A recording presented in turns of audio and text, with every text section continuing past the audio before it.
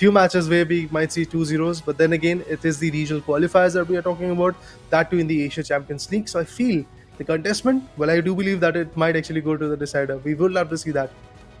I mean, every team who is in here is there to, push their limits, because they know if they can make it to the international stage, every player who is playing the Pokemon Unite, they know they're dreaming of to going international and play with those top teams, because the last time it was SATL Esports and the WCS, we witnessed them.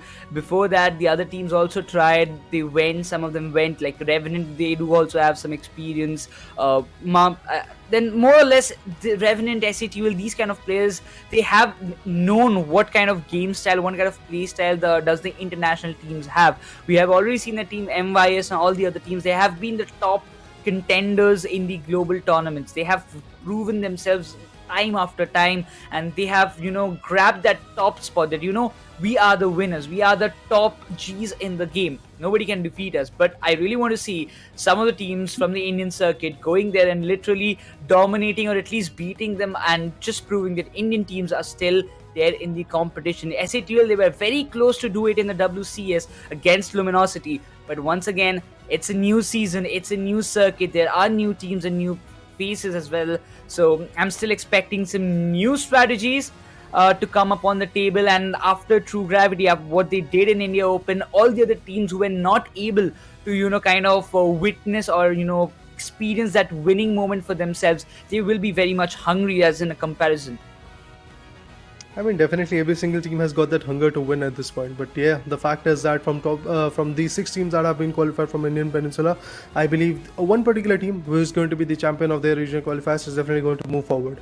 So in the finals, we will get to see one Indian team. Which particular team is that? Is it Clown5? Is it True Gravity or Forge Legacy or FSC Esports or some other team like that? Maybe Revenant Esports could be the one which can outshine every other team. But we really have to see, because of the fact that you said, Nekroz, that there are certain changes in the team that happened in this particular season, and that's why a lot of play has been unfolded, a lot of interesting output has been delivered. SATL Esports, we were expecting a lot from them in the India Open as well, but in the qualifiers, I believe in just day number 2 or 3, they got eliminated. That is something which is quite risky, to be honest. So I'm looking forward to see how that particular play is going to unfold, because again, along the way, even when you have a cushion of that double elimination bracket, or you are going to move out to the losers bracket as well, nobody really wants to go for the losers bracket. Everybody wants to do at least a 2-0. That's exactly what the goal is. I mean, from the start, you want to reign on the top, you want to show your pressure, you want to put your pressure, the mental pressure has to be there, you want to showcase your talent, at the same point hide your strategy for the end game. Really, it will be very interesting, because whenever we talk about this kind of game where Pokemon UNITE is here, I believe the strategies are something which are really very important. At when the particular Pokemons are going to get chosen, what kind of choices being made, how those Pokemons are going to get implemented, is there a certain type of level buff being implemented or not, are you focusing on the EO synergy, are you focusing on breaking the tier 1 gold zones, or you're just trying to keep it away so that when the Rayquaza advantage is there, you can completely go ahead and demolish all those tier 1 gold zones. Every single strategy is going to be very, very important. I'm definitely looking forward to see how the whole day is going to unfold, but the first match is what I'm really excited about, because again, that is going to set the tempo of the whole day.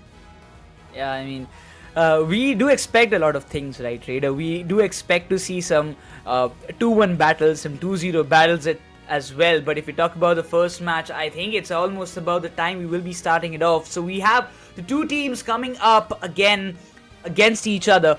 First, it's going to be the India Open winners, Team True Gravity, and the 4th position holders in the India Open, which is going to be FS Esports. So if we talk about the rosters quickly, we see Zisol, Vulcan, Vixion, Melon, and Asituitsu. So we get a kind of almost the same roster, similar roster as well. But from FS, we have Perdesi, Rook, Berserk, Blair, and Peace. Yeah, FSC Sports, a team which was not able, which was not able to get the top 3 position in the India Open 2023. But I believe that redemption has to be there today. That performance has to be there. But on the same side, on the opposing side to be precise, I have to talk about the opponents that they have got in their first match in the regional qualifiers. Well, it's the Team True Gravity, the one which was able to outwit every other team, and that's how they are able to be crowned as the champions of the India Open 2023 of Pokemon Unite. I'm looking forward to see how that play is going to unfold. Is it going to be Team TTG, or should I say Team True Gravity, who is going to beat FSC Sports in the BO3 with the 2-0, or there is going to be a well-contested match that we will get to see till the decider? Because to be honest, as a cast, I would love to see that storyline going till the decider in every single match, because then we have a greater idea of what particular teams can do, how their particular scenario is going to evolve. I mean, Suyu has all the other players. If you talk about personally, I was talking with Suyu that what is kind of inspiration you got to put in that name. But once again, he was like, it's just a secret. Once again, it comes down to the overall structure. Once again, in front of your screens, so that we can clarify that yes, from the India Open, only one region out of all the regions which has got 6 qualified teams and a designated regional stage for the ACL. So out of all the other things like Japan, Korea, Taiwan, we will have like from Japan and Taiwan we will have 3 teams qualified to their regional stage of ACL. In the East Asia qualifiers from Korea, there are 2 teams, out of which in the East Asia contention only 3 teams after the regional stage will qualify for the PU ACL 2024 finals. In Southeast Asia, Malaysia, Singapore and Indonesia alongside Philippines and Thailand will have 2 teams qualified respectively from their open qualifiers in the Southeast Asia regional stage. From there, only 3 teams will advance in the PU ACL 2024 finals. Well, now let's talk about the teams once again, the participating ones to be precise. From India, we have Cloud5, Fuji Legacy, FSC Sports, Revenant Esports, Griffin and Team 2 Gravity, which was the champions of the India Open 2023. Well, talking about the teams coming in from Southeast Asia, we have 8 amazing teams. Road to Top, Get Together, Sincerity 2, Team MBIS and the winners and runner-ups coming from Indonesia and Philippines as well. At the same point, from East Asia, we have teams like MJK, Unite Holic, Zora Tigers, Mosquitoes, we have Shin Story, Too Easy, and Joe Unite. Quite interesting names, quite an interesting set of teams coming in. But really have to see which particular region is going to dominate in the finale. But for that, we have to wait patiently for the LAN event to come, where the 8 teams are going to fight each other. But obviously, the qualifications, that is something really very important. And now, in the regional qualifiers, as we are patiently waiting for the first match to get started, which will be between Team True Gravity versus FSC Sports, I really have to see how the play is going to unfold, how we are going to witness the teams going head to head with each other, and what kind of, should I say, output is going to get delivered from their particular sons. So looking forward to see how the whole play is going to unfold. Exactly, all the teams, they are just waiting. They were waiting after India Open, so there has been a lot of things that always go in the head of all the players, that we need to do something better. We have done good in India Open, but it was not enough to win the tournament. So in the next turn, as it is ACL and we have qualified for it, we are going to put all our 110% of efforts in it. But coming down to the overview of the entire schedule that we have for the day number 1 of this regional stage, it's True Gravity, FSC Sports, the game that will kick off the ACL India Qualifiers 2024 for today. And after that, we will have the second day on 16th of this month itself, and on the 23rd we will be ending the regional stage, and on the 23rd of December we will have that one team who will be going and representing as Team India in the Pokémon UNITE Asia Champions League 2024 finals.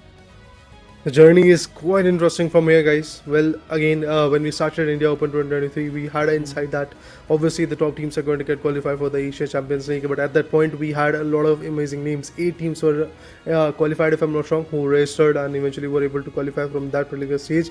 2 were invited, out of which only 1 is now there in the Asia Champions League regional qualifiers, and that is FSC Sports. They have their first match coming up very soon, and who are they fighting against? They are fighting against the champions of India Open 2023. That means they are the most recent champions, to be honest, when it comes to Indian circuit, and I'm looking forward to see how that play is going to unfold. And obviously every single game is going to matter a lot, but then again, if you are able to dominate from the start, you have a very good standing in the leaderboard as well, because that's what really matters. If you have that good positioning in the leaderboard, if you are sitting on the top, well, of course the ticket to the LAN arena, ticket to the finale, Bangkok, Thailand to be precise, is going to get opened up. And I do believe currently the goal for every single team is basically to go for that finale, and then obviously to make sure that they're going to crown as the champion. But obviously that's a very far-sighted particular approach, to be honest, because it's a very long tournament that we are going to talk about. Because in order to see what happens in the finale, in order to see who is the champion of the finale of this Asia Champions League, we have to see who is going to actually get qualified from the Indian subcontinent, from the East Asia, from the Southeast Asia. So for that, well, I'm patiently waiting. Yeah, for that, we also have to wait a little bit longer. We will be going for a very short break, and on the other side, we will be coming up with the very first match of ACL 2024 India qualifiers.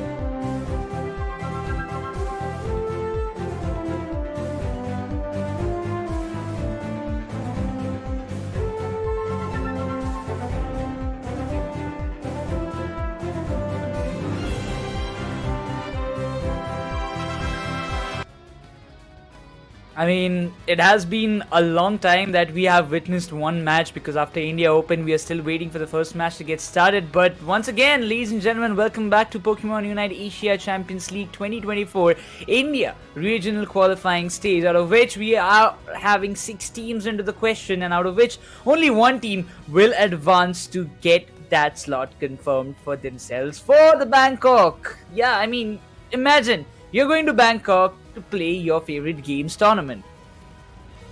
Only one team is that particular team Yeah. who is going to get qualified for the finale out of the 8 teams that are supposed to be there, to be honest. So yes, the journey is definitely going to be quite interesting. We will start off with the double elimination bracket. Well, the day number 3 is going to be the single elimination bracket, but initially we have to see who sustains themselves in the winners bracket and who goes down to the losers bracket. But then again, every single matchup is going to be a BO3, which will give you an edge, which will give you a comfortable position. If you lose one particular game, you still have 2 more to play along with it. If you win one, if you win one and lose one as well, there is the decider that we're going to talk about.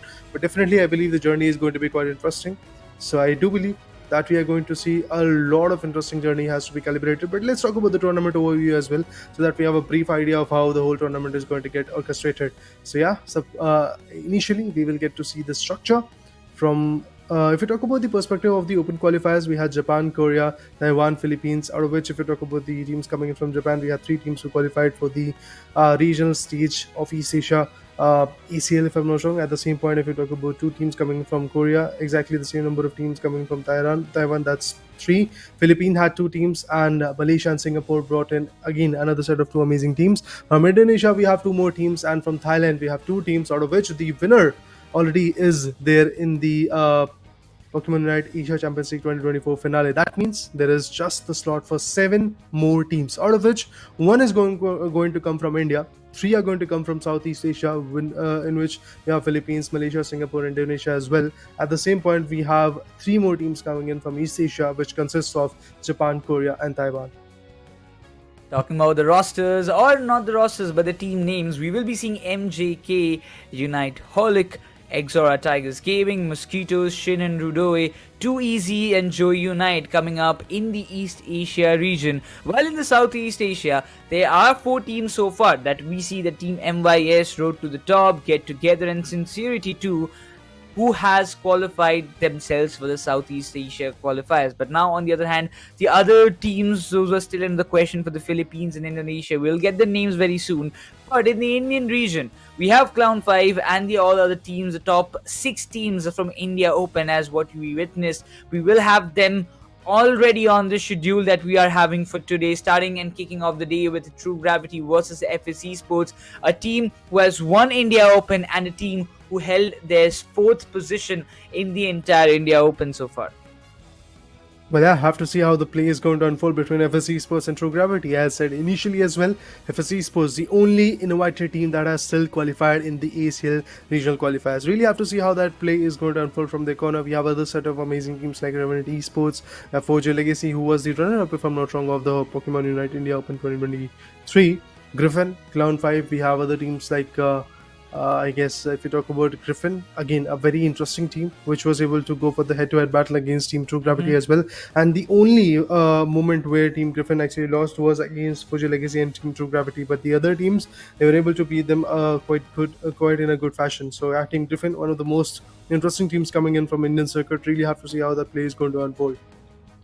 Yeah, we talk about the bracket system as well. It is done only on the final day. The 3rd day we will have for the league stage, we will be having this kind of a bracket system where after the first 2 days of ranking, the seeders will be placed in this manner, and out of which the team who will be having that first seed after the end of the day number 2 will be there directly into the semi-finals. So that means they have to play only one match to qualify and get the champions title for themselves. And again, if you talk about the tournament rules for day number 2, it's going to be a single round robin format, and the day number 1 and day number 2 will have almost a similar rules of like a single round robin format where the teams will have 3 matches for themselves. But the final day, it's going to be twisted because it's going to be a single elimination. That means you win, you advance, you lose, you get out of ACL.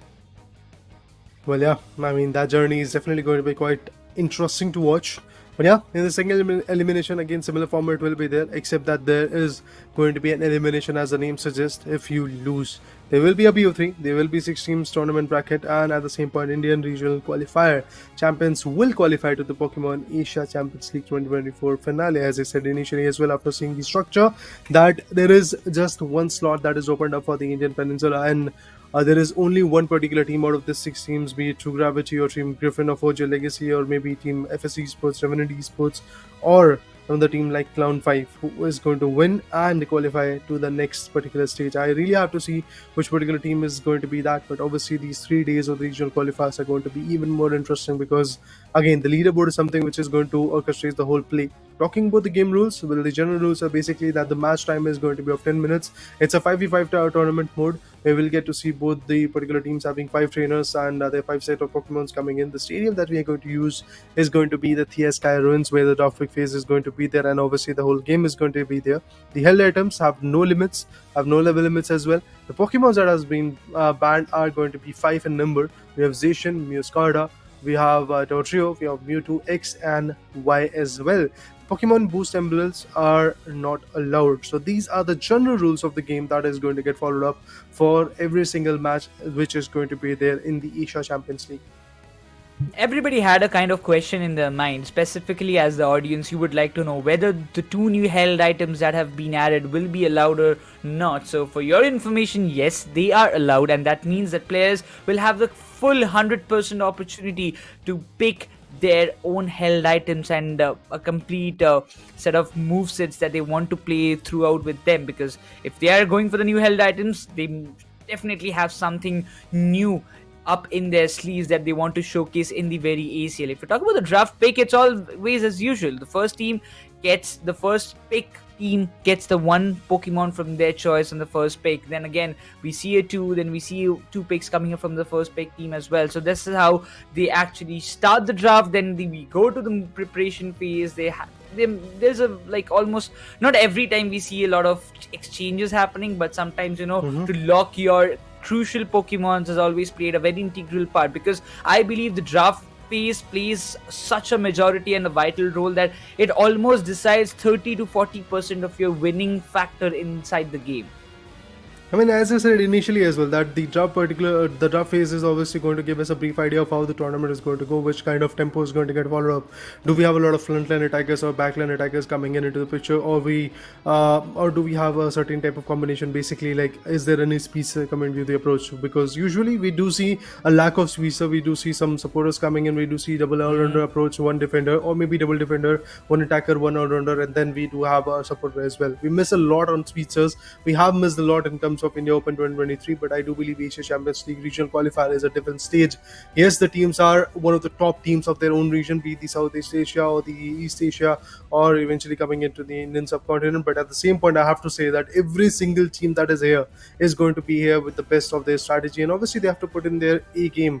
These 22 teams have to perform at their peak. Well, out of these 22 teams, obviously one is already qualified for the Bangkok, Thailand event, which is the finale, because that particular team was the winner of their circuit. But at the same point, the other 7 slots, 3 from East Asia, 3 from Southeast Asia, and 1 from Indian subcontinent, is pretty much opened up. So have to see which particular team is going to qualify from over there. So there is a stance where every single region is going to be there with the representation of their particular team. Well, from East Asia, we have to see who are the 3 names. When from Southeast Asia, another set of 3 amazing names will be there, and 1 from the Indian subcontinent will be there. So is it Team True Gravity? Is it Foria Legacy? Is it Griffin? Is it Revenant Esports or Clown 5? We really have to see, because there are a lot of big names coming to the picture. Yes, there were certain shuffles before the India Open 2023, due to which I believe a lot of big names have already disqualified. They have not been able to qualify till the end of the top 6 teams in the Asia Champions League. But now let's talk about the tournament roster as well. Teams roster to be precise. We have True Gravity versus FSE Sports, as I said initially, where India Open first team, or should I say winner team, is known as Team True Gravity, who had Z-Sol, Vulcan, Vixion, Millen, and players like Suyu. At the same point, we have team which was able to secure just the 4th position. They were not able to be there in the top 4 positions, but they're still in the game. It's FSC Sports, FS Pardesi, Rook, Berserk player, and Sai.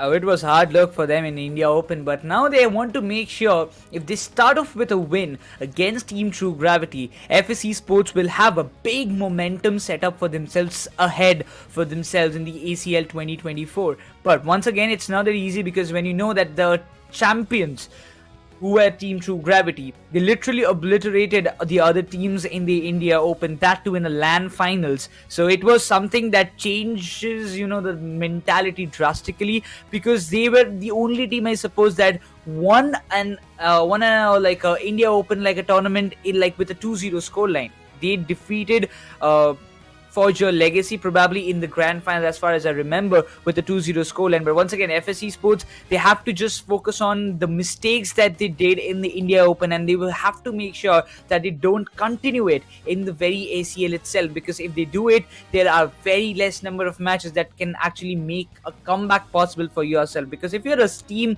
after the end of day number 2, it's just a day 1. Yes, you will have another set of 3 matches in the day number 2 itself. But if you end up being in the 5th and 6th position, Raider, you know that you have to carry a long journey. You have to be part of a very long journey if you have to make it up to the finals of ACL 2024 India qualifiers, and you have to face that first seeder team, because the 5th and 6th will be facing as the first match. Then the winner will go and face up against the 4th, then the 3rd, then the 2nd, or I would say the first one itself. They will be just going through like that. But it's not that easy as what we are saying, because it's a lot of tough hard work and dedication that it takes for all the players to reach that kind of spot. But yes, all the players, all the teams, they have prepared for this very moment, for this entire circuit this year. Oh yeah, definitely. I mean, currently the goal is basically to qualify for the finale. The goal is basically to go for that LAN arena being set up in the Bangkok region, Thailand, to be precise. But then again, in order to be in the top 8, you have to perform right now. You have to start from here. You have to start from the day number 1 and eventually make sure that you are still in the winners bracket till the end of day number 2. And at the end, when you have the eliminations bracket coming in, at the same point, you have to be very consistent with your play. You have to bring in the best strategies that you have got and then qualify for the finale. And obviously, finale is a different storyline where we'll get to see those top 8 teams fighting head to head to each other, and then only we will get to know who is the champion of the Asia Champions League, to be honest. So obviously the journey is going to be very, very interesting. For now, we have been patiently waiting for the first match to get started, and I do believe Team True Gravity versus FSC Sports is the matchup that we are going to wait for a little bit more, I believe. But yes, at the same point, when the match gets started, obviously the draft pick phase is going to come, where we'll get to see the initial bans that are going to be there. I have to really see which are the 2 Pokemons that are going to get banned after the nerfs and buffs. Again, the choices are going to be a little bit more different. Initially, we had Zacian bans and Hoopa bans also coming in. Hoopa was a later part of the ban because of the uses that our teams were able to bring in due to that particular Pokemon. But at the same point, Zacian was one of those bans which was quite evident that every single matchup, Zacian is the one particular Pokemon which was getting banned. But this time, according to the rules, Zacian, Mewtwo XY, Dojo, and Meowscarada are the 5 Pokemons which are already banned. There is no question that Zacian is going to be even in consideration when it comes to the ban phase. So we have to see which other Pokemon is now going to get banned, because again, every single situation, every single decision that these players will make will dictate us that what kind of a tempo will be getting uplifted by them. But obviously, along the way, teams are also going to evolve. If there is going to be a certain mistakes done by FSC Sports, or maybe even the champs of India Open 2023 is going to lose their first game, they are going to be back in the game. They are going to once again fight back, because there are certain other matches that they have to play along with. I mean, once they fight against FSC Sports, there are another matches that are also scheduled. They have to fight against those particular teams like Revenant Esports, Cloud5, or other teams as well. But really have to see how this whole situation turns out. Is it going to be True Gravity which is going to win with a 2-0, or will they have a very good contestant coming in from FSC Sports as well? Because that's the first match, and we are eagerly waiting for it. If you're True Gravity, you always have a aim to settle scores with a 2-0 way. You are a champion, right? When you win a tournament, and after that, when you're coming to play another tournament with almost the same teams that you have contested previously, so you know that all the other teams are kind of hungry, to beat you and get their revenge done, because previously you have been that one team who dominated and overpowered them and overstratted them in their own matches. But now it's time. FSC Sports, they will be looking forward to win it, but True Gravity, they want to just make that mark completed, because we are the champions, and we will play like champions to make sure that we qualify and represent our country in the global stage. So that justifies that when it comes down, to a representation of your own country, that own national flag, every player has their own kind of emotions attached to it. So True. True Gravity will definitely try to sell the scores with a 2-0 scoreline, because if they do it, they will not only have a complete morale boost for themselves, but also they will give a lot of impact in the mindset of the other teams. Because if they start with a 2-0 against FS, the other two matches they will be facing another two set of teams, so they will quite likely to make sure that yes, we have started with a 2-0. We will also just go with the same flow with the 2-0 scoreline itself. And if it continues, all the teams will again have a little fear factor against them, for them, because like they will be thinking that if this team is beating every team with a 2-0 scoreline, that means they have got something that we don't have. And that is the strategy, that is the kind of play that we are going to witness. So definitely maintaining that composure with a 2-0, maintaining that pressure from the initial stage is something that every single team, every single trainer is going to wait for, or should I say put into the effect.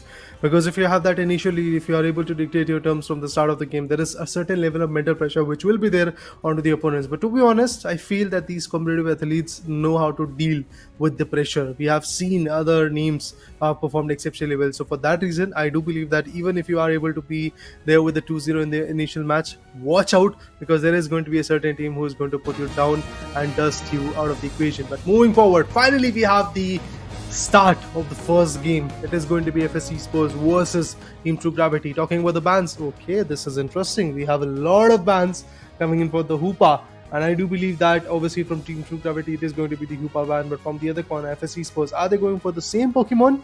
Well, Hoopa is something like a menace for them. Even after so many nerfs, the hyperspace was being nerfed, the phantom force being nerfed, still people have a fear factor about Hoopa, because it can still be a little impactful. Yes, there is a 2-second additional seconds of cooldown added to it, but still, again, Perdesi, what is going to be your first pick, man? And there comes the Umbreon coming in from the side of Rook, but on a counter, Zisol and Vulcan will be there from the side of True Gravity to decide their own combination. The combinations definitely have to work out at this point. You have got a defender, and the other corner we have a Cliffable. Along with that, Millen is going to go with Lapras. That's interesting. The choices are looking absolutely interesting. Talking about FS Esports, their next particular choices are going to be equally important. We have a Blastoise maybe possibly getting a long but from size, and Berserk is going to go for the Inteleon. But let's see if that intake is going to be there. Yes, Inteleon and Blastoise is going to be the next particular two Pokemons coming in for FS Esports. Now looking forward to see what a Suyu and a Zisol are going to pick. We see a lot of new interesting picks. Berserk definitely won't be going with the liquidation. I really believe the snipe shot can be a good pick, but again, there comes the Mimikyu. I mean, we have seen it so much in the India Open, but it also has got some decent nerfs in the recent patch that came, and Zisol will be sticking with the Pikachu. But Blair this time decides to go with the Glaceon. I know it's still not locked, but still. But they see, is it going to be a triple defender composition? Are you kidding me? FS Esports, they are turning the things in their own way. But what does True Gravity have in the counter? Just imagine, Raider. 2 long-range attackers, 3 defenders to tank the damage, and in their way, True Gravity have got some good picks to give a lot of damage towards them. They've got the Venusaur on Vixion, but not only that, we see the new held item on both Umbreon as well as on the Lapras. The Resonant Guard is here, and that's what I was seeking for. Well, the choices have been made, guys. Now it all trickles down to the final preparation. These 30 seconds are going to be equally important if there is any third particular switches coming into the picture or not. Well, for a fact, guys, we don't have even a single supporter coming in from FS Esports. Not just that, no all-rounders, and at the same point, no speedsters as well. Well, we are missing on the speedsters note on Team True Gravity's perspective as well, but they do have a set of attacker, 2 set of attackers, to be honest. The Pikachu is going to be there. With that, we have a Vixion going for the Venusaur. I do believe the Solar Beam is definitely going to be the choice, because again it's quite hefty, and even if the Petal Dance comes in, maybe things are going to be a little bit more different in the close quarter fights. But yes, the frontline attackers that FS Esports have got is definitely going to be very interesting to watch how they're going to play along with, because now Mimikyu, Pikachu, and Venusaur. These are the three who has to hunt down those particular Pokemons and eventually melt them down, get the KOs onto them. Then only the situations will be a little bit more comfortable for them. But in order to stop them as well, the attackers are also there. We have Inteleon and Glaceon. Again, those icicle spears are going to be equally important. And as you said, the snipe shot with Felsinger, that combination for Inteleon can be very interesting. But there you go, guys. The game one. What we were waiting for from a long period of time, and it has been started. The Eevee now wants to evolve a lot. Again, the level buff is something which is really very important, and I can't really emphasize a lot on that note that how important getting those level buff is. I'm still, I can't get over it. Three defenders. The front line looks amazingly strong for the side of FS Esports at this point. But if you talk about the starting phase, yes, they will be just. If you talk about the early stacks was there from Umbreon, he will be trying likely to go for the scores. But once again, it's not that easy. But Squirtle starts off with first KO of the game, as we just see. On the other hand, the Umbreon also starts off with those stacks for himself. Melon has to play a very vital role, because if the front line is that strong for FS, you have to make some counter damage against it. And I'm quite sure that Team True Gravity were not even expecting this coming up from the side of FS. And probably this is the first time that we are seeing a triple defender composition happening in an official tournament. Exactly my point, man. I mean, we have seen a lot of attackers. We have seen a triple all-rounder competition also coming in. But yes, triple defenders, triple frontline attackers. That is something which is very interesting to watch. The Umbreon now is trying to put up some good effort at this point. Umbreon and the other EV that is going to be the Glaceon is again with a combined effort. But we do see Clefable also coming in right over there. Mimikyu is trying to hunt as many as wild Pokemon as possible. They're trying to melt them down. But I do feel that there is going to be an initial KO coming in. And there you go. The Waterl finds a KO. And it's the second KO for him, if I'm not wrong. But now they're going to go for some scores as well. 35 from FS Esports. Team True Gravity is yet to score the double digits. But at the same point, Lapras, look at him. He's farming the mid areas, the mid lanes from the opponent's perspective. But the Lapras is about to get taken down. It feels like that the KO might be there. Oh, look at FS Esports. The way they are hunting down the opponent.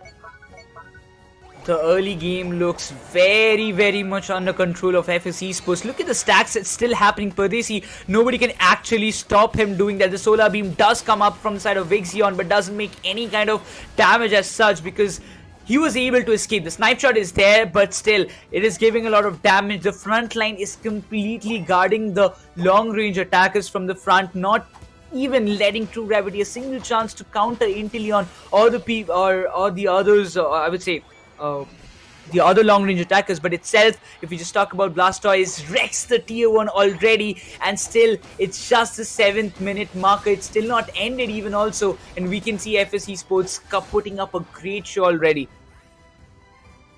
Yeah, FS Esports, they're pretty close to their 150. At the same point, Team True Gravity is not even able to actually get the right levels in their favor. Look at them.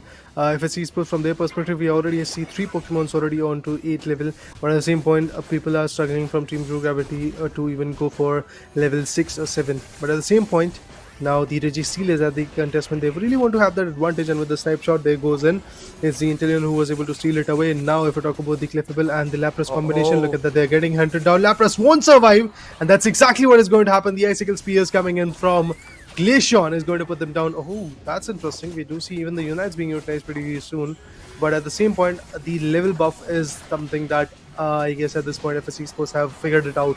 Slowbro finds Clefable, the supporter goes down. Well, the lack of supporter from FS Esports definitely made some big questions in my mind, but for now it does feel like that they don't even need it. Oh, the Idol spin also comes in, and yeah, the KO is not there, but the Glaceon was able to get it. Venusaur on the other corner finds the tank from the opponent team, and with that the Umbreon has been KO'd, but Inteleon goes in for a big score of 39, and with that the tier 1 goal zones both in the top lane and the bottom lane has been taken down. The Felsinger snipe shot combination that is there for the Inteleon is definitely something amazing to talk about, but now even the Clefable wants to evolve as fast as possible, but their opponent are already at level 10. Look at Glaceon, look at Inteleon. The attackers definitely do have a very interesting level buff that they have got.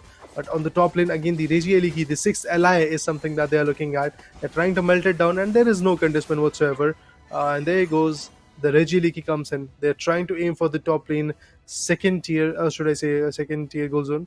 So I'm looking forward to see if there is going to be a certain contestant coming in. All the players have TP'd back to the base, and now they're trying to guard the top lane goal zone, which leaves the bottom one pretty opened up. Although Venusaur is there trying to guard it away.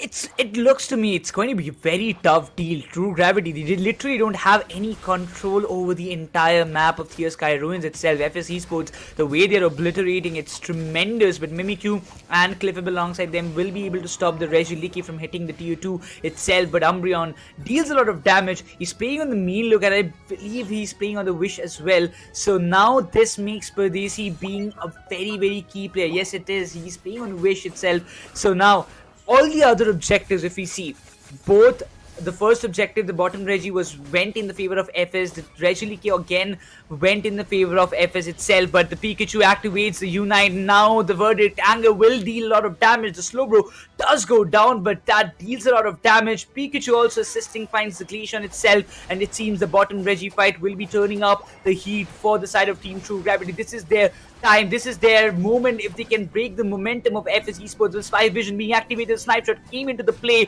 but it was unable to secure the Regirock itself. But the Clefable will go down. The Lapras is still barely breathing. He won't be surviving for a very long period of time. And that being said, the Regirock did went in the favor of Team True Gravity, but itself the chaos came in the way of FS Esports to not allow them to get the momentum in their hands.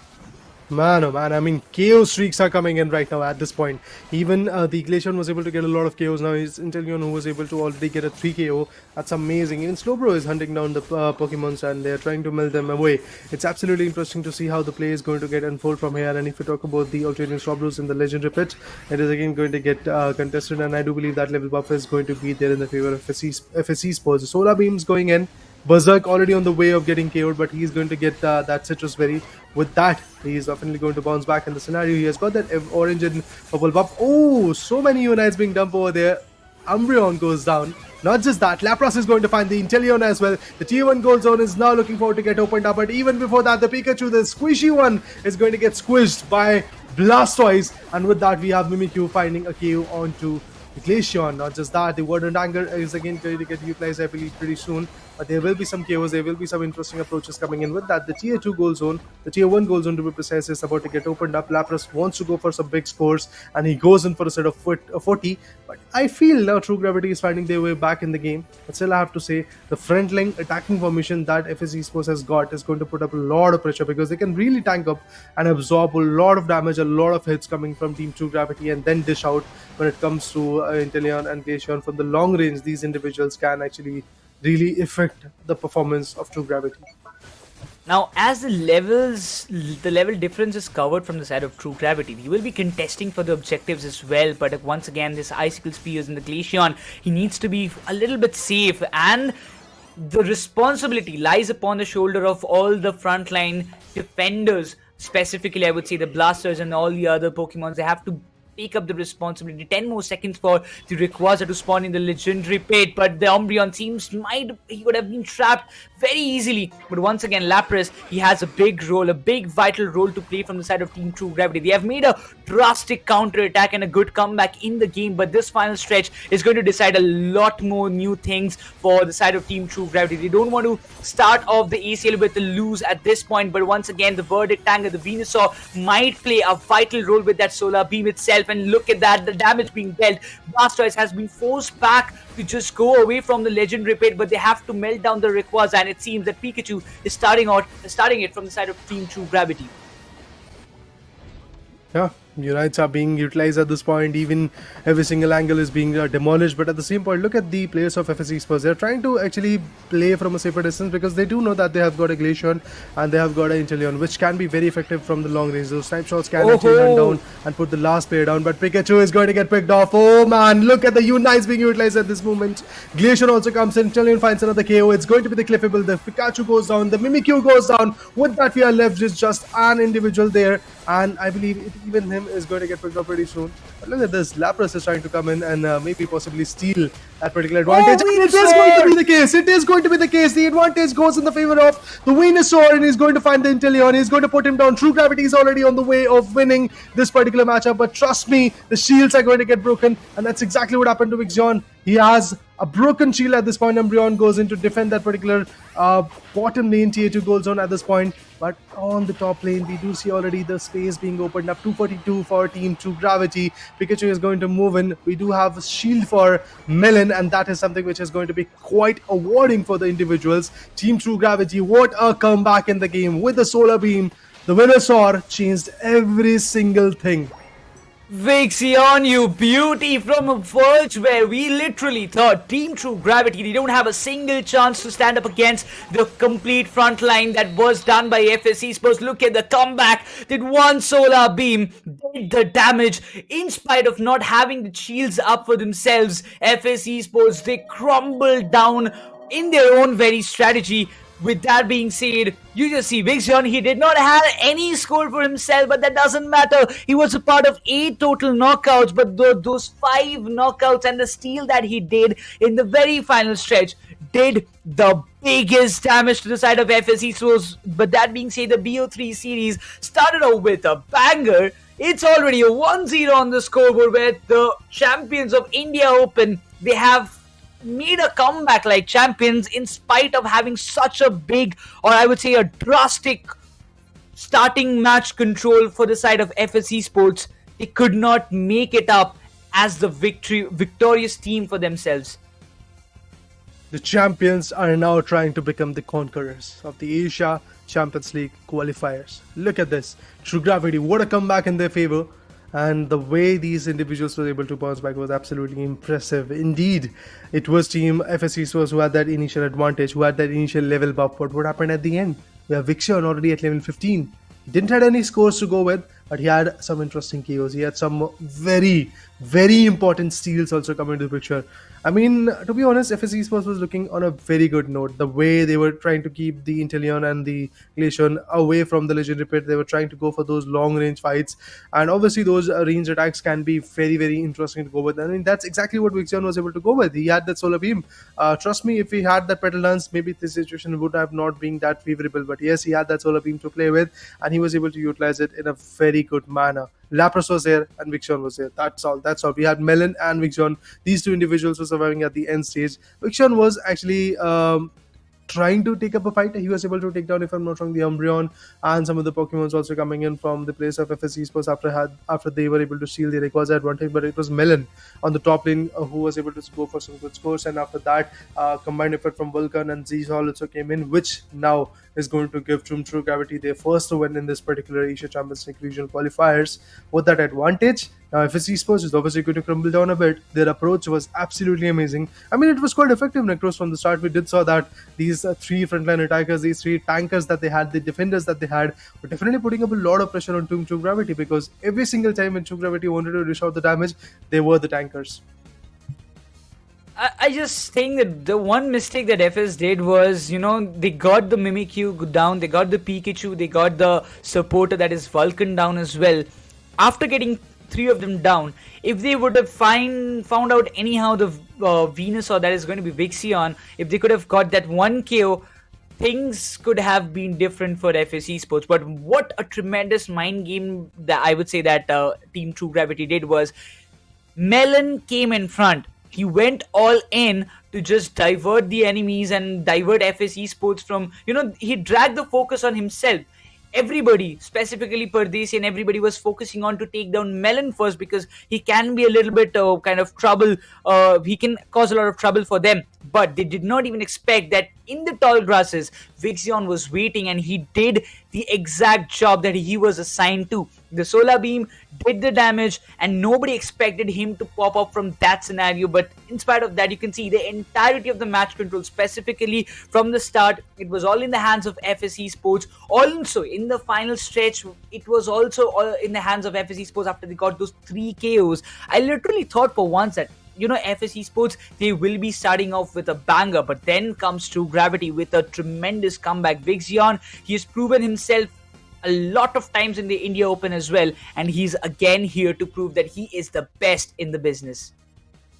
one of the most lethal force at this point coming in from the particular regional qualifiers. And yes, we do see that the result is quite clear. Vixion as a Venusaur player, what a play, man! What a play! The discipline that this individual had was absolutely amazing. The game sense that this guy has got was absolutely amazing. And as you said, Nekroz, the only job that he had, he was able to implicate on it. He was able to get the right output from it. From the start till the end, it was Team True Gravity which was able to here and there was able to get some good goals. For example, in the initial 2 minutes, we did saw just 9 goals coming in, and after that we had, as I said, of 24 goals coming in. After that, again, the scoreline was looking a little bit more decent. They had 54 goals in the 4 minute to 6 minute marker, and after that we had 55 also more goals coming in from 6 minute to 8 minute marker. So every single time bracket, there was a certain amount of goals coming in from the players of Team True Gravity, but obviously it was not enough initially. They were lacking, and they were lacking by a margin of, if I'm not wrong, approximately 62 or 62 or 72 points. But at the end, the way the requires advantage fall in the hand of Vixion, and the way he was able to go for the steal was absolutely amazing. I mean, he could have actually gone for the legendary pit fight, but he decided to let it go. He decided for the tankers to move in, and that was Melon. Lapras can really sustain a lot of damage, and that's why he moved in. So he distracted all the players of FSE Sports. All the players were busy trying to get the KO onto him, and they were actually not successful in that as well, because even Melon survived, and the way he survived, he had that shield advantage and completely shifted towards the top lane goal zone. He wanted to go for some good scores, where again the distraction came in as the Vixion, because Vixion was able to seal the Rayquaza. Everybody was now focused on Vixion to break that shield. They were able to, They were able to be successful on that note. But the fact that Melon already escaped from that particular legendary pit, he was able to be there on the top lane, and he was able to go for the score of 100. And again, the score was now in the favor of Team True Gravity, which again was able to put a lot of pressure onto the place of FSC Sports. There was a difference of somewhere around 20-30 goals, but after that, again, the Pikachu and the other particular Pokemon like Cliffable came in to clutch out the moment in the later stages, and that's how the particular team known as True Gravity is going to win this particular first game. But trust me, there are 2 more games. As I said initially as well, you do have a certain cushion. Even if you lose the first game, there are still 2 more games. You can bring in that Uno reverse card. Yeah, that's for sure. But that being said, I would just say that we will have a quick replay of what actually happened of this very first match in this BO3 series. We kicked off the day and we started with this match of True Gravity versus FSE Sports, where we literally saw, the start was so decent. I literally thought that the new strategy that FSE Sports is bringing up on the table can be very, very much valuable for them, because they were finding a lot more value. As you can see, 2 serves coming in. It was not just Blastoise but also the Slowbro. 2 serves coming in 2 directions. Then again, Glaceon with his Icicle Spears causing so much trouble. But that Vixion, that one Venusaur, every time he came up with the Solar Beam, he was a pure menace to the side of FSE Sports. Well, from the start, as you said, Nekroz, that Team FSE Sports was definitely looking like they had that command. They were sustaining a lot of damage due to the fact that they had 3 defenders. They were already sustaining a lot of damage, and every now and then, whenever a Venusaur, a Pikachu, or even Mimikyu was trying to damage out the place of FSE Sports, there were 3 defenders who were trying to take up all the damage. But at the end, you can see in the Rayquaza fight, particularly in the legendary pit fight, this is the moment, guys. This is the moment that we are eagerly waiting for. Look at Lapras trying to come from the eastern corner. He's even western corner to be precise, but from the eastern flank, southeastern flanks, we did saw Venusaur coming in as a Solar Beam. He was just able to clutch out that particular moment by going for the Solar Beam. And with that, yes, the job is pretty much done and dusted. It does look like the True Gravity is going to completely reign on this particular scenario, but now even True Gravity has got a very good clear indication that the team has got a certain evolution. FSC Sports, I have not yet seen them doing this kind of daring move where completely 3 good Pokemons were coming in as the defenders. They had 2 attackers. There were no supporters whatsoever. There were no speedsters. There were no all-rounders as well. Although even from Team True Gravity, Mimikyu was not that favorable, to be honest. The right output did not came in from Mimikyu as an all-rounder. But I do feel that maybe in the next particular matches they are going to figure out how they have to play along with it. But yes, after seeing the Hooper ban, I do believe nobody really wants to shift that momentum. Yeah, nobody wants to get that one guy. Either on my side, it's fine. If I don't get the Hoopa pick, the opponent will. So it's better not to let them go with the pick itself. So, yes, the first match we saw Hoopa ban from both the ends. It's quite interesting to see. But once again, this kind of daring move does surprise the audience, but also the opponents sometimes as well. So I wouldn't say that it's a bad move coming up from the side of FS. The early game was pretty decent, but I believe a lack of support did feel I did feel that can play a major factor. Umbreon was there with a wish for himself, so there was nothing that he needed to worry about because he was getting his own heal. But for Yeah. kind of, I would say, Blastoise, he was just jumping into the battle, but he was getting KO'd. Not a lot of times, but still, just trying to defend your long range attackers from their side, it was a little tough job. But Zisol, his we can just get a player information about him. He has been he has been one of the oldest players coming, starting off with Revenant, then he changed the team, now he's back with Team True Gravity. He has won the India Open for himself, and his favorite Pokemon, according to the chart, says that he favors the Mewtwo X, which is already banned, so he cannot actually win this one. Yeah, I mean, he cannot actually make the choice of going for his favorite Pokemon, but still he is doing a very decent job of acquiring some good points for the team. And if you talk about his aggressiveness, I believe he is definitely looking quite, I guess, aggressive on that note. The goal defense and mental sense is something that which is looking quite interesting. The combination that he loves to go with is slightly on a lower note, so he has to work on that. Even the strategy looks quite good, but his comment for this regional qualifier is to become a world champion. I mean, every single guy wants to be that. But yeah, after reigning the terror in the India Open, now he wants to reign his terror in the Asian region. And I do believe for that reason, True Gravity is definitely going to put in their 110%. No doubt in that the other teams are also here to bring in the best, be it Team FSC Sports or teams like Revenant Esports, Crown 5 or Team Griffin. Every single team is here to prove themselves. And I believe, obviously, True Gravity is going to have a very tough journey up ahead because they are one of those teams who has been into the crosshairs of every single other opponent, because they do know that this is the particular team which we have to beat down because they are the champions. They have figured out how to break in the particular scenario, and obviously now in the regional qualifiers again they are facing off against the same teams which they faced off in the India Open 2023. In the top 6 teams to be precise. Obviously, those top 6 teams have qualified to the Asia Champions League, out of which the first game was already in the favor of True Gravity. FSC Sports, despite of their choices that they made, I definitely thought for a moment that they're going to do a fun job of acquiring this particular first game. But now let's talk about a player introduction coming in from FSC Sports. We have Size. We have seen a lot of interesting plays with that Dojo, but honestly, even like that Mewtwo X, Dojo is also banned, guys. So the banned Pokemons are kind of the favorite ones coming in from FSC Esports and also from Team True Gravity. Zisol and Size are definitely going to not be happy about it, but that's exactly how the tournament is going to go. But at the same point, his play comment is basically to become the best. One guy wants to become the champion, other guy wants to become the best. Again, pretty similar meaning, but again, different ways to say. And at the same point, when it comes to the aggressiveness, goal defense, combination, strategy, and mental strength, I believe in that note, Size definitely takes an advantage onto Zisol. Yeah, I mean, he is a kind of flexy guy who can turn out to be, testing new combinations for his teams, and that makes you a kind of, I would say, vulnerable player. Yes, Zisol has always been the one to lead from the front. He has always been the kind of an experienced guy in the entirety of the team. But when it comes to PYZ, and again, to become the best, as you mentioned, everybody wants to be the best in the game that they're playing, and for that, this is a kind of game where you need a teamwork as well. This time, Team True Gravity, they showed us that their teamwork, in a comparison to FSC Sports, it has been better. That's why they were able to make such a counter attack. Even after not having a great start for themselves, they were able to bounce back and win the match for themselves, and that made a big difference for them. But again, all the things almost matches more or less, but PYZ in the matter of strats in this kind of picture seems to be a little bit better than Zisol. But we'll have to see in the match which player does evolve as the better one. That's the most important thing. I mean, evolving along the way as your Pokemons evolve in that 10-minute margin from level 1 to level 15. I mean, exactly in that same fashion, the players have to evolve, the trainers have to evolve, they have to figure out what is working out the best for them.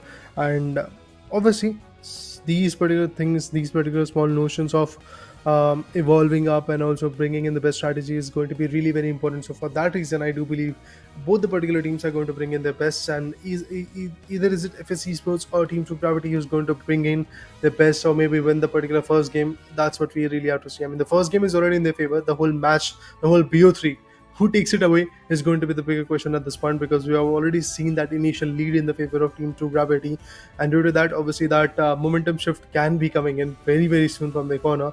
But yeah, again, when the draft pick phase comes in the Sky Runes, the main question for me will be, first of all, initially, that which is the particular Pokemon who is going to get banned.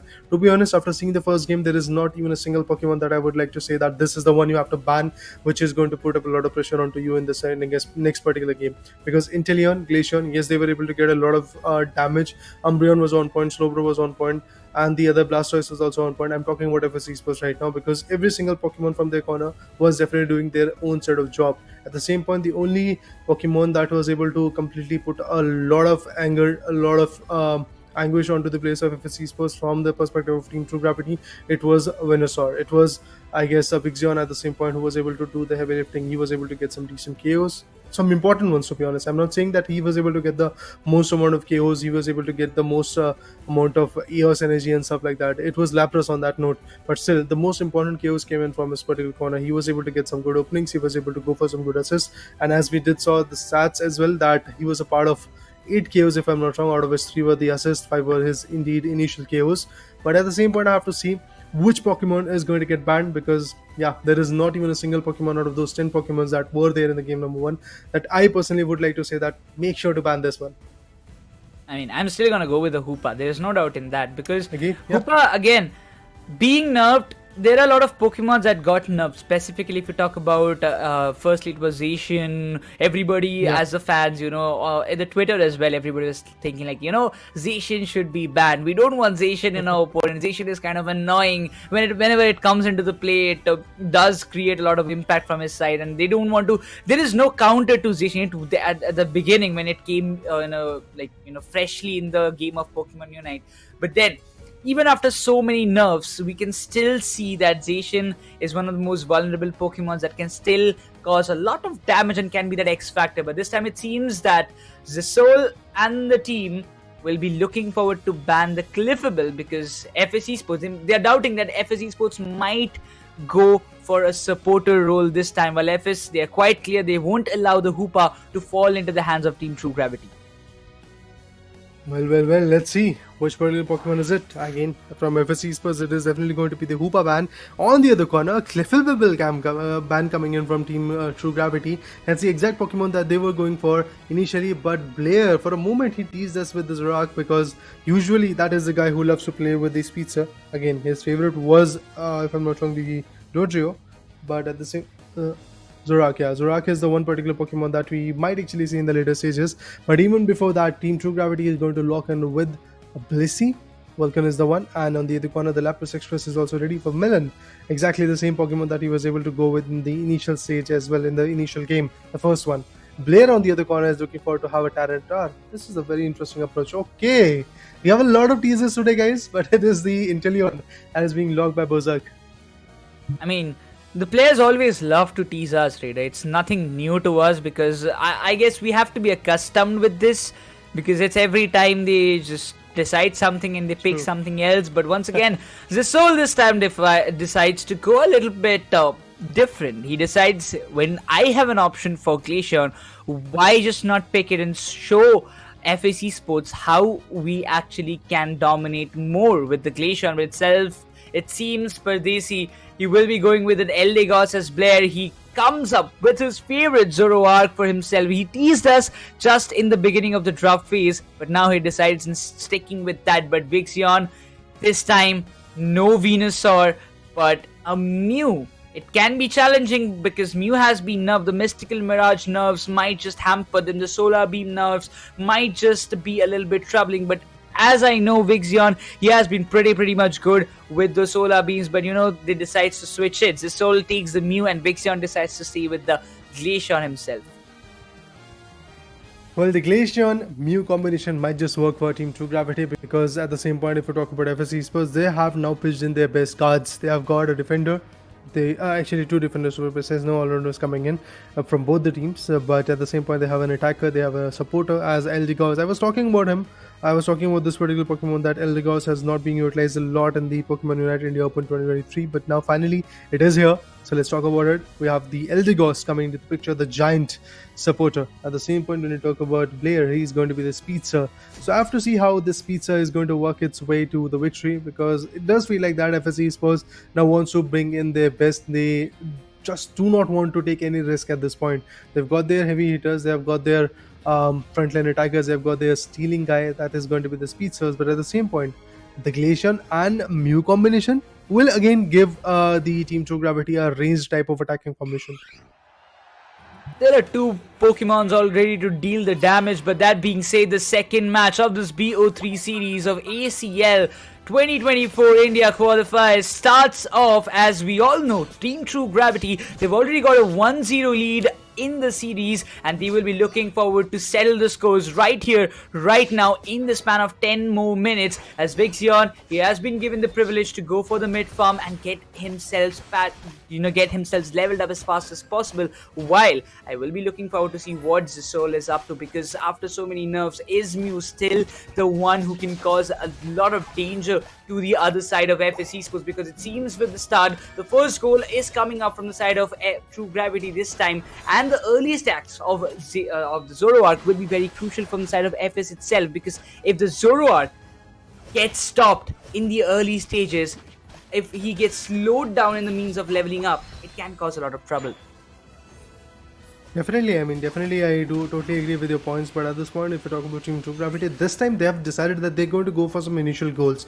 They're also going to tank up a lot in the top lane goal zone. At the same point, even if you talk about the players of FS Esports, they're also pretty much ready, and they're now holding in the top tall tree grasses. Look at them, they are waiting patiently. Obviously, the Ultimate Swablu fight is something that they were waiting for. The Zorak definitely gets damaged a lot. The Water Turtle, now actually the Squirtle wants to fall back a bit, because if he stays over there, he is definitely going to get killed. But no, the Squirtle had some different plans for Blissey, and with that, here's the Blissey is going to get taken down. Now in the mid lanes, you will get to see another comforting fight coming in. Melon is the one who is going to go for the Slowbro. Again, Lapras is the particular Pokemon that he was able to go initially in the first game of the match number 1. But now he has got a different Pokemon. But again, the job is pretty much similar. He has to be the tank. He has to be the frontline attacker of his team.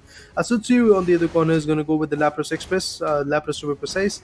But yeah, level buff, again, it is in the favor of FS Esports for now, as their speedster is trying to farm away, and now he has got the level buff as well. With that, he has got the orange and purple buff as well. Alternating Swablu's now in the concerns. Again, Zorak is getting hunted away, but the Eldegoss, he just saves the day. Almost Blair was about to go down, but it seems the Zoroark will be getting into a lot of trouble. Yes, the War Turtle is there, but it's still not leveled up to the Blastoise, which might just cause a lot of trouble. And we see 4 of the players of Team True Gravity on the top lane, which can cause a lot of trouble. Yes, at this point, Eldegoss, he's trying to push them away, but for War Turtle alone to hold this tier 1, it's going to be very tough. Umbreon jumps into the question itself, but the Icicle Spears will be giving a lot of damage. The Eldegoss is there to heal themselves up as well, but the Zoroark is not getting the free hands to go up front and take the battle. The Surf comes into the play, but the Swablu's and the Ulteria will be falling in the hands of Team True Gravity, as it seems that the Lapras barely survives from that rapid spin, but it seems Mew, he has the bottom lane control for himself. He's playing on the Solar Beam, but the top and the bottom Reggies will be popping off right now. And with that, the contestment is also going to get pretty much carried away onto the top lane and the bottom lane. It does feel like that the Inteleon, Eldegoss, and along with that, the Umbreon is also going to get concerned for that particular situation. But the Lapras goes down with the help of the Blastoise coming in from FS Esports. That's quite interesting. Lapras, the tank of the particular team, falls down. Oh, the Inteleon with the snipe shot really wants to make some good impact. Oh, he does. With the Glacian, definitely the impact is being delivered, but Slowbro wants to go big. He wants to find a KO, but can that be a possibility? Because the Glacian on the other corner comes in with a Unite of its own. They're not stopping that soon. Obviously, the damage is coming in, but look at Blair falling away once again. But still, it's Pesi who finds the supporter from the opponent. It's FS Esports is going to lack one when it comes to their teammates, but at the same point, the Regirock contestment goes in. I feel that there might be a steal, but no, it's going to be an advantageous moment for the players of Team True Gravity. At the same point, there is going to be a dump of 40 set of 40 goals coming in the bottom lane from FS Esports versus Zorak. As a speedster, he is definitely doing his job, but at the same point, even his KOs are absolutely interesting to watch. Look at that, Slowbro goes down with that. Other players are also falling short of breath. Oh, the Cliffable, sorry, my bad, the Cliffable is already banned. It's the Blissey who was able to find a very good KO, but at the same point, the snipe shot goes in. Mew goes in with the Solar Beam, definitely was able to put some good damages, but not able to, I guess, completely go with the KO. But Umbreon, he puts down the defender from the opponent as well. The snipe shot and the mean look, this kind of combination does seem a little bit troubling for the side of Team True Gravity, because the Lapras every time with the mean look, and then again the snipe shot coming into the play, dealing a lot of damage, giving Umbreon the complete privilege to go and get the KO star. Look at the damage the snipe shot is doing. Yeah, it was not available for the bottom Reggie contention, but once again, Slowbro, he wants to make sure that nothing just goes out of his hands, but the rapid spin comes into the play. Blastoise wants to go a little bit aggressive, but now it comes into the question. He is giving a lot of damage to the Glaceon, but the way the Lapras is defending the Glaceon, it seems so nice to see, because when you just see the long range attacker who can create a lot more impact is just being defended, but the Unite move being done by Glaceon as well as Inteleon from the opponent end. And this is the Hydro Typhoon coming into the play, stunning everybody out. The Glaceon goes down as Zoroark. He succeeds in his plan, but they have to get the Regieleki no matter what it takes. But the Mew is here. The Solar Beam will steal the Regieleki from the hands of FS Esports, and that's why again and again Zisol is proving why he is the best on Mew. Small demo on the steals. That's exactly what was able to scare the particular team FS Esports away from the previous matchup, and again it is happening, guys. They were able to steal with the Solar Beam. So I believe FS Esports right now have to figure out what might actually happen in the particular last 2 minutes. So they really have to figure out how they have to play along with that. But look at the KOs that are coming in, man. Glaceon, and with that we did saw a KO coming in as well from Mew as well. But Glaceon unfortunately does not survive till the end because he is now getting KO'd. With that, the players are now trying to back out. The level buff definitely has to be there, trying to work their way to the highest level so that advantage comes in for them. A lot of AO synergy on the top lane, as we did saw even the Regieleki being contested, and there were some other Pokemons also getting KO'd over there. But at the same point in the Legendary Pit, the Alternate Swablues are also getting concerned. But look at this, the bottom lane tier 1 goal zone was completely opened up, and it has been now cherished by the players of FS Esports. They were able to break it down completely, and with that even a KO will be there in the top lane. Look at the Inteleon, wants to fall away, but the Lapras is going to put him away. At the same point, the Solar Beams come in. Zoroark definitely once again can fall back. Look at this, Zoroark going with some sneaky abilities. But let's see if he can really survive.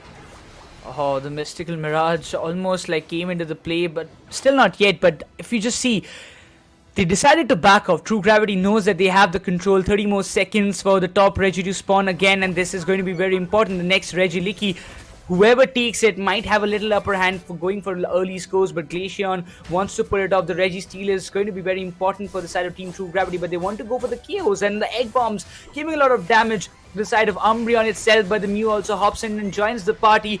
Blastoise wants to go up front and take the battle head on, but still they are being pushed away. FS Esports, they have the score lead, but it seems the kind of control over the entire Tia Sky Ruins is in the hands of True Gravity, who can actually turn the tides in their way. But again, the Slowbro being trapped with the mean look might just be a little bit troubling for them, but there are very less chances.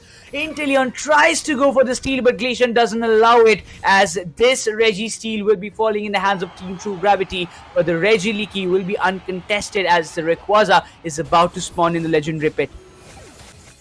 Well, there you go. Another KO. The Speedster goes down. This is quite interesting to watch. The Speedster has now been taken down. I'm looking forward to see what happens next. There are going to be plenty of KOs coming in once again. Look at Rook trying to go and make sure that he's going to survive at this point. The Hydro Spin also comes in. The ultimates are still being utilized. There are 2 ultimates being left at this point. The Solar Beam is there from Mew as well. They're ready to take a fight back, but the Snipe Shot, man, that is definitely putting a lot of pressure onto the players of Team True Gravity. But let's see, can they really withhold and make sure to melt it down? Yes, they do. Yes, they do again. And they melt down the Rayquaza. They have got that shield advantage. But look at the KOs that are coming in, man. What a play that is here. But on the top lane, we do see a complete destruction coming in.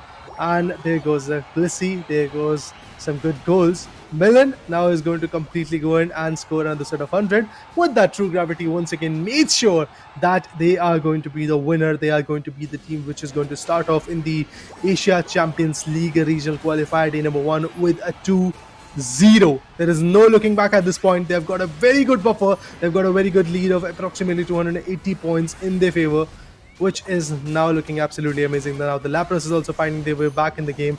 They're trying to get some good KOs. It is definitely looking like a mirage for me, to be honest, because from the start, True Gravity gives a small deceptions, gives a small insight to the opponent that yeah, you have got the control of the map, but in the later stages, they decide to once again bring in their mean face, and the game face is on. And look at that, multiple KOs, multiple goals being up, 526. The KO streaks will be there. There is nobody to really withhold. Oh man, look at this. The Lapras wants to go with a big 100, but no, the spin is going to leave it away.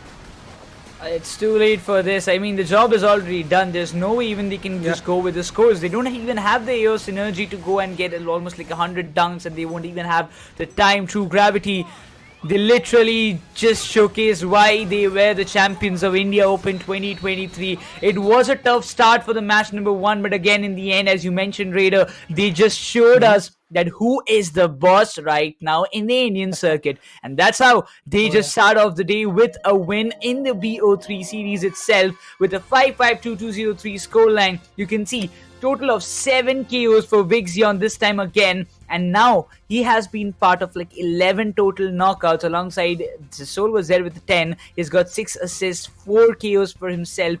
Even after, I would say, the early stacks were stopped or delayed for Blair on the Zoroark, but still he was able to find the value as much as possible. Berserk was again trying to connect those snipe shots, but the timing was not as accurate as what Vixion had, or the Soul had with the Solar Beam or the Icicle Spears. See, the fact that from the start, every single Rayquaza, not Rayquaza really, but yeah, it was basically the steals coming in from the players of Team True Gravity, which was quite mesmerizing, to be honest. So for that reason, I have to say that True Gravity is definitely looking quite phenomenal. What a play from the corner. And they decided to go a little bit more aggressive in the later stage, in the last 2 minutes in the final stretch time period, and that's why they were able to get the Rayquaza advantage as well. At the moment, I thought that maybe there is going to be a steal coming in from either Blair or Berserk as well, because Berserk has got that range attacking type of formation coming in, because he had that snipe shot which could have really gone for the steal.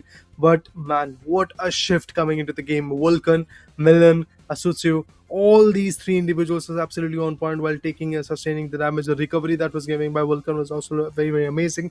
But Zsol and Vixion, these are the 2 individuals who did the heavy lifting again when it comes to taking those KOs, when it comes to taking those crucial KOs, to be honest, because Mew, yes, it was effective. Yes, it was able to go for some good steals of Rayquaza, for Regieleki and Regirock in the bottom lane, Registeel in the bottom lane. But still, I have to say, Zsol was on par along with the combination of Vixion as well. Both the attackers were coming in as very fruitful from Team True Gravity, and with that, the result is now in the favor of Team True Gravity. What a play, man. A 2-0 already. I was really expecting a decider coming into the picture, but, well, things are a little bit different, guys. I guess you have to wait, Raider, for that, because there are a lot of matches still left for the day. We are just done with the first one, but there's still 7 more matches left in the entirety of the day. I really wish that we would be able to see a 2-1 maybe in the next game itself. So we have to wait for that. But that being said, FSE Sports again, that one last minute fumbling or choke happening from their end is causing them the trouble. They had the first match momentum in their hands, but still they were not able to secure the victory. In the second match, True Gravity, I would say that they didn't even give them the chance to make a comeback or make a bounce back for themselves, not even letting them to gain the momentum. It was all in the early games, as we see in the 4th minute marker. They had a little bit of lead, but then from the 6th minute, it was all like going. Then the scores came from the side of FSE Sports. They were able to take a 200 marker, but then after that, after the 8th minute, there was nothing left for them. They just found the KOs at the right time. First, getting the front line down of FS, getting the Blastoise down, getting the Zoroark down in the very early phase, just before the final stretch fight, did made a big, or I would say a drastic difference, created a drastic difference in the means of strat. But then again, the scores, the perfect execution from True Gravity resulted in their victory. Execution, yeah, that's the right word. I mean, what a play from Team True Gravity. The way they executed their stats and the way their individual players also performed was absolutely amazing. Well, of course, in the 6 to 8 minute marker, they were struggling a bit. Initially, they did not have that lead.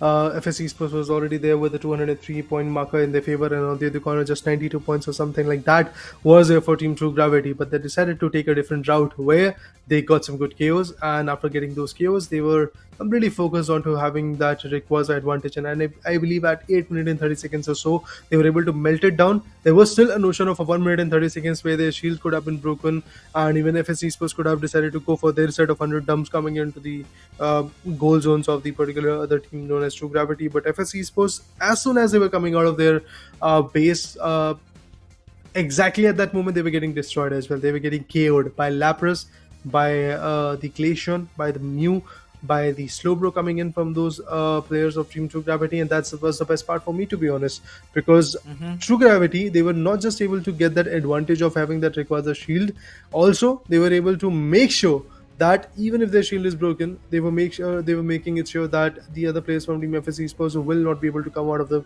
baseline goal zone, because there could have been a situation where maybe that Zorak could have changed a lot of things, because as a speedster, that individual can really go in and swing in and get some good scores. But as soon as he comes out of the base, he was getting KO'd. That is how effective Team True Gravity played. It is basically like a very kind of like, let's say, interesting play coming from True Gravity. Personally, what I felt was basically True Gravity was inviting the other team to make sure to actually put a lot of pressure onto them. But at the end stages, when True Gravity definitely wanted to pressurize, they decided to turn the things in their favor. Look at them. From the start, they were sustaining the damage. But what happened in the fastest time? They decided to this time go a little bit more aggressive. They wanted to go all guns blazing onto the players of Team FSC Sports, and that's exactly what they got to do. I mean, in the legendary pet, there were 2 to 3 KOs coming in initially, and after that, they were also melt down the particular Rayquaza. But at the same point, they had those shields. And for a moment, I thought that maybe exactly like the first game, their shields are going to get broken in the fastest time. But that was not the case. Look at the highlights so that we have a very brief idea of how this whole tournament unfolded, how this whole game number 2 of match number 1 unfolded. I mean, it still doesn't feel like, after having that nerfs on Mew, it doesn't even feel like that, yeah, Mew was nerfed. It still is that much impactful as what it was in the India Open as well.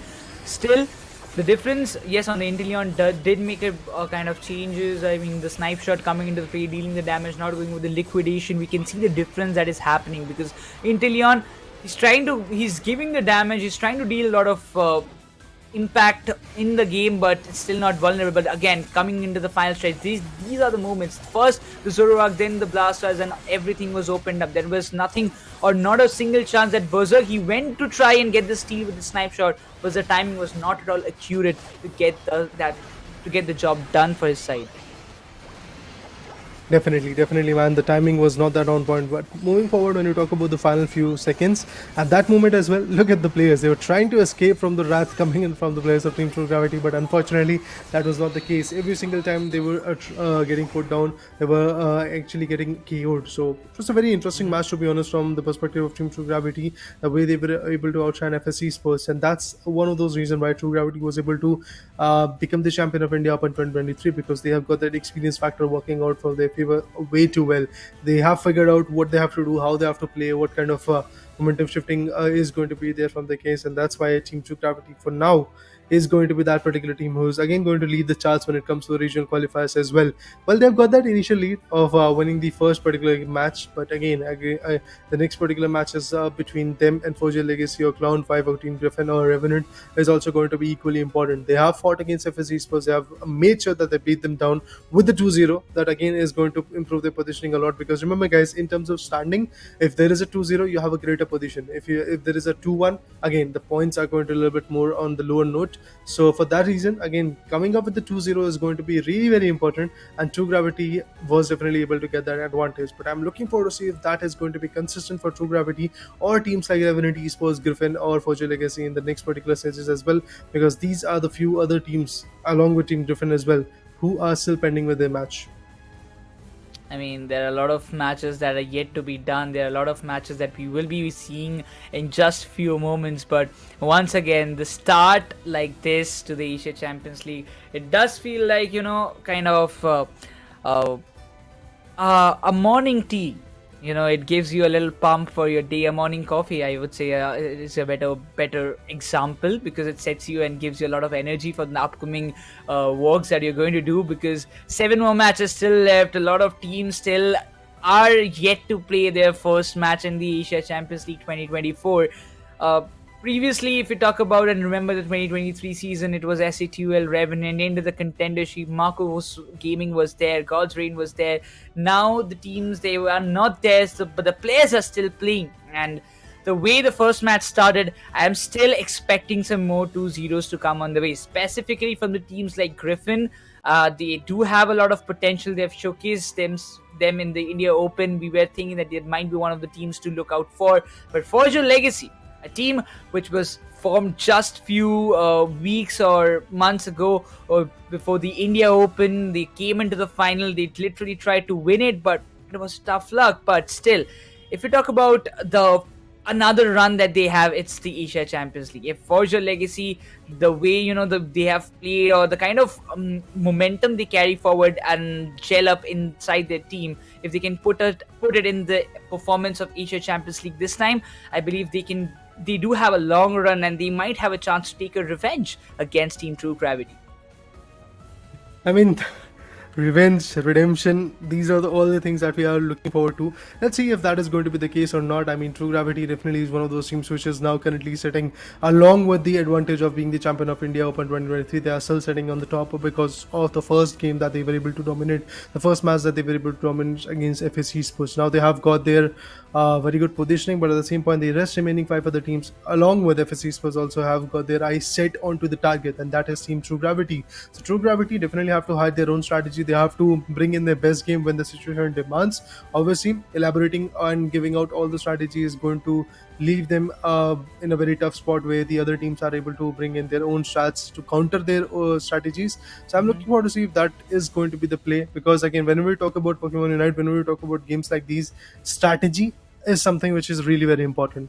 The choices, definitely they are important. The type of Pokemons that you are actually going to go with is definitely very, very important. But we have still seen that even the best Pokemons go down, even the best team goes down when the strategy is not right. We have a lot of names to talk about in that fashion. Well, let's just talk about FSC Sports. The reason why they were in the 4th position in the India Open 2023 was basically due to the stats that they were able to go with against Clown5 and other teams like that. At the same point, again, in this particular matchup, if we talk about the first match, initially, the particular team known as FSC Sports was looking very good in the game number 1. But what happened in game number 2? What happened in the later stages? They completely got destroyed, because from the start they had a very interesting strategy in their favor, but in the end they were completely countered by the players of True Gravity. Yeah, that's for sure. I mean, every team has their own ups and downs in through entirety of the tournament. Let it be India Open, let it be ACL, it can be WCS as well. But if you just talk about once again about the replay that happened over the last match that we just witnessed. So at the first match, it was like 3 defender composition coming up from the side of FS. As you mentioned, even after getting the good picks or the desired Pokemons to win a match, it was still not enough for FS to win it. And that's how they made a difference. They did have a good start. They did had a kind of impact, because if you just talk about the entirety of the match, they were almost about to get the KOs. You can see the kind of impact that Pardesi was going in. His HP was drowning, but still he was able to find the kills. Player came into the question with those icicle spears and trying to put up a lot more damage, but still it was done. The job was done, and itself the triple defender composition was working such in a brilliant way for the side of FS. Yeah, I mean, definitely. Initially, if I talk about the triple defender approach, it was quite good. But in the later stages, things started to change a lot. They were able to guard a lot of damage, sustain a lot of damage coming in from the players of Team True Gravity. But at the same point, the heavy hitters were not coming in that useful. Yeah, Mimikyu was not that effective in the first game, but still in the later parts, when you talk about the ultimates being utilized at the same point, when you had Pikachu, when you had Glacian coming in from the other team as well, they were also being very effective. Look at this. Even again, you will get to see some more interesting approaches. If you talk about the fights between Mimikyu, it was the Blastoise and also Slowbro was right over there. From the back ends, we had Venusaur also coming in. I believe at this point the Solar Beam came in and it completely shifted the whole situation. Blastoise were also right over there. So in the bottom lane tier 1 goal zone, there was a complete contestment going on. But at the end, what happened was multiple KOs coming in. There were 3 other Pokemons also pushing onto the same particular tier 1 goal zone in the bottom lane. They were trying to guard it away, but thing started to change a lot when the Unites got utilized.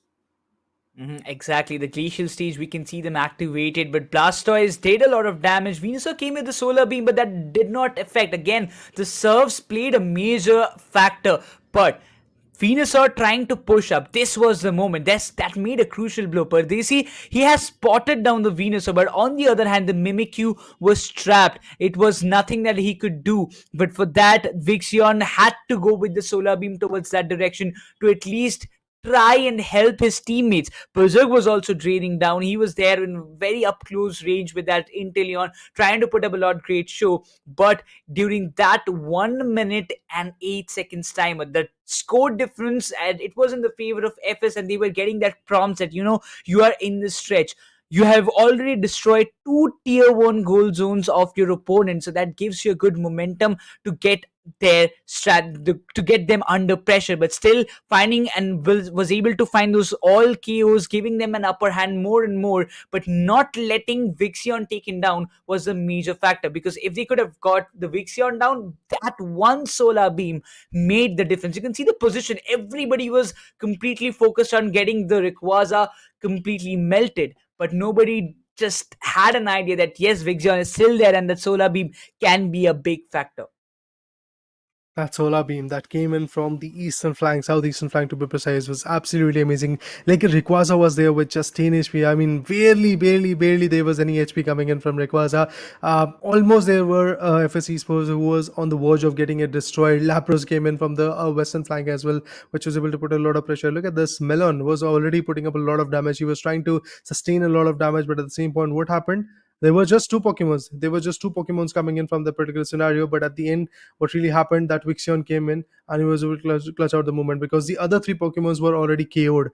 Which were left were basically the Vixion, which was the Venusaur, and Melon, which was the Lapras. But at the end, what happened? Vixion's shield was broken, but it was still Lapras who was going for the top lane go zone, who was able to completely shift the whole situation. Now, talking about the second game, in the second game, again, things were a little bit more different, because in this particular game, from the start, there was not a lot of aggressive approach, but there was a lot of very aggressive approach when it comes to the goals. There were multiple goals also coming in. But let's talk about few more moments in the second game when we did saw Blastoise doing an amazing effort.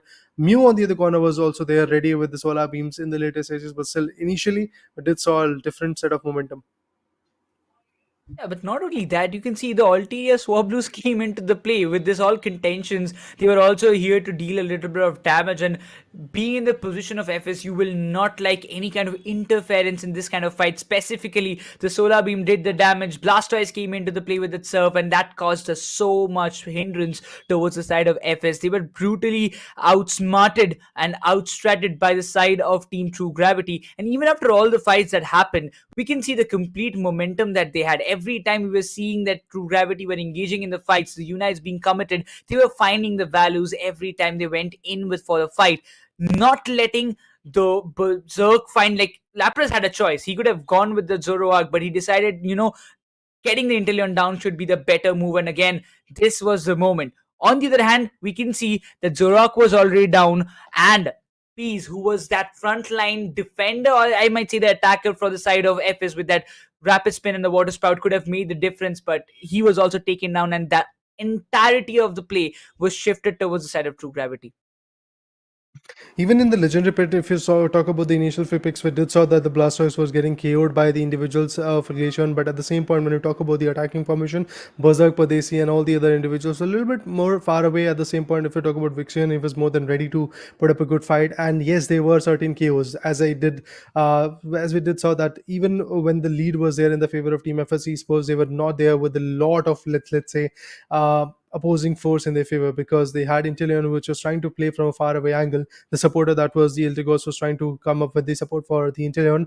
At the same point, if we talk about the damage sustaining guy, that was the if I'm not wrong, Umbreon. He was right over there in the legendary pit, and that definitely costed him. He was unable to give a lot of amount of output. But at the same point, I thought for a moment that maybe that Inteleon with the snapshot could have chased or could have basically stole the moment, but that was not the case. I mean, the Inteleon was not that effective. Even before that, the Rayquaza was melted, and due to that advantage, obviously the scoreline was basically of 552 points in the favor of Team True Gravity.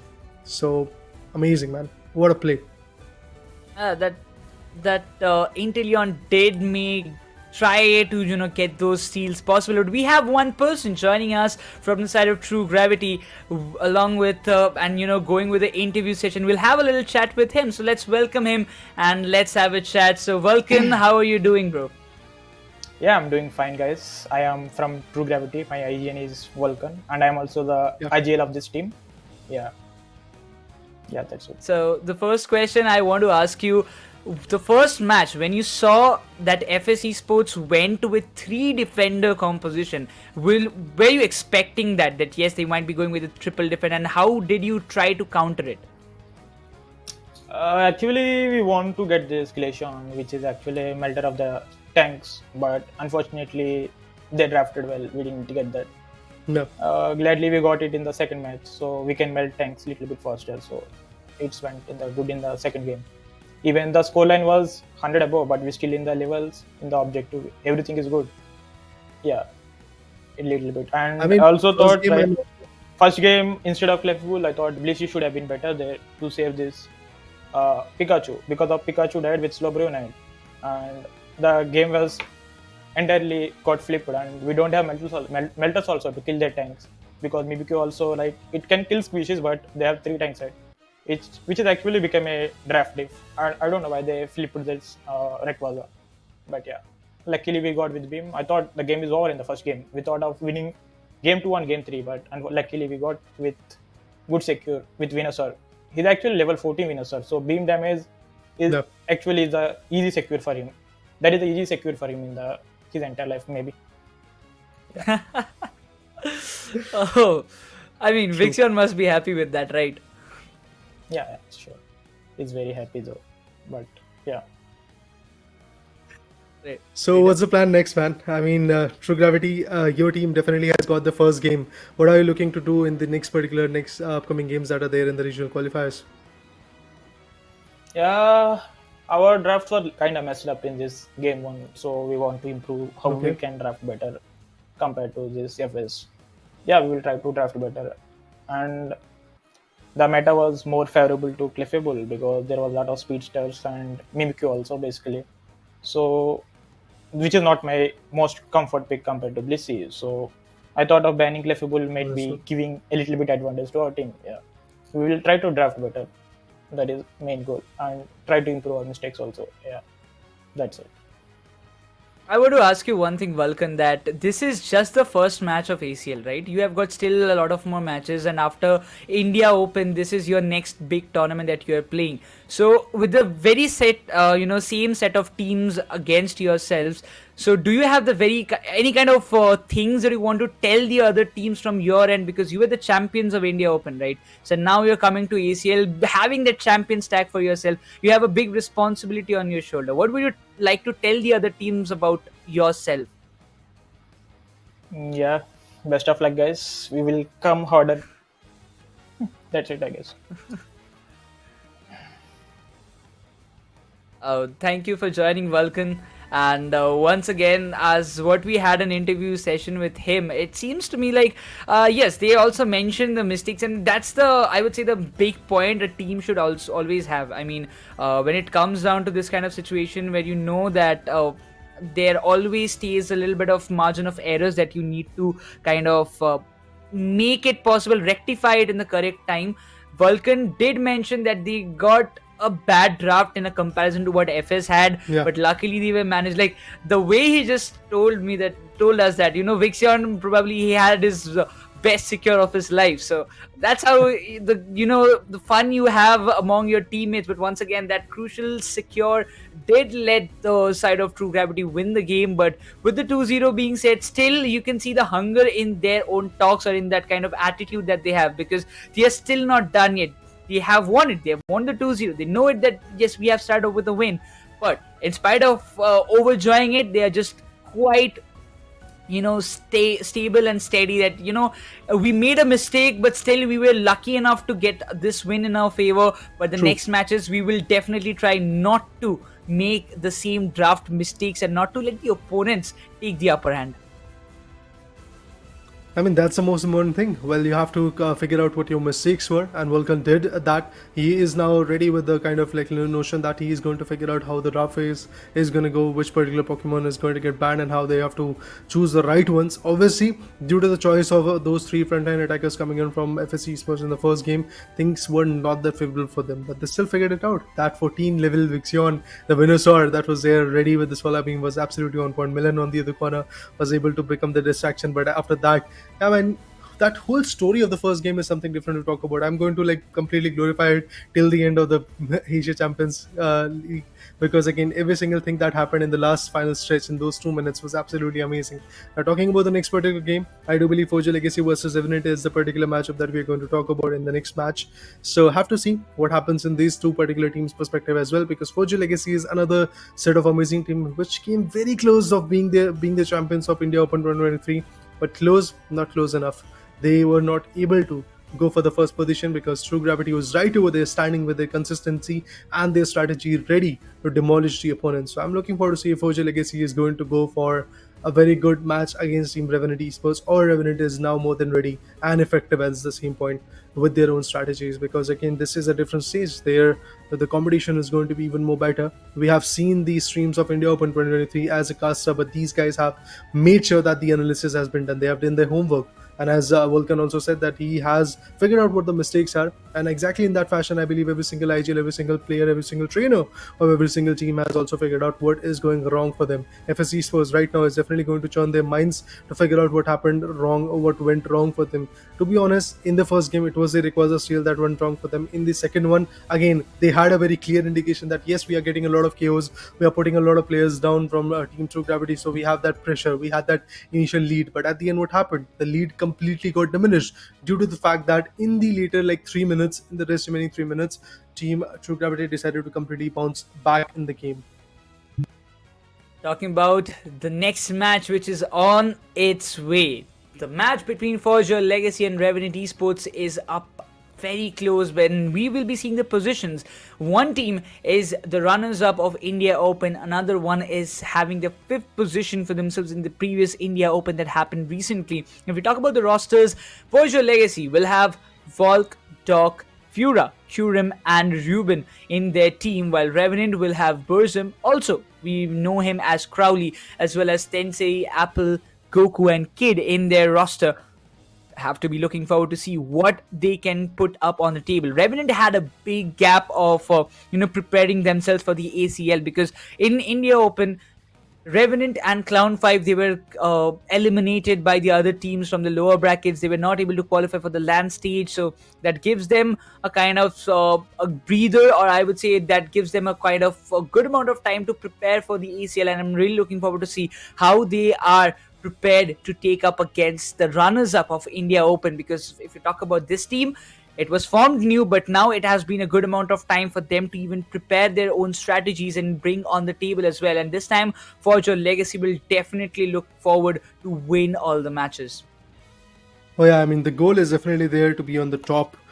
Now, initially, in the first match, we did saw India Open first team fighting against India Open 4th team. Now it's India Open second team, which is going to fight against India Open 15. It's Revenant Esports, who went out a little bit early in the India Open 2023. But I do believe that Revenant Esports players like Burzum and the other individuals are definitely going to move forward. As you said, Crowley, the giant, which we really know as the name we really know in him in the initial India Open 2022. He was able to be one of the best trainers. But now, let's talk about the ban phase. Let's talk about the whole draft pick phase, to be honest.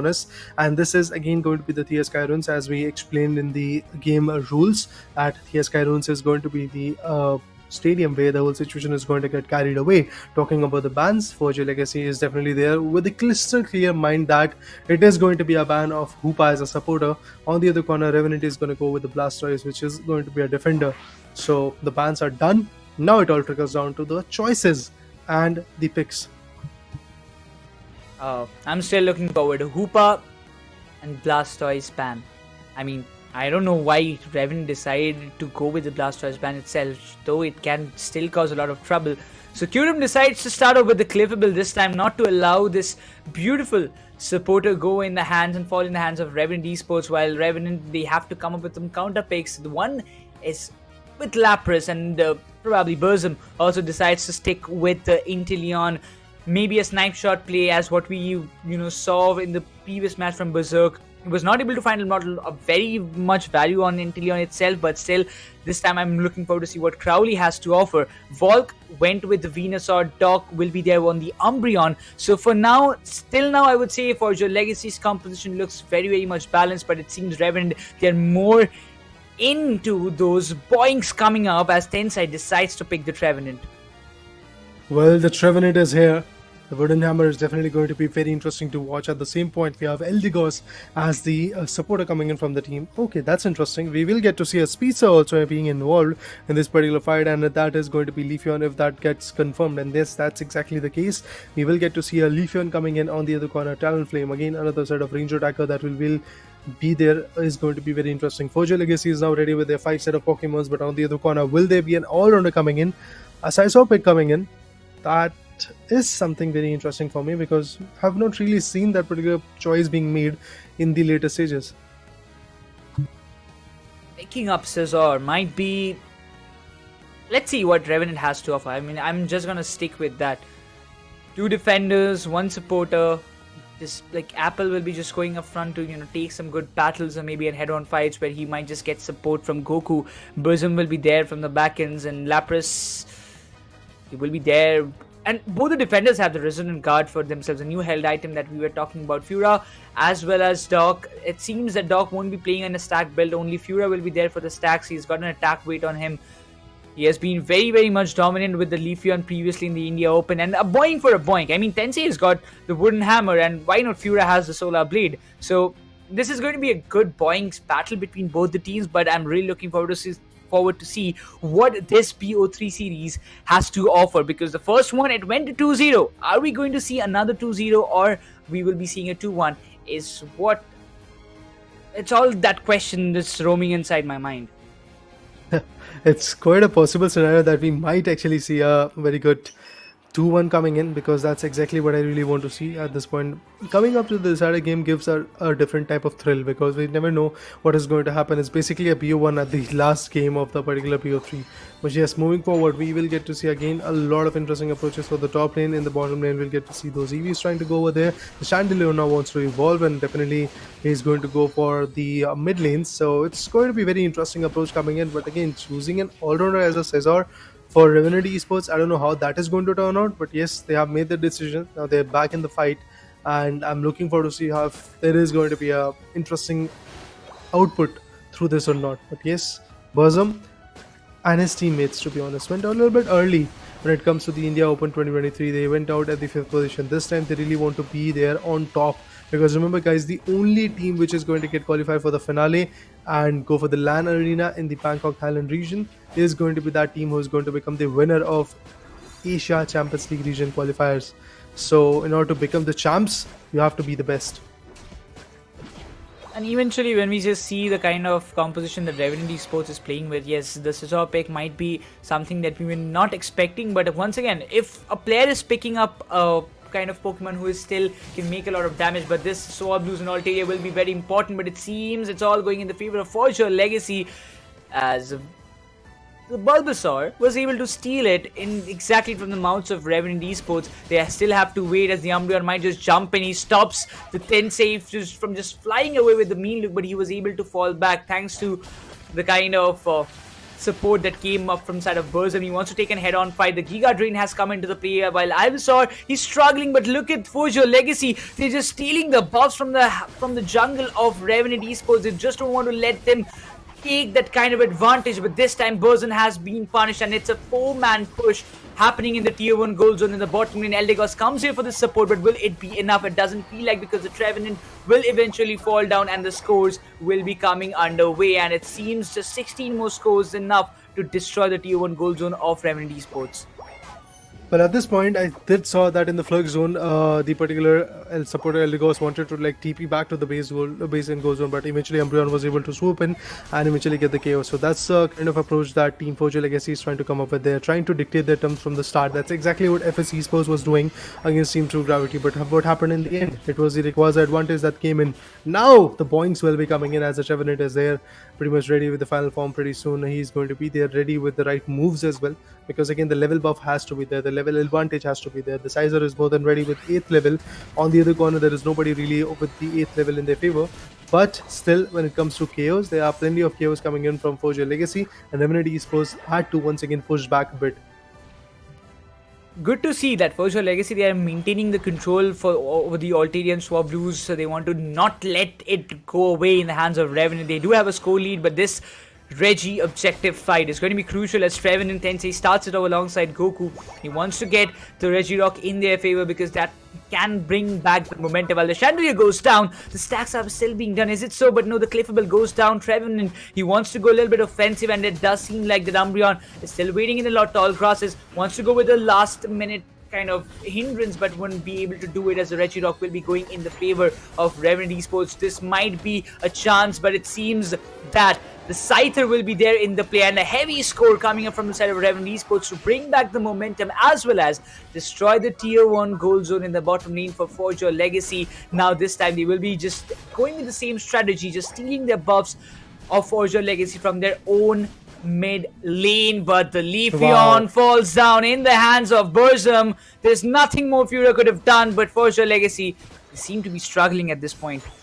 Oh yeah, they definitely are struggling because there are multiple KOs that are coming in. And look at the level advantage. The Sizer is already at level 11. What a play from that individual. Looking forward to see if he's going to get some more interesting KOs or not, because as an all-rounder, you can definitely go for the heavy hits. But at the same point, you're not that squishy. You can sustain some certain amount of damages. So for that reason, I have to see if the Sizer is going to be effective enough in the later stages. But the Felstinger and the Snapshot combination that is there for Inteleon is definitely quite interesting to watch out again. And on the top lane, we do see a lot of Boings going in. There are 4 Pokemons already holding it off, and actually not 4, but all the 5 Pokemons are right over there. The Felsinger and Inteleon's Felsinger and the Snapshot combination definitely wants to give in the best output, but at this point it feels like that Umbreon is actually on the way of getting KO'd. But let's see if that tank is going to get KO'd or not. But the Speedster sweeps in, and with that the 6th ally for Foria Legacy is more than ready to take up the fight in their favor. But look at that, Umbreon finds Lapras, and the defenders were able to get pulled off. Not just that, even the all-rounder from Team Revenant Esports has now been KO'd.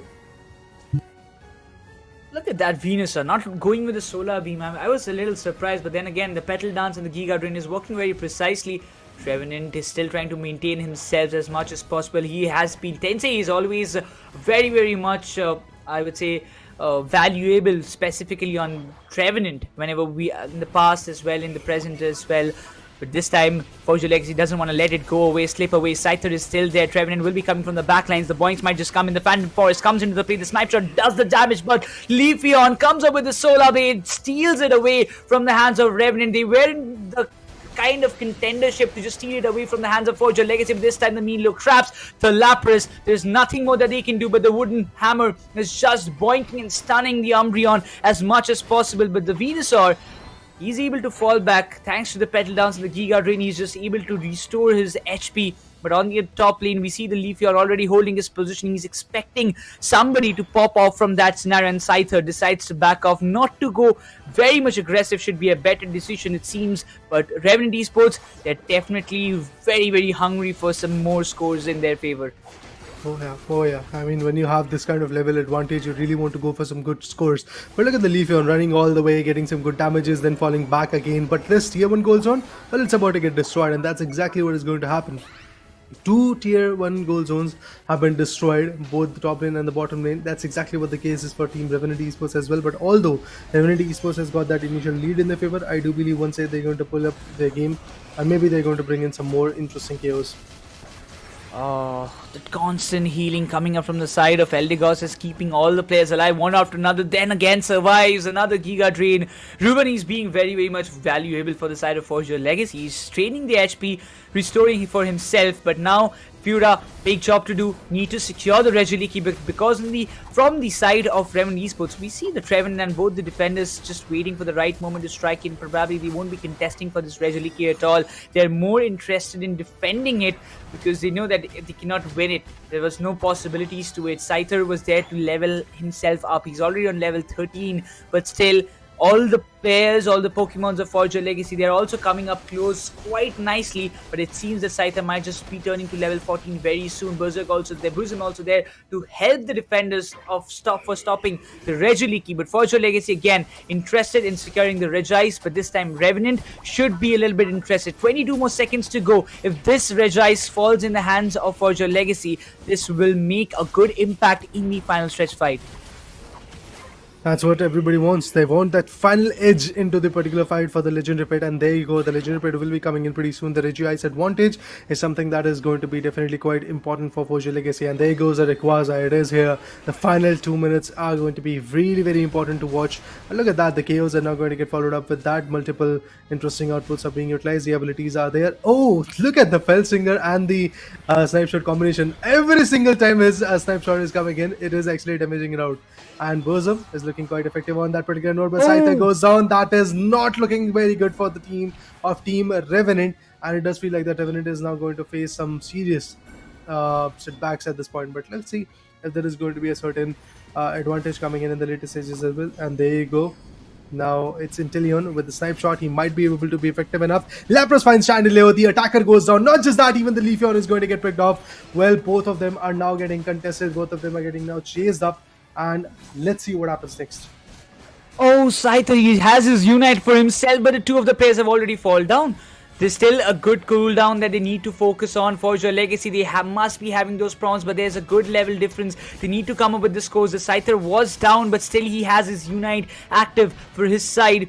Leafeon will be jumping in this Rayquaza fight. Last 15 more seconds to go. It's going to be important. Revenant Esports, level 14 Scyther will be able to make the difference. The Lapras must be the one to go down if Forger Legacy wants to win this. And the point came in. Lapras goes down. Scyther is there in the tall grasses. He can be the surprise factor that nobody will be expecting. He's there. He will be there. Leafeon, if he falls down, if he's the one to get caught off guard, can be making a big difference. But the Chandelier falls down. Umbreon finds the Revenant. Scyther is just running away for his life. He has found the two valuable KOs for himself, and now Revenant Esports will be focusing on getting the scores dunked, and this is the moment. This might be the point where Forger Legacy might falter because the score timing, there is just 10 more seconds to go. They might have got the scores, they might have got the shields, but will they be able to go with the scores? Will they be able to hit the times? And the 100 came in for their side. Another 100 might be there, but is it enough for Forger Legacy to win it? It was a very close battle indeed. But still, the scoreline is still very, very much questionable. Revenant has also made a good number of scores. Oh my god! It's 395 to 382. Just the last 200s from Doc and Ruben made the difference. And look at that, Forger Legacy. They just walk away with a 1-0 lead in this BO3 series. Oh man, what a close match indeed. I mean, like, there were just 15 seconds left when Team Forger Legacy was able to melt down the Rayquaza, and after that they went in for straight 200s. Wow, that is amazing. What a play from Forger Legacy, to be honest. This could have been a match for Team Revenant Esports due to the fact that they decided to completely neglect the fact of Legendary Pit fight, and they decided to go for some good scores of their own. I mean, kudos to the effort, to be honest, because yeah, the effort was good enough, but at the same point, not effective enough. So I have to say that Forger Legacy, kudos to your journey, kudos to the advantage. You are now in the advantage of first game in the match number 2. With that advantage in their favor, I do believe once again Team Forger Legacy is looking forward to have at least a 2-0. That's what they are trying to go with. On the other corner, Team Revenant Esports, they were definitely quite on point with their approach from the start. But at the end, the way Inteleon was able to come up with some good snipe shots, he was able to damage out the opponents, but not effective enough to completely put them down. Even Lapras on the other corner was able to get some good KOs. We did saw as an attacker that Inteleon was not that effective, although he was able to put in a lot of damages, but the KOs were not that on point. But at the same point, look at Curum being that cliffable.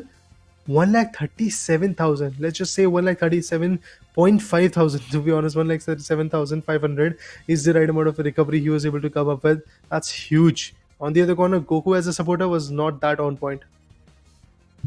I mean, he was trying to help as much as possible, but still, once again, it was not enough because the players were faltering down. And Eldegoss, yes, it has got a good impact. Previously, also, Eldegoss, when it was in meta, he was one of the crucial supporters that everybody would like to pick for their side. But Ruben did a fantabulous job. We cannot just leave him away because even not playing on the Solar Beam, the damage he did with the Giga Drain and the Petalers was immense. There was no competition, I would say, to that kind of impact that he played all over the game. But the next round, the next match that is about to come in this BO3 season, I'm looking forward to see what kind of ban are we expecting from the side of Revenant, because this time even Genius was doing so good in the final stretch. I really thought that Revenant might just clinch the victory away in their hands. They also had this kind of score lead itself till the 8th, I would say till the 9th minute itself. In the last 10 seconds, they had the 200 goals coming out, and that made the kind of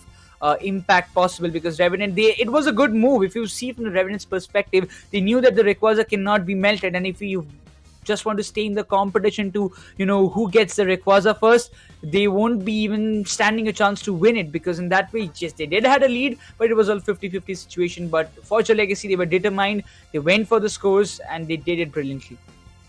Yeah, I mean, those 15 seconds could have been quite chaotic. And also the players from Team Revenant Esports, they had a very clear insight that the other guys, the other 2-3 Pokemons that were left from their corner, they were actually going to go for some good scores.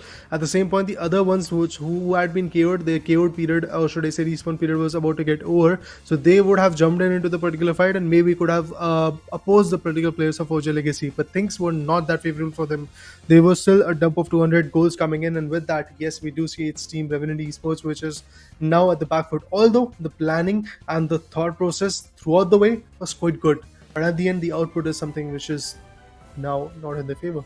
So yeah, the advantage falls down in the particular favor of Team Forza Legacy. What a play indeed, man. But this close match definitely wakes up an insight in my mind as well, that maybe in the second match, it is going to be in the second game, it is going to be Revenant Esports who is going to clutch the moment away.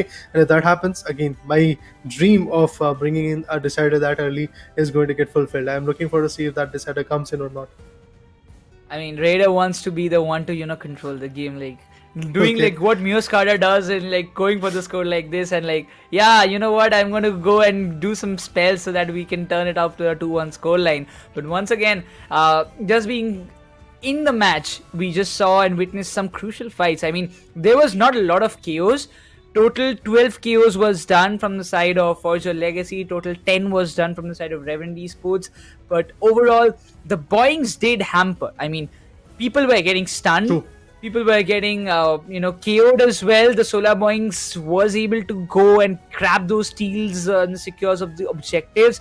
But Revenant, they did not take a lot more anticipation in those objective fights, it seems, because they were there in the early game, but in the middle game, it was all Forza Legacy getting the Regieleki, getting the Regice, Registeel, or Regirock in their favor every time it was coming and spawning up.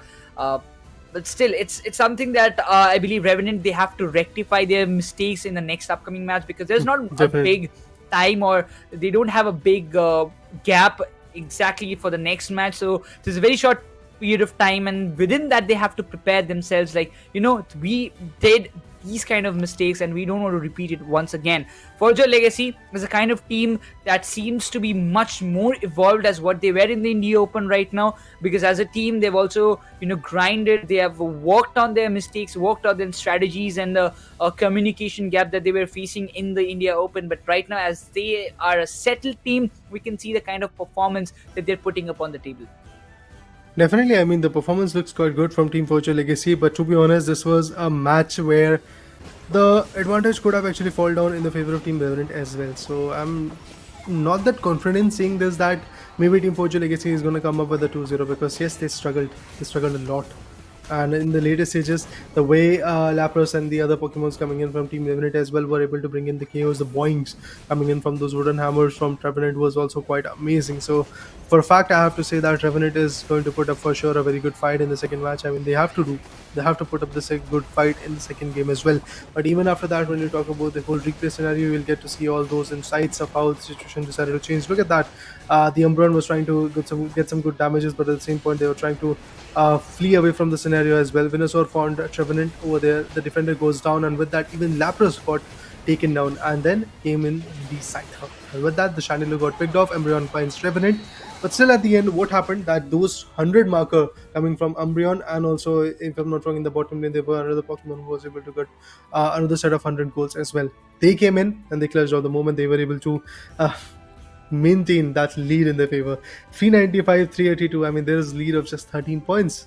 And obviously, this is not that big of a lead that we usually see, like 552 to a 203 or some other lead, like maybe there are 100 points of 100 points or 200 points of a lead is there. But right now, this particular lead that Team Foria Legacy has got is something that Foria Legacy wants to maintain. And how they can do that is basically winning the second game. If they do that, obviously they will be sitting beside Team True Gravity, if I'm not wrong, in the leaderboard, holding up that top position in their favor. But at the same point, FS Esports is the one which has already lost their particular game. But I do believe even FS Esports have a few more matches today. It is going to be match number 5 for FS Esports that we are going to witness them in the second match. So I'm looking forward to see if FS Esports is going to bring something interesting coming in from their corner. But let's talk about introductions. Revenant Esports, the Crowley, or should I say Bosom, is here, whose favorite Pokemon is Hoopa, and that's why I do believe Foria Legacy decided to go for all 5 players decided to go for a ban of Hoopa, because they know if Bosom sticks to that Hoopa, he is going to make sure that his player commit is going to get confirmed, and that is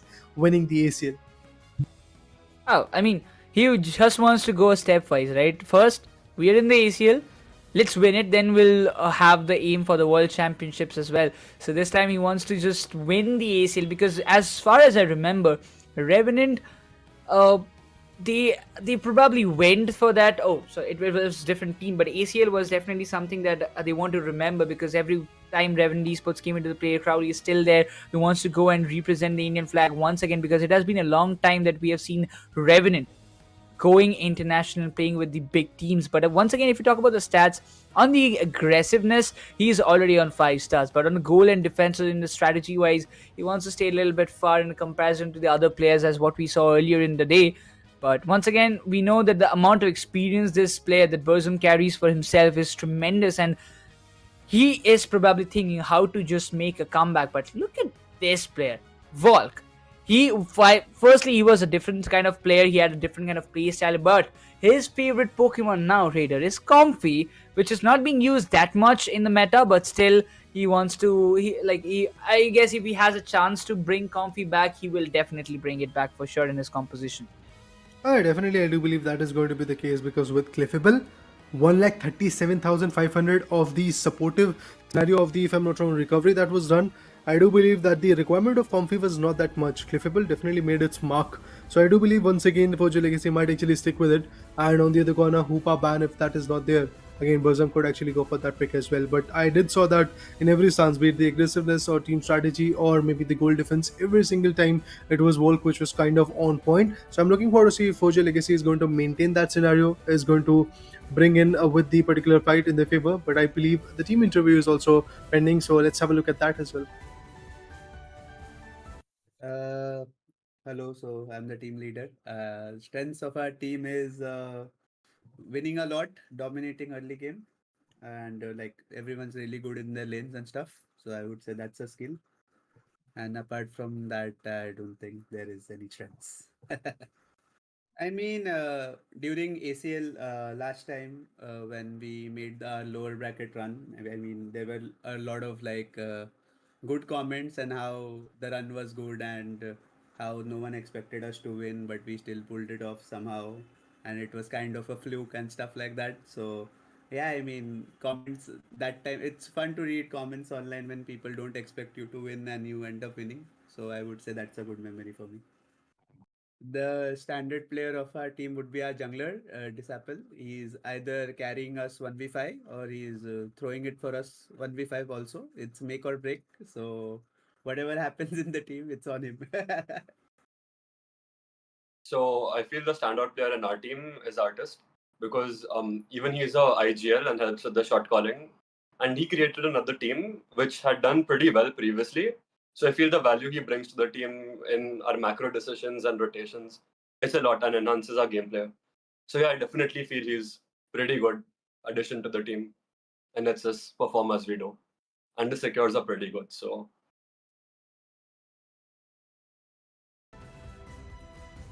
I mean, that's a kind of idea or the insights we have, it's all done like behind the scenes, what goes on for the teams and what are the plannings that they're up to. Because we see Volk, he's a kind of guy who always, comes up to you and says, did you enjoy the match?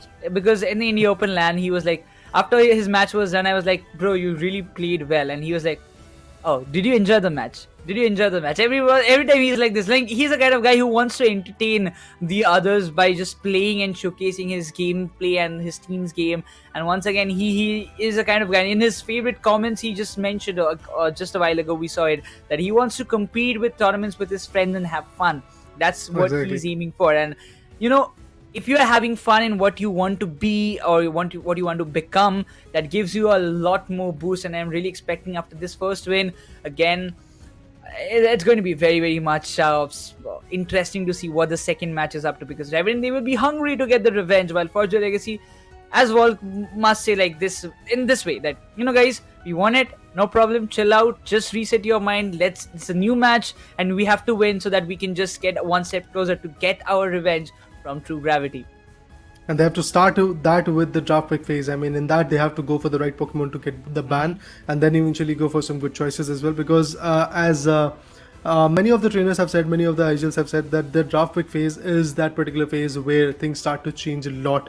If we actually give that draft pick phase advantage to the opponent, well, again, things start to change a lot. But I believe, yes, Team Revenant versus Forge Legacy, this particular second game is going to be even more interesting as compared to the first one. Yes, in the first one, in the last few moments, we did saw that close cutthroat chase. But I believe in the second match, in the second game to be precise, in the second match, we'll get to see a start up with those close cutthroat matches. We will get to see some interesting goals being dumped. We'll get to see some interesting chaos being delivered as well. But for now, I'm patiently waiting for the draft pick phase, because that is something which will give us a very good insight of how the tournament, or how the game number 2 is, to be precise, is going to get followed up. Because again, the choices are something which is going to be very, very important and very, very valuable at the same point as well.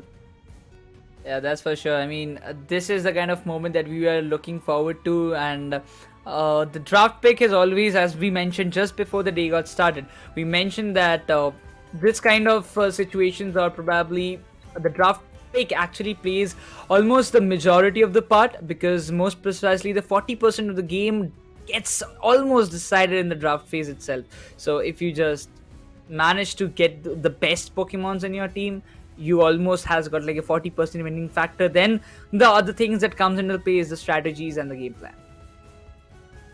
Definitely, I mean, you have to be very strategic with your approach. You have to be very, insightful when it comes to the strategies coming in from the opponent as well. The counter strategies will be there. That's a part and parcel of the game. I mean, when you are trying to go for some good effective advantage when it comes to goal scoring, there is going to be some other individual who is trying to break your own goal zone. So I believe that counter strategy is going to be there. The hindrance is going to be there throughout the match. Those 10 minutes are going to be vital enough. And obviously, in the last 2 minutes, the final set storm, the pressure goes in really, very large. And Volk, as an individual, as you said, is a guy who loves to entertain the audience. At the same point, he really wants to maintain the tempo of going with a fun game, and I do believe that he is once again going to compel his team to reset, figure out what they have to do in the second match, and then go in again. Artist being the agile of their team, definitely I do believe he is going to be very interesting with his approach as well. And on the other corner, Burzum saying that Apple is the one who may be able to win us, or he's the one reason who is going to actually help us lose also the game. But yes, moving forward, the ban phase, Hoopa again denying that Hoopa for Burzum is something that Forge Legacy is definitely here and ready with. On the other corner, the Umbreon is also going to get banned. So there you go, guys. Revenant Esports is going to go with the first pick, but the bans are done. It's the Umbreon and Hoopa coming in respectively from Revenant and Forge Legacy. This is going to be interesting. Firstly, we were seeing that the most first pick Pokemon as was always Umbreon, or rather Cliffable. This time again, Revenant, they have the kind of chance, or they might have got that advantage of getting the first pick, so they have locked the Cliffable for themselves, and Goku doesn't want to compromise on this. So now it leaves Forge Legacy to go with the Blissey if they want as a supporter alongside, if not, because Hoopa is banned, and if they don't want to go with Eldegoss, Blissey is the only option. Volk decides to stay and stick with the long-range attackers, the same kind of composition, but this time Ruben decides to go with it into Leon, while Volk might be sticking with the Venusaur. But on the counter, Tensei as well as Genius decides to go with the Slowbro and the Lapras. 2 stuns, more than enough to give a lot more trouble to the side of Forger Legacy. Well, yes, indeed. And when you talk about the choices, as you did saw, that double defender approach is something that is going to be there for Team Revenant Esports. Now their final 2 Pokemons are going to get chosen. I would love to see which are those 2 individuals. Again, a Chandelure will be coming in. I do believe that Revenant was trying to go with some decent choices in the previous matchup as well, but it was the Eldegoss, it was the Eldegoss and some other Pokemons that came in from Team Revenant. This time, what Revenant is going to do is they're going to seal away that Speedster. Apple is going to work on it. Tensei and Genius are going to be there with this Slowbro as well. We have Chandelure, which has been unlocked by locked by a Burzum. But at the same point, when you talk about Forger Legacy, we have other set of Pokemons coming in. For example, a double attacker, double defender, and a supporter approach coming in. We have a Blissey to counter the Cliffable effect. At the same point, we have 2 tankers. Well, the Boeings will be there from Forger Legacy. To be honest, guys, the combination of the Pokemons that have been chosen are definitely something that has been opposed. Forger Legacy in the previous matchup was working their way with Pokemons like Umbreon, but Umbreon this time has been banned, so they decided to go ahead and stick with the Revenant, which has been chosen by Revenant in the first game. So I'm looking forward to see how this whole play is going to unfold. Also remember, guys, Revenant banned Blastoise in the first game. This time it was opened up, so Forger Legacy decided to stick with it. I really want to know, like, Ruben played the Petal Dance and the Giga Drain so precisely in the previous match. This time, Volk, is he going to be the one to just stay like that same way, that same combination of movesets, but giving the chance to Burzum and Chandelier, then Apple having that kind of opportunity to go with the Zoroark? Now, this is going to be troubling. I don't know, but it seems like Revenant might have an upper hand in this match, and they might be able to just make a counter possible. Their composition looks very strong. We see, that's why, a golden badge Zoroark, that's what I am looking forward to. He has been very much dominant. He's, as Crowley also mentioned, that Apple has always been the jungler, the kind of one who farms up fast and puts up a lot more value. And being on the Zoroark, if he's able to complete what he has been assigned to, it can be a big threat to Forger Legacy. They might have the stuns to counter Zoroark. I mean, you've got the Revenant, you've got the Blastoise. If he's playing on the Surf, that's a different case. But even the Wooden Hammer is a big threat to Zoroark. If he falls into the hands of Revenant, he can be stopped, and the counters can come from the side of Forger Legacy as well. Well, obviously the players are ready to counter them, and obviously as you talk about the choices, yes, the choices is something which is going to be immensely important. Well, the draft pick phase is done, and the final preparation is also pretty much over. We were just diving into the match, but for now, I believe the players are once again trying to be ready for the second game, to be honest, or maybe the first comeback from Team Revenant Esports as well. So yeah, the whole game looks quite interesting and intriguing as well at the same point, because we have the Blastoise, we have the Venusaur, we have the Revenant, and other Pokemons like Pesi also coming in from Forger Legacy. Well, this is the match where Forger Legacy can either go ahead and dictate their terms, come up with a 2-0 like their opposing team in the India Open 2023. In the finale, it was Team True Gravity, which was able to already be here in this competition, beating down with a 2-0 against FSC Sports. So it's Forger Legacy's term right now, and Forger Legacy already has got their first game in their favor. Now they really want to go for the second one, but I feel that this second match is not going to be easy, because Revenant, they have got some decent choices to play with. They have got a Slowbro, they have got a Lapras to tank out the damage. On the other corner, the Chandelier is going to be there, and I do believe with the Chandelier, the combination of the Cliffable can be very on point. But as a speedster, that Zoroark can also change the dynamics of the game. Yeah, exactly. I mean, the Zoroark is still something that we saw it on Blair as well. He was getting the KOs, but yeah, in the match of FS, he was denied with those early stacks that Zoroark was, trying to pull off. This time it was the stacks from the side of Forger Legacies on Pesi, so have to just see whether he can just do it easily, because there are players to guard him out though. There's the pause request from the admin that what we are seeing, the match has been paused for some time. There might be some technical difficulties that the players might be facing, because after all, it's a game, right? So the players might face it. So as soon as it gets solved, we will be jumping into the game directly.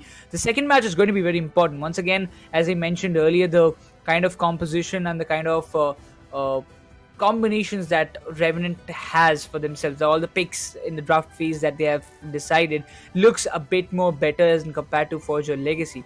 Yes, Revenant can be a deceiving factor, but if Revenant can make the difference, stop Zoroark from leveling up or stop him from acting freely overall the entire Thea Sky Ruins, there can be some counters that Revenant might just not want to expect or want to, kind of face against Forge or Legacy. But once again, that end game still plays a major factor.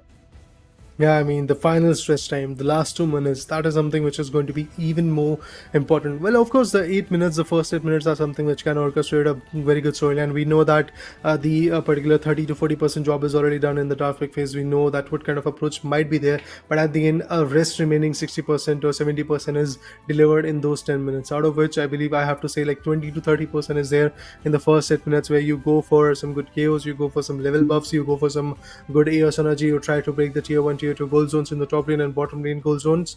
You try to destroy them, you try to oppose the opponent and also put a lot of pressure onto them for the straight up initial 8 minutes. But we have seen that pressure getting completely eliminated in the last 2 particular minutes, because exactly this is the kind of approach that FSC was maintaining against True Gravity.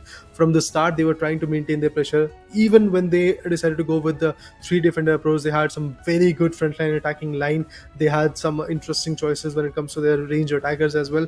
But still, at the end, the melting down situation in the second game was a little bit more different for Team True Gravity, because they were able to go with the Melter known as the Glaceon, and they were able to melt down the particular Pokemons coming in from the opponent. But still, they had that initial pressure onto them. So FSC Sports, they started to dictate their terms from the start, but at the end, what happened? Every single time it was the Rayquaza advantage, which was stolen by the particular team known as True Gravity. That exactly is the thing that happened in the second match as well. Although in the second match from the start, it was Team Forge Legacy which was dictating their terms, which was trying to go for the leads. At the end, it was Team Revenant who had that advantage of going for some good goals. They were, I guess, getting a lot of chaos onto them. They were unable to really get the stronghold of the whole map, but at the end they decided to completely leave the whole legendary pet fight, and they decided to completely look at the tier 1, tier 2 goal zone in the opponent's perspective, and they decided to go for some good scores. Although they didn't had that many AOS energy, and that's the one a major reason I believe why this particular team lost the whole game, because if they had those AOS energies in their favor, slightly higher AOS energies, I mean, there was a buffer of just 13 points. Just 13 points is what they needed to really go for an equalizing stand, or should I say maybe a winning stance as well. But yeah, I guess at the end it is done. It is Team Revenant which is now at a deficit of one good map, one good game. So that's exactly what they have to work on in the second game that is about to get started. Well, we do see some technical difficulties happening, but don't worry guys, once again it is going to get resolved and we'll be here with the match. But yeah, for now, I'm patiently waiting to see how the whole choices are going to get resulted. Is it going to be a scenario where Cliffable and the other Pokemons are once again going to get chosen by Team Revenant Esports? I believe the picks are going to be pretty much same. But depending on that, how the gameplay is going to get affected is something that I'm looking forward to. Yeah, that's for sure. I mean, it's just the start, so we have to expect, or we have to wait for the right moment to actually know about what's going to happen. Because the first match was also, it does feel like Raider, just in this BO3 series, we witnessed the first match where Forge Legacy was just having good control, but Revenant were the one trying to get those KOs. They were getting the KOs in the right moment as well. But in the final stretch, supposedly if both the teams went for the KOs and not to melt the Rayquaza, I believe that moment Revenant thought that, Forge Legacy would be also going for the scores, because there's not a lot of time to melt the Rayquaza, then going for the scores. So if they did that, I was clear about that Revenant will be winning, because there was no chance that Forge Legacy could have dunked all those 40s and 50 plus AOS, like 100 scores that easily without the shield. And even I believe Forge Legacy was also mentally prepared with that, because they also knew if we have to get these 100 scores done, we need to get the Rayquaza, because Revenant has very small scores. They just had to go score and then again TP back to the spawn, then again use that kind of booster jump pad and just go and hinder the kind of chances, or hinder the scoring chances of from the side of Forge Legacy. Because if even for 1 second if it was stopped, that 100 could have stopped very easily, or maybe both the scores could have been stopped very easily if they did not have the shield active for themselves. Yeah, I mean, that shield advantage, that Rayquaza that they melted at approximately 10 to 15 seconds was something which completely changed the whole game for them. And obviously, if that would have not been the case, I do believe that Team Revenant Esports could have won the first game, and then they would have decided to dictate their terms in the second one as well. But now it feels like the situation is going to be a little bit more different. But talking about the big face, Cliffable, Chandelier, Lapras, Rurak, and Slowbro coming in from the place of Team Revenant, I feel Revenant is looking a little bit more stronger when it comes to their top-notch performance, because they've got a Slowbro and a Lapras to really go for the frontline attacking. They can sustain a lot of damage. On the other corner, when it comes to the attacking formation, Foria Legacy do not have a lot of interesting Pokemons when it comes to their attacking formation. Yes, they do have their Blastoise, they have Trevenant, and as an attacker, they have again got Venusaur. The solar beams have been very effective. I mean, we can't really forget the game that True Gravity was able to bring in the first match, where Vixen was able to go for a steal with that solar beam. He was at level 14. Even Vulcan said that he was at level 14. Due to that, the solar beam definitely had slightly higher amount of damage, because your output becomes even more better when it comes to the level buff that you have got. So that's exactly what was able to help them to go for the steal. But is it going to be effective enough for Foria Legacy as well? That's what we have to see. But we have to see how the game goes on from here. I believe there has been some calls coming up from the backends, and we are just having a kind of intel that the match, there was some technical difficulties for the side of Foria Legacy, and that's why the management decided to just rehost the match once again, so that it's a fair competition, because you're in Asia Champions League, so you cannot just have any excuse or any margin of errors. So it has to be a fair and square game in which everybody decides to be, we want a good game, we want to just play fair and have the equal chances of winning this tournament. So that's why, yes, the match will be rehosted. The Pokemons and the picks will remain the very same. There will be no changes. There will be no kind of other advantage to any other team, because you are going for a second pick. So that doesn't mean that you will have any kind of idea about what the draft is going to go all about.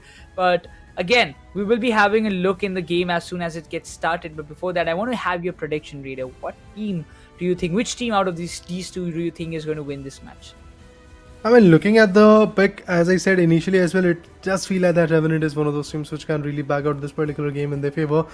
They do have some definitely indeed interesting heavy hitters. They have Chandelier, and at the same point they have a Speedster as well coming in. Speedsters can be very valuable, although we have not seen that value coming in the first three games, two from True Gravity versus FS and one from Revenant versus Foria Legacy. We have not seen that much of an output, because even the Leafeon coming in the previous matchup from Foria Legacy was kind of good enough, but not that on point, to be honest. There was no kind of a situation where I was like, yes man, this pick was absolutely amazing. That was not the case for me in the first game. So I have to say that the Speedster are a very good valuable asset for you, but then again they are very squishy. Zorak as a Pokemon is a very interesting Pokemon.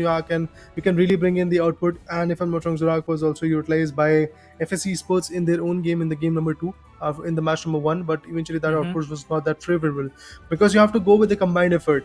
But this time, Cliffable is there as the supporter. Cliffable can definitely make sure to support your team, and a lot if it is in the right hands of the right trainer, to be honest. At the same point, Chandelier can be very good as a range attacker. It can be quite effective. So for me, I personally feel it could be a match for Revenant Esports. But yeah, what about you, man? Do you think that FIL has got that composition for themselves in this match? I really think that Revenant and draft-wise, they do have a little bit better choice or the better composition. But if you talk about Foria Legacy, I am always kind of afraid of one factor, that is Volk. Volk has got the potential, and he has got the kind of as a leader, when you look up to that one person, when you are a leader, it doesn't always comes like you have to be the one to play the vital role. It's always about to win and to keep pushing your limits with the entirety of your team, and that's what Volk does it better. Volk is a kind of person who always motivates his teammates. It's fine, we messed it up, no problem, we will bounce back the next one, it's fine. And that's what makes him I would say a great leader. In that case, if you just see in this kind of situation, if Volk is able to pull the same thing off, I won't be surprised at all. Well, let's see what kind of surprises and what kind of elevations in our heartbeats is going to be there in this particular scenario. But yes, the ban phase is again active, and as said initially, that it's going to be a pretty similar storyline when it comes to the picks, when it comes to the choices being made, and we do see that the Hoopa ban is going to be there from Foria Legacy. They never really want to give that advantage to their opponent. At the same point, Revenant Esports also comes in with some different choices. It's the Umbreon which is going to get banned. Pretty similar choices, as I said initially, as well as Nekroz also told us that there is no changes that is going to come. Yeah, the picks and everything will remain the very same. There won't be any kind of certain changes that we will be expecting. But once again, as we will be having the same draft pick, we will have the same set of Pokemons played by both the teams, and we will be just jumping onto the match as fast as possible. Some kind of server issues might happen. That's why we had to rehost the game, to make sure that the players just play without any kind of problems and they can have a very good match, both the teams. And that does sums it up. Foria will be going with the Blastoise itself.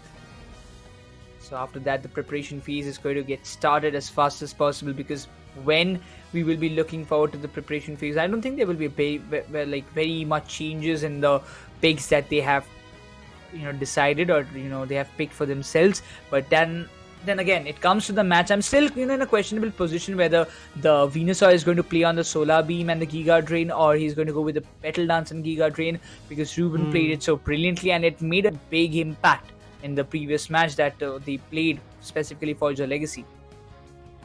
Yeah, I mean, these situations are definitely going to be quite critical to watch out for. The health items that they've got, the battle items that they've got is something which is going to be quite important as well. At the same point, I have to say that the 6 spoon or the other combinations that Vulcan is going to come up with is going to be equally important. He really has to become the giant at this point, because if he fails to do so, I do believe that situations are looking like they might actually go in the favor of Team Revenant Esports.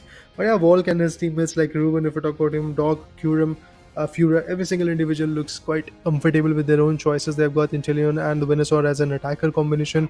They've got the Revenant and the Blastoise to really tank out the damage. They have Blissey to completely calibrate the effect of that Cliffable coming in from their opponent as well. So the support also looks good. The frontline attacker also looks good, and the backline attackers are also quite on point. The range attackers, one can really bring in the best game.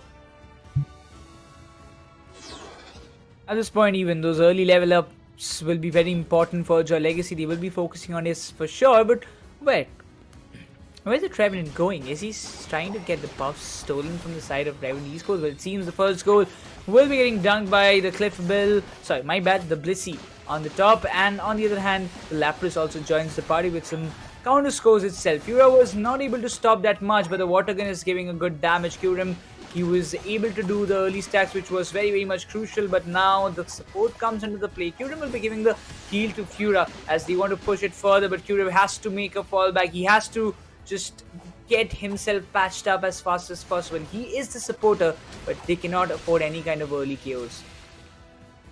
Well, definitely affording early KOs is something which is really not something which can happen at this point. Nobody really wants to go for those initial KOs, and I'm looking forward to see if there is going to be certain amount of evolution coming in the play as well. Ulterior Soblos, well, there you go. The approach for that Venusaur is going to be there. They really want to evolve as fast as possible. Venusaur is already at level 5. Even the Inteleon is also trying to level up as fast as possible. On the other corner, the Speedster and the attacker coming in from Revenant Esports have also leveled out to level 5. So both of the teams are trying to counter each other. At this point, Lapras goes in with his pen and he's trying to go for some good goals. Well, congratulations, he's going to score another set of 4. But trust me, the lead for now is still in the favor of Forza Legacy. And exactly like the previous game, it is Forza Legacy who is trying to dictate their terms from the start. But remember guys, in the later stages what happened, things changed, and the only reason why that happened was basically due to the effect that Revenant was able to bring in with those neglection for the mid lane territory, or should I say the Legendary Pit. They decided to go for some goals. That was a good approach, but at the end it was not that favored for them because of the fact that in just 15 seconds there was a meltdown coming in of that Rayquaza, and then situations changed a lot. Zorak wants to take a piece out of that Blissey, and he was able to go for some good damages, but not enough to completely put them down. Okay, there you go. The Surf comes in, and with that the Zorak is going to find the Cliffable, oh sorry, not Cliffable, but the Blissey getting KO'd, and at the same point this tier one goal zone is actually about to get destroyed in the bottom lane. It does feel like that the destruction is going to be there. Oh, the petal dance has been chosen. Well, Oh. what do you think about that? The pedal dance has always been valuable in the previous match as well. We saw it earlier, but now the chandelier as well as Apple just getting the complete feed that he wants for himself. That is making a big X factor for them. The Giga Drain is still not able to drain that much HP as what it's required, but the Zoroark is going all berserk. Look at the Unite being dumped by his side, but cannot find the value. The healing came in the perfect moment from the side of Blissey. But eventually Apple looks furious at this point. The Zoroark can be very much troubling for the side of Forger Legacy as it seems. Oh, Curem! No chance for him to get the Citrus Berry for himself as Apple. He has already leveled himself up to level 9. A huge level difference coming from the side of Revenant Esports. And now this objective fight is going to be crucial. The Boinks coming in from the side of Revenant wants to find a lot more value. The Giga Drain trying to push it forward.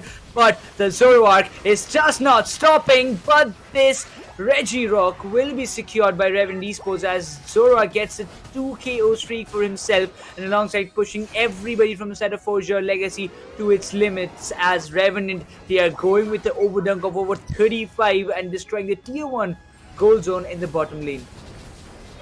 Well, look at that. Revenant outshining the players of Forger Legacy. Well, for now, they definitely did that. But moving forward, maybe in the next particular matches, next particular moments, to be honest, in this particular match, in this particular game, things start to change because still, the players from Team Forger Legacy are not evolved at their final form. I mean, final form is there, but their movesets, to be honest, have not been unlocked yet. So I'm looking forward to see what happens. Even Revenant, look at him. Like, 7th, 8th level, and on the other corner we have level 11, level 10 players coming in from Team Revenant Esports. Well, that is the advantage Revenant Esports and we are talking about at this point.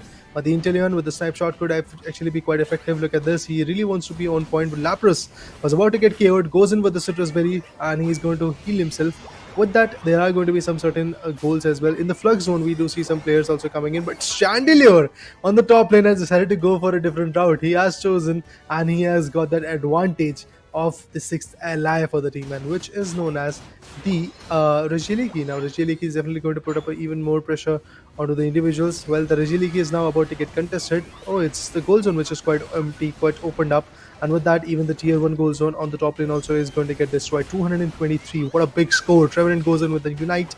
He's trying to bring in the best output at this point. I would love to see what happens at the next. There you go, the Hydro Spin also comes in. Blastoise trying to be effective, but Forger Legacy still is unable to find their way back to the glory. But there you go, guys, a KO coming in.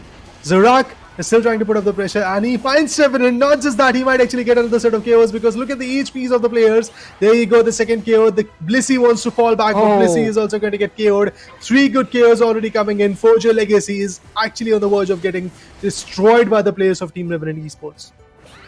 Look at that level 12 Zoroark. Apple is just about to do what he is best at. And I was just saying about this particular thing.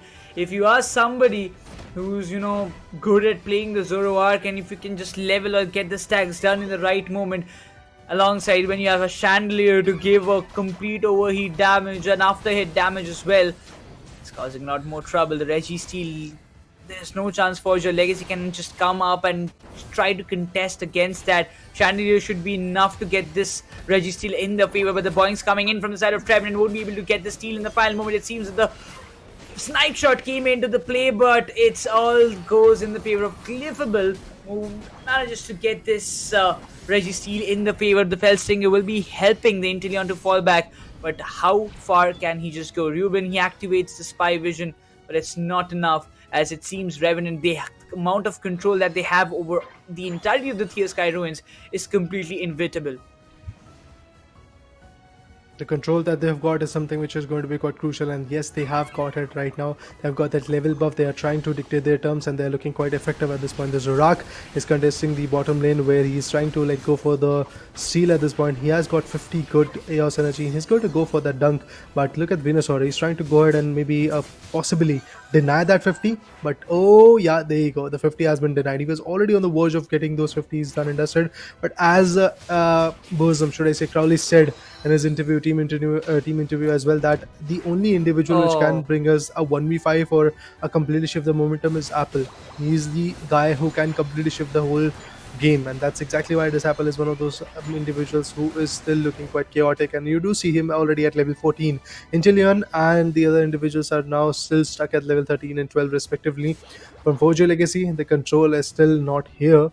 Now the only play that they are left with is basically having that Rayquaza advantage. Once they have that, maybe things are going to be looking a little bit more comfortable for them. But I have to say that the tier 1 goal zone of both the lanes, both the top lanes and the bottom lane, has already been destroyed. So for that reason, I believe the pressure is definitely going to be on the players of team Revenant Esports in the later stages, when even when they do not have the requisite advantage, they have to move back a lot into the enemy territory, and then only the advantage could be coming in. But the Petal Downs is once again active, and look at them, they're trying to melt down the Rayquaza. They're trying to go for that initial attacking formation, but at the same point, the other guys from Team Revenant Esports are waiting patiently for their own attacking formation to come. They're going to steal it away possibly, but look at that. The final stretch is not looking that easy. Cliffable finds the momentum. Cliffable gets the advantage, but will there be multiple KOs or not? No, there is not going to be multiple KOs coming in. Revenant is also on the verge of getting KO'd. With that, it's Revenant's game. And finally, my wish is also complete. My predictions are also completely accurate at the same point, because now, yes, guys, we are going to see the decider. And yes, Revenant looks good in this particular match. They are definitely going to win it. The shields are broken for the side of Slowbro, but the others are still active, and Revenant Esports, that's why I was mentioning the composition looks pretty strong, and the way Apple stepped in, the Zoroark factor played the major role, I would say. There is nothing more that they could have expected, but Apple turning up and getting the heat on himself, getting all the KOs that he wanted from his side for a long period of time, has come alive. But now this is where I believe the Blastoise is trying to push it as harder as possible, but the scores are not something that you can just stop. Another 100 being done by Zoroark. It's already 619, as Revenant will be going all defensive, as they are aware that, you know, this match is in our favors. While Forger Legacy, the previous one was way too close. They were a little lucky enough to get the Rayquaza that time, but this time Revenant doesn't make any mistakes, and triple KO streak for the Chandelier, and he will be finding a lot more to go with some more and more scores, as this tier 2 is still active to go with the beauty scores and probably a 200 more. Oh, can be. Yes, it is. It's 777. It's James Bond number, it seems. 007, no, it's 777, 007, guys. yeah, my bad. Yeah, it's 777. I'm It's bad 777. movies. That's a new meta. That's a new meta, guys. Revenant Esports is here to establish that. But I believe there was another set of 10 goals, so they have destroyed that anticipation. And I feel somewhere around like 797 or 787 is going to be the score for Team Revenant Esports. A good enough jump. Oh, it's 815 actually. That's interesting. Bosom, the IGL stepped in, guys. At the same point, the apple of this particular team also was quite delicious, quite fruitful as well. And look at this, what an approach, man, what a fight, what a way to put in the final few moments in your favor. Revenant Esports definitely struggled in the first game, but in the second one they showed who is the real boss. Total of 20 KOs happened this time from the side of Revenant Esports in this particular match, where we can see Apple being a part of 13, and he's got 12 KOs for himself. The support from Burzum and Goku was immense, even from Genius, with those 8 assists altogether for themselves. But still, I would say that it was a fantabulous job done by the side of Revenant Esports. They have still made a kind of statement that we got eliminated from India Open. That was a hard luck for us. But in ACL, it's not going to be that case. And the way Apple on the Zoroark stepped in, next match, I'm 101% sure they might not just give away the Zoroark in the hands of Apple in the decider one. Yeah, I mean, this is the moment where finally I can say that this is the Pokemon that you must ban if you really want to win. Apple on that speedster was going bonkers. The way he performed was absolutely amazing. Look at the damage that he was able to deal. Not just that, the crucial KOs that he was able to get was something amazing.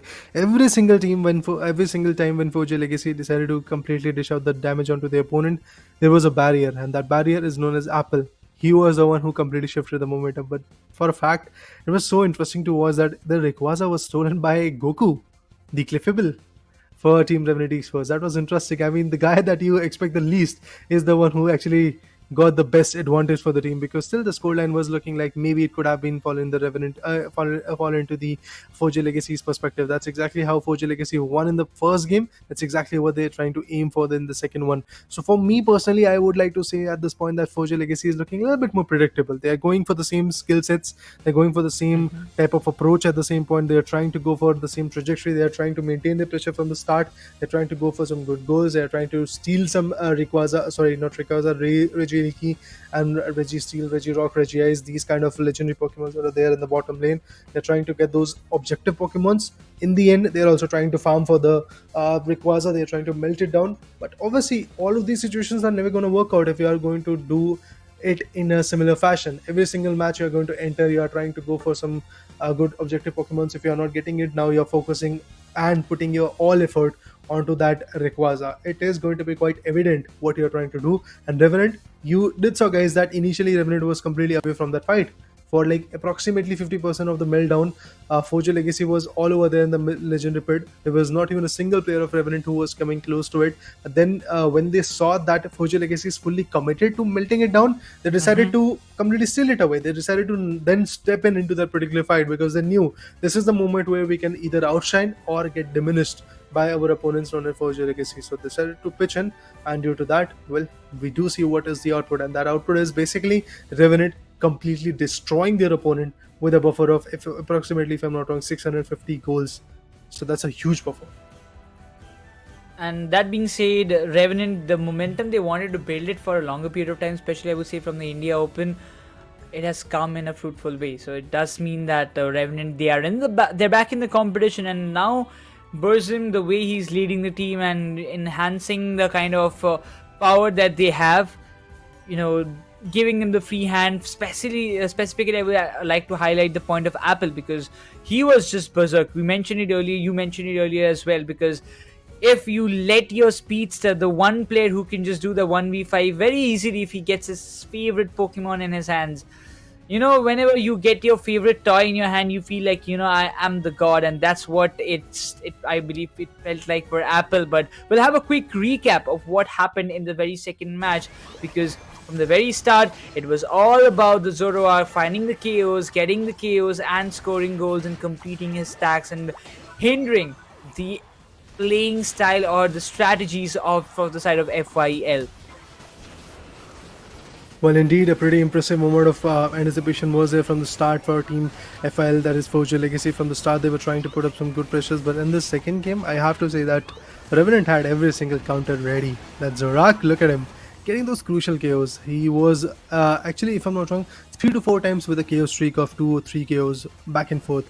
That is the kind of play that this individual was able to come up with. So absolutely happy to see this performance coming in from this Apple. And from Revenant's perspective, I do believe this was a fun game. This was a very interesting approach coming in from the corner. On the other corner, Vulcan, his teammates, who actually loves to play in a fun manner. They have that sense of competition, but obviously when you want to ease off that pressure onto your teammates, what you have to do is basically bring in the fun for the game.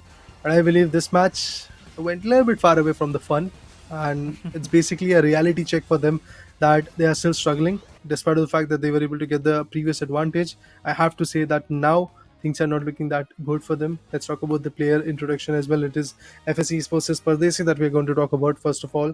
Well, FSC Esports have already lost the game, but maybe in the next particular matchups, whenever they're going to fight against some set other teams, for example, if I talk about the next game, it is going to be the match number 5, which will be against Team Griffin. So in that particular matchup, I have to see how Pardesi and his teammates are going to step in. Well, for PYZ, it is Dodrio as the favorite Pokemon. For Pardesi, it's the Clefable as a favorite Pokemon, and his player commit is also basically winning the ACL. A lot of players wants to win this title, but obviously only 5 players are going to win it, because of the fact that only one team is going to be the champ of the ACL, the Asia Champions League. Yeah, that's for sure. But again, if you just talk about the stats that we have on our screen, being a Clefable fan, he doesn't want to go all up front, but if we just see once again, the aggression on Clefable doesn't actually fit it. Like, that's a cute pink Pokemon who loves to just be the best in that case. And but being the best, why not just talk about Apple? Because his favorite Pokemon is Zoroark. He got the Zoroark, and you can see the stats that he wanted to prove. He just proved it right away in this very match. Well, yeah, his aggressiveness was absolutely on par. His goal defense was also quite decent. Combinations that he was able to work up with was also quite good. The strategy and mental strength, I mean, how could it go down? Due to the fact that he is so aggressive, the goal defense is actually on point, and then you have an IGL like Burzum in your team. How can that mental stress go down, man? And how can the strategy go down? What a play! Become the best. That is the play comment that he has got. So definitely, the goal is to becoming the best at this point. Burzum has a different aspect that he wants to win the ACL, and in order to win, every single player of your team has to become the best, and that's exactly what the road for at this point Apple is. Apple has actually got a very clear idea that he wants to become the best. Winning tournaments is a different thing, but becoming the best at the point is a very different thing, because you might actually win one or two particular tournaments, but if you really want to become a legend, what you have to be is be the best. So I'm looking forward to see if Apple is going to be that guy, because he's one of those players who is very effective when it comes to his attacking formation, as these aggressive points are also telling us, and eventually his strategy is also quite on par. And when you have a combination like Burzum and Apple, I feel that match can be very interesting till the end. Yeah, that's for sure. And eventually, when you talk about the next match, it's going to be something that I'm looking forward to see. We might be seeing a Hoopa ban again, but without any delay, we'll have a look on the final match of this BO3 series. The draft phase is exactly in front of our eyes, and expecting to see some different bans this time. Not an Umbreon, not an Hoopa, but okay, so Revenant doesn't want to allow the Cliffable to fall in the hands of Forge Your Legacy, while Forge Your Legacy, they will be sticking with that same Hoopa ban itself. When the bans are done, Burzum is still going to basically rely on his second favorite pick, and that is going to be Inteleon, I believe. Because again, the Hoopa is just getting banned every single time. Forge Your Legacy is pretty much ready with their orchestration, with their plan, and that's why I do say that the homework is very, very important, guys. When you're fighting against opponent like Revenant, and you have a very clear indication that if you lose, well, you lose the chance for the ACL qualifiers, ACL finale, to be honest. So if you really want to qualify to that finale stage, if you really want to go to Bangkok, Thailand, if you really want to represent the nation India, to be honest, in world stage, I believe for that reason, what you have to do is just basically be on par. You have to ready. You have to be very on point with this strategy. Not just that, you have to figure out what the opponent is capable of. And for now, Revenant is capable of choosing a Lapras as their defender and a Blissey as their supporter. Now, this kind of draft phase is going to be important. Kyurem, what is he going to pick? He goes, but it's Volk who decides to stick with that Leafeon itself, because the Leafeon did find a lot more value for Forge Your Legacy in the first match, and this last decider is something that they don't want to mess it up at all. So that means Revenant, they have also got with the Venusaur on Burzum. Tensei will be sticking with the Snorlax for himself. Kyurem, is he going with the Eldegoss? So what is going to go with Fura? I mean, what kind of pick he will be looking forward to see? A long range attacker another time, a Delphox or something else? What is his plan? So yeah, Fura, I guess a Delphox is what a choice he's going forward to. Snorlax, after a long period of time, I would love to see how Snorlax can be effective enough or not.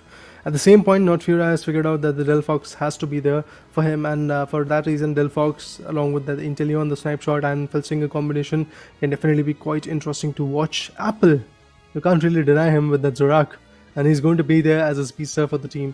He's going to bring in that Zorak, and in the final preparation stage, we will get to see some shifts coming in, and it's going to be Volk who is going to play with that beautiful Delphox coming in. Leafeon is going to be there as a speedster for Nofura. So speedster versus speedster, this match is going to be quite intriguing as well, but they, to be honest, Forge Your Legacy do not have a lot of frontline attackers. You just have an Umbreon. To be honest, Umbreon is a very good Pokemon, very effective one, has got some decent stats for himself. But at the same point, when you fight against Lapras and Snorlax as a whole, these two individuals can really tank up both the sides, both the top lane goal zone or the bottom lane goal zone. And due to that reason, I feel Revenant Esports once again has got that edge in their game. I'm looking forward to see if Forge Your Legacy is going to break that edge. If Forge Your Legacy are able to success and this kind of situation, if they are able to beat Revenant in this case, or in this kind of composition that they have for now, this is going to play a very major factor, because Apple is still active with the Zoroark, and what he did in the previous match was a big shocker. But look at Tensai, he's also got a golden badge, Snorlax on him alongside the others. The Inteleon coming into the play with the snipe shot can cause a little bit of damage, but I don't think it's going to be a big hindrance for the side of Revenant Esports to make a counter. But that being said, the first decider match is already underway of this BO3 series. It's Forge Your Legacy versus Revenant Esports. This is just the second match of the day, but this is the third game that we are witnessing. Well, yeah, the second match, third game coming to the picture. This is the first decider, as you said, Nekroz, and for now, Zoroark wants to go for both the buffs, the orange and the purple one. Has got already the orange buff, he wants to go for the purple buff as well, and that's the best part for Apple, that he evolves way too fast. His opponent is trying to figure out what they have to do. At the same point, this guy already evolves inside, trying to get that distraction. Well, obviously he's going to get KO'd, but the fact that he was able to go for the opponent mid lane and eventually was able to go for some good farms was quite interesting. Burzum now has got 9 years energy. He's going to run far away from this situation, because again he's getting damaged a lot. Citrus Berry can be very effective. Zoroark comes in, look at him going all ham. There is going to be a KO, you can't really deny on that. The Kung Fu is also something which is actually not it's the Inteleon that we are talking about right now. Inteleon wanted to flee away from the scenario, could have actually gone for the Citrus Berry, but no, he got denied, and now it's Umbreon's turn, who is going to get denied, I believe. I feel there is going to be a situation where this particular Umbreon is going to get KO'd, but yes, the Citrus Berry is something that he was looking at, but the Snorlax actually goes in and steals it away, and with that advantage of Citrus Berry with the HP right in their favor, once again the mid lane farming is something which is going to happen. Look at Snorlax going all the way into the opponent's base lane goal zone and farming over there. He's trying to create that distraction. He's trying to attract all the Pokemons toward himself. At the same point, the other guys from Team Revenant are going to go for some good scores in the top lane goal zone. That's a very good and effective strategy, to be honest. Exactly, and that being said, oh, that Boing did a lot of damage. Genius. He's dropped down to 50 HP, but look at the 2 double Q streak coming up from the side of Zoroark. He's already up to level 7 at this point. The level difference can make a huge impact. Look at Umbreon, he's struggling. The Razor Leaf did a lot of damage, but Zoroark is not just willing to give him up, and then finds the KO himself, and now the scores will be coming. There's nobody to stop him out as well.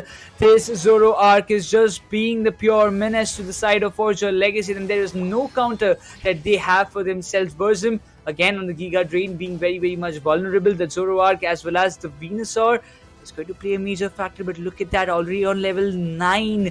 Zoroark can be very much troubling, and on a counter, Leafeon needs to level up himself as fast as possible, because he's just sitting on level 7. If he doesn't level up or equals up to Zoroark, it can be very much troubling for the side of Forge Your Legacy to even think of a comeback at this point.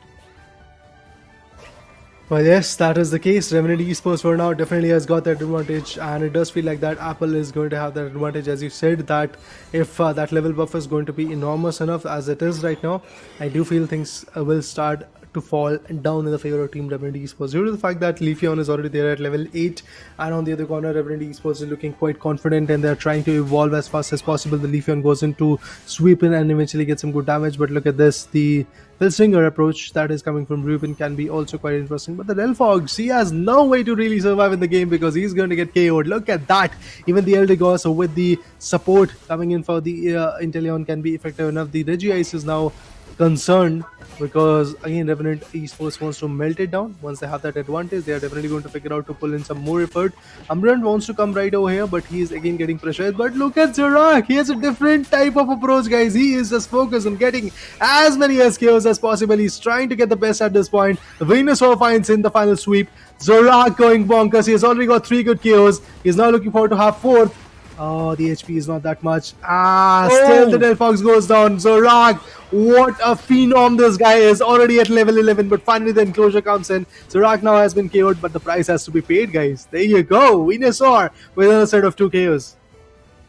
Zoroark is out, doesn't even matter. The solar beam is still here to save the day, and that's how Burzum is just going and getting the chaos for his side. Look at the kind of difference he's making at this point. There is literally no counter attacks available from the side of Forger Legacy. It does seem like a one-sided game coming from the side of Revenant Esports. These objective fights are going to make a very crucial impact, and for Forger Legacy, this Reggie Licky is going to be a very, very key factor. If they are able to just melt it down in the right moment and get that thing in their favor, it can be very, very much helpful. Zora came into the play. He was never into getting that Reggie Licky in his favor. It was all in to get the KOs, and he did it brilliantly. A triple KO streak, might get a 4-1. Yes, Bro, it is the what was 4 that? KO streak from the side of Ape Apple, and now the scores is just going, and the tier 1 is already gone. Forger Legacy, they might have got the Reggie Licky in their favor, but that doesn't even destroy a single leaf from the tree of Revenant Esports. They might be going with a 39 score and overdunk for sure, but how are they going to survive from this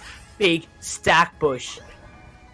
A mayhem being reaped over here by Zorak. Not just that, the Venusaur comes in with the solar beams. We have the Blissey also coming in with the combined effort. The supporter definitely does wonders for the team. What a play, man. Revenant Esports is here to win. The fire spin comes in but not get affected. Is going to be the case for that Slowbro. Now he's going to get concerned. This time the fire spin is definitely going to implicate some serious damage onto this guy. But the solar beam goes in. There goes the point as well. Well, there will be KOs or not. The Unite has been utilized to really be on point. But the fire spin, Tensai escaped one time but eventually got into the fire spin for 2 or 3 times. But okay, the Intellion finds a good KO. Not just that, Venusaur is going to get picked off. It's a KO streak coming in from Team Forger Legacy. So Forger Legacy is also here putting up their best effort, getting some good crucial KOs. And now both the heavy hitters that were there from Team Revenant Esports are inches away from their goal zone because they have been KO'd. So they're waiting for the respawns. For the level buff, the level advantage, well, can it be there in the favor of Intellion? Well, definitely it is. Because Intellion is the one particular Pokemon who has got that level 13 for the players of Forger Legacy. And being an attacker, if you have that level advantage, I do believe definitely the job becomes a little bit more easier, job becomes a little bit more effective. Although from the backends we have Tensai and the support coming in from the Blissey, trying to put up a lot of pressure onto these individuals. But look at this now, they're trying to flee away. The snipe shot was definitely good enough, but not that on point. They're going to TP back to the base. 3 minutes are left. The Regiliki is already here. Let's see who is going to focus on melting it down. But I just feel like that Rayquaza and the other Pokemons, the other objectives, to be honest, is not the real question for both the teams. They are trying to go for some good KOs and go for some good scores. For now, the lead is in Revenant's favor. They want to maintain this situation till the end. Is there nobody contesting for the Reggie Licky? But it seems like everybody, the fanciful fireworks come into the play. The solar beam does the damage. Zorak falls down, and that's the counter that is happening for the side of Forger Legacy. But Venusaur finds the Delphox instantly.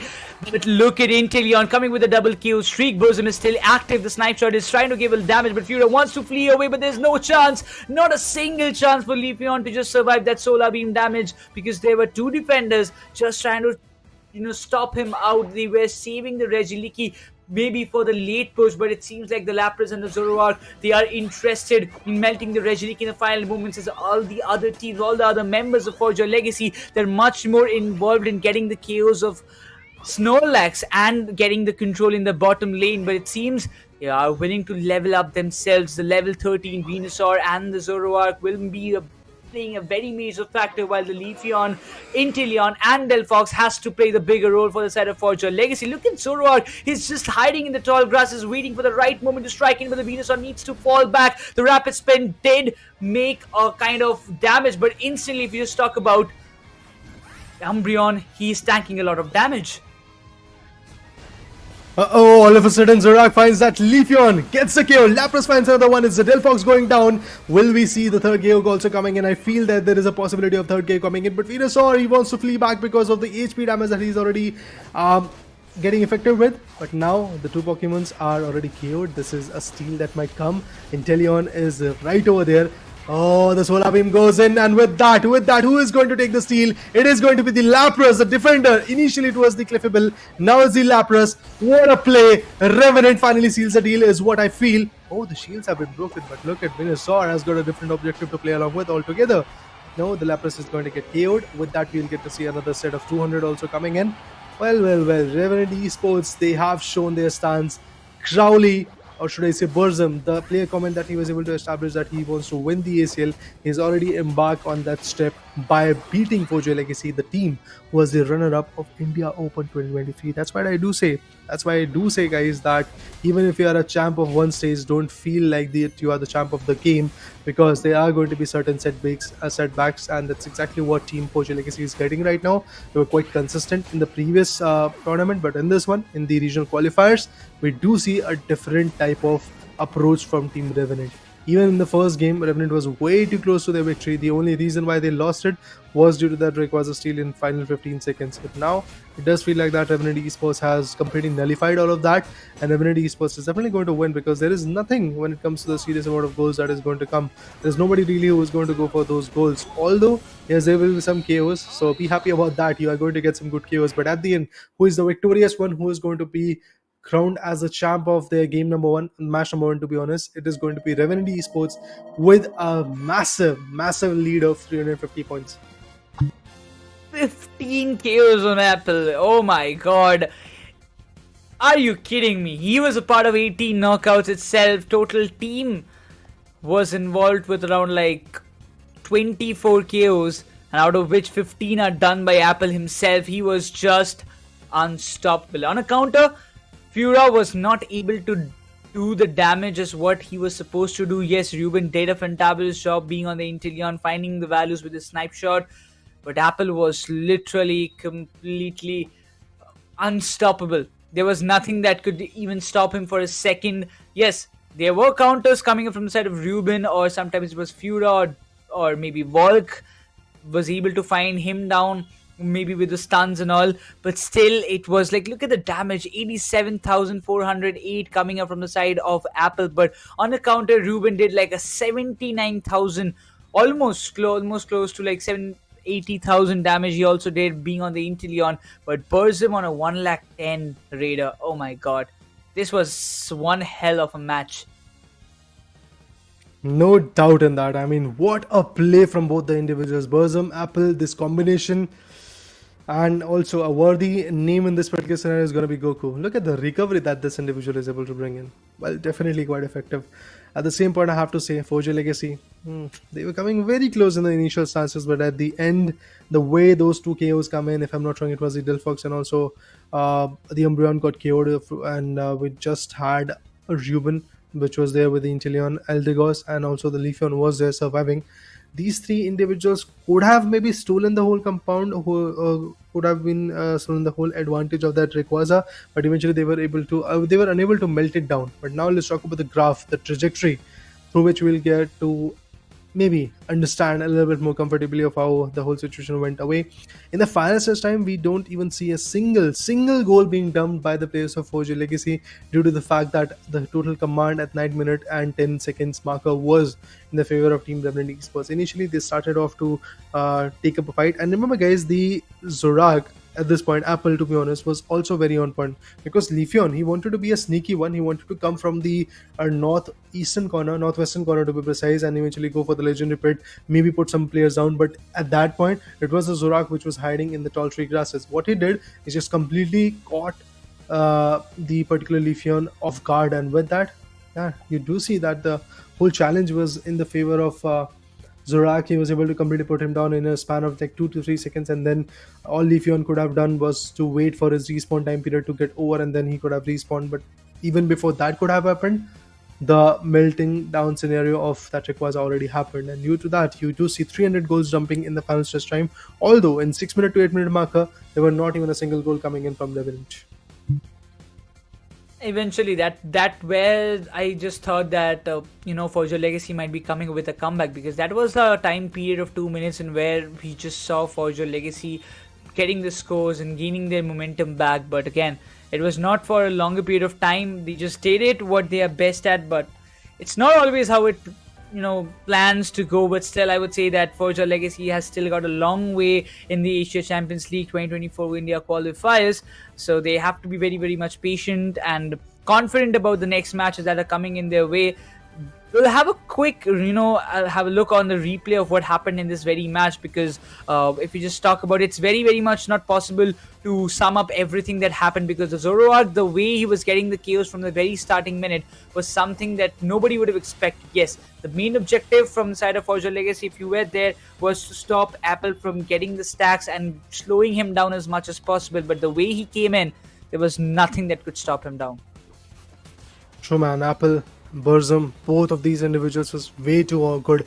But I have to say that Forza Legacy, the Dilfox that they were able to acquire was also quite on point. Plenty of times we did saw the fire spin working it out. The fireworks were also quite on point. Look at this. Again, the fireworks came in, but still, due to the effort that was there from Dilfox, they were quite a hefty amount of damage being dished on Revenant Esports' player, but the fact that Zorak was there getting all those KOs, gathering all those players down, was again equally interesting to watch. Venusaur on the other corner found the Delphox as well. Well, in the later stages, when we talk about 2 minutes and 30 seconds left, at that point as well, there were plenty of KOs coming in from Forza Legacy. But look at this moment where the Umbreon got contested by the Solar Beam, and Lapras was the one who swooped in with the final blow. And with that, obviously, the shields were broken a lot. We did saw Burzum also getting faced up with a lot of damage. But even before that could have happened, Burzum was already able to secure some good goals. So the job was already done. They've had already a lead of 349 points in their favor. And due to that lead, Forza Legacy is obviously going to now go in the losers bracket, because trust me guys, the brackets are very, very important. The leaderboard is something which is really very important. Although for now, if we talk about Forza Legacy, if I'm not wrong, there are certain other matches that they have to fight against. We have match number 4, where Forza Legacy, the second position team in India Open 2023, is going to fight against the champions of India Open 2023. It is going to be the battle between True Gravity versus Forza Legacy. And then we talk about the final match that not True Gravity to be precise, Forza Legacy is going to fight, is going to be the match number 8 for day number 1. It is going to be versus Clown 5. So 4 of those interesting teams who have qualified from the India Open 2023 have already shown their stance, already shown their capabilities, out of which it is Revenant, who struggled a bit initially in the first game, but then was able to come back with the Uno reverse card, and back to back they were able to get the next 2 games. And at the same point, the champions are still looking like a champ. They're trying to become the conquerors for now, because they have a 2-0 lead against FSC Sports. I'm talking about True Gravity right now. The only 2 teams that now I am looking at is going to be Clown 5 versus Griffin, which is the next match. But yeah, this individual match is going to give us a brief idea of how the teams are going to step in. Because remember guys, initially in the brackets of India Open 2023, for a moment we did saw that the whole approach of True Gravity was getting countered by Team Griffin. That was the only team that for a moment, for the first 2 days to be precise, I thought that is going to put up a pressure onto those individuals. But now we have the analysis, guys. So let's analyze a bit what happened in the first 3 games. The first game was it was close. It was literally close. But again, Apple being that one predominant beast, getting into the play, always finding the KOs. He was always the one. You can see all the 3 players on a very, very low HP. The Bulbasaur, the Venusaur was already being contested by the Lapras. I would say Inteleon was also coming into the play, but what happened was Blissey and Blastoise were able to trying to make a fallback. That was the moment where Apple knew that this is the time. If we can get the KOs, we can get at least 2 to 3-1. That's very easy for us, and there was nobody to come in from that way. This is the moment where he decided to, let's go and get the stack, get this KOs done. And after that, Apple, what he did, he just went on, he got the first Venusaur, then he went for the Pesi. Then on the other hand, the other things fall apart one after another. And that was kind of, I would say, an easy kind of moment for Apple to get all those KOs, because he was literally obliterating everyone who was coming in his way. Well, from the start, as you can see, guys, basically even when the opportunity was not that much, even when they did not had a lot of level buff. Look at this, level 5 was the case of Apple.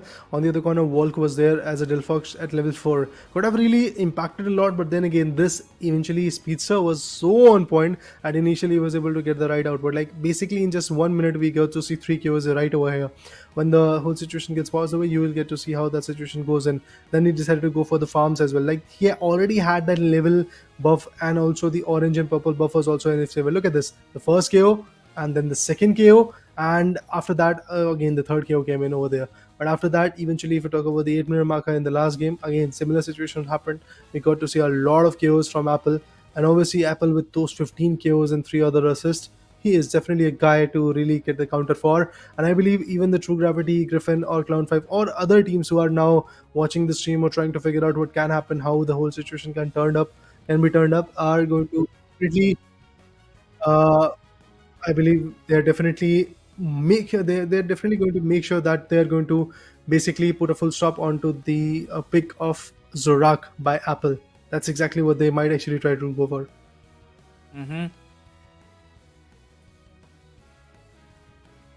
So that being said, we also had a big impact from the side of Burzum as well. Being on the Venus, always supporting his teammate has played a very major factor. I mean, it's not always it's not always upon Apple. He did a fantabulous job. There was just no competition to that, but the amount of support which was required from the other players was coming up from side of Burzum every time you need him, especially on the Venusaur, getting the solar beams on point. Even if someone is surviving or countering Zorak, he was there to get the trades, or he was there to get the counter KOs in that case, and that's how he just played a very major, or I would say the vital role in getting the victory in their favor.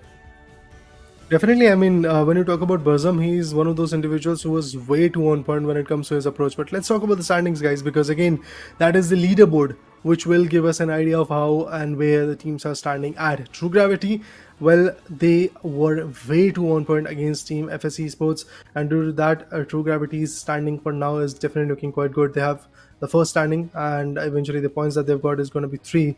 4G Legacy on the other corner definitely tried to outshine, but it's Revenant who was able to be victorious in it, and due to that, they have now 3 points. Now at this point, we can see two teams standing at the very same position, but it seems like True Gravity will have an upper hand because they managed to clear the things with a 2-0 scoreline, and that clean sheet advantage should be there. That does mean there might be a chance that Revenant might be in the second spot. So we have to see what comes next, because at this moment, I really think that clean sheets will also make a huge impact for the teams to gain the position standings for themselves before the second day comes.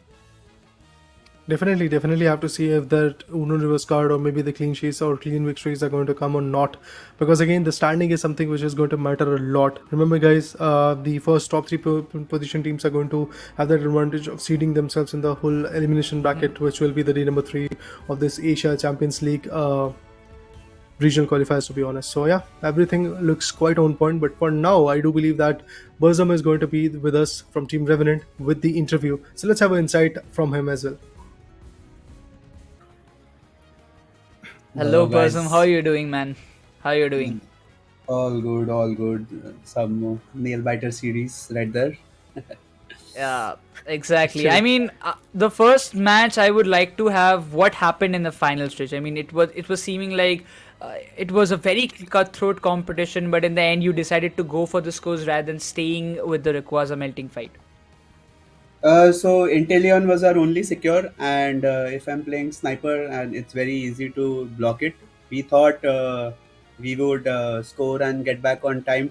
We knew we just needed to stop one score, and if you remember, the Umbreon had like point blank shield, and he scored actually after the timer went out.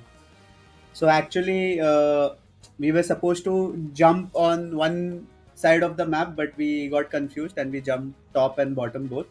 So it was a little bit of not little bit. It's a major misplay over there. Also, my sniper got blocked by Clefable. He's just a huge hero. I don't know how it happened. So, I mean, it's chill. I mean, I think it's good if the team is like losing and knows how to come back from a 0-1 deficit and stuff like that in a series, right? So, good experience for the new boys, I guess. I want to ask one more question. That what was the call outs for Apple for the next 2 games? Like basically, Apple was going bonkers in the next 2 games. I mean, he was going bonkers in the first game also, but their draft, I think their draft was pretty good. Like Clefable is top tier support right now, and there are very few ways around it. Not top tier, I mean, for our region it's top tier. In general, it's not, but So playing Speedster into a clefable is usually hard, and we never win the first game of the day. So I think no stress. I mean, Okay. if you we were just laughing it off. We were like little blaming after like for 30 seconds, and after that we were chill. I'm like, Yeah. just go next. What can we do now? Even after all those mistakes, it was like very close, right? So I'm like, happens. Go next. Every time, like, I have been seeing you from a long time, Crowley, and now it's like, just last question, I'm gonna end it. Why did you change the name from Crowley to Burzum? I mean, I was just playing rank for fun, and people stream snipe and stuff. So I just had it changed, and then I found out you had to keep the same name you kept in India Open. So Oh. I got cucked by the rules over there. So no such Oh, change. thank you for Crowley. yeah, I'm still Crowley. It's fine. yeah, always Crowley. Yeah, thank you for joining, Crowley, once again, and wish you best of luck for the upcoming matches.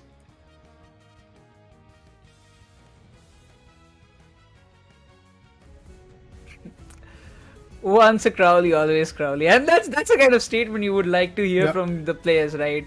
And basically, he got like, oh man, I was just playing for fun. I changed my name, and it had to be the name for the next all the tournaments. It was like, if I was there, it would have been like, oh man, why did I change my name? But that being said, for now the first two matches are done. But now we'll be taking a very short break, and on the other side, we're still left with 6 more matches in today's day. Yeah. So just stay with us and stay on the stream. Oh, so I guess we have to wait for some time, Raider. But it seems like I want to know one thing. If you had to change your name from Raider to something different, what would you keep?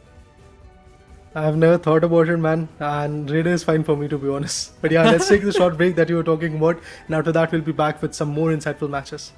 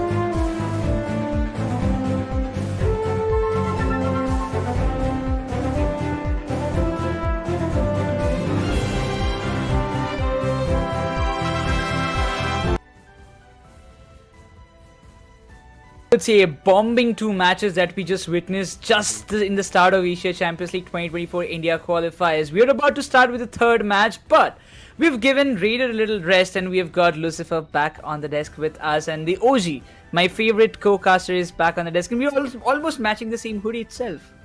I mean, color seems to be different, but you guys A were little going with that different. hoodie vibe, so I thought I would get back on the hoodie vibe itself rather than changing something different.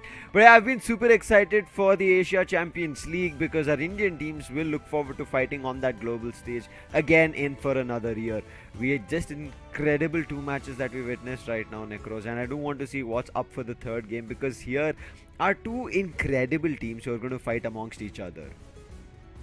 Yeah, exactly. And what we witnessed just in the first match, it was a 2-0. The previous, I would say, the champions of India Open 2023, they are here. They have just started with a complete banger with a 2-0 scoreline. Then the second match came in where Revenant, who were outplayed in the very first match, came up with a certain comeback that completely diminished Forger legacy with a 2-1 scoreline where Apple went berserk on the Zoroark, and it was just a big game. But we'll have a look on what is up for our next screens.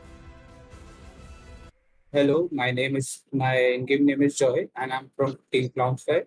And my favorite Pokemon is Slowbro because it has a very good game-changing art, and it can change the flow of the game very well.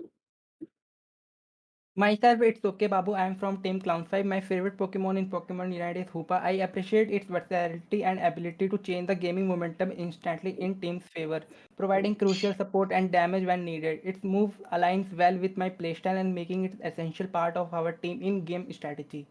My game name is Stars Index. My favorite in Clan 5, my favorite Pokemon is Zoro. Hey Sky Sports, thank you for having me. Yash this side from Clown 5. I play support for Clown 5. My favorite Pokemon is Hoopa. Hoopa is so good, it will help in team fight. The strength of our team lies in our exceptional teamwork and communication. We have a deep understanding of each other's playstyle, allowing us to coordinate strategically seamlessly. Additionally, our adaptability and quick decision making during matches give us a strategy edge over opponents. We believe in playing fearlessly. We believe in if we have so many plans but our team play in fierce, then all of those plans and grinds have no sense. The first thing we have in our mind is to play fearlessly and patiently. The Pokemon Unite Asia Championship is a fantastic opportunity to witness the best team in the region compete at the highest level. We are honored to be part of this prestigious tournament and eager to showcase our skills. The diversity and strategies, the high level of competition make it an exciting event for both players and fans alike. We are prepared and determined to make our mark in the tournament. Okay, so my team relies mostly on our micro skills. So each of my team member is very good at micro. So most of the time we win all the lanes. We have advantage before the objective. So I would say the strength is micro. People are really talented in my team and they are gifted in micro.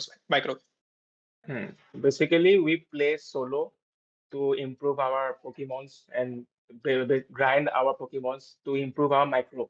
And then evening we play as a team and do streams to improve our synergy, like that only. So basically 2 times in morning we play solo and evening we play as a team. There's timing like 4 p.m. to 10 p.m. something like that. That's it. Yeah, I guess Japan as a region stands out to us because they always don't follow the norm of meta, which is they don't follow the meta as per other regions. So it's like all the other regions one side and Japan has their own way of doing things. So they are always fun to see. There is no boring minute during that 10-minute game. They are always doing something and bringing out the new synergies and stuff like that. So that is one of the region that we enjoy watching. I would guess my teammates will also agree that it has to be Illusion. He is very flexible with his mons, with his lanes. He was playing jungle for this team before I joined in. Then I had to play jungle, so he shifted to top. He's owning people in top lane as well. So yeah, I guess he's the more standoutish player of the team.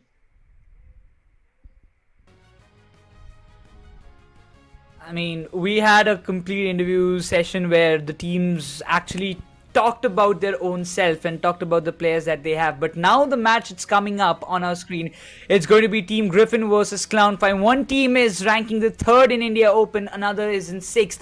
But Clown5 were the one of those teams who actually portrayed such a brilliant performance in the India Open, but they could not qualify for the playoff itself. But this time I really believe, Lucifer, they are here to dominate and prove their own worth. Griffin with Noah, Snowy, Illusion, Ghoul and Mikey. On the other end, Clown5 having Legion, Star Sings, Joy, Obito and Mewtwo. Now both these teams have been exceptional. One team in India Open we thought should be the India Open champions was Griffin. Clown5, if they could have been the champions, we would have called them the undergods or the underdogs. They were those dark horses like we were talking about FSE Sports in the previous year, right? So I want to see what happens right as now, because Clown5, after a fantastic show of domination that they showed in the lower bracket journey that they were having, unfortunately, yes, they got pushed out. That's okay, I'm going to be okay with it, because it was Griffin itself who pushed them out and made them be at the 6th spot in India Open. Now this is going to be kind of a revenge match here, Nekroz, against Griffin. Clown5, are they going to beat Griffin this time, take away their points and look forward to gaining their position in the overall standing so that their position becomes better later down in the playoffs? We'll have to see what lies ahead, because there has always been a lot of things that I really want to witness. Specifically in the previous match, it got justified that even the teams who got eliminated earlier in the India Open, they are still here with a new confidence, with a new kind of strategy, as what Revenant did start off with against Foria Legacy. So I'm still expecting, with some kind of changes in strategy and kind of changes in the meta as well in the recent patches, Clown5 will be looking forward to get a revenge over Team Griffin. But there is still one X factor that I believe they need to fear about, is going to be TG Illusion. That one player can literally wreck things apart. He was the MVP of India Open, and now he's here to play his first match in the Asia Champions League 2024 India qualifiers. And I'm pretty sure Snowy with his squad, they were not happy with the result that happened in India Open. They thought they will be the ones moving ahead, looking forward to that finals and maybe even winning it out on LAN. But it didn't happen, got pushed to the lower bracket in their upper bracket finals, and then they eventually got pushed out in its entirety in the India Open by Foria Legacy. Now Foria Legacy is here. Griffin will look forward to taking a revenge, but right as now Griffin have to take up another victory against Clown5, and I'm pretty sure Clown5 are not going to let it go easy. We just saw their interview, right? They said they wanted to put up a best performance, they wanted to give it their all, and I think Clown5 are ready. Last time they were not having much experience, I would say, in terms of what they could do to these big teams, and therefore falling a little bit short either in those final stretches or of a team fight. They used to kind of end up losing a battle, and that gives the momentum to somebody else. And here in Pokemon Unite, it is just about that one small minute, whether you use the Unite over there or whether you made sure to dodge the battle and peel away from it. Those decisions is where it matters, whether you win or lose the game in its entirety. Right as of now, all these teams that are fighting here in the Asia Champions League India qualifiers do not have to worry about things, Nekroz. It's about the position they qualify in, meaning which position they'll be playing in the playoffs. So for a better placement is something that they have to look forward to. But if they have a completely different strategy, right, they can make things work even better. But one thing for sure they have to kind of keep in mind is the next set, the next stage from group stage is going to be playoffs, which is a single elimination, and that's where trouble brews in. You do not have a safety net here. At least you have those buffers of maybe fumbling in a match or two and then gaining it back and bringing back the points, staying in the top and trying to go ahead in your journey, rather than kind of looking of what new Griffin has cooked up over a month. I am looking forward to what Clown5 have rectified, because going down on 6th and Griffin on 3rd, it is still Griffin having the favor, Nekroz. Yeah, exactly. They have the experience, and more specifically the players who have played a lot all together in the previous time as well have made a team again. Team Griffin has been one of the strongest teams itself. But talking about the ban phase, expecting the bans of Hoopa as well as Umbreon should be their better decision, and it seems Clown5, they are going with the Umbreon ban, while Griffin, they will be sticking with the Hoopa ban, not to allow the Hoopa to fall into anybody's hand. Whether it's nerfed or not, Hoopa is still valuable. We saw player from Clown5 mentioning that Hoopa is something that they would want to use in its entirety, and Griffin, good decision coming through. They do not want to give such a strong Pokemon, which helps a lot in team fights. We've talked about rotation, we've talked about quick team jump-ins for a fight with the Unite move coming through, so all of them being denied. Therefore, Griffin themselves wanted to pick up that first support character here, and they pick up none other than Cliffable to start things off. But Clown5 say we want to make our front line strong, and they immediately lock in none other than a Lapras as well as a Slowbro. On the counter, it seems Ghoul will be going with the Inteleon. It has proven that, yes, the liquidation is not finding a lot more value, but the snipe shot is still into the play, and it's finding a very, very good amount of values for its team. Illusion sticks with the Buzzwole itself. After a long time, I'm seeing Buzzwole coming into the play, but on the other hand, Clown5, what do they have in their pocket? Now, I think this is them making sure that they have a healer and a frontline damage dealer, and then having that backline ranged attacker. That's what Griffin's strategy seems to be, whereas Clown5, meaning their strategy seems to be a little bit hard on that front line, where they do not want to make sure that the front line keeps damaging, but the front line survives for the longest time, and then they pick up the ranged attackers later down the line. And in the other end, as you can see, there's only one proper front line who can tank up damage. That's going to be Nova coming up with a Snorlax, and then Snowy with the last pick of a Glaceon, which has been working. We saw in the previous game as well. Deadly Icicle Spears coming through. Let's see how it works out with the last pick on the side of Clown5 being a Leafeon, as we saw earlier already, Venusaur as well as a Blissey. We did say two crazy games, one from Blissey's end where Bliss Assistance was doing damage and finding chaos. On the other end, a Cliffable with its Unites of Hyper Beam or any others, right? It was finding Secures. So I'm going to be looking forward to how these supports kind of play together to figure out a victory in this best of 3. Yeah, that's for sure. And looking forward to the Leafeon. We literally saw it in the previous matches as well. The Solar Blade has always been valuable in the India Open. But yeah, I was a little bit surprised because Sinks in the previous India Open was one of the most crucial players who played on Leafeon and found a lot more value. Is it? I don't remember, but I believe he had the most number of KOs, like 20, Yes. almost close to 20 in a single match, 20 You're to 24. And if he plays on Leafeon once again, that is still a fear factor that I Hey. would love to suggest Team Griffin. Clown5, when they showed us their lower bracket run, they kind of Yeah. got the game in the 2-minute mark itself. This is not the 2-minute mark of the final stretch. As soon as the game started and 2 to 3 minutes into the game, they had already decided whose game it is, and the opponents did not have any chance against them. That's how great Clown5 were, and that's the reason we are kind of still looking forward to what Clown5 can do in front of Griffin, because previously it was Griffin, and that's the reason we are giving Clown5 the benefit of the doubt as of now. But Griffin, once they start off, they're not gonna stop. We just saw a previous game where a Snorlax was being used along with Yawn. That was just wonderful for me to watch. Let's see right as now what moveset that Snorlax comes up, because it's the only defender coming in from the side of Griffin. I thought it might just invade and go for stealing the mid buffs, but it's not seems to be the case. It did move through the mid path, but eventually moved toward the bottom path, and from there fighting out with the little Bulbasaur as well as the Slowpoke. The early stacks have already started from both the teams' side. On the one hand, we see the Buzzwole, on the other, we see the Lapras, but being contested, it seems that Leafeon wants to go a little bit up front. The Solar Blade is active right now, so he might be going with those early approaches, but Lapras, he's being drained out a lot. And alongside Cliffable, the Buzzwole, that too on Illusion, can be a very, very much fearful factor coming up from the side of Team Griffin, as they would like to find as much value as possible. For now, the early game seems to be a little bit, slow-paced, as all the players are looking forward to farm and level up themselves as fast as possible, while Illusion is there on level 4, but the Glaceon is on level 5. Along on the other side, the Leafeon is on level 5. The Solar Blade comes in and probably was able to steal that Swablu's in Altaria.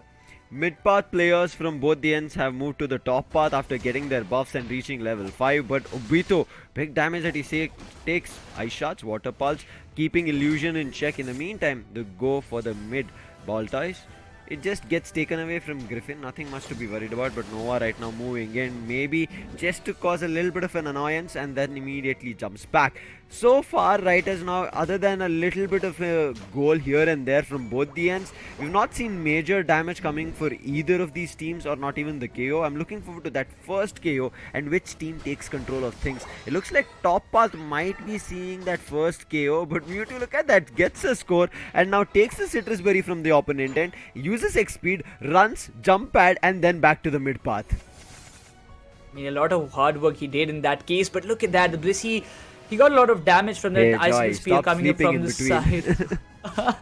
I mean, he's there, he's got the expertise in that, but look at that Solar Boings coming into the play, but the Glaceon finds the Blissey. Now this can be a little bit challenging in this case, but Leafeon is dealing a lot of damage with those icicle spear. The Solar Blade did come into the play, but did not find a lot more value this time.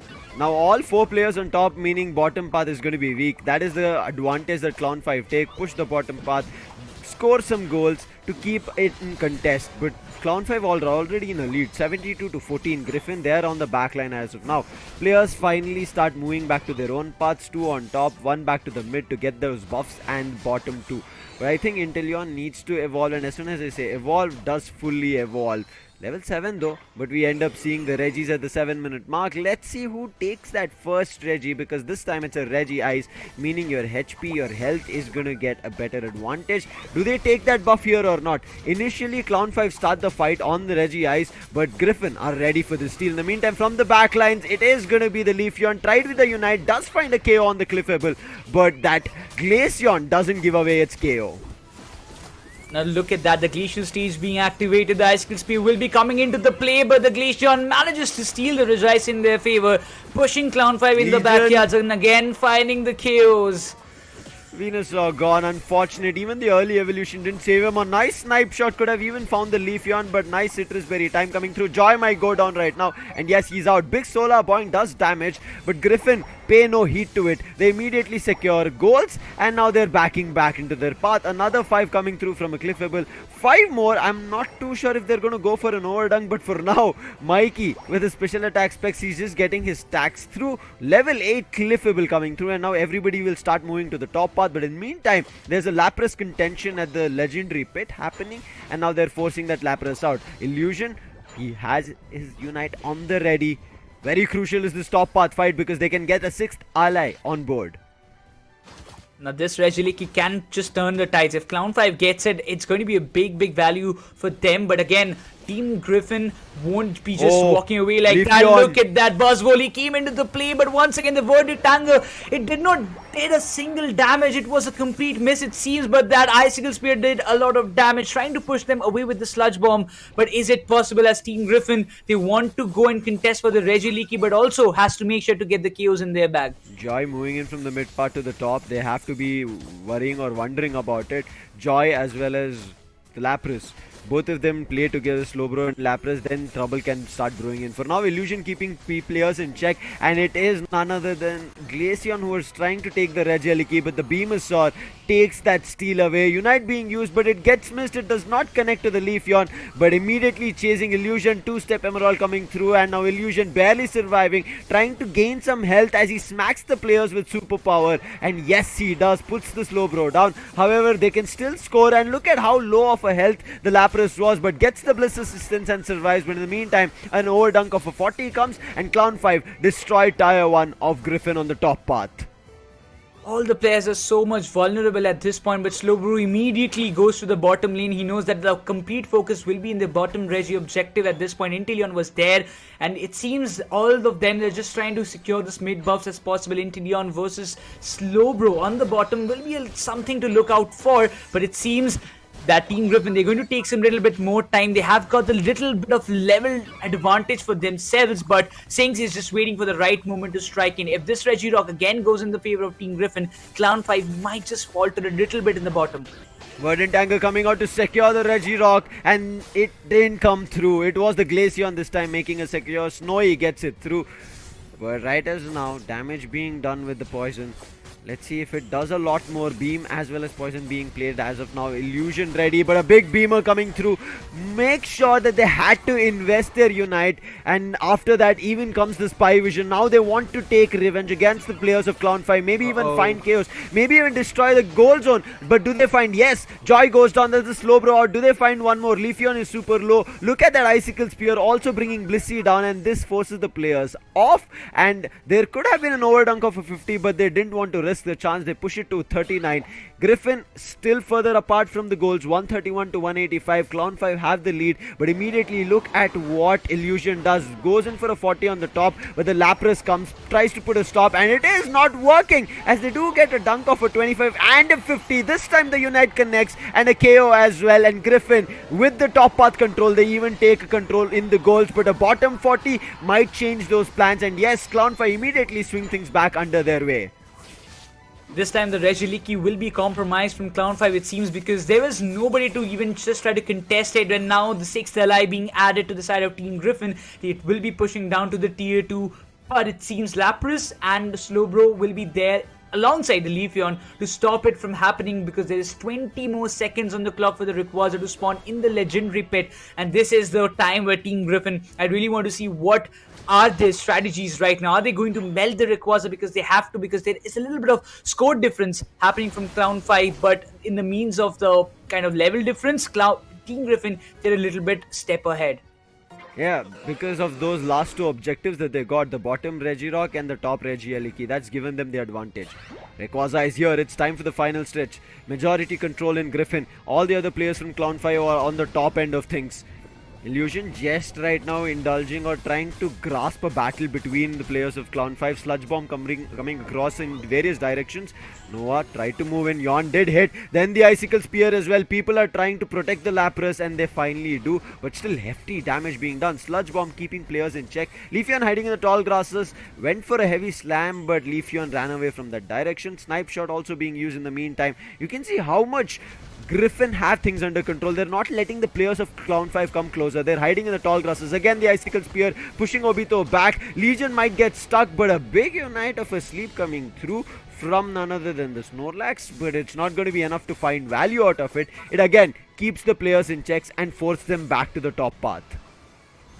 Leafeon was there close to that tier 2 goal zone. It seemed to me that he might be just going for the score, but a lot of Unites being dumped. Rayquaza still not being melted, but 3 of the players have been taken down from Team Griffin. It's all up to the Cliffable and the Snorlax at this point, while the Snorlax will be going with an 80 score for himself on the tier 2. The Cliffable is here.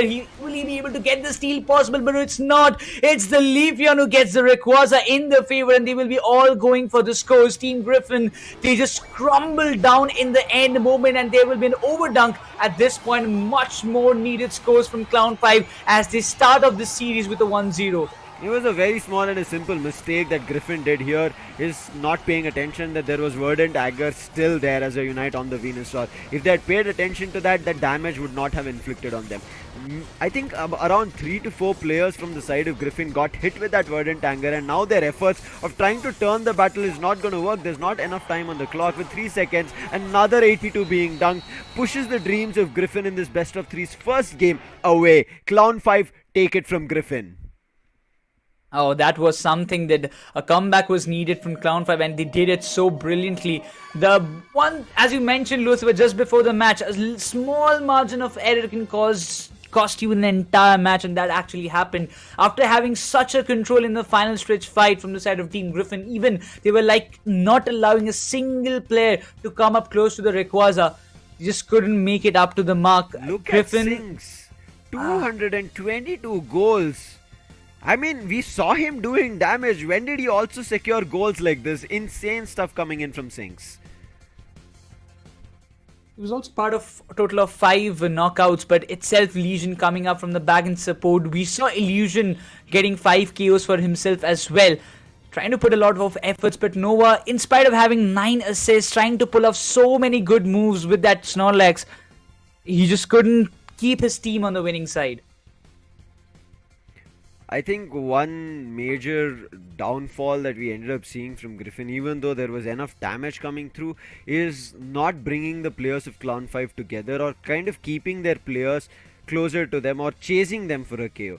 it was them always doing hefty damage and pushing the players of Clown 5 back into their paths, back into their goal zones or flux zones where they could speedily run back to their bases or just sit for a blue shield coming through. Therefore, that is where I think Griffin might have given them a little bit of a chance. But again, Griffin were the ones, a team fight that they bought in on the top path, won it, because of which Clown 5 did not have a chance. And also the final or the second half of this 10 minutes game, right? We saw them getting both the objective, because of which they had the level advantage as well. I think that's something that Clown 5 kept a check on, made sure that that level advantage doesn't hit them. You could see Snorlax always trying to go for a heavy slam, yawn, but it did not connect with any of them, and that's what worked really, really well. But I think Griffin, the start was not that great. It was Clown 5 who started well, even found those initial knockouts, and they kept that in check. Even though towards the second half, things kind of went wary, but you could see how well Clown 5 kept themselves in check, and as soon as their Unite started dumped up to the players of Griffin, they all charged up, and I think that's where everything worked out in favor of Clown 5.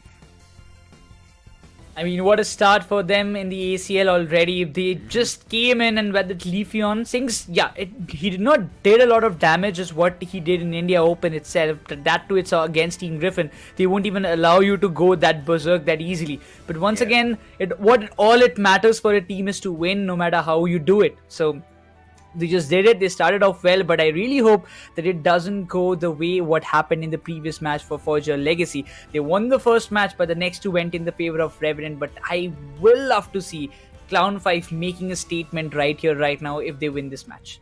Let's jump into the replay to catch those crisp actions of where things could have gone right or where things went wrong.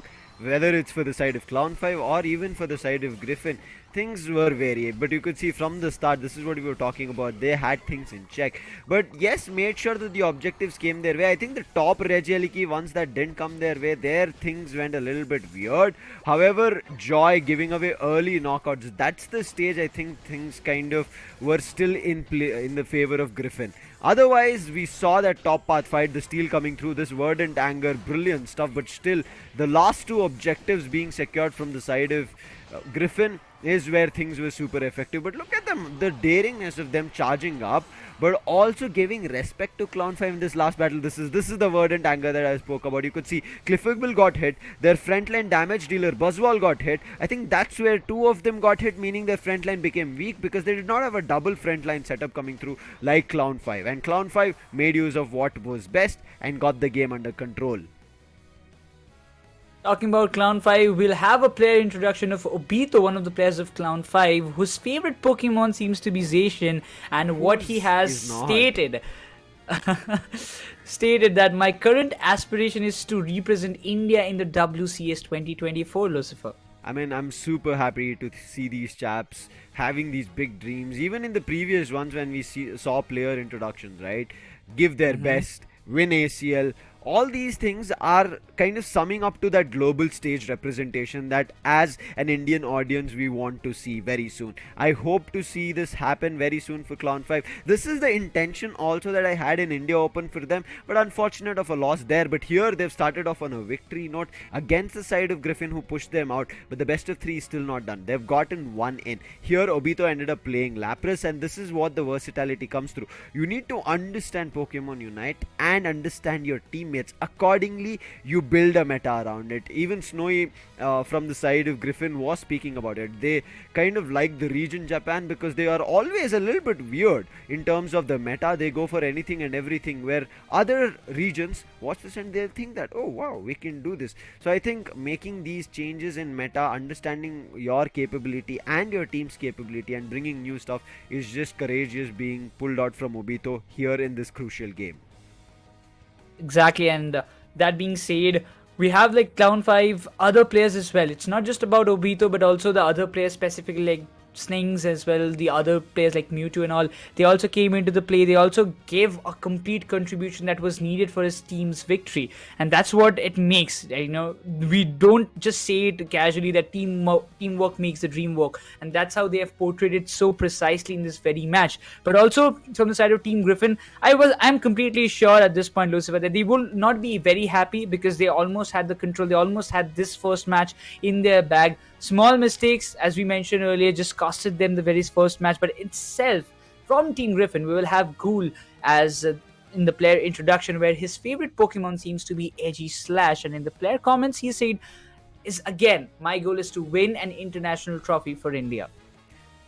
I want to see this happening, and I think there is a lot of chance, especially with the WCS that we saw earlier this year itself, where SHL were representing us. It was so close, and to imagine that they'd already taken them down in a best of 3, and if they had taken them down in its entirety, the team that are our champions of 2023 wouldn't have been them. Maybe it could have been SATUL. So I think interesting decisions, and also Ghoul was an ex-SATUL player. So all these changes in rosters are also kind of made me kind of get to those goosebump situation, or even have that thought of, yes, India is getting to that global representation and global trophy. Representation has been done over the years, and every time international team sees India, right, they're worried. Because every time it's very different of how India functions. They fear them. They're out of the norms. But right as now, out of the norms was Clon 5 pulling off their first victory. Griffin would want to bring things back. But it seems like nobody is going back to that Hoopa ban. We are seeing the Umbreon ban. But this time there is also a Cliffable ban. First pick still for Griffin. So I think Griffin might be the ones who are thinking we want Hoopa this time. And if it goes like this, if the Hoopa falls in the hands of Mikey, I'm looking forward to see what Team Griffin can do, because if I'm not wrong, Lucifer, Mikey has always been the one to dominate on Hoopa most precisely. But as they have the first pick preference, Team Griffin, yes, now they have locked the Hoopa, and that's Mikey. Side eye with a Sableye, I didn't think that was the case. They got back on the Hoopa. Let's look forward to the other two choices. I think might be Lapras and Slowbro again. Good and wise choices. The front line was strong, but seems like they want to show Griffin how to play on the Buzzwall. Take that Buzzwall away from them. Slowbro, however, is still going to be picked up. Noah sees that, oh what? They gave away Lapras. They thought maybe the Buzzwall is going to be better. That's okay. I'll pick up the Lapras. Ghoul coming in. He's going to be taking up the Espeon. I really like this.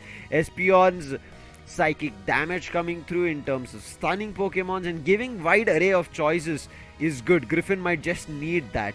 On the other end, Legion taking away the Inteleon. This time still keeping the Blissey is Sings. I think Mewtwo will get that Leafeon back for Sings, and then in the stage of preparation we will see the change of Pokemons coming through. But Snowy, he gets back to those punching Urshifu.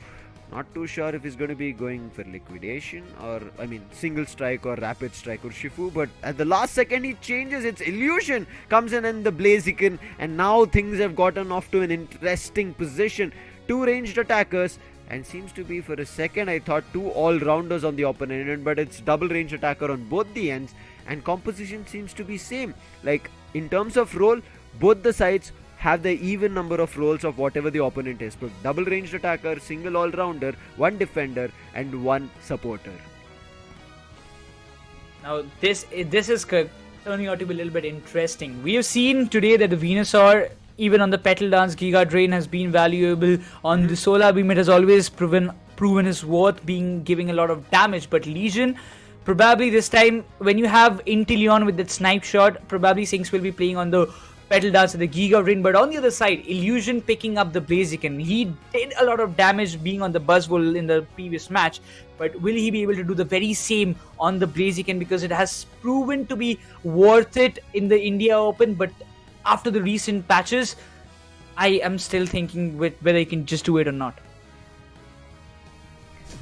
Preparation done. Teams are ready to fight out right now. Sings is not going to be on the Speedster. As we did speak about it, he might have liked to play on the Leafeon, but looking at the opponent's composition, they thought, I think we have to start draining their health. So let's look forward to seeing whether it's a Venusaur, is going to be a Petal Dance, Giga Drain coming through. Buzzwole is something that I want to see of how it functions. We did already see Obito like Zacian, meaning he plays all-rounder. That is a role that he's picked up with his Buzzwole. How that works out here in Game 2 is something that we are prepared for. This is the third match here in India qualifiers.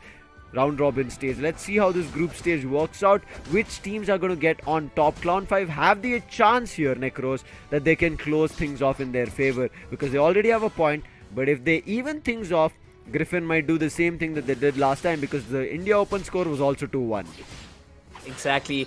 For Clown5, it's a big time for them to take the revenge itself. But once again, trying to go for those early stacks. Lapras will be there in this bottom lane for sure. But Inteleon and everybody, they're just trying to push them away, not to go and let them just, complete the stacks for themselves. Legion alongside, we see Joy around the corners.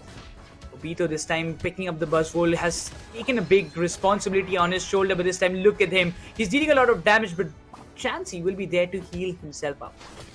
He's playing an attack weight stack. I'm not too sure why he's not going in for stacks. He's just taking these wild Pokemons. And right as now, finally we end up seeing scores being dunked from the side of Griffin. They have started off pretty well, but instantly, oh, look at the train that is happening. Joy barely survives.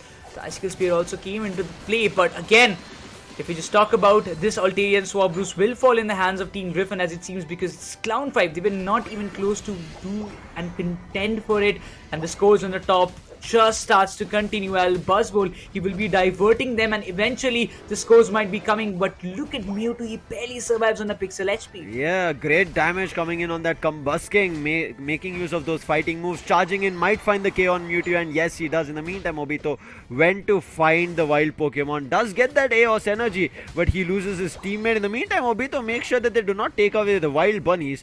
He gets it to himself, pushing his overall Aeos energy to 9, but he still needs to keep that stack ongoing. The mid lane contention, lot of players there. Ivysaur will be there, but this kind of situation helps Legion to go for this 30 score in the bottom and starts it off. Well, Ivysaur has to make a fallback because there are a lot of things that does not go in your way all the time. Buzzwole also retarded back to the tier 1 goal zone for himself. Snowy, he's trying to pull off a lot more damage. He has been very, very much valuable previously when the Glaceon was in meta, and now as it is back again, he wants to prove that who is the best Glaceon user in the lobby. Very crucial is this game depending on the all-rounders, because both of them have same items. There's no difference. They have eject, they have weakness policy, they have attack weight, they have focus span. So let's see how it works out. It all depends on how well they stack. Combuskin again moving in, trying to charge up. He finds the Glaceon, not the Combuskin. There's going to be Mikey coming in on the Hoopa, but the Combuskin fully evolved to a Blaziken. Obito, this is his time to move down, but he finds an opportunity to pick that Hoopa with the superpower and throw it away, but thankfully the Phantom Force saves the Hoopa. At this point, they want to focus on the Reggie objectives as well. Buzzwole decides to stay on the top alongside the Blissey, while Blaziken is still also there, might be trying to steal it off. But again, Clown5, they are looking forward to get this bottom Reggie steal in their favor. Inteleon finds this Peon. It's going to be a crucial pick for themselves, but they also have to be very, very much patient with all the decision making. It's a 3 Pokemon stack for coming up from the side of Team Griffin as well. Both these EVs on the side of Griffin are getting taken down anywhere that they've been found. Snowy, we saw him getting KO'd, and now we ended up seeing the Espion also getting KO'd. But Griffin are not losing hope. They charge up again. They want to take this Registeel, and Registeel is going to be crucial because it increases your attack weight. Overheat ready, but that secure comes in from Ghoul. Now they can charge up in the bottom path, try to destroy this tier 1 on the bottom path, but the Spy Vision gets activated, meaning damage output higher. Lapras immediately goes down, looking for a second KO, but that hyperspace hole saves. He goes back to full heal, but no, he decides to come out of that. Beam ready. Mikey somehow dodges it, but doesn't let go of it. Obito charges up, but the overheat hits him. However, he dodges it. He moves back. Surf getting in for a hit, but charge up ready from the Blaziken as well as the Espion. Both of them together put the Slowbro down. The snipe shot is dealing a lot of damage, and that too again Obito, I guess he's completed his stack on the top lane, giving that opportunity when everybody was focused on the bottom tier 1 goal zone. Mewtwo seems to be struggling at this point. The Unites being committed, the Vertitank came into the play. Venusaur did find a value. Inteleon also finds the Hoopa as well. This is a big opportunity for the side of Team Clown5 to go and take this up front. Lapras is completely engaged. He will not be able to stop the scores at all, and it seems that Clown5, they're taking both the lane control in their hand, while the Regiliki probably will be going in the favor of Team Griffin. Now tier 1 of Griffin was destroyed. Bottom tier 1 also gets destroyed. So Clown5 That's something that they want to destroy off and finally find a way to destroy the tier 1. And look at the Regieleki, they destroy it in time so that it pushes the tier T of Clown 5. It works. However, nobody goes in to score goals. Legion backing off, knowing that the entire team is coming up. The Lapras Express ready, he ejects out of it. Big hit coming in on the Lapras Express and immediate KO being found. Espeon also uses the Unite, trying to find another KO, but Joy immediately running back, giving them that space. Overheat doesn't hit, and finally Joy comes back. Nice slow beam coming through, and the Glaceon is down. Snowy gets put to rest and sent back to the Joy center, but it's not going to be enough. Bottom tier 1 also getting destroyed, and Griffin in Clown 5 even scores at 200 to 204, just 4 of a difference.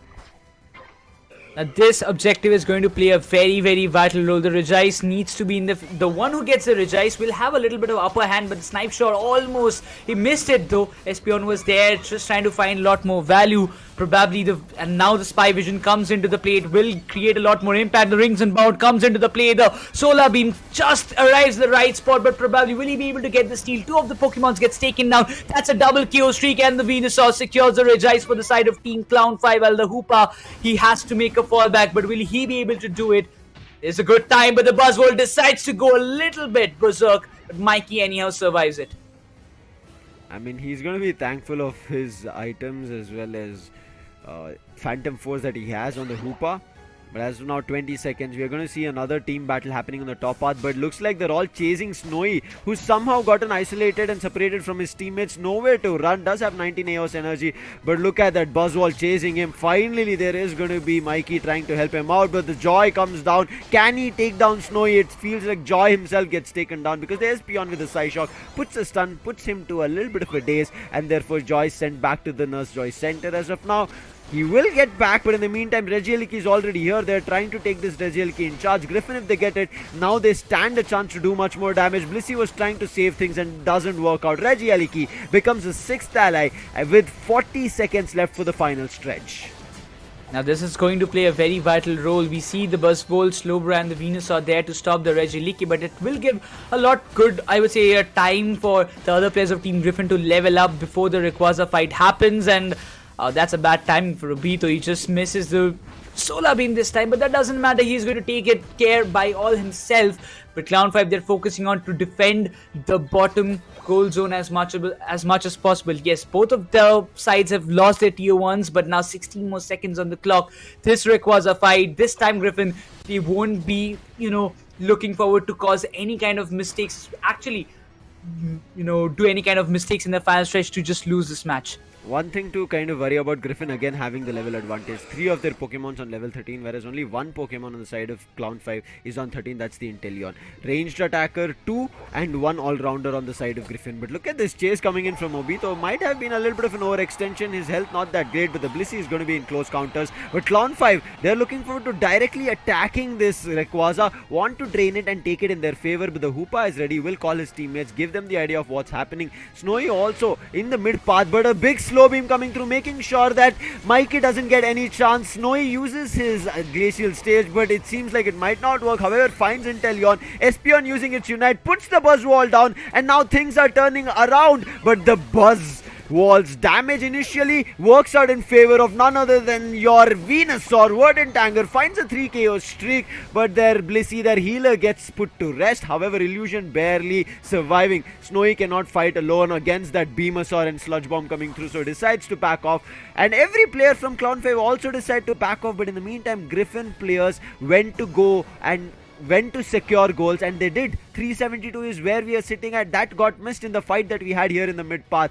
Now Clown 5, it's time for them to charge things in their favor. If they don't, with 40 seconds on the clock, it's going to be tough. And again, the Venusaur starts. Snowy is out. Do they find another one? It's going to be an exchange. Inteleon goes down because of the Blaziken. Obito trying to get closer to that Hoopa, but unable to do. And Hoopa hitting in all fronts. And now Obito might just be put to rest. Yes, the Lapras puts him down. Now Joy might also go down, and the chase is coming in. And yes, those punches and kicks coming in from the Blaziken works. Joy might also be put to rest, but the overheat misses, and now Illusion trying to chase Sings here, goes again with the Focus Blast, gets the hit. Sings barely surviving. Illusion might just get the last hit. Sludge Bomb going to be there, but he's not getting Sings. How is he surviving? And he gets another KO, but unfortunately Clown 5, will not be able to get themselves to victory because Griffin even the score to 1-1.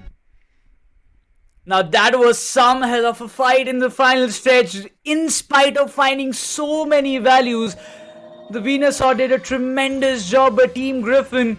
That last minute score did a fantabulous job. Look at Sings. He's got 6 KOs, 8 assists alongside Legion. He was completely stopped. The Inteleon did not even had a single chance to function properly in the final stretch fight, and Team Griffin made sure that he doesn't even come in between the way of any of the players. And that's how they just won it and came up with an equalizer in this very second round. And it seems to me that Team Griffin, they are quite angry right now. They want to settle the score, they want to win the series, and they don't want to let Clown5 walk away with a win that easily. Yeah, it's not a great difference like we saw in the first game where Clown5 just had 700 and Griffin was sitting at just around 200. Here it was an even Stevens battle. Again, this was a little bit of an itchy mistake. Obito decided that we have to put down Mikey, otherwise he's going to bring his teammates from anywhere around with the rings unbound and charge upon them. A little bit of an overextension happened and therefore Obito got closer to where Snowy was, Blaziken was, and eventually got himself KO'd. Whereas Sings on the top edge of the legendary pit got 3 KO streak. Somebody should have joined hands with him, but on the other end, Illusion, great stuff being done from him. 84,000 damage. You saw him chasing that Venusaur, focus blast, spinning flaming kick, fist, everything, whatever he could. He was hitting that Unite moves. He was hitting his move sets which were changing constantly, finding his way through, found those KOs, made sure that Clown5 players get put to rest, and especially I think finding Legion's KO in that last fight made all the change that Griffin needed. Now once Legion went down, Sings was already in a different direction, meaning that there was Sings who was trying to find control of things, whereas Legion was there for secures, I feel like, along with, yes, Sings on that Venusaur, but still, after losing a player as a ranged attacker, their kind of backline was weak, their damage dealer was not there, and Obito couldn't do much as he also gotten taken down.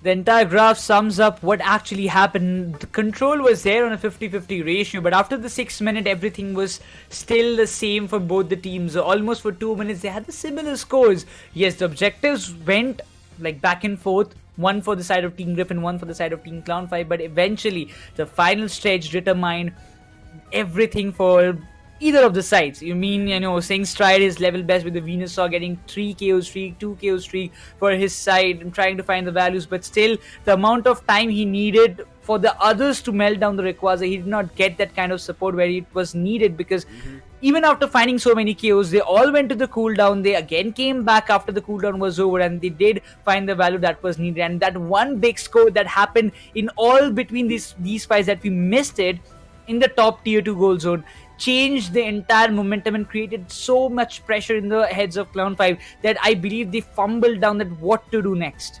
Yeah, I think they were a little bit dual-minded in this last final stretch fight. You could see they had started the Rayquaza fight, but then they started all separating, looking forward to where the players were. Let's jump into the replay where you can see what actually went down. We did see Griffin starting off with the initial scores. We did even speak about the damage dealing ability because of the attack weight and similar build that they had. But eventually it looked like both Obito as well as Illusion were a little bit in even terms of how they were doing damage. Illusion had a little bit of a better step up compared to Obito, because I feel like Obito had very fewer stacks compared to Blaziken. And I think his spinning flame kick and flame fist was all great so far. Focus blast we saw. Overhit, yes, it had its misses, but again, overhit is a stationary move. It's not going to be easy to kind of make some damage, but if you do, that's hefty damage coming through. But for now, as you can see, everywhere and anywhere, it's just Blaziken running up to their faces and doing damage. But here, Legion getting hit. I think with Lapras Express hit, I'm not too sure. He got immediately thrown up to air and got stunned, and immediately things started turning around. And you could see Sings, great job that he did. Tried his best, but it did not work through. And this Hoopa's Unite, nobody could shut it down. And I think if they did, then things could have worked out. But look at Obito charging up all alone, nobody behind him. Overextension, and after that everything just failed. You could see Illusion just charging up on everybody to find chaos, and Sings, he knew he alone couldn't do anything. Great stuff being done. But now let's talk about players as well, because we want to know a lot more about the players as we journey across ACL Indian qualifiers. This time it's going to be Nova. He was the ex-Revenant player, now playing for Griffin, and you can see coming in his goal as well. I can see a lot of players here, Nekroz, having that mentality of winning ACL. Now once they win ACL, the next time I'm pretty sure their comment is going to be win the WCS. Exactly. That's how, the stepwise you grow yourself and the stepwise you set your targets. And as also, we just had a conversations with other players in the interviews that ACL is the first step after India Open. Some of the teams in here could not manage to win it, but now as they are in ACL, a new tournament, a fresh start, a fresh vibes to, go up and win it. If they can manage to win, again, the WCS around the corners, one team will be there, one or two teams will be there to play in the Worlds as well. But once again, Lucifer, I really want to know about which of the players have impressed you a lot in the recent past. As I was saying, right as now, it still feels like we are on a journey of kind of understanding these players, because a lot of changes has happened, especially after the recent patch as well. So I'm still looking forward to that fabulous player who's just blown my minds, not just mine but the entirety of this Indian community of Pokemon Unite. I'm still on the lookout. So if it was, I think maybe the previous years, if you would have asked, it could have been somebody that I could have taken names of. But at this moment, there's a lot of people in the pool. I would take their name later down in the line. That's something that I can tell you.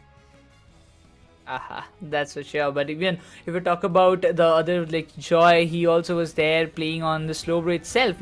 He has his favorite Pokemon, that is Slowbro, and again, he played it, he got the pick for himself, and eventually, playing on your favorite Pokemon does give you a little bit more confidence. But it seemed to me that Joy was the majority of the time he was completely overpowered by the other players from the opponent's side. I side. feel like that was the role here, Nekroz. He acted kind of a little bit of a bait, tactical bait, as we kind of talk about it, right? That again, Slowbro is one that can take up a lot of damage, recover the health, but also buy time. I think that was the role here from Joy, and which worked out. You could see, right, most of the times people never indulge in a fight with Joy.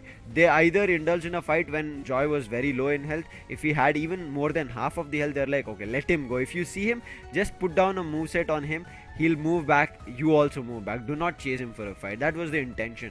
But yes, during team fights, they were kind of isolating Joy, something that I feel like they have to look forward to it.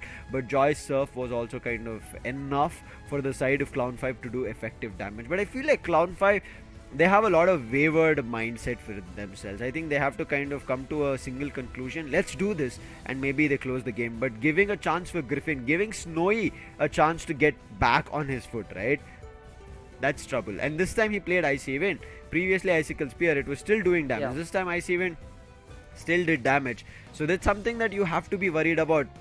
Griffin have experience. They can change things up. They can bring in new rosters. But Clown 5, because of the loss, this time they got a chance of the first pick. Not the Hoopa ban still, because they might want to bring the Hoopa for themselves. We were talking about it in an interview, they mentioned, but looks like the Hoopa ban is going to come in from the Griffins, and they do not want to give them that chance. Slowbro ban coming in from Clown 5. Talking about that, the first pick preference will be there for the side of Clown 5 this time. So we might be seeing an Umbreon popping off from their end as the first pick, or maybe something different. But Team Griffin, they have got the momentum. Joy will be going for Umbreon this time, but that will give the privileged Griffin a Lapras or an all-rounder, or maybe a Venusaur this time. You can just decide. But Mikey goes for a Cliffable as well as a Lapras or Nova.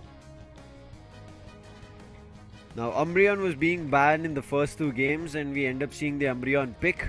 From Clown 5, the Venusaur is still kept. Legion thinking a little bit whether a Venusaur or an Inteleon. Finally an Inteleon. Obito wants to get back to his winning strides with this Buzzwole. Wants to prove.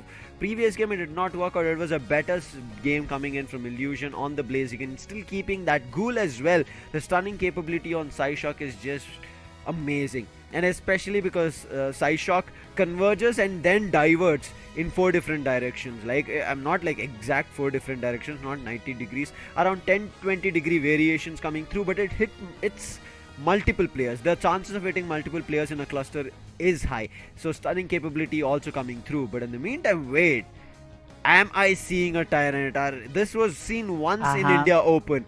It did do effective damage, but because it was not in the meta, they couldn't pull off the win. is it a big gamble coming up from the side of Clown5 to just go with the Tita? But Snowy, he has been dominant on Gardevoir previously, if you just remember it, recollect it from the past. And again, this time not a Glaceon, but a Gardevoir again in the meta, or maybe in this kind of composition, can be fruitful for them again. Illusion, as we mentioned earlier, he was dominant on the Blaziken, but this time the surprising factor that we will be looking forward is the double all-rounder composition coming up from the side of Clown5. There are two Pokemons I fear in general in Pokemon Unite. One is the Gardevoir, another one is the Dragapult. Whenever a team makes a pick of either of these two, because these are not seen in meta in general. And now Snowy making a pick, and especially Snowy as a player, we know him. He does a lot of damage. Now with the capability of Psyshock having 3 hits is something that Clown5 have to be worried about. And their game as of now with these double all-rounder setup coming through is a late game, because even Legion has to evolve to the fully evolved Inteleon from Sobble. So it seems to be a late game strategy coming in. Gardevoir also a little bit of a late game Pokemon, however early game can be controlled with Blaziken as well as Espeon. So I feel like right as now to start things off, Griffin might have it in their favor with also Lapras being there, but let's see. Clown5, they also have an EV at their end. It's going to be an Umbreon versus an Espeon as well, but yes, roles are going to be different. Defender versus a ranged attacker. The decider map goes underway. This is the second decider match we're witnessing for this ACL India Qualifiers 2024 as of now. Clown5 versus Team Griffin. The first match was won by Clown5, the second was for Team Griffin, and now the decider will be the one to decide which team will have an upper hand in the overall standings, because it's all about the positioning, as we mentioned earlier, before the day 3 comes in the qualifiers, because that's how the seed will be decided. And for the early farming of the wild Pokemon, it seems that Team Griffin wants to take the upper hand, not allowing Joy to go for the early stacks as well. Early stack already happening from both the all-rounders on the top path. As you can see, the little Torchic as well as the Buzzwole getting 1-2, 1-6 stack. In the meantime, Joy wants to evolve to the Umbreon, but thankful to the X-Speed, he's able to run a little further, but Nova is not letting him run. Ice Shots coming through. Everything to find a KO, but Joy somehow still managing to survive, because early you are not effective in damage. You are just doing chip damage for now. But Obito also about to get KO'd. Mikey being there with Illusion, make sure that Mikey will not get KO'd. But Snowy is here. The Psyshock is out, trying to do damage, but misses 2 of its hit, and therefore not effective damage being done. Clown5 will not get into a fight over there. They get fully evolved, but the Pupitar is also on top from the Larvitar. Illusion, big hit coming in. Sings moves up as well, but the Psyshock keeps players from Clown5 in check. Still, it seems like Team Griffin, they have a good control in the bottom lane, not allowing a lot for Clown5 to have a free movement over that place. But Umbreon evolves. He has still not got the early stacks, but yes, the evolution of that EV was very, very much important. But it seems Team Griffin, look at the top lane control that they're having. For Obito to single-handedly hold them off was definitely not that easy. He needs his support, and for that we see the Blissey and the Umbreon coming into this picture, and now it seems Illusion with the mean look stops him down, and that's the KO that they wanted desperately for a longer period of time. Will allow the players of Clown5 to even complete their stacks. Yeah, there was a stack that they had pushed for, but now they have to give away a stack because they had overcommitted. But in the meantime, Espeon finds one on Umbreon. The EV battle continues as we spoke about it, but now the Umbreon is back after the cooldown. But look at the chase coming in from Nova. He wants to take this Drizzly down. It's not going to be an easy job. Drizzly might also do effective damage, but 3 of their players are at the mid path. Umbreon, Joy finally moving out, but the Ice Shards again take a hit on him. Psyshock coming through to do a lot of damage on Joy, but he dodged all of it, but he's isolated from his teammates. There are no citrus berries nearby, but Joy being the defender still tanking a lot of damage, but he's barely surviving right now, making use of the blue shield. Legion coming in from the back ends to help, but finally the goals that the Griffin is scoring is looking to not stop at all. They do score a 30, leave that bottom goal zone for an overdunk, but a tier 1 gets destroyed from Clown5 with very minimal score, so they're sitting at 81. Oh, the mean look traps Mikey at this point, but eventually they are not overcommitting, but Espeon was just hiding in long tall grasses, but Joy, he barely just survives. One more hit could have been vital for that KO, but it seems it's going to be a little tech pause, but that was way too close. Espeon was like literally a surprise package at that moment. At that moment, if that Espion had maybe the blue buff or something like that, could have gone in for a second hit and find a KO. But right as now, we've hit a small technical pause. We will be checking with our admins of what's going on and then get back into the game, because this is the decider here between these two teams.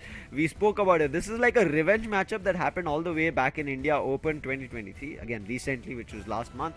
And now we are going to be seeing what is going to take away here in the Asia Champions League India qualifiers, because all these teams are trying to fight out on the Asia Champions League, which is going to happen in 2024, where they want to go from India and represent on a global stage. Previously, we had seen 3 teams go down. This time, who are those teams is something that I'm still wondering about. Finally, we have resumed. The game is back on. Griffin still having charge, sitting at 99 compared to 81 on Clown 5. Registeel is again the first bottom Pokemon coming through, and it gets secured from Griffin. Attack damage is going to be higher or better coming in for Griffin. They try to involve in a bottom path fight, but none of the players from Clown 5 interact. But look at this charge up coming through. A little bit of an overextension from Noah, can get KO'd, but his teammates are trying to help Ghoul with that side shock. Puts a little bit of a stun. In the meantime, Illusion gets a stack for himself. Maybe even a little more if there are any wild Pokemons around. But nice Moonblast coming through. Will keep players in check, not let them do much. Oh, wait, it's not a Moonblast. It's going to be Psychic, I guess. Exactly, but even if you just talk about Team Griffin, they're literally playing all together, not allowing anybody to, even if one player is getting in low, there's nothing to worry, because his teammates are ready to back him up. But the Reggie Licky will be stopped. The 6th ally is going to give a privilege for Illusion to make a fallback from that situation, because everybody came in here to stop that from happening and hitting the tier 1 goal zone, allowing Illusion to go back and again level up himself and farm himself as much as possible. But again, Gardevoir also we see getting the burst for himself. In the bottom, there are a lot of contentions. All Mikey is just holding himself up in the tall grasses. Alongside there is Espion, not letting Clown 5 take the bottom lane control. Majority of the Pokemons have come to the final fight that we kind of expect, the late game, and Clown 5, they are the ones who have to step up. We spoke about it. Griffin have better chances here.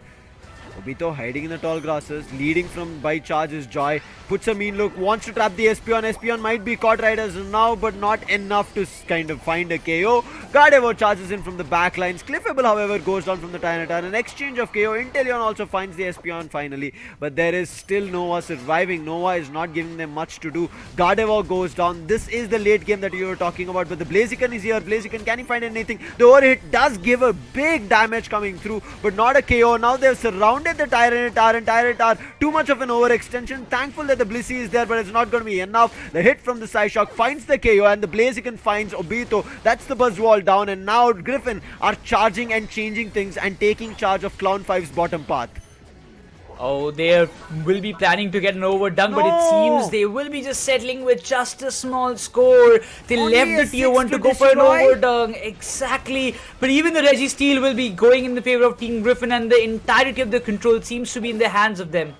Oh no, why did Blissey overextend over there? I have no idea, but I think this is a win fight. Even though they destroyed with just 6 AOS energy, I'm okay, because they got the Registeel as well as they got a KO from the opponent's Pokemon, and now they might have a little bit of a level advantage. As you can see, Blaziken sitting at 12, Espion and Gardevoir, and as I say Gardevoir also reaches 12. But look at this, 3 players stacking in the tall grass at the bottom path, all of them moving in, ready to jump from the jump pad. The Umbreon does, but the Umbreon might get KO'd. Umbreon uses a Unite to commit and try and survive, buy time for his teammates, but I don't think that's going to work out. In the meantime, a 6th ally gets added from Clown 5 on the top path. The intentions of scoring has been done, but the Lapras Express, it gets charged up. It is going to the top part to find some damage, but does it do anything is something that I have in my mind. It seems like it doesn't. Lapras Express does just get cancelled towards the bottom path and does nothing.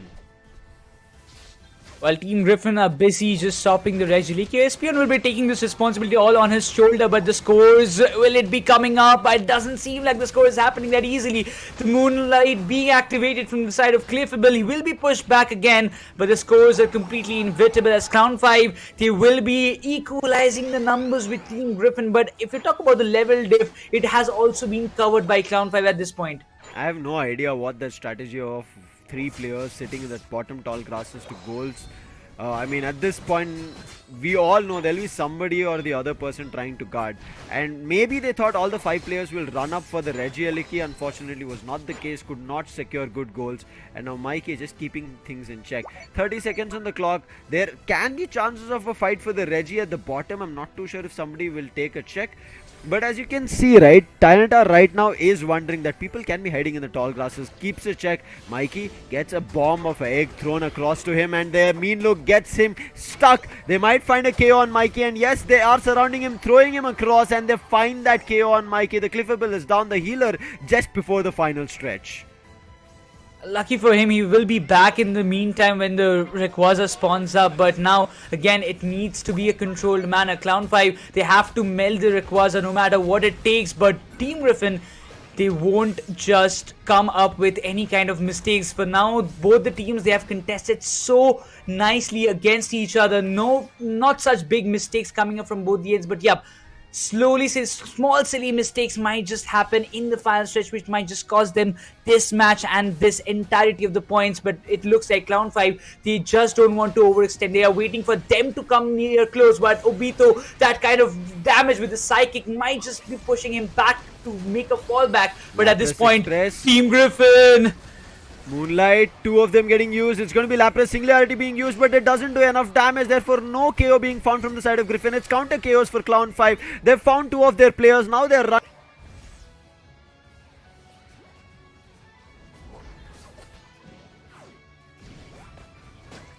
through, but not enough damage coming through. And then you can see Obito finally getting in a cluster towards the bottom, but in the meantime Rayquaza doesn't seem to be being hit from the side of Clown 5. Clown 5 need to do it because the side of Griffin, they've taken a lead already. They're sitting at 222. This will say maybe a close battle, and that is the reason Clown 5 might think that they have the lead, because they destroy the tier 1 with a great advantage. But now Griffin charging back in things. Espion surviving has made the game a little bit better here for the side of Griffin, and Griffin are going in for a score. A score comes in from Illusion. Another score of a 30 here. We can see 282. In the meantime, a score of an 80 is what the intentions of Clown 5 was. Oh, okay, 60 coming through, but it gets broken and shattered, and it doesn't work out. And Griffin, they will not let the side of Clown 5 take any revenge or avenge them, as there's just 10 seconds on the clock and nobody is going in for the Rayquaza. And Clown 5, unfortunate of all the toils that they went through, it's still Griffin coming out victorious. And that's what made the difference. Completely clustering down the Buzzwole as well as the T-Tower in the complete, I would say the best moment that they could have ever got was the better decision, and that clinched the victory for the side of Team Griffin with a 288 to 199 scoreline, with 146 scores coming up from the side of Illusion.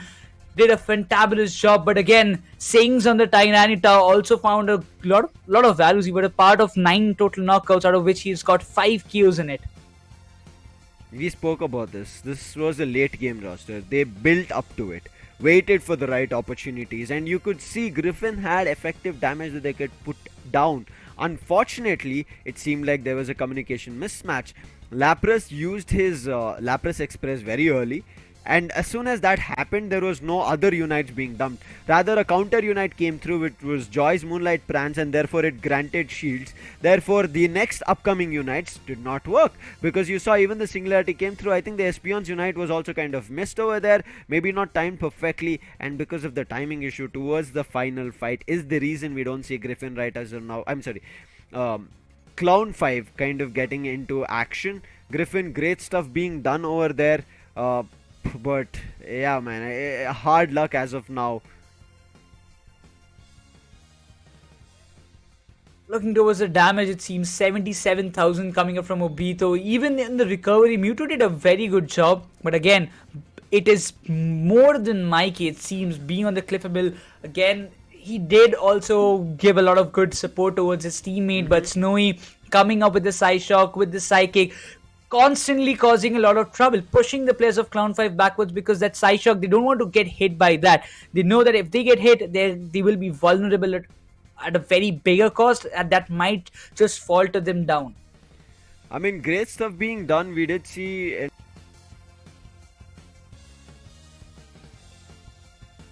to start taking down Rayquaza, rather decided to take up a fight with the players, and We will see how it kind of works out. As of now, there's something that teams are kind of still figuring out in between themselves, but Griffin, what a play coming in from there, and made sure that they knew what they had to do, and they kept at it, got themselves this victory, and they're going to be more than happy about this game again.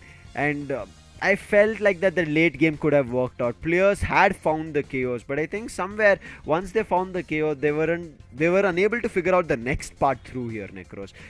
Whatever has happened, it was yet the first game here for these two teams. Therefore, there's a lot more that they'll be playing in the group stage, and they'll get a chance. However, it's still the single round robin. That's something that they have to think about. Now that Clown5 have lost against Griffin, they do not have a chance to fight with them again here until the playoff stage. Now in playoff stage, do they fight or not is something yet to be watched out, because that is a single elimination. But so far it is Griffin still keeping a charge of things and still saying that why we are the India Open top 3. Yeah, that being said, we'll have a quick watch over the replay that happened in this very last match, because it was something, I would say, a nail-biting match it was between both the teams. Nobody just walk away with it's a one-sided domination. They're just dominating at its peak, but both the teams made a comeback. First it was in the start it was Team Griffin, then Team Clown5 made a comeback, and they still fight it through the very end to just decide who is the winner. Something of like that last fight did go wrong, but still Griffin came out on top. Look at this. It is players from Griffin going down, but then a little bit of an overextension happens from the side of Clown5. Why? That bottom path cluster that happened, because of which first Obito went down, and then you saw Legion going down on the Inteleon. Once that happened, that gave back the game for the side of Griffin, and that's where they took charge, pushed to both the top and the bottom path, and scored simultaneously to push their score even further, where there was no chance for a comeback because there was no time. Even though they've countered in chaos, but the scores were already dunked. Something that Clown5 need to keep a check of things. But again, Clown5, great fight that they did. The late game that they had planned with their Pokemon choices was almost about to be effective, but it's a part and parcel of the game. If you don't know the next move after making that initial advantage, the other team recovers, and the recovery happened really well. Ghoul especially stepped up along with the help of Snowy. Exactly, and again, one after another, the Blaziken played a very important factor. Illusion, even, yes, he was not able to find a lot more value on being on the Buzzwole in the very first match, but after that, when he just decided to came up with that Blaziken, he was just obliterating, and he did a fantabulous job. We have to comment about it. And that actually, depicts us that even all the players, when you don't have a speedster, yes, it might be like you are better on Leafeon, you might be better on the speedsters, or maybe on the Zorak as well, but if your team demands you to play on an all-rounder as well, you need to be capable of that. And an Illusion as an MVP in the just recently happened India Open just justifies that why he was the MVP, why did he had the most number of KOs in the entirety of the tournament. Now Griffin are also having that anger, having those intentions that they want something in terms of a victory. They want to get to the top 1 spot, but we'll try to break down of what went right and what went wrong in this analysis segment. As you can see, start things off, it was a little bit of a control that Clown5 had, but the objective secures, they were the ones which were better, Nekroz. I think that's something that Clown5 had to pay attention to. We see in the top path as well, Clown5 get one, but again, it does not work out. But here in the final fight, I think Clown5 did a fantastic job, isolated most of the players. This is again only the first game, therefore their victory was really good. They did not let Illusion get his stacks up. They did not let, I think, Snowy on Glaceon. Icicle Spear, enough damage, but it is still not effective. Kind of go through to a victory, but then things changed around. They decided to take that Buzzwole for themselves, and once they did take it, their stacks did not start working through, and that's where Clown5 had trouble. Illusion, I mean, I didn't see him on the Mew. Now again, I understand Mew right as now is something that has been kind of nerfed, and therefore players are a little bit unhappy, I'm pretty sure, because they were doing a lot of effective damage. But as you can see, crucial fights as it comes out here. Joy trying to keep things in check, Sings hiding behind, but Illusion's extension towards the Flux Zone, that force the players. But you can see as well as Obito somewhere away, right, from his teammates. That's the frontline damage dealer. If Joy goes down, somebody had to be here, and he was not, and that caused trouble for them. Exactly. Even Venusaur was there. He might be just trying to go and give the damage with those solar beam as much as possible, but that was not that easy. Even when Slowbro was dealing the damage, again in this very final stretch fight, Illusion coming up out of nowhere. Nobody expected him to be in that position, but then after all those spinning fists and the damage with the Unite, he did a fantabulous job. But you can see there again comes this moment. Overextension of Obito. His teammates, look at where Joy is. He's further away fighting with Blaziken, and his healer Mewtwo, he's helping Sinks out. That's something that should have been kind of thought through from Obito. Rather, he thought, hey wait, Nova is low, let me jump in, let me try and get that KO on him. Mikey is right there and he's on his Unite form, rings and bound, and you cannot go and charge up for a fight like that. I think those are those mistakes that happened from Clown 5. And again, this is what we were talking about. Griffin have experience from various teams. We see Ghoul, who was in SATUL. We see Noah, who's been in Revenant. We see Snowy, who has been both in SATUL and Marcos. So there's so much experience, so many brains from the side of Griffin that they're playing and making this through. Whereas Clown 5, they're getting into the circuit. They're learning a lot from these players. They're understanding what can be done new. Yes, in terms of maybe individual prowess, they might be a little bit tad better, I would say. For the reason that, again, individual games, sometimes we have seen that they are very wary of it. But at the end of the day, individual game is not what Pokemon Unite is about. You cannot carry a game. You have to play with a team. If you are unable to play with a team, all that you can do is buy time. Now, buy time is a different factor. Even Crowley was speaking about it, right? Like Apple, if he wins the game in a 1v5. Otherwise, it's just complete down. That game is completely lost. Now that is again the confidence that they have on Apple, but it's not like Apple does it all alone. You see the other players jumping in, Apple swoops in from the back lines. So at the end of the day, it comes down to an team game, but you have to manipulate that team game to an isolated solo player to take advantage when he's picking up a speedster or a ranged attacker whose damage is superior. Exactly, and that being said, we have seen the kind of domination we expected the default after the the Gen 1 Pokemons like Blastoise, Charizard and Venusaur got that kind of buff that you can compete. It's in the level 9 when you evolve, you evolve completely. So that kind of impact actually happened. We are seeing the Blastoise again coming up. He was always there. I would contradict here, Nekroz. I would have thought that we would see a lot more of Blastoise. Now again, Venusaur is back in action because of the level 7 early evolution coming through. Blastoise was still there, but one Pokemon I'm missing still is going to be that Charizard, right? The Charcific Charizard is something that we don't see yet. I feel like players are still letting it. Now yes, it's not a legendary Pokemon, but the entire Pokemon series makes you feel like Charizard is a legend, right? So I think people are maybe giving it too much respect. Bring it out of its Pokeball. Come on, guys. We want to see a little bit of a Charizard action coming through. How effective it is going to be is something that teams are still trying to figure it through. I understand at the end of the day, it's about building a synergy. Now, Charizard, yes, if you still go for an individual ranked game, you can destroy lobbies. You can get to a position where you can rank up, but when you get to these master ranks, it's not going to be so easy because there are situations where you miss Unite off Charizard, the seismic toss. If you have something else, his Unite gets missed, and as soon as the Unite gets missed, the entire game plan that you had thought about with the Fire Blast or anything later down the line all flops, and that gives an advantage for the opponent team because your Unite needs time for charging up again. So I think rather than us getting into these nitty gritties of Pokemons, it is just me kind of right now putting down my how would you say, like my wants, but I'm just forcing it for other people to do it. But I know it's not going to happen, so let it be. Forget that we had this discussion here. Just forget. But now let's get back into the next game that we will be having. Right as now, Clown 5, yes, not super happy of what happened, but Griffin, they have to still polish themselves. I feel there were a little bit of an iffy situation. If not for the other team to fumble, maybe Griffin would have lost in a 2-0 fashion as well.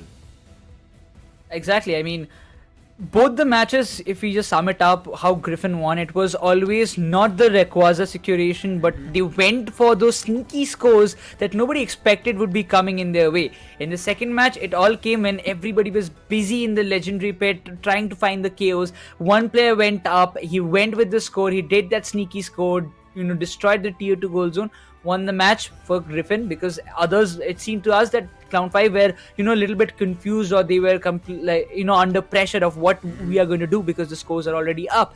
This last match, the decider, it also went like in the same way. One player went up, he went with the sneaky score, again pressurized Clown 5 to go and overextend a little bit to find the KOs, meet them a little bit eager to go with those kind of bold moves to commit, and they did the mistakes what they wanted them to do, and that's how I believe Griffin planned it out and portrayed everything in the match. Now coming into the next game is our India Opens finals that we saw.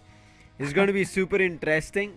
We will quickly talk about that, but before that, let's quickly talk about our standing so far. True Gravity, they stand on the first position with 3 points, but close to them is also Revenant with 3 points and Griffin with 3 points. On the other end, it is Foria Legacy as well as Clown 5 who lost their games, but yes, both of them got themselves at least one game in that best of 3. Therefore, they do have 1 point for themselves. On the other end, FS Esports lost to a 2-0. That's something that they have to kind of look out to, because that's not how you would want to lose on, right? And FS Esports are our top contenders is what we thought. I was talking about that as well in terms of FS Esports. They came to the top, but unfortunately could not win that title. Even when we saw the WCS India qualifiers, they were fighting with SATL, but they came in for a reverse sweep and they lost. And here as well, I thought this is going to be a title where SATL are not here. FS Esports will finally pick up the India Open Champions title. FS Esports lost. There was some communication issue. Right as of now, it looked like FS Esports had good communication. They were ready for a fight. But I think True Gravity proving why they were the India Open champions, they've done justice to it.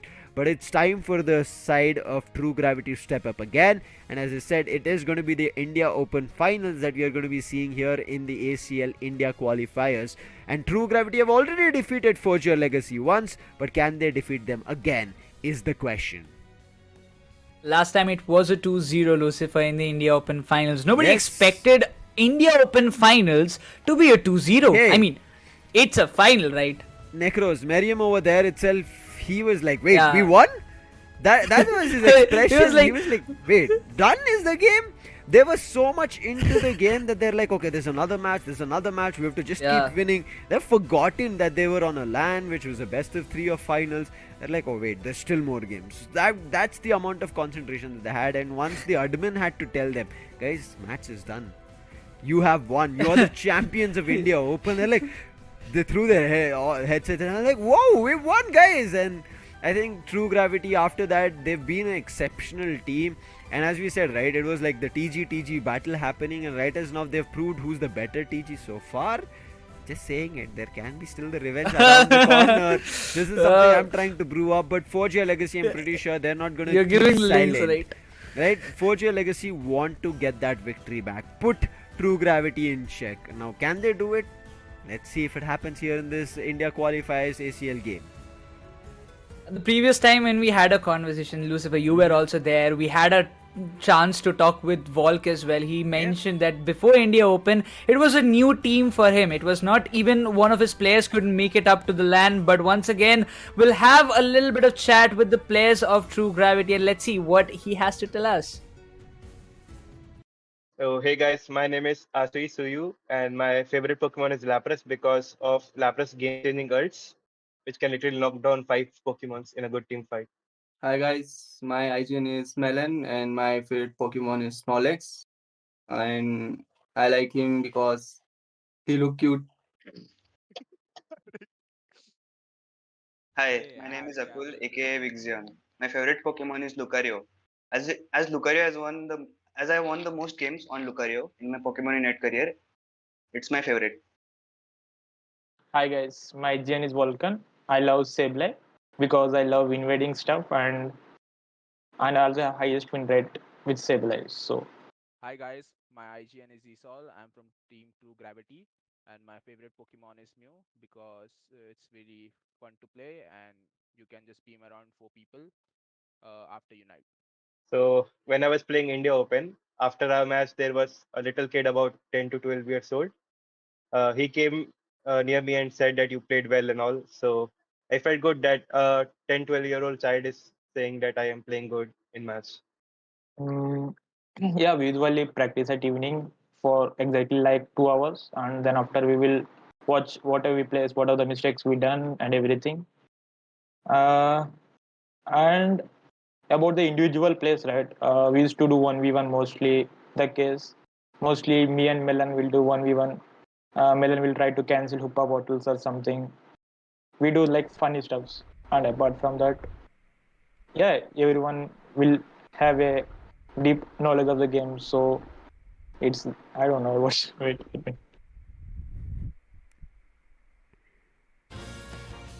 I really like having these light-headed talks is what I would call this, because it's fun to know a lot more about the teams that is coming in contention. Now, from the side of True Gravity, you just saw Zishal, Vulcan, Vixion, Melon, and a Suyu, who are going to be fighting against Forger Legacy, but this is not the India Open Finals, guys. It is the ACL India qualifiers, where Forger Legacy with Volk, Doc, Furia, Kurim, and Ruben will try to take revenge against them. It is still again a best of 3, but one thing I do like right as of now from Team 2 Gravity, or maybe even also don't like, so there are two sides of the coin right as of now I have in my mind. For True Gravity is one that Miriam is not here, but one is Vixion is here. Now Vixion is from the ex God's Reign roster, who were the winning team from India Open 2022. Now unfortunately we couldn't see him on LAN, but he's back in action. I just hope that he is sound health and great in terms of it, because there he had a little bit of a trouble, we got to know, and we wished for his speedy recovery, and looks like he's in top-notch form when he gave the interview as well earlier today.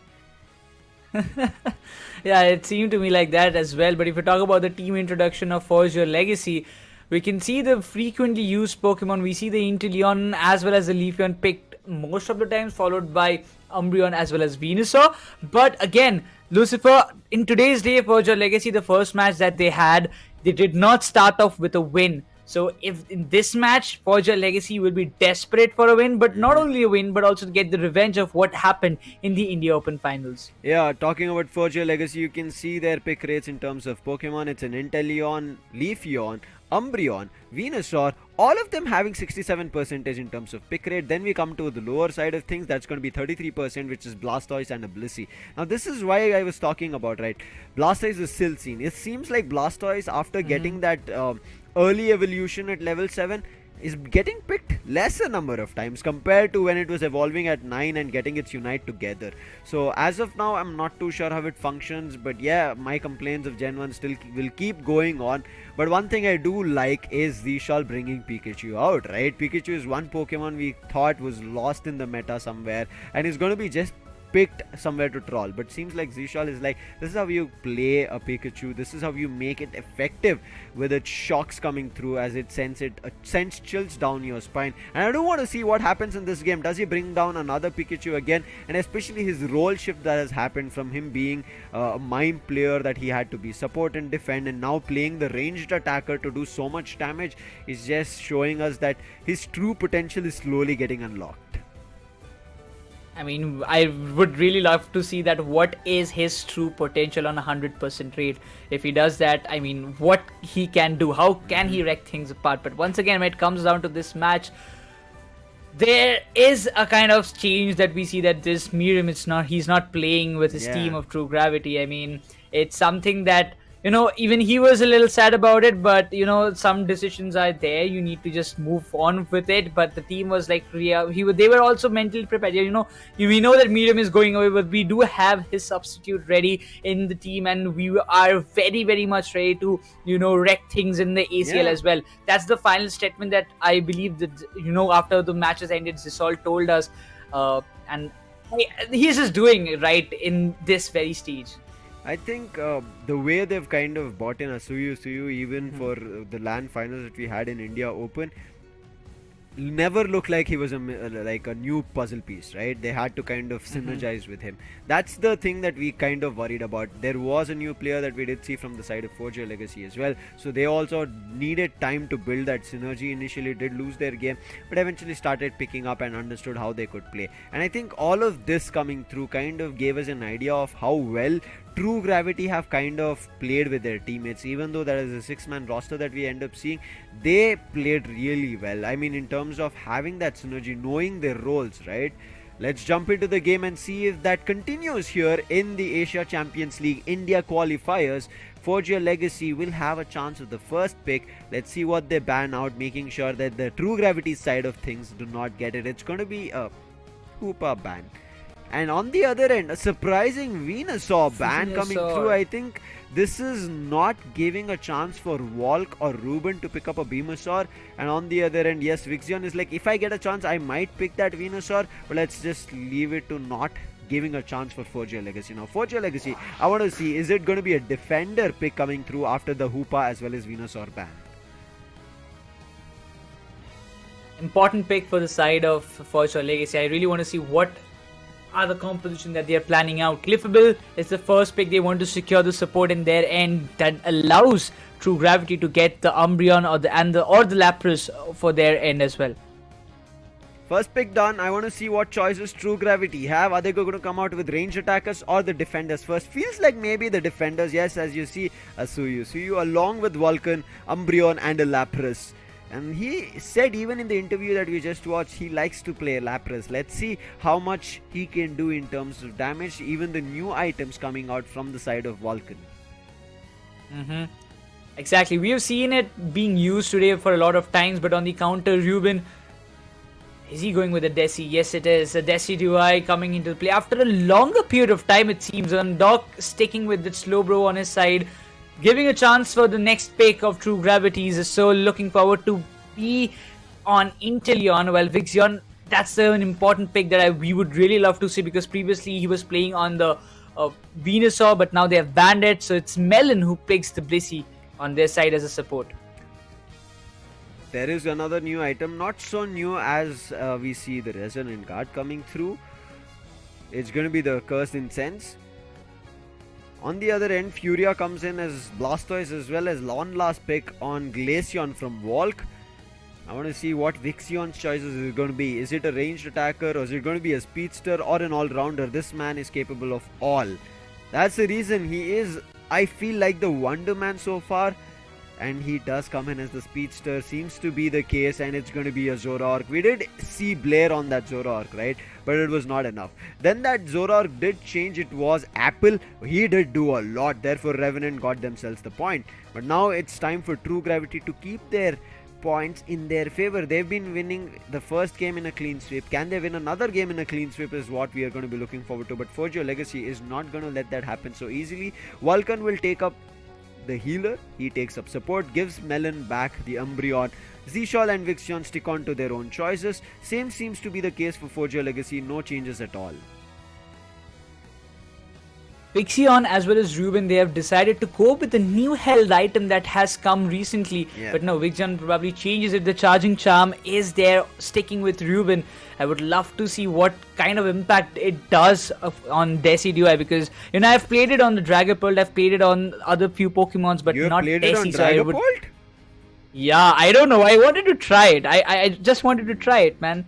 I think we have to do a 1v1 Dragapult later afterwards. But yeah, as you said, after these new two items, right, there's not much of experiment that even I got a chance to do. One is based on attack and speed, another one is for HP. So initially we did see the defender having it, meaning we could have seen maybe an Umbreon with Swift, but as of now we will see what happens later down the line. Not Swift, but the heal coming through. Wish.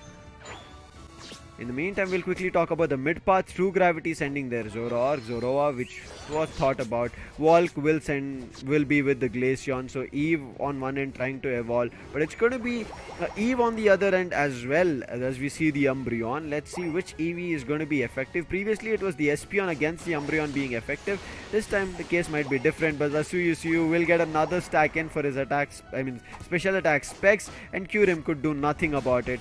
Therefore his Clefable will still remain as a Clefairy. In the meantime, a little bit of an overextension and the first KO is found. Vixion already on level 5. Now this Zoroark, we have seen it last on the Apple on Revenant side, and now he did a very, very fantabulous job on Zoroark. And Vixion, he's also specialized in going and invading the backline specifically. But on level 5, this Zoroark can cause a lot of trouble if they find those early KOs on a constant basis. Specifically, he's hiding in the tall grasses. He might be the surprise package everybody would have expected. He went for the Altaria and Swablu. We wanted the wild Eos energy and experience to level up. But he's still at level 5. On the other end, level 5 is also the Glaceon. Volk. Desi also reached to level 5, the Dartrix. In the meantime, Meanlook puts a hold on that Clefable, finally evolved, but it's not going to find any KO because both of them are level 4. One is a support, one is a defender.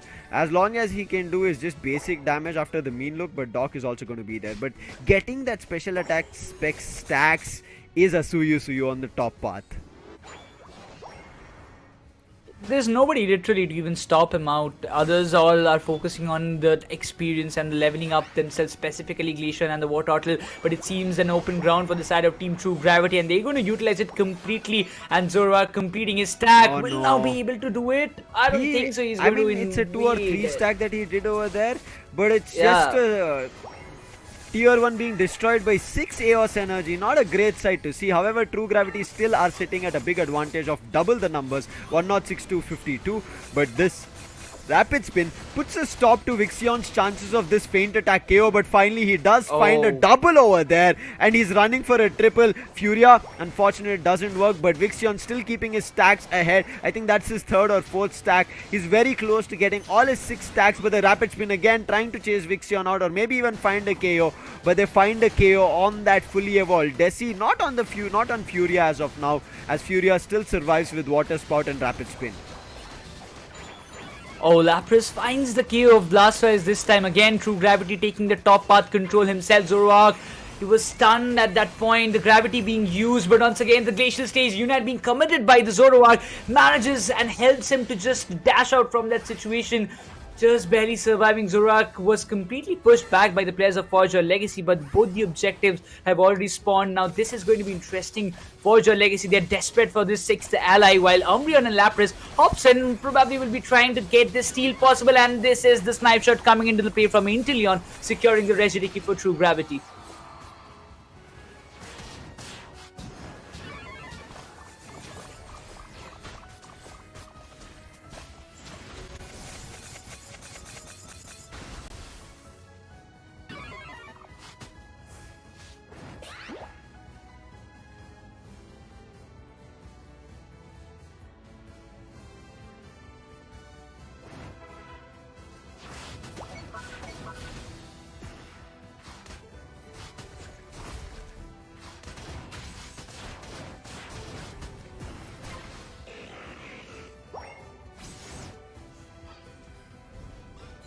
Oh, this is going to be important at this point. Forge or Legacy, we see the 4 of the players in the bottom lane. They know how crucial it is.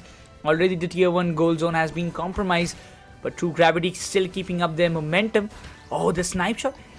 Oh, it does seem like Inteleon is here to steal the buffs from the side of Forge or Legacy. That's always the intentions, not let the other secure Pokemon play better, right? But nice read coming in from Doc. Read that somebody should be hiding but couldn't read. Furia right now stuck. Can be a chance of a KO, but his teammates are right behind him. Glaceon, Clefable, Slowbro, so therefore should survive. But the Moonlight Prance being used still does not work out. Hydro Pump also comes through and they will force the players of True Gravity to back off. But nice knock right on the face of that Zoroark. And that's a 2 KO streak. Make it a 3rd KO streak. Surviving barely is that Desi, but still finds the 4th. Wrecks havoc and easily goes going to the bottom path to score a big 40, and Forge Your Legacy, the 4 players, will score on the top path, and now Forge Your Legacy might be back on track because of the mistake of True Gravity. Oh my god, this is going to be very, very important that Desi Duai is on level 11 at this point. But it seems for your Legacy, they have the privilege to melt down the Regiliki because there's nobody from the side of True Gravity to come and even contest for it. Zoroark looking forward to level himself up and getting those buffs, but Fura, he has dealt a lot of damage, so he needs to, recover himself, patch himself up, but the Zoroark will be coming into the play, and before that, I believe for your Legacy, they need to get their 6th ally up and push it to the tier 2, but it seems, yes, True Gravity, they're now up for it to get the Regiliki in their hands. Oh, again Knock Knock active here, and they're all running away. Vulcan taking a heavy amount of damage along with Suyu, so Vixion doesn't take anything, but in the meantime, in that Icicle Spear in the bottom path, Volk finds Inteleon. That's a big KO. Now he has 48. He can destroy the gold zone, but Vixion, he's ready. With the Shadow Claw moves in, the feint attack does connect. He might look for the final hit, but the Bliss assistance as his feint attack misses. Now Volk running. There's a Citrus that he can get to, but the feint attack again missing its position, and therefore those combo attacks failing, but finally takes Volk down, and now free take of this Regi Ice. In the meantime, Desi already doing damage, and therefore a top path push coming through. Lapras Express is what they're using. 4 players are going to be there. Lapras Express misses the Desi, but however still chasing the Desi, and then the Zoroark comes through trying to find a KO but unable to find, as the rapid spin makes them survive and lets the other players back off, but the Lapras chased that Desi, found a KO, then the Slowbro to find a double KO streak. However, Cliffable wants to put a stop to all of those things, but the rapid spin finds a KO on the Blissey, and now Melon wants to stop Furia but cannot. He gets the speed berry, runs from there, and Legacy, they are on the lead with 254 because they were able to destroy the tier 2 on the top path.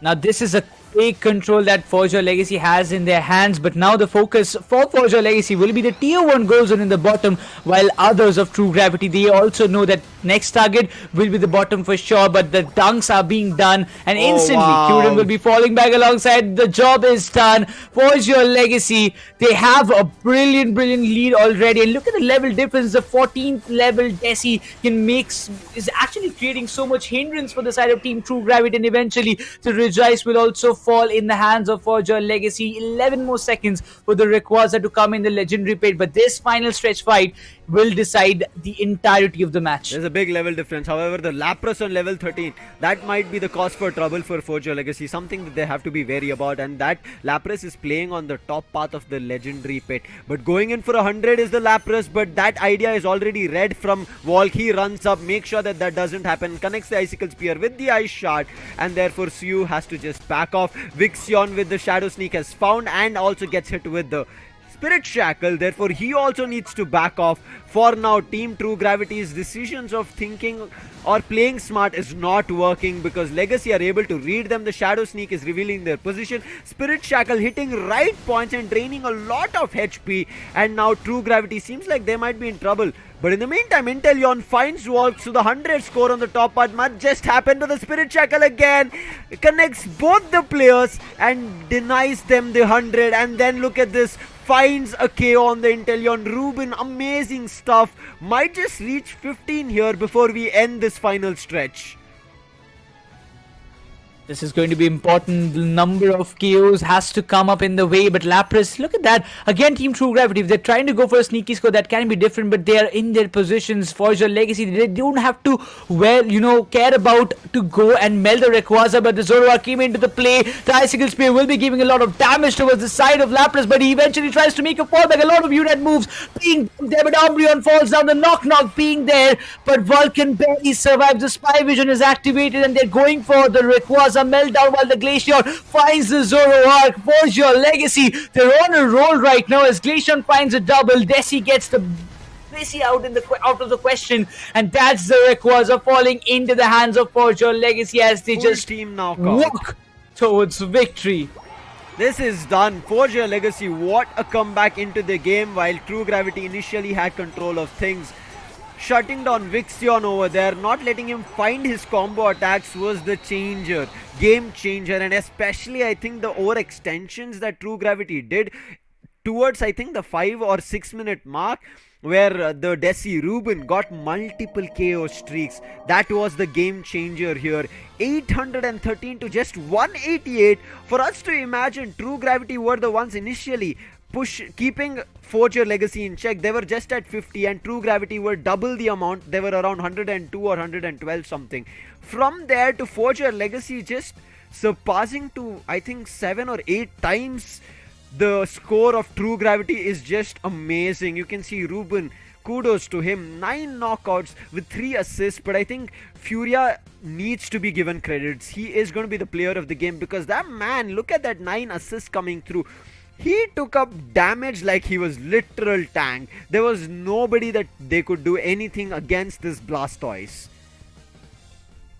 Once again, what a hectic match it was. But Forge Your Legacy, that Desi Duai did a fantabulous job. Everybody thought if we are just specifically for the side of True Gravity, they thought if Venusaur is banned, Ruben will be maybe just going with an Inteleon or something different. But again, he picked with the Desi, giving a chance to Zisol to go with the Inteleon. Then everything went in their favor. 78,000, but keeping 78,000 aside, Lucifer, look at Furia's damage. 1 lakh damage on Blastoise. That's what I said. That man went crazy. That rapid spin and the water spout coming through was just insane. Like, as soon as he puts water spout or rapid spin, you could see even in that battle where they were about to KO him, right? Melon as well as Suyu were right behind him. Not Suyu, it was Vulcan. Both of them were right behind him. Vulcan was low. Furia was also low. He decides, again, when he goes for a rapid spin, he gets a little bit of a blue buff for himself. Rather than a blue buff, I can call it a blue shield as well, a little bit of a blue HP. And he took advantage of that. Put Vulcan down. From there, with that rapid spin speed, he made use of it so that he can cross over to his mid path, had the berry over there, picked it up, and his speed got better, and therefore Melon couldn't chase him. Melon couldn't put down even the mean look. And that's where the game got in favor of Forge Your Legacy. But it was all, as we said, towards the 5th minute, 6th minute mark that we saw a fight that broke through, which True Gravity did not check things properly. Small errors led to this kind of loss for now, but still the cushion is up. I mean, it's not just the end, it's just the first win for Forge Your Legacy. Team True Gravity, they do have a chance to bounce back. But if you talk about the graph again, the scores that True Gravity had was from the 2 minute to the 4th minute marker. After that, did not even had a great chance to make a comeback itself, because all the objectives, all the crucial picks went in the favor of Forge Your Legacy from the very 5th to 6th time, from the 5th to 6th minute, and after that it was all the game for Forge Your Legacy to continue. Hey man, we just saw a game where Clown5 as well as Griffin played, right? Clown5 got a victory like this in the first game. So this is still the best of 3. Things can topple, things can change. True Gravity can understand what mistakes they did.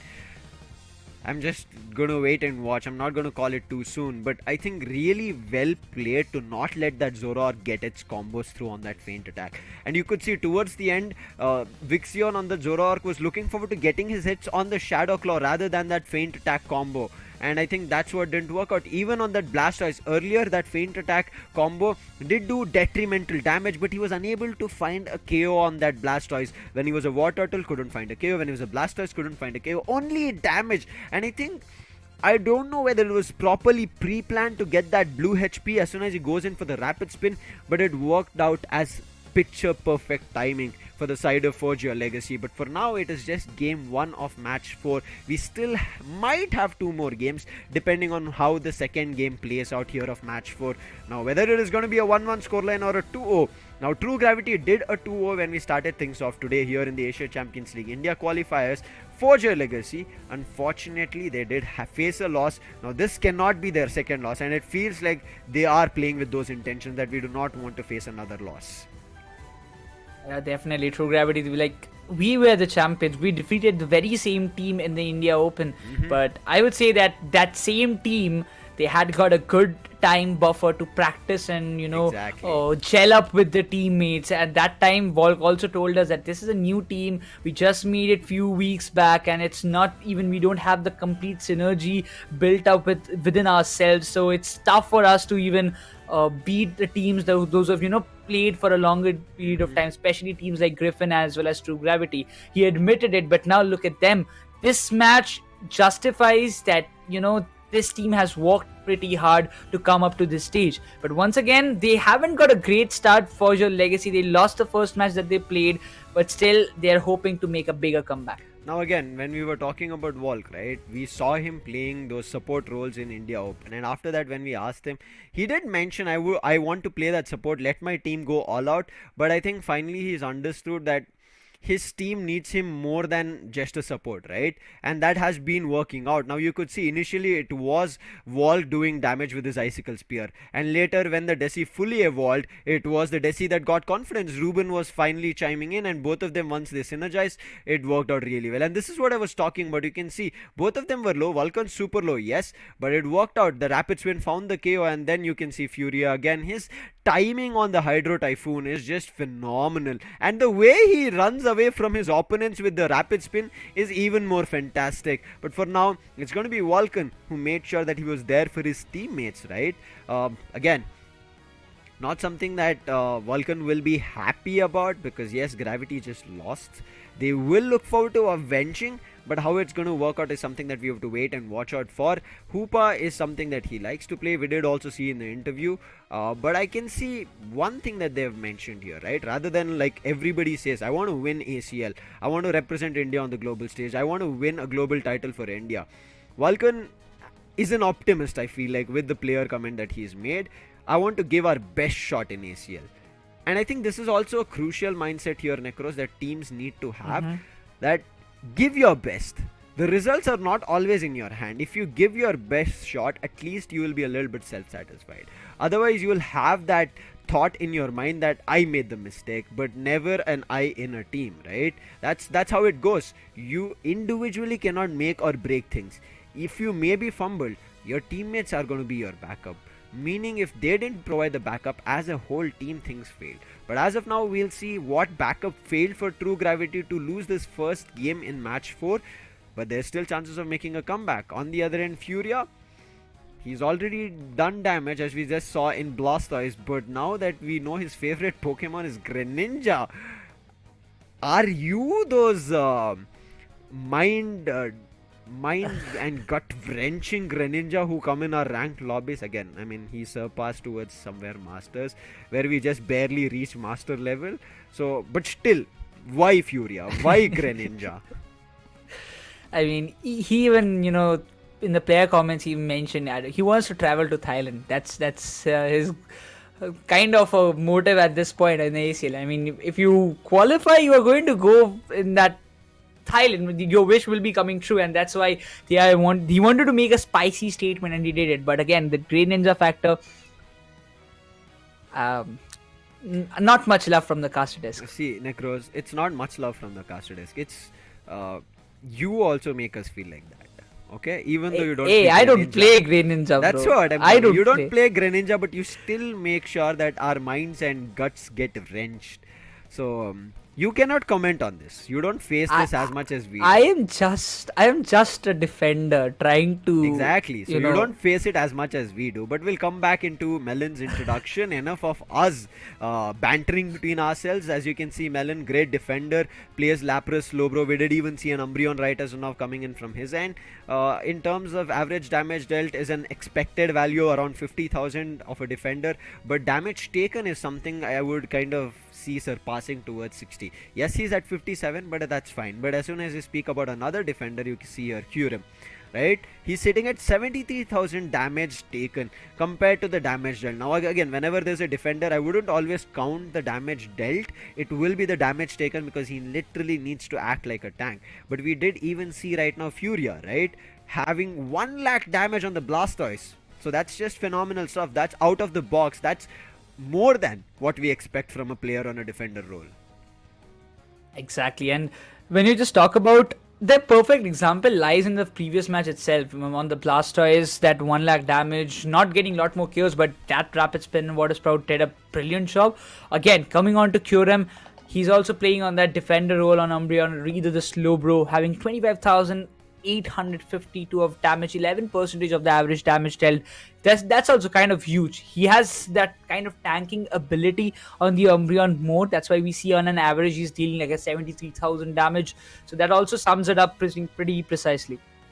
Now, Kurim coming in from the SATL, as we did speak about it, I want to see what changes. Now, again, Kurim as well as Volk have played together previously. They were in a lineup of Marcos, right? And they were also in lineup of Griffin. Now, Griffin also was part of. There was players from Gravity right now that we see. So it feels like there's a big branched extension that we are seeing, literally like a pedigree chart sorts. But yeah, a lot more detailed into biology as we will step back into Pokemon Unite. That there are a lot of deep-rooted players, right? They either are comrades or they've battled against each other. So I think this does help players to kind of build something new. And I think Volk finally finding that crucial support player in a team with Kurim coming through, whether a defender or a support, has been working really well. Now, there is still games that they need to win. The first game didn't go their way, right? This is the second game that they're playing here, or rather, the first match didn't go their way. This is the second match in the day that they're playing. Looking forward to finding a way to get back on points. Now, as soon as they find their points, they'll be back in that first chart. But however, the number of matches that they've played will be more compared to the other teams who are sitting in the top 1 position. But first win is always the best win.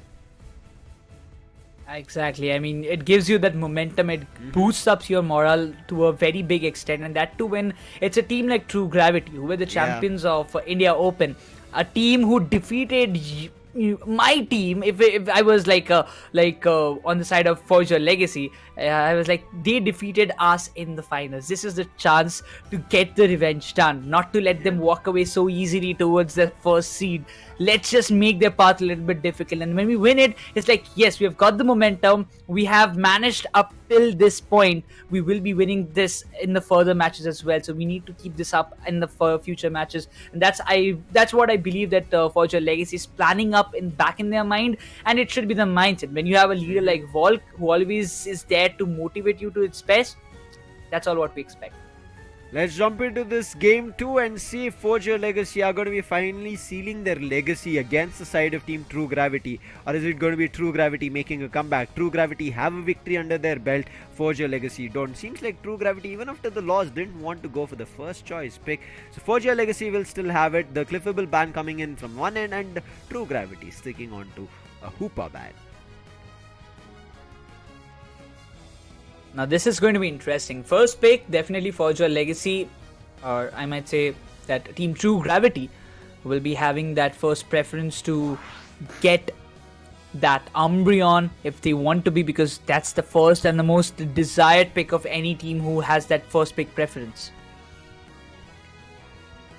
First pick, Melon again coming in on none other than the Umbreon, but on the other end, Ruben, my man seems like he wants to play these long-ranged attackers. We just saw a Desi, and now he's going in for the Venusaur along with Doc this time, picking up the Lapras. So Suyu, he doesn't have Lapras, so I wonder what he's going to choose. He might go in for maybe the Blastoise, maybe a Snorlax, but seems like they want to get the range attackers first and then look forward to picking up the defenders. So not picking up a defender here has given Furia a chance again to pick up Blastoise. Kurim, is he going with the Comfy? Is it so? I mean, okay, we will be seeing Comfy back again in the match after probably a very long period of time. Okay, it's something it's hard to digest, Lapras but once and again, Comfy, Blastoise and Comfy, Fura and Kurim, or Doc or Kurim. This is going to be interesting, as you said. It's been a long time. There is the the Buzzwall coming through. I'm still a little bit dazed of the True Gravity end of things of Forger Legacy end of things of making these decisions of the Pokemon choices. The side switches has to be changed, the purple and the orange, nothing to be worried about. That'll be corrected as we get into the game. But on the other end, Volk picking up there's just so many things that right now Forger Legacy are picking up. I was like, I'm losing my brain. In the meantime, keeping it simple and steady as so far we have seen. The Buzzwall is there. We end up seeing an Espeon as well in the mix. But seems like the front line is just going to be held from Melon, not the other end of things. That being said, I'm really looking forward to see. I mean, Volk is there with that Absol. Does he mean, play the Absol though? I want to see if he gives to Ruben or somebody else, but it feels like he will. With 15 seconds on the clock, he will. And now with the claw being there, scope lens and a focus band, crit hits are gonna be out of the bounds. They are going to be out of graph. So if Volk keeps evolving and leveling up, rather than evolving, is going to be leveling up, gaining experience, having a better level, he can destroy, wreck this lobby and commend all of them. So right now it's time for True Gravity to step up here, Nekroz. If they don't, Legacy will close a 2-0. I don't know. I feel a little bit tense at this point. I just don't know, because Absol is there. We see a Comfy coming back. Sticking with the Lapras should be the accurate combination that we might be seeing. But this game number 2, it's going to decide. So far, we have just seen 1-2-0 scoreline that came itself from Team True Gravity in the first match that they played in today's ACL. For your Legacy, this is their time to bounce back. They have lost their first match, so it's time. If they win it, they will be equalizing with True Gravity as well. Starting it off, True Gravity, initial scores, but missed this chance of getting another stack for Suyu. In the meantime, Vulcan does get his stacks through. Nothing much for him to be worried about. But right now, finally, Suyu does get the 5 on the bunny. So he'll get his second stack as well. In the meantime, Fura is also no less. He's also getting his stacks. Comfy sits with Fura and then will immediately try to back off. But the Slow Smoke also here. Now, Slow Smoke's speed has been reduced in terms of cooldown. So there are chances of Slow Smoke being used a lot more. Suyu. I mean, this guy was playing on Lapras previously. He has been pretty good on that. But now on the Buzzwole, looking forward to see what he can do with Zisol. Coming out of nowhere, he was trying to surprise the Bulbasaur. But it seems that this is going to be tough. The Lapras being dragged away. That Icicle Spear giving a lot of damage. He's tanking it, but he needs the support. One Citrus Berry being left by the Bulbasaur. But the scores is completely inevitable coming up from the side of Team True Gravity. And they are up for this front stacks, but with Comfy sticking with the Absol can be a little bit troubling. But the Glaceon finds the Lapras as Volk. He's also barely surviving in a very low HP, and the KO will be coming in the favor of 4-man stack push coming up from the side of True Gravity in the bottom lane. 90-19. Fura getting another 19 dunked. Suyu also doing the same thing. Both the sides right as of now concentrating heavily on stacking Nekroz. I want to see how the final battle is going to be. But in the meantime, Volk is like, there's no final battle. All the battles are going to be final battle. He's already found the first KO. He's looking for a second. Melon barely surviving. Gets the second KO streak. And now he's jumping towards Espion. Espion can be caught. Barely surviving. Slow Smoke being used. Espion, Zishal, if he steps out, can be difficult. But in the meantime, to save that, the Icicle Spear comes out and finds a KO on Lapras. In the meantime, look at these smacks coming in. Buzzwole, along with one, finds a 2. Needed to run away, and Comfy is all alone. Again, smacks coming in with a superpower. Kyurem barely surviving. Not for long, as Suyu finds a 2 KO streak. The man was playing a defender in the previous game, and right now, he's an all-rounder. Already finding KOs with the stacks that he did on attack weight. What kind of start it is for the side of Team True Gravity. There is literally no chance for Forge or Legacy to even come up with a counter attack. They have to be, depending on the late game, but that level 9 Espion is creating wonders. This all being that one big leader, the 2 EVs just doing wonders for the side of Team True Gravity. The tier 1 gold zone has been taken down, but it's still Absol. Volk, he was completely trapped out. Nothing more to do, and the Regiliki contention will be coming up. The Solar Beam will give a little bit of damage, but won't be able to just get to find any KOs. But again, the Water Sprouts and the Rapid Spin coming into the question, trying to deal a lot of damage, but no way. Fura, he just barely manages to walk away with the Unite being committed. Hydro Typhoon, but still doesn't seem to be getting it through. He's down, Fura. Now it's up to only Dog. 2 KO streak. Might be a third as well here. Obito going bonkers on this muzzle buzz. Oh my god. and Foria Legacy seem to be in trouble. The only way to bring this game back is going to be on Fura or Volk leveling up to way better than the players of True Gravity. He is at only 9, whereas that Buzzwall is at level 10, so the chances of getting back into the game seems even more tougher. Melon, look at this. He's on their path of wild Pokemons and he's snatching them away, causing trouble already, and Obito again dragging another player. Lapras pulling him out, finding a KO. Verdant Anger finally being used, but Suyu is not giving up, finds a second KO streak. What has this man been? He looks like he's Django on chain and he's taking everybody down, but finally Volk swoops in, finds the Blissey, but the Icicle Spear keeps him in check, pushes him back, and now Foria Legacy, they need to turn things around because 221 to 71. Big difference that True Gravity have created. They've literally shut down Foria Legacy from doing anything here in this second game. They are angry at this point. They are ferocious. We can just see by their gameplay. This is not the True Gravity that we even saw in the India Open Finals, it seems. This is the big, dominant, big dogs, I would say. Because Sui, he's just waiting in the tall grasses just to catch somebody off guard. And now the Absol just comes in front, the slow smoke being activated just to take an escape from that situation. But the bottom Reggie contention will be very, very much important for the side of Foria Legacy. They need to get this objective in their bag. Absol evolves to level 11 at this point, but they need to find a lot more KOs. He's again completely being, I would say, trapped one after another. Finding Zisol would be very much important, but no, it's still not done. Volk The is Comfy still finds his surviving. peon.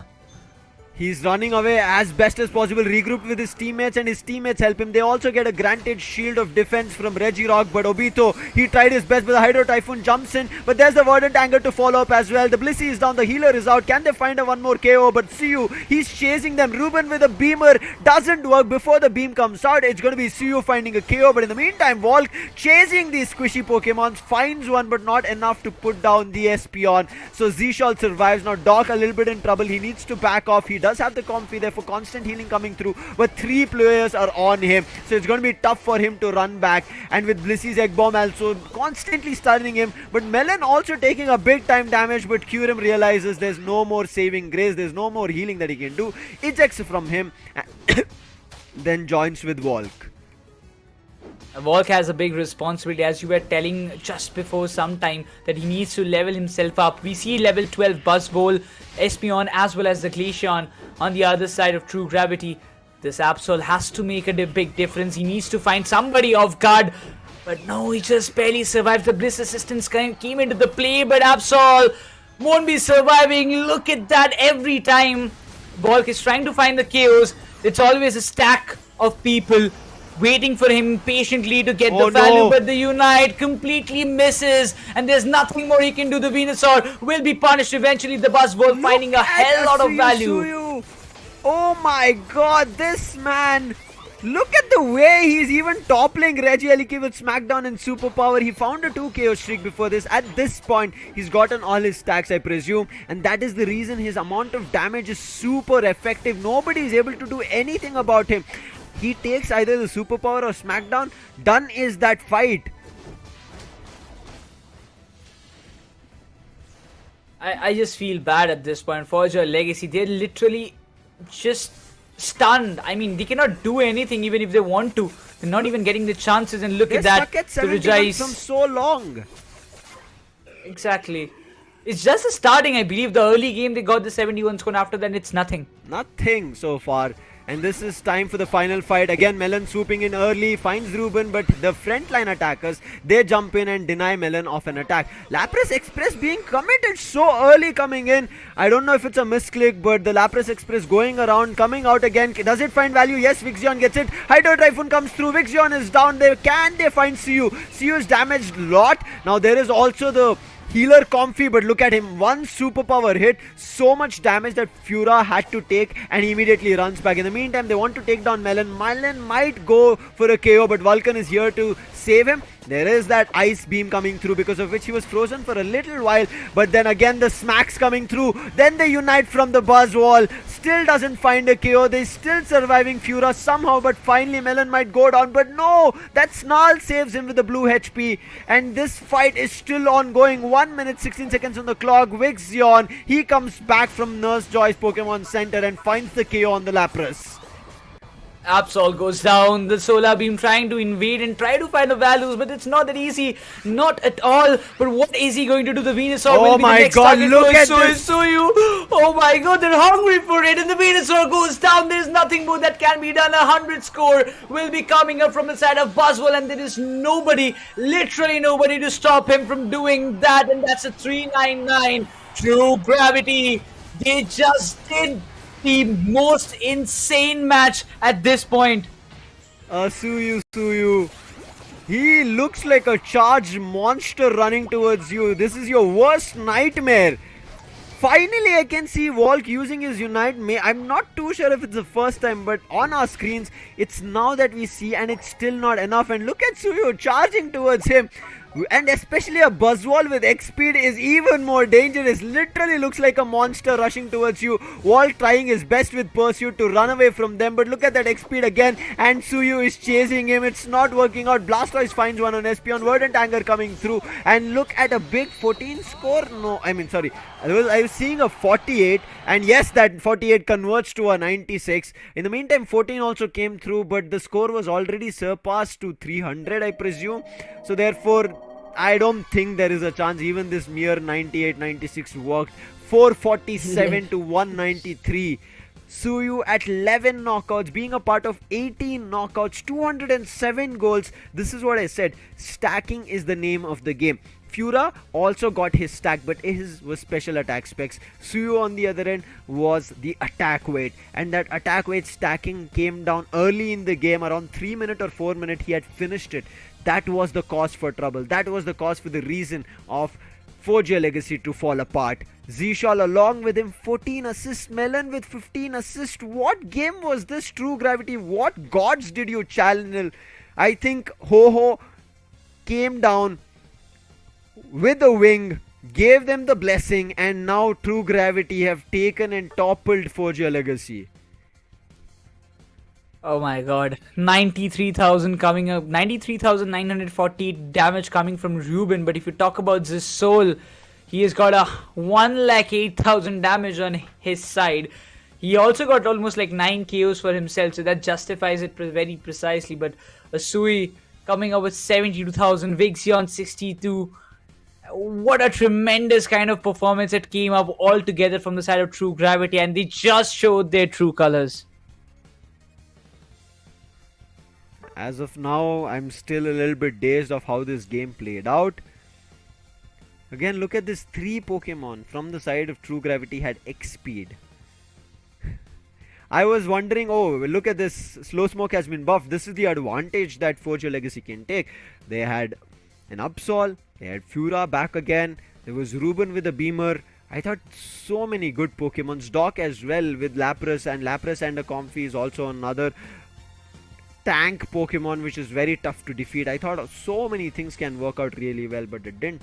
As you can see, this is what I spoke about it. In the early 4 minutes of the game, he already got his 5 stacks done, and after that he didn't have to get his 6th stack because he was already good in dealing damage. His Superpower and Smackdown were almost draining 1/4 percentage of their HP bar, and that's where it worked out really well. And you could see it was only Fura who was constantly going in for the stacks. As you can see, he got the 4 stacks in the early 4 minutes, whereas the Buzzwall got 5. But it was not enough for Fura to do something better. At this point, I'm in a kind of situation. I want to process the match, what just happened. I mean, we were about to see, even in the India Open, it was Asui playing on Lapras, being the defender, tanking damage, handling the front line of his team. If you just imagine the face of Sui in front of you and just imagine that Buzzwole, it just doesn't go in the way. It's just a parallel thing. I mean, his alternate name is also Psyduck, okay? Yeah. You Still know what doesn't Psyduck match. is. Exactly. of what he just did. Suyu is out of the world stuff that he did. Let's jump back into the replay because this is a much needed replay that we need to watch because everything went wrong for the side of Griffin. I'm sorry, Foria Legacy and True Gravity. Everything went right. Look at him, Smackdown, Superpower, everything on point. He's not letting anybody. He is reaching into depths and despair and finding them. But I think there was a lot of overcommitment from Volk's end as well, because of which it was easier for the players of Gravity to tread in their own flux zone. But Suyu, another level of a performance. Look at him. The Verdant anger was used on him and he's like, no, I'll still fight. He still finds a KO on Fura and then he backs off. I gotta say one thing, that even after so much try, True Gravity's determination from the very start was way too clear. Look at him. Like time and water. The beam was being sent out. Solar beam takes time to charge and he's like, let him take time to charge. I'm going to charge upon him and smack him into the ground. KO found.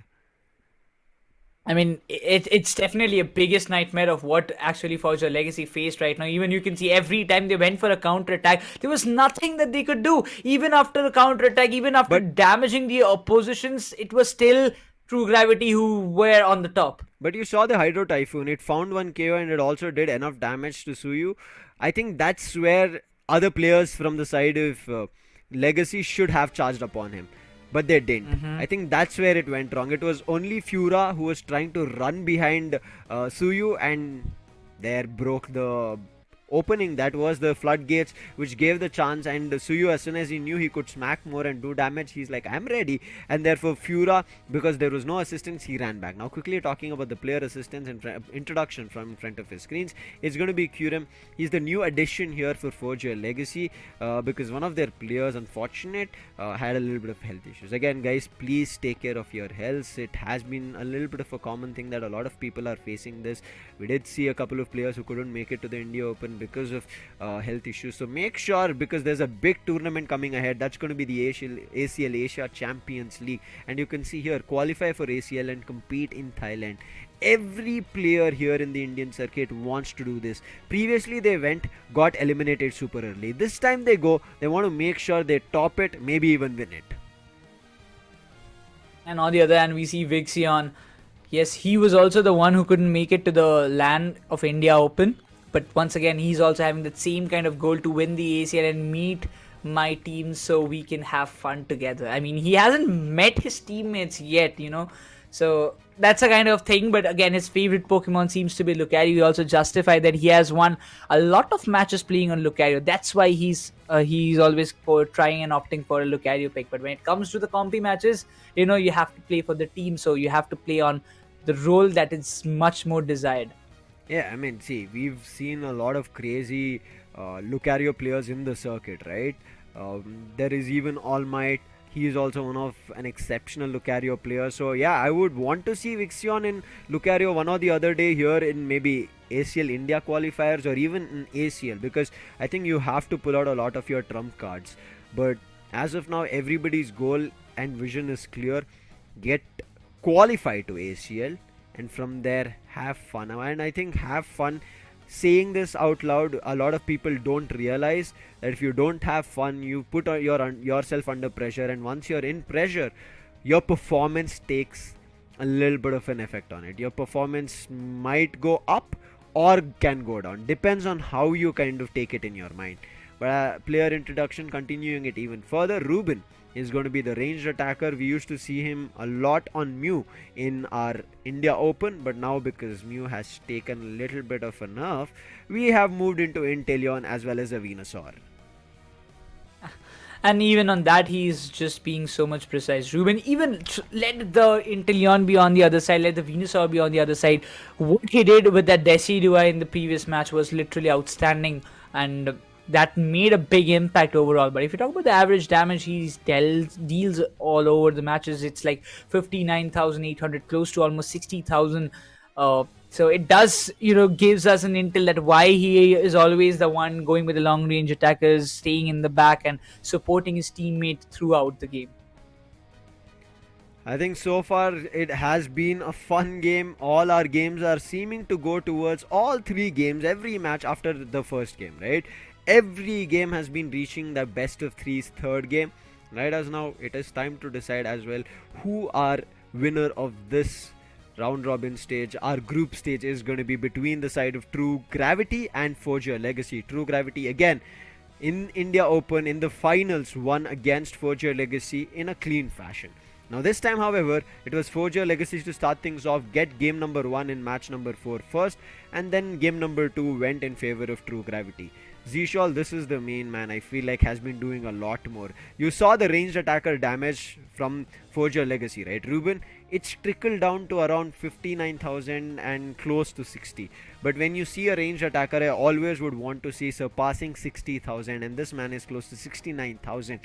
Playing Espion and Inteleon. We just saw him here doing that damage. He will be doing a lot more as we move ahead here in this ACL India qualifiers league stage. I want to see how far Zishal pushes, how much more cards he has in terms of these Unite licenses that he'll be bringing out on the ranged attacker role. Zishal has got still a lot more things up his sleeve, that's for sure, because he's just getting started, he's just getting pumped up. But once again, as this is like a 1-1 situation, we will be moving forward to the third decider match. Out of the 4 matches, this is the 4th match that is running. The first one was the only one where we saw 2-0 happening, that too from True Gravity's side. Next 3 went on a 2-1, 2-1. Raider was there, it's just telling me, you know what, I would like to see some decider matches, and now we are seeing one after another. But the decider round, we see Forger Legacy having the first pick preference, while the bans, it seems to us that it's going to be Hoopa as well as a Clippable. But that being said, I'm looking forward to see what first pick. I mean, Umbreon definitely will be one of the first picks for the side of Forger Legacy because it's available. Then on a counter, a Pesi or a Lapras, maybe that kind of, or an Inteleon or a Lapras can be a pick from the side of True Gravity. But a Buzzwole, if it comes, I mean, I won't be surprised because the way, Suyu played it, I would love to see once again a Buzzwole, that too on his side, and Suyu will be the one to play on it. But again, Zisol decides to go with the Venusaur and Vaxion. Are we seeing a Machamp? Oh no, it's Vulcan going on a Blissey, giving a preference for Forger Legacy. Ruben and Doc, what is going to be the picks? Is it an Inteleon because Ruben has got the privilege? Otherwise, a Desi again, I won't mind it. But oh wait, what? Not again a triple defender composition. We saw it earlier in the day from the side of FS, but Forger Legacy, they want to go with a triple defender composition. The first match against FS, it did work out against True Gravity, but in the end moment, it was True Gravity who was able to find the last minute value in the Rayquaza fight. So it has to be a big gamble move coming up from the side of Forger Legacy, while Ruben, he will be there with the Decidueye alongside Volk, picking up the Chandelier. A big decision in the composition coming up from the side of Forger Legacy against True Gravity, while Suyu is still left to pick his Pokemon, while Volk, okay, he's still not locked Chandelier, but he decides to go with the Gardevoir. Okay. Be ready for anything is what I would say.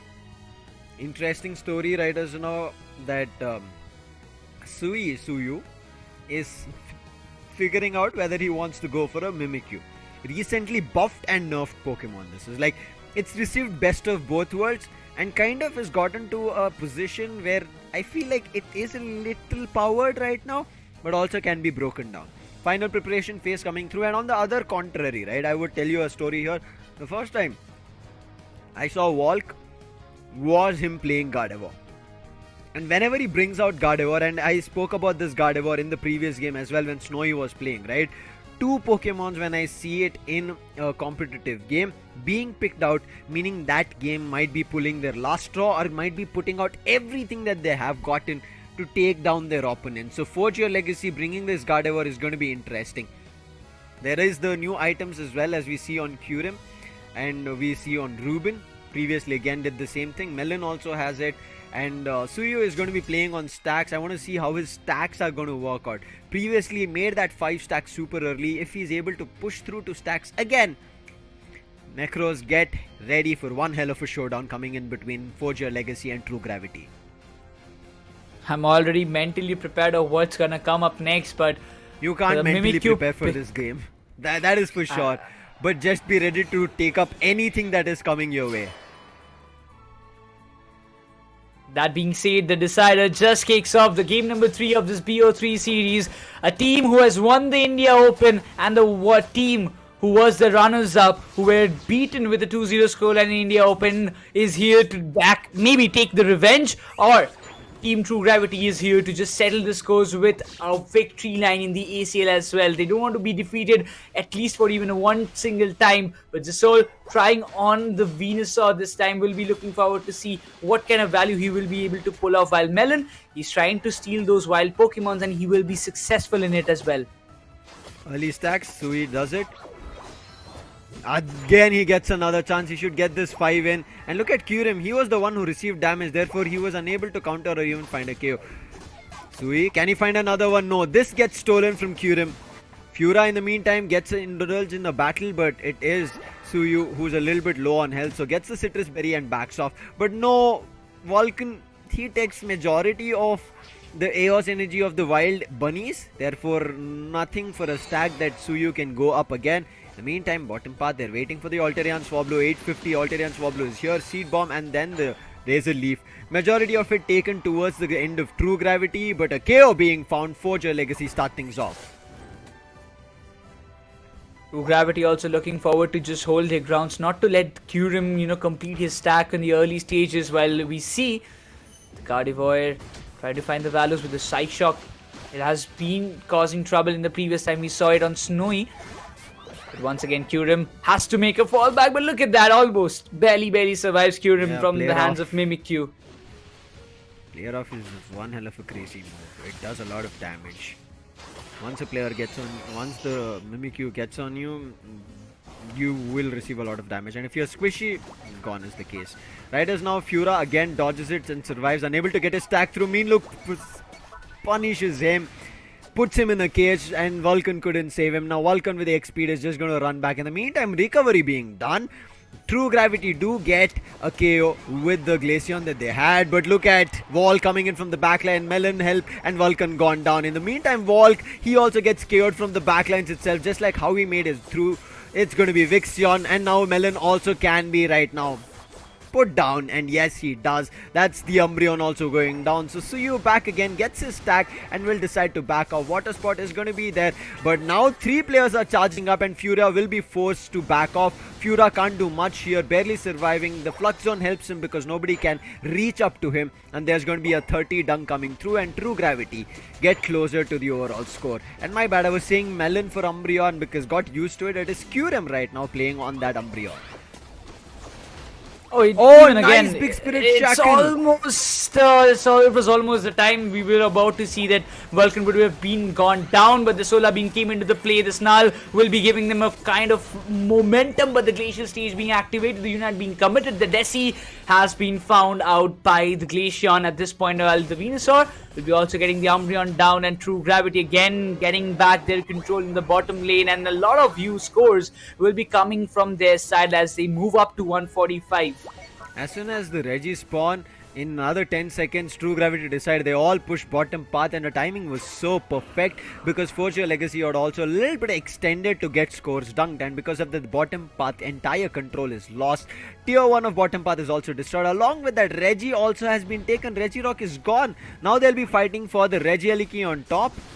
Let's see if they do get a chance. It is Foria Legacy who have started it, but Suyu is ready. I don't think he can go for a steal. Therefore, the ally gets added to the side of Foria Legacy. Not True Gravity, but Vixion is here. Psyshock along with the Psychic. They're trying to do damage, but nice Hydro Pump coming through, which will find the KO not just on 1, but 2, and will get the ally pushed, and an overdunk of 40 comes through. But after that, the Beamasaur finds 2 for itself, putting the players of Foria Legacy back in the Pokemon Center. Oh, Lapras. His 30 score was completely stopped, and Zisol playing a vital role at this point. He's already on level 10, will be evolving to level 11 as well. Meanwhile, Ruben, he has to play that very same role what he did in the very first match with that Desi Duai. He has to find a lot more value. Leveling himself up is going to be a very, very crucial role that he has to, fulfill. But again, for your legacy, Team True Gravity, they don't have much of a difference in the matter of scores. But yes, a level diff factor can actually happen if anyhow, for your legacy or either Team True Gravity can get both the objectives in their favor. Level advantage here for Forger Legacy for now. But Forger Legacy have done one good thing, that they've destroyed Tier 1 and Tier 2 both of True Gravity. However, score difference is not that big. So if an overdunk comes of 40, immediately True Gravity can reach 400, and Melon wants to make that happen. 40, Suyu has it. Does he go for the score? Yes, they're using the goal scoring speed and they make that 40 happen. 208, but with the Lapras Express, they're charging in. They find Suyu, but do they take him down? The player off immediately charges Ruben. Ruben trying to run away with a Shadow Sneak, doesn't work. He gets KO'd. The Rapid Spinner also doesn't protect him. Doc also couldn't do much, but now Doc in trouble. The 2 KO streak with the player off coming through, and mistake being done here. Forge your legacy, the control that they just had, lost all of it. But however, Volk along with his teammate Hurim, they are deciding to take objectives. They get the Regirock. However, look at that, with the Shadow Sneak, tried to get a hit on one of the players, however did not, and the mean look being used. Suyu might go down, Singularity also being committed, and the Unite make sure that the Mimikyu is down and sent back packing. Maybe even another, but the slow beam being used and the Bliss assistance coming through. Moonlight Prance being used. First the Blissey goes down, then might be the Slowbro, but the Slowbro is still protected because of the Bliss assistant. Verdant Anger also came through, therefore the players of Forge Legacy were forced back, and Vixion swoops in and puts the Lapras to the Pokemon Center. Giving a chance, Blastoise is there, melting down the Regilik, and it will fall in the hands of Forge Legacy, while the Mimikyu, he will be there in the range of the Hydro Typhoon and eventually deals a lot of damage, but still surviving. The Regilik has been pushed to the tier 2 as of now. Kyurem is eagerly waiting for the right moment to maybe strike in, because they want to push this Regilik. It seems the Icicle Spear giving a lot of damage. The Mean Look will be trapping the Slowbro this time. The Glacial Stage being activated gives a big opportunity, but Lapras goes down. The Knock still has a good amount of damage, but not enough to find a KO itself, and the Regilik will be stopped. It was a little too further away from where the Knock was started, but okay, no complaints as of now. It did keep the players of True Gravity in check, but True Gravity, you can see, still they are in lead, even though the objectives are going the way of Forge Your Legacy. Now it's time. In 40 seconds we are going to be seeing the last and final battle. Ruben on level 13, and it is going to be the Gardevoir also on level 13. Same goes for the True Gravity. Both the ranged attackers, the Glaceon as well as the Venusaur, are on level 13. Let's see where this goes. Vixion says, I'm not 13, I'm 14 right as of now, and now the game has gotten even more interesting. This final battle, the final stretch to decide match number 4's victors, is going to come close.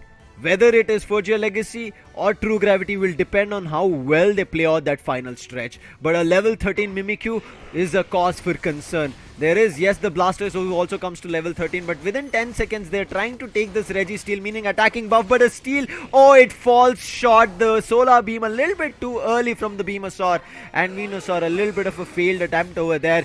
Melon, right as now playing Slowbro with the soft boils, trying to keep Vixion and heal, but the Mean Look traps Frozen Melon, and he might get KO'd. The first KO, and then the Knock might find a lot of damage from the backlines. Mimikyu charges up, the single attitude traps Suyu, it works, and they find a counter KO, but the Venusaur is still alive. They have to take down Zishol. They're trying their best. Moonlight Prance along with the Blastoise does work, but Vixion trying his best to take down the Gardevoir, but that shouldn't have been his intention. It should have been the Rayquaza, as Rayquaza gets taken from Forge Your Legacy. However, the shields can still be broken, but before they could, a 98 gets scored, 100 on top, 100 on the bottom, and this is 490 for Forge Your Legacy. Maybe even another 100 at the base goal zone of True Gravity, and with 1 minute to go, there can be chances of True Gravity to bring it back. They need 300 scores, but before that, they need to destroy the shields of Forge Your Legacy, and then only they can find success, and they do. Lapras' shield is destroyed. Dog goes down as well.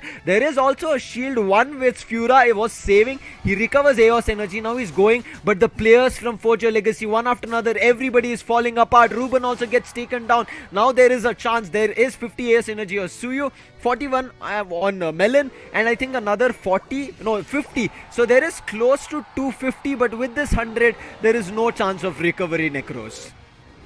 It does seem like nobody anticipated that the Blastoise will be just going with the sneaky scores. They have come up close, but all the players who were on the cooldown in Nurse Joy's hospital has already come alive, and now it's time for them to prove that this match, this is the revenge that has been taken as legacy. They will be just walking away with the victory. Slowbro does find the Lapras though, but this 10 seconds time, I don't think it's gonna make the singularity being activated as well. It seems no, it's the Moonblast There's being no activated, chance but the here. knock, it's all coming down, and Gardevoir still finds a double KO for his name.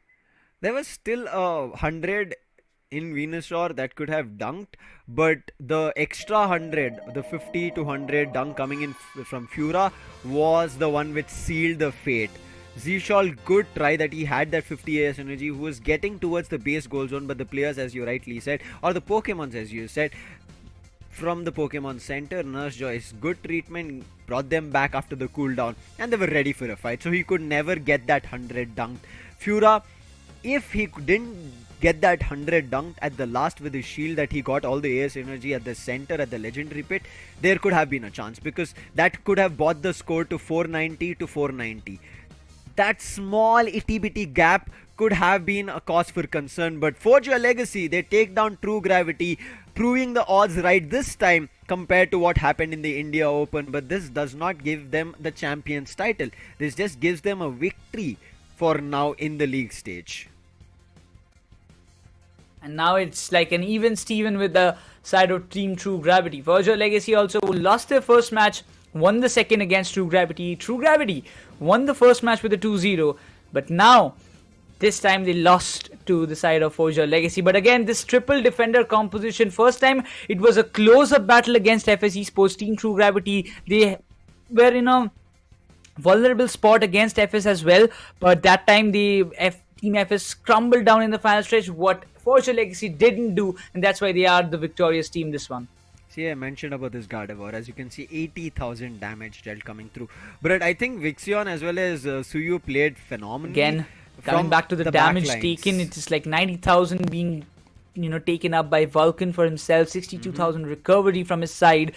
Doc also dealt a lot of damage. I mean, he also conceded like 80,000 of 145 for himself. Level 13 Lapras, this is always the problem. Like, they become a literal tank and they're very tough to KO. And I think Doc played I don't know, I'm not finding any words other than fantastic and phenomenal. Out of the world, out of bounds, 80,000 damage taken is insane. Dealt is something that you understand, it's in your hands. But taken, meaning you were able to take damage from the Mimikyu, from Vixion's Icicle Spear, from Beamosaur, Z-Shawl coming through. So there's been too much that he's been taking. But I think early game, really good stuff coming in from Suyu, along with Vixion and Z-Shawl. But towards the later stages, right, Forge Your Legacy understood it's better to keep distance from the players of True Gravity, especially from Suyu, because on that Mimikyu and the player of that he had, instant KO would have been the Desi and the other Pokemon, right? It is like immediate KO coming through, which is a cause for concern. The Gardevoir as well as the Desi going down immediately means like you lose your heavy damage dealer. So for now, Forge Your Legacy do get themselves a victory after the loss that they had in the starting of the day. But again, nothing much to be worried about for even True Gravity, right? It's one game of a loss. There's many more games here in the league stage. It is only to decide your seeding. Let's see how it goes as we jump into a quick replay to see what went down. This fight was close. It was initially True Gravity, as we said. I want to still see the turning point where things went south.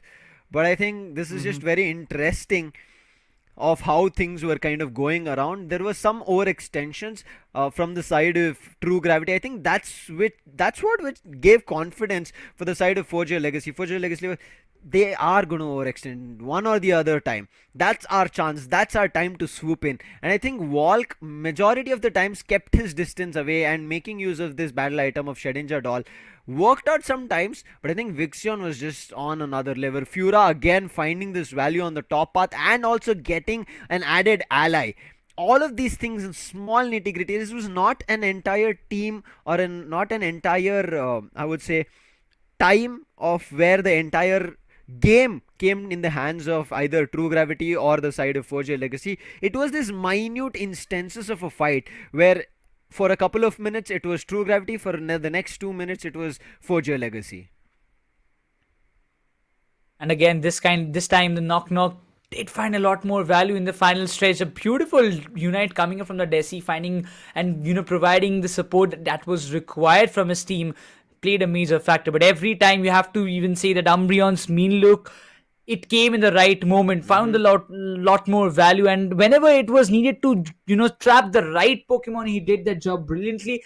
That being said, the final stretch, that was a good try from the side of True Gravity to even bring back the game in their side, but it was not the virtue that it seemed to us, because it was all done and dusted with that last score of Blastoise. Yeah, they kind of couldn't get Suyu back in action, as Suyu did phenomenally in the start, but towards the late game, I think Forger Legacy understood how to dodge him, making sure that even if he jumps upon any of their players, right, with the Shadow Sneak, it is their front line.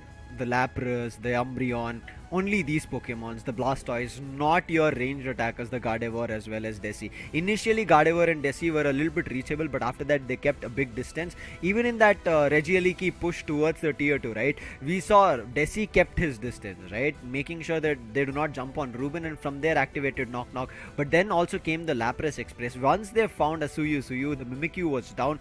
That's when the charge was taken over, and I think that commitment of a Unite, Lapras Express hit that stun, and as soon as that Knock Knock was charged, they found one KO to counter it, another one KO, and I think once they found 2 KOs, they knew now it's time to put Zishal to rest on that Venusaur, and they were able to. Moonlight Prance as well as Blastoise jumped in.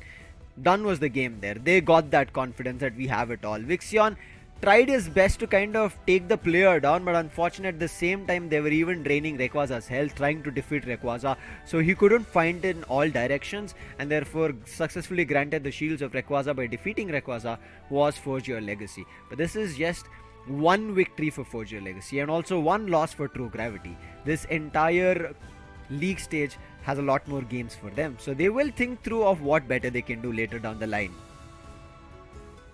Now, quickly, we'll have a complete analyst discussion of what actually happened over the match. So, if we just started off, it was from like first to the second match, I would say, where the second match, most precisely, where Suyu went like berserk with that boss roll.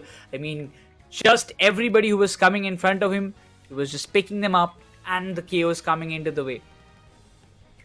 Yeah, I think this just was a crazy game. His early stacks gave him that advantage of what he needed to do. And after that stack, look at him easily picking up a Lapras and tossing it down. KO. Picking up any Pokemon Union, maybe a Blastoise, tossing it, finding a KO. That's how simple it was for Suyu, as we saw in the game. But again, it was also a little bit of an overextension from Forger Legacy, which gave Suyu the chance. You can see again, right, where Absol is. A little bit of an overextension to fight with Glaceon. Maybe that shouldn't have been done. Now, yes, Absol did find one KO, I think, either on the Glaceon or someone, but there was still the Espeon. No, he found it on the Espeon and Glaceon was still alive. So, immediately was what they countered. So, there could have been some different strategy which could have been pulled off, but you can see our analyst mentioning that there was also 10 seconds on the clock. If they got the Regieleki on top, it could have gone to the home base goal zone of Forger Legacy, and Forger Legacy would have been in much more trouble. However, Forger Legacy were already in trouble because of how Suyu was playing. Exactly, even the Absol did not find the value of what Volk was trying to do, or trying to find the values the way he wanted to play the game. He was completely denied. Even after having the Desi, it was kind of not possible. Every time the way you wanted the game to be, it's not always like it will happen the very same way. But Zisol on the Venusaur, and again the Absol coming into the play, was definitely something that we seeked for. But in the final match, or in the final decider match that we had, there was a situation we just saw coming up from the side of Team Forger Legacy. They had like 24 seconds on the clock. Venusaur was way too back, so they had a chance to get the multiple KOs. What a game coming through, man. You can see like this game just turned around in their favor. Players were a little bit further away. And this knock being used, Lapras Express coming through, Rapid Spin running right across, and then both the Blastoise as well as the Umbreon, Kyurem, they decided to jump on Zishal, and that's where it worked out. And then there was only Vixion left, and as I said, the entire fight broke down in their favor.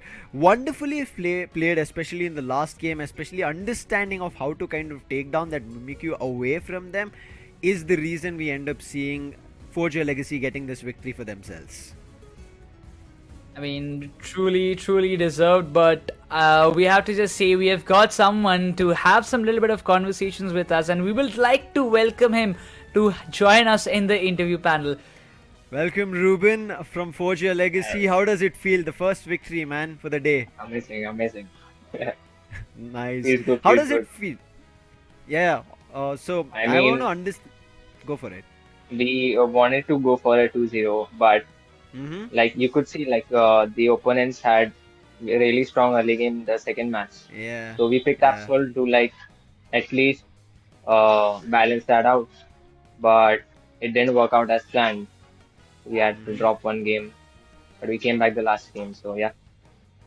I mean, I'm super happy that it worked out. And what was the thought process behind this triple defender role? But also there was Mimikyu still jumping up on you, right? On Desi. How did you kind of Yeah. manage that?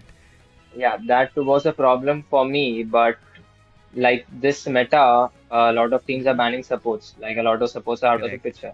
Like Elde is like really enough. Clefable is like a really strong pick. Teams are banning Clefable, Upa. There are not much support left, so we thought that Umbreon support would be a good pick. But then Decidueye would suffer because he'll have to die alone. I was like, if I die alone, but if we win, it's fine for me. So we just went. Awesome. Nekroz.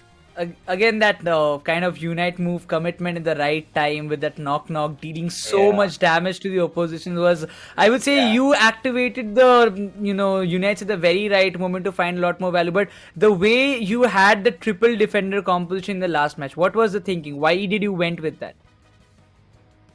Yeah, like I said, mostly all of the supports are out of the picture right now.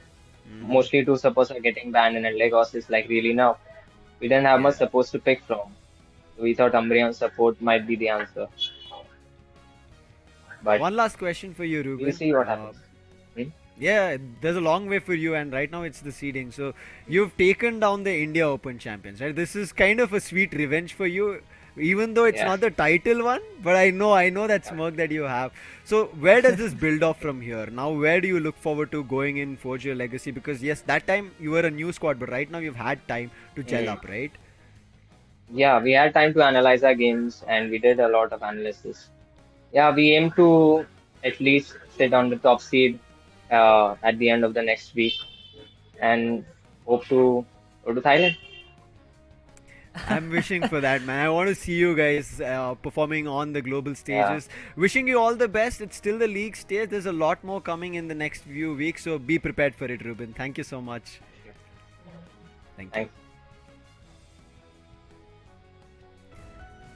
Insights coming through, as you see, right? It does take time and sacrifice. That's one thing that I really like what Ruben mentioned is like we needed support, but the other supports are not that great, and especially supports getting banned is causing a lot of trouble. We'll discuss this further. Let's jump into the standings as well to give you an idea about so far what's the journey. Their decision of like, okay, it's okay, one player gets sacrificed and it's going to be me. Ruben telling that itself gives the teammates the confidence, guys. He will never tell us, guys, somebody save me, somebody save me. That ruckus of a comm is not going to be coming through, and this is what we need. Somebody telling the team, guys, you don't have to be worried. And now with that 3 points Forge Your Legacy have gotten themselves, they have come to the top points. This is what we said, True Gravity, because they won one game in this match number 4, they will also have 4 points. So both True Gravity and Forge Your Legacy in 1 point each. That justifies that first position.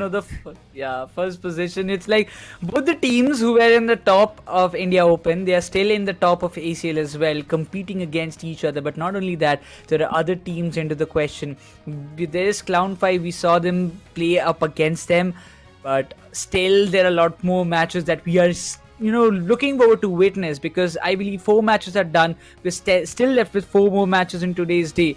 So it's going to be very exciting to see after the end of day 1 of the Indian League who is going to be on the first seed spot, who will be in the second, third, and fourth and fifth accordingly, because it's a big journey. After the day 1 standings, we will have the day 2 on 16th, and when we will have the day 2, after the day 2 ends, the total seed that will sum up will have the day 3 of the finale, I would say. On that basis, it will be a single elimination bracket on the very third day. Till then, it's a single round robin format. I think for now it's going to be a super interesting journey that we are seeing. Teams who lost have picked up the victories. Teams who have picked up the victories, they're going towards losses, and that's the main gist of the league stage.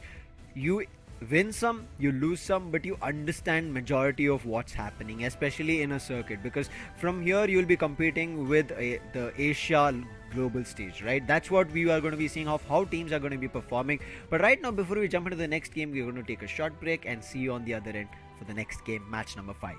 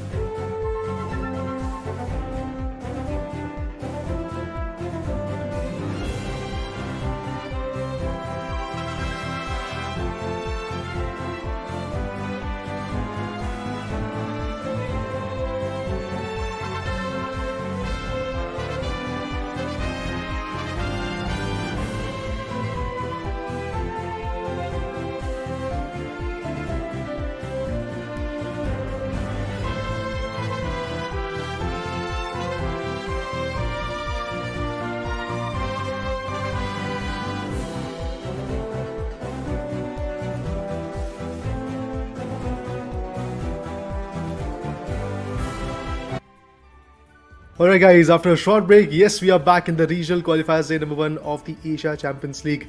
I'm Raider, and along with me we do have Sam. Nekroz has taken a short leave, I believe, but yes, we are now going to wait and watch what happens next, because we do have 4 more matches to go with, and obviously it is going to be a BO3 as the tournament follows up. And at the same point, I have to say that the journey till now for every single team has been well fought. Be it the champs of India Open, True Gravity, who was looking like a phenomenal team. I mean, they were able to beat down Team FSC Sports with a 2-0. At that point, I was like, dude, this team is going to go far. But no, Ojo Legacy decided to come up with a Uno reverse card, and that's how they were able to back out this 4th match. We will see how it goes out, but right as now we have a short interview. We'll just jump into Let's go. that to learn more about the players. Hello, I'm Pesi, and my favorite Pokemon is Supa. I like it because it's the most fun support currently. Hello, my name is PYZ. I am the top laner of the FSC Sport. And I like Blastoise because it's good for initiating the fight. Hello guys, my name is Berserk and I'm the bot laner of FSC Sports, and my favorite Pokemon is Leafeon. I like it because it can pretty much run around the map. That's all. Hello, I'm Blue. My favorite Pokemon is Slowbro, and because I can catch their carry on. I guess the strength of our team is the adaptability and the trust in each other. Like when we are losing in a game, we trust each other. Like we can make a comeback, and we try to adapt according to enemy, and we don't try to play according to them. We always try to play according to our own play style. That's what I would say. I would say the Japan region is very fun to watch. The drafts are very fun, very creative. It's more like they play what they want to play. They're having fun in the game. That's what we like more, like the most. We want to play like that too, I would say. Not restricted to any hero, or like we go for what we want to play for. That's the ideology that I like from Japan region. Well, I have to say one thing, and that is basically FS Esports is that team who started off today with a different set of mind and eventually different set of traffic as well. They had 3 defenders. That's what we witnessed, if I'm not wrong, against Fortune Legacy as well. But yeah, FS Esports is the one particular team who started it off. So I'm looking forward to see how that is going to pan out. But yes, guys, the India Open 3rd team, or should I say the second runner-up, is going to now face against the India Open 4th team. FS Esports for now have no wins. But Griffin on the other corner has a different storyline. So they're definitely here to win the second map, second game to be precise for themselves, second match to be precise for themselves. I'm looking forward to see if that is going to be the case. But let's once again reunite with the players. We have Team Griffin, from which we have Nova, Snowy, Illusion, Ghoul, and Mikey 10. On the other corner from FSC Sports, we have Padesi, Rook, Berserk, Blair, and PYZ. Well, talking about Team FSC Sports, this team definitely loves to play in their own meta, in their own way, but they also enjoy and also they are doing their homeworks. That's exactly what Pardesi was trying to talk about in his team interview, that he is doing his homework while watching the teams coming in from Japan, the Eastern regions or the Southeast Asia region. They're trying to figure out what they can do to be the best at this point in this regional qualifier. Let's see what they do. Right as now we have Team Griffin in their team stats. We can see their Pokemon lineup kind of favors all of it, right? Double all-rounders. On starting we see Blaziken. Towards the end we end up seeing a Buzzwole. Both have 67% in terms of pick rate. In between we did see range attackers as well, a defender and support coming through. But here from the side of FSC Sports, we did even see this, right? A triple defender composition in the first game that they pulled off, but did not work. But their pick rate, look at that, Umbreon 100%, Blastoise 100% and Slowbro is 50. So defender heavy composition. But the FS Esports that we saw in WCS qualifiers, right? It was not this. It was range attackers and speedsters coming through. So FS Esports have evolved over time, but it still feels like FS Esports are having a little bit of trouble in refining themselves, right? They fell a little bit short in the India Open. As you see, they're the India Open 4th position team. Here also it feels like they fell a little bit short.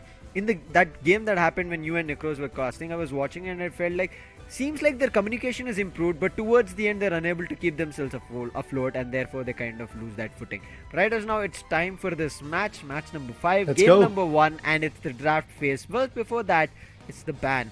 It should be all these supporter bans only. We just spoke to Ruben, he mentioned the same thing. So Hoopa, Cliffable, that's what I'm kind of looking forward to. We have very little seen of these what your ranged attackers or all-rounders is a ban coming through, but okay. After a long time, we are seeing a Lapras ban as well coming in. Griffin.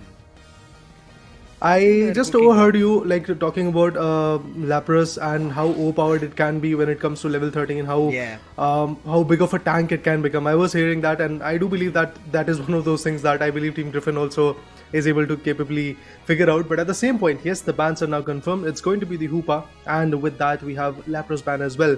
But seeking on this opportunity, one of the best supporter has already been logged. It's going to be Cliffable for Mikey 10, and it has been logged for Team Griffin. They're not looking forward to give any single opportunity to the opponent, but opponent, what they decided to do is come up with a Blastoise, and Rook is going to go with the Umbreon. Obviously, in the final preparation, players might actually switch up those Pokemons, but yes, these are the two Pokemons which have been right now logged. On the other corner, we have the Inteleon coming in for Ghoul, and Slowbro is going to be there for Nova. Impressive choices indeed.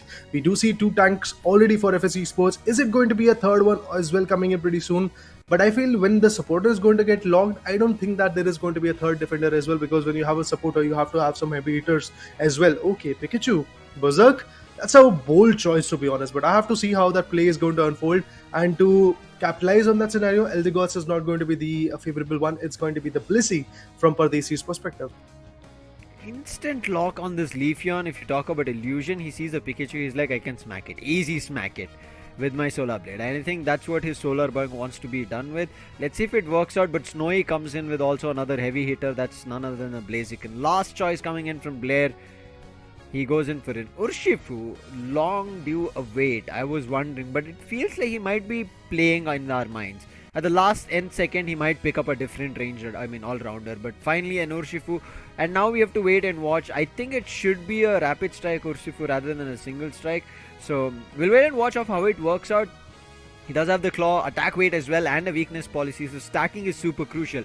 We saw a Suyu who was crucial because he got his stacks earlier. Can Blair also get his stacks is something that I'll be waiting and watching. On the other end, if you talk about it, Griffin, they also have stacks, but not on their all-rounder. It is going to be on the Speedster. Interesting choices. Two defenders already coming in from FSE Sports. Once again, they are ready with the frontline attacking formation. Pikachu, again, a very squishy Pokemon, but then again, attacker which can really bring in the best value for you. And while we talk about the Snipe Shot and the Felsinger combination coming in from Ghoul can be also quite opportunistic for these individuals. But with that, guys, the match number 5 is going to get started, because now moving forward, we are going to witness another interesting approach coming in, and I want to see how that's going to unfold.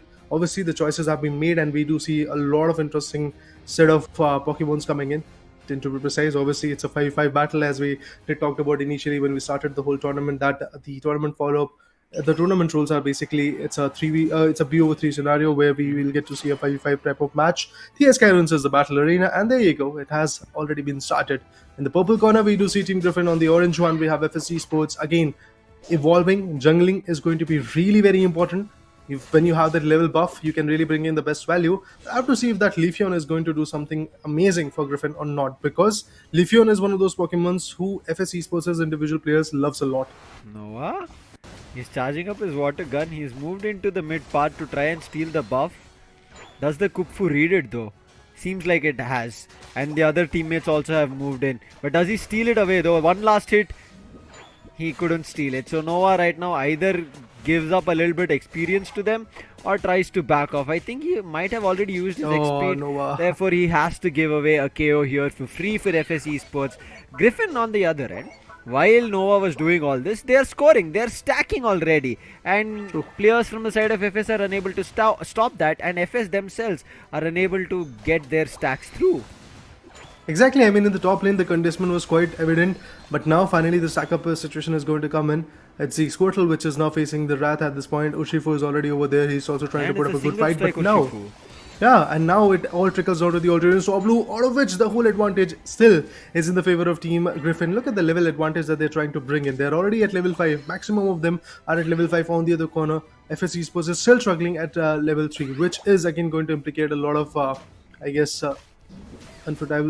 unfruitful positioning for them in the later stages. But I'm looking forward to see if that is going to change or not. Again, leveling up, evolving, getting those Hero synergies and going for some good scores is going to be the base should I say, approach for every single individual. Griffin has already got a lead of 20 good goals, but still, that is nothing because the Rayquaza fight is something which can change a lot of stuff. But even before that, we have to see those other objective Pokemons, the Regieleki and the Registeel, Regirock, Regice, whichever comes in the bottom lane. Also, for now, the Alternate Swablues is what these individuals are waiting for. At 8-minute marker, it will be coming in. And look at that, the contestant goes in the Legendary Pit. It's being stolen on all directions. Everybody gets a little of everything. But the Solar Boing, nice shedding at all usage. But I think the Pikachu will go down. There's nothing to say because everybody is surrounded. Even Rook goes down. And there was a chance of Blair also going down. But before Blair survives, however, his teammates, everybody fall apart one after another except for Blair as well as the War Turtle on top. Only 2 survive. It's 3 knockouts one after another while they return from the Legendary Pit to the bottom path. They also lose their tier 1 on bottom. Well, look at Team Griffin. I mean, already destroying the tier 1 goal zone in the bottom lane. That's quite interesting. They're trying to put up a lot of pressure from the start. The Citrus Berry is going to get in the favor of Water Turtle. That's how he's going to survive for a little longer. But I have to see if that stacking up formation is going to work out or not. But a lot of Pokemons from FS Esports have already stocked the bottom lane because Slowbro and the Inteleon with the particular Snipe Shot is going to enact from their corner. But obviously, leveling up for Inteleon is also going to be really very important. Now, the focus gets shifted towards the Regirock. The players are trying to melt it down, but there comes Blissey, there comes the Umbreon as well as the defender for the team of FS Esports. Now they're trying to keep Inteleon and their other Pokemons inches away from that scenario. But let's see, Blaziken could actually come back with a steal, but no, it's the Urshifu who gets the advantage, and Blair is about to come up with a good KO. Let's see if Snowy is going to survive or not. Well, there you go, the KO comes in, Snowy goes down, Urshifu with a good smack, and with that, yes, the advantage for now is now in FS Esports' favor. But all of a sudden, look at this, look at this, Team Griffin is also ready with the fight. The spin comes in, but not enough to completely put the players down. Okay, already a Unite being utilized that early. Nova is the only one surviving here. In the meantime, they're all interested in just scoring. A 38 of an overdone coming to destroy, but that's not going to be enough. The Blaziken is back, but with the mean look, it gets stopped. However, with the Thunder, it gets KO'd. So a 2 KO streak coming in from Berserk here. They're trying to even things up. FS Esports are 30 AOS energy, around 30 AOS energy away from where Team Griffin is. Team Griffin still have the lead. Tier 1 on both the ends of Griffin as well as FS Esports is still going to be there on top path as well as the Regieleki. So there's going to be the next fight happening, a team fight on the top path of who gets this Regieleki, yet to be watched. Unites, if you talk about it, FS Esports have. The Moonlight Prance was there and it also gets used along with the Hydro Typhoon, finds the Leafeon, but the Spy Vision gets activated and even the Blaziken moving in. If the Spy Vision finds damage, it can be a KO, but the Pikachu's Thunder pushes the players back. Well, once again, FS Esports survives, but barely. But now the contestant goes in for the Regieleki. They're trying to contest it. They're trying to get their 6th ally. All the other corner are still looking quite affected. But look at that. Once again, a Unite moves comes in, but still it is going to be FS Esports who gets the advantage. But now it all trickles down to the KOs. Look at this. Umbreon goes down. Not just that, another Pokemon is going to get KO'd. And it's Blaziken who is doing the heavy lifting of getting some good KOs. Not just that, even the supporter is out of the equation with 181. Both the tier 1 goal zones from top lane and the bottom lane are already destroyed. That leaves an open opportunity for Team FS Esports to go for the top lane goal zone for Team Griffin. I mean, against Team Griffin, to be honest. The Regieleki is again going to get contested. It's going to get melted away. And the 6th ally is now going to get KO'd, that's for sure. But Registeel is now the main focus for FS Esports. And FS Esports is trying to come up with the stack, but Leafeon all of a sudden steals it away. Look at this. The players were trying to come for the bottom lane, but even before that, the Leafeon comes in, sweeps it away, and with that, they have now the advantage. Not just that, Leafeon is already there with an orange and purple buff as well. So she's more than ready to fight back. Yeah, Illusion changed the game already in that top path fight. He got KO'd. From there, he jumped in. He came in at the right time when the team needed him, and it worked out. They found an entire team KO, and FS Esports were pushed back to a deficit and also lose their tier 1 on top. Inteleon right as now hiding. Rook trying to move in. Can he find Ghoul's position with Snarl? He reveals where he was hiding. But right as now, it seems like they're waiting for wild Pokemon. We quickly talk about the level. It's a level 12 Urshifu, but there are 2 Pokemon who are on level 12 from the side of Griffin. It's going to be Leafeon as well as the Inteleon. And you can see a KO easily being found. The Blastoise sent back to the Pokemon Center. A big 50 being scored, whereas FS Esports barely scratching the surface of 10, 15 and 20. Ooh. Look at that, the snipe shots going in, dishing out the biggest damage that they can really go for with Pikachu. It's not stopping, but Blaziken is right over there as an all-rounder to stop it away. And with that, Pikachu also goes in at its base. And now the respawn is something that they are waiting for. PYZ on the other corner, again with the water spouts, he is trying to go for Ultradian Swap Blues, trying to get the level buff in their favor. With the Felsinger and Snipe Shot combination, we have seen wonders being done. Crowley did it from a Revenant's perspective, Burzum did it, and at the same point we have other players also from Team True Gravity who were quite wonderful with it. And now it all trickles down to what Team Griffin can do. And there you go. With that Inteleon and his snipe shot, we do see the 6th ally this time coming in for Team Griffin. And FSC Sports, they have to stack up onto the top lane to really avoid this whole distraction coming in. But on the bottom lane goal zone, look at this, Pikachu is already guarding it off. He's also trying to make sure to get some good AOS energy by farming those wild Pokemons. But at the same point in the bottom lane, it is going to be the Blaziken and the Leafeon combination that's working their way up to get that Registeel also as an advantage for Team Griffin. The second Registeel, they're going to get the attacking buff. With the Thunder, tried his best, but he was a little bit too late to get that steal away, and now has to back off to the tier 2 on the bottom path. There's going to be 12 seconds on the clock as we're going to be seeing the Rayquaza, the final fight, the final stretch here. FSC Sports still in deficit of 100 AOS energy. Can they make that 100 goal happen now? Yes, they can, because the tier 1 on the top path is still going to be there. So if they go for that 100 score, Raider, they will be at 244. One extra from where Team Griffin is. But I'm pretty sure they wouldn't go for that, because Team Griffin will be waiting for somebody to score. And especially of how that Leafeon has been playing Illusion. He is super speedy. And FSC Sports will be a little bit wary about that. Look, clearing all the tall grasses on top. He might just go for a 50 rather than 100. But I think he spotted Illusion over there. So no much of an extension. But wait, Blasters is going for it. Leafeon also moving in at the same time. They will not get this. The Zola Boinks comes through with a rapid spin. He has to move away, and no 100 coming through. Well, with that, yes, the players are now getting pushed away. Leafeon goes in to sweep in some more damage. Rook is the one which is trying to put it away. I'm looking forward to see if there is going to be some certain changes. But Pesi can find some valuable KO onto the Urshifu. This is the moment where Urshifu had to be there. He's a heavy hitter for the team, and now he's out of the equation. That leaves Pikachu and his other teammates all alone. I'm looking forward to see if there is going to be a certain amount of pressure being dealt over there as well or not. But there goes in the goals. We were talking about it, and look at this. 425. No Rayquaza has been melted. It is still a situation where Team Griffin is now leading with a huge buffer in their favor. And is there going to be another KO coming in? I do believe there might be some good KOs on Team Griffin's player. Inteleon definitely doing his best, but Inteleon in fact gets KO'd. Pikachu on the other corner finds a KO on Leafeon as well. This is the moment where you have an open spot to go for that Rayquaza meltdown. 31 seconds more to go. The time is running out of their hands. Urshifu finds Blaziken. The redemption fight is over there. Look at this now. They're trying to melt it away. Let's see if Clippable is going to be enough. And at the same point, the defender, which is known as the Slowbro, is also right over there on the top lane trying to get the fight. But they are now focused for the tier 1 goal zone. They want to go for some goals, and they want to completely capitalize on it. Be it a lead, be it a buffer, be it advantage that you are trying to go for. It is going to be Mikey and his teammates who are going to go for some big scores. And it does feel like that Team Griffin is going to finally nail it away in their favor, despite of the fact Team FSC Sports is going to come up with some decent goals of their own. But man, oh man, what a fight. What a 10-minute marker that has been hit after the legendary pit went down. Look at this, guys. It's Team Griffin all over, I do believe, with a lead. And yeah, the lead is quite considerable. More than 180 points of a lead coming in from Team Griffin. With 525 points, they beat their opponent FSC Sports in the 5th match, game number 1. But trust me, we still have a very high hope that maybe FSC Sports is going to bring their game back in the next 2 games. If Blair got his 100 and maybe his teammate also got, they were milliseconds away from reaching that goal zone to secure that 100. Unfortunately, the time got up and their goal did not count. Otherwise, they could have won. They had 50 AOS energy each. 200 they could have put. But time. They had taken 3 players down from the side of Griffin. It was only Mikey and Noah standing. Noah also had 50 AOS energy. He couldn't dunk, but I think Mikey did get a chance, and that's the reason they're sitting at 525. Otherwise, this game could have been in favor of FSC Sports. Nice try. However, Snowy caused that initial KO, and that is where FSC Sports were forced their hand to pick up a fight. And that fight also started proving a little bit fateful.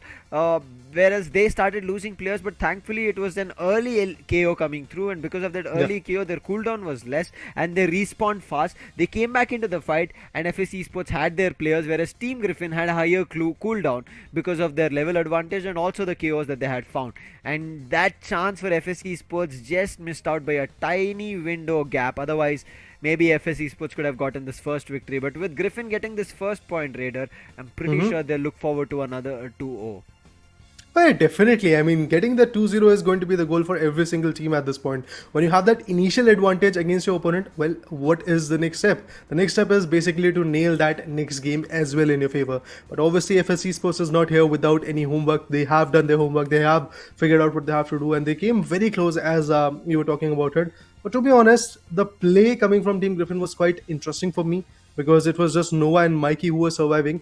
Cliffable and Sober, to be precise, they are not a very big heavy hitter. Yes, they can bring in the recovery, they can sustain a lot of damage. Talking about Noah being the slow bro, he could have actually sustained a lot of damage, but what they decided to do is basically 30 more seconds were left. They decided to go for the tier 2 goal zone and the baseline goal zone, out of which Pikachu was able to TP back to the base from FS Esports, and he denied the goal coming in from Noah. But yes, still Mikey was able to go for a good 100 coming in on the top lane. And these are the small minute decisions that you make along the way, which is going to either make your path to the victory or break your path to the victory. For now, it is Team Griffin which was able to get that small decision in their favor, and that's how they were able to bring in the best game for themselves. Talking about Snowy, again, as you said, that initial KO onto the Urshifu was so impressive, and it was so important, to be honest. Obviously, due to that KO coming into the picture, things a lot.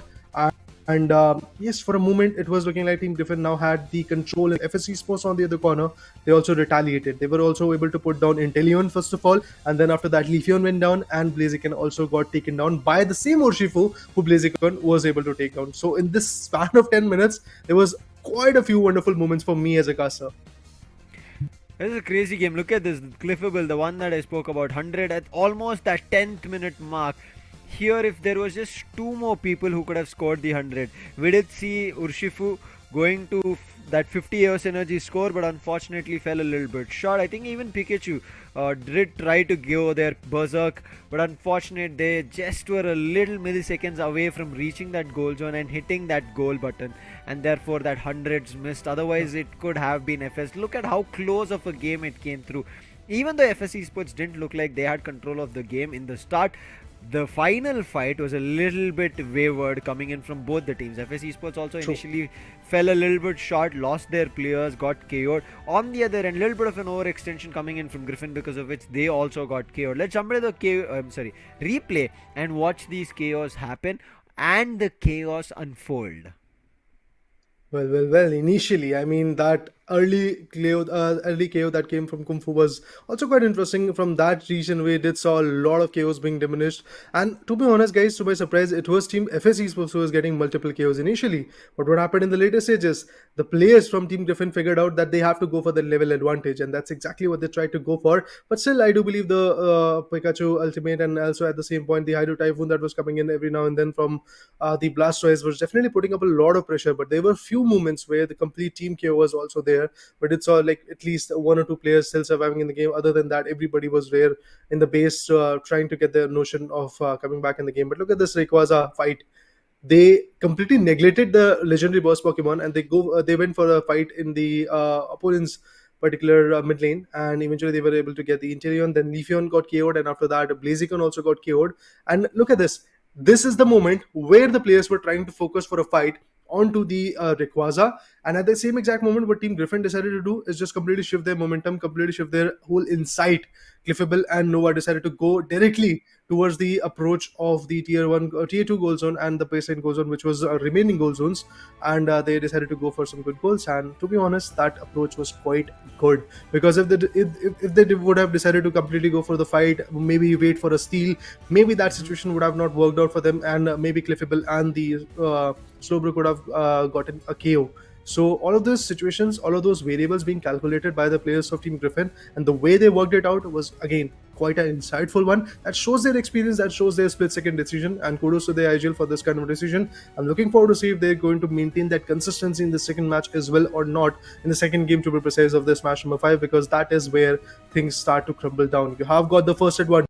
What if you're going to lose your foot in the second one? And that's exactly what happened to Team True Gravity versus Forza Legacy as well. Forza Legacy, if I'm not wrong, was able to get the first game. Then True Gravity came in, swept in with a good buffer, and that was a huge buffer, to be honest.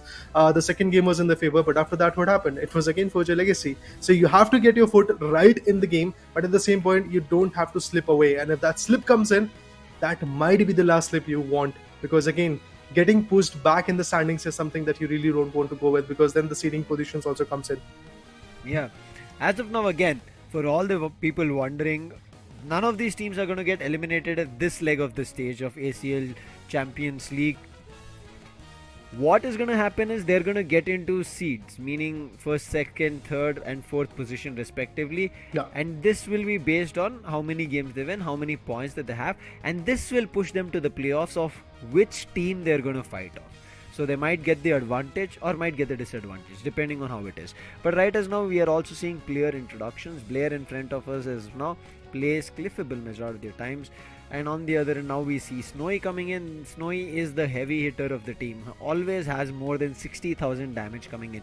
Plays the all-rounder, plays the range attacker. Both these roles very well. Oh yeah, I mean, this guy individually is absolutely effective. Glaceon was not picked this time, but he decided to go for a different route and was able to be effective on that particular note as well. From FSC Sports, we have another individual, Rook, whose average damage dealt is also quite interesting, and at the same point, the average damage taken. As a defender, yes, you have to sustain a lot, you have to intake a lot of damage because you're the tank, you're the defender for the team. In terms of that, yes, Rook definitely made a phenomenal play, because either with Umbreon or with Slowbro, which is the 50% pick rate for him, he is quite effective, to be honest. He is sustaining a lot of damage, he is coming up with some lot of interesting recovery, and obviously, well, when you are a frontline attacker, you have to sustain a lot of damage. You have to make sure that your teammates like Inteleon, Pikachu or some other squishy Pokemon survive till the end, because when they have that level buff, when they have that level advantage, things start to change a lot. But let's look into the second game of match number 5 as well to see what kind of change is it going to be there. Team Griffin has a second choice, but the bans quite evident. It is going to be Hoopa all over. From the start of this day, I asked Nekroz as well that which Pokemon do you think is going to get banned? After seeing how Hoopa can change the whole trajectory of the game in the Pokemon Unite India Open 2023, I mean, it's quite evident that Hoopa is the one favorable one that is definitely going to get banned.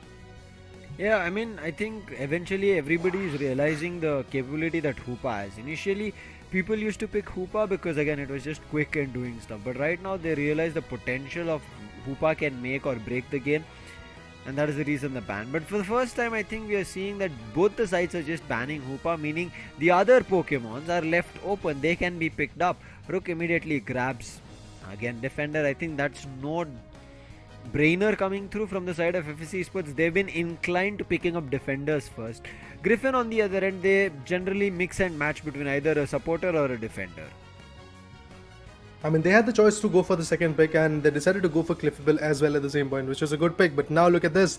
Blair gets his favorable one. I mean, not Blair, to be honest, because it is going to get for sure switched up in the final preparation, but they have got the Glaceon to melt the defenders. Glaceon is a very effective melters, guys. And even Crowley was talking about, even if I talk about Vulcan from Team True Gravity, he was also, while giving us the interview, he was giving us the insight that if we have that melter in our favor, we would have easily won the first match as well. But yeah, moving forward, we have a Leafeon as a speedster coming in from FSC Spurs. So this time, FSC Spurs is finally able to lock that particular Pokemon away, because in the previous matchup, it was Team Griffin who was able to go for the Leafeon. On the other corner, we have Mew, a squishy one, but yet quite effective, despite of the fact that there are some nerfs coming in from the particular patch notes. But at the same moment, if we talk about Illusion, he's going to go with the Gardevoir. Gardevoir again in the mix. We're seeing all these Gardevoir games are the reason that the teams are winning. Now coming in as a Gardevoir towards the end is going to be interesting, but as of now we don't see it yet. Sarina in the mix from Illusion. This is interesting. Ghoul coming in back on the Mew. I like that. But Mew has been nerfed. So let's see how effective it is. But Snowy finally moving into the Venusaur. Blair will be playing a Glaceon. Double defender, still keeping it alive. Pardesi as well as Pies. Is going to be a Blastoise as well as Umbreon. Along with Rook playing the third defender. So triple defender is the name of the game here for FSC Sports. Previously it failed. Does it fail again? Because right as now feels like Griffin have an experimental lineup as well. One Pokemon nerfed. Another Pokemon recently buffed, that is Serena, in terms of the stats. Let's see how that plays out right as of now. Well, yeah, I mean, when it comes to their tanking power, it is just the Lapras, and obviously with that combination of Lapras and a Clefable being one of the most effective supporter after the ban of Hoopa is definitely going to be quite advantageous for them. At the same point, when I talk about the supporting situation for FSC Sports, I am not at all surprised to see that there is no supporter, because against Team True Gravity in the first match today, similar situation happened. They had three tanks for themselves, they had three defenders, but they had two attackers at that point. Now what they have decided to go with is just one attacker, which is a very good melter, which can be advantageous because there is just one guy to melt down. To be honest, when it comes to defending from Team Griffin, well, we have to really see what happens over there. But yes, the second attacker has now been switched up with the speedster when we talk about Team FSC Sports. So either this will be a very brilliant play, or this can affect very largely onto the players of Team FSC Sports. But I have to say that the frontline attackers are definitely someone which can put up a lot of pressure on Team Griffin. Even Team 2 Gravity struggled a lot in the first match. The only reason why they were able to win it was basically due to the Venusaur Solar Beam coming in, and that was able to steal the Rayquaza. That was the only thing that changed the trajectory of FSC Sports and was able to bring in a victorious game for Team FSC Sports. For Team True Gravity, to be precise. FSC Sports, well, they got 0 games in that particular first match. But moving forward, FSC Sports, from the start, they're trying to dictate their terms, trying to put up a lot of pressure onto the opponent, not even letting them to go for some good goals. At the same moment, they've already secured 14 goals, so it's not a very big lead, to be honest, but yes, they're trying to put up some serious sense of pressure onto the opponent. 14-0 FSC Sports this time might have started it, but let's see how far they can push it. I want to see what magic they can work with Serena as well as Mew. Right now, Ghoul playing on the Mew. Right ahead of him is Nova. 8 minutes 50, we end up seeing the Alterian Swablu with the light shield nicely pushed away from the players of FS. In the meantime, in the top path, control being taken over because it's a 3-man push coming in as Griffin give away a KO, as well as FSC Sports pushing this lead further. Now, there is something that Griffin need to concentrate is to get back on level and playing together, because their Serena on top was found as a KO. The other player let go of that goal zone, making sure that the free experience should not be given. In the meantime, Berserk keeping his stack on. Noah, thankful he will be, because he is a defender. Otherwise, if it was any other role, he would have been KO'd by that mean look and the other players jumping on him.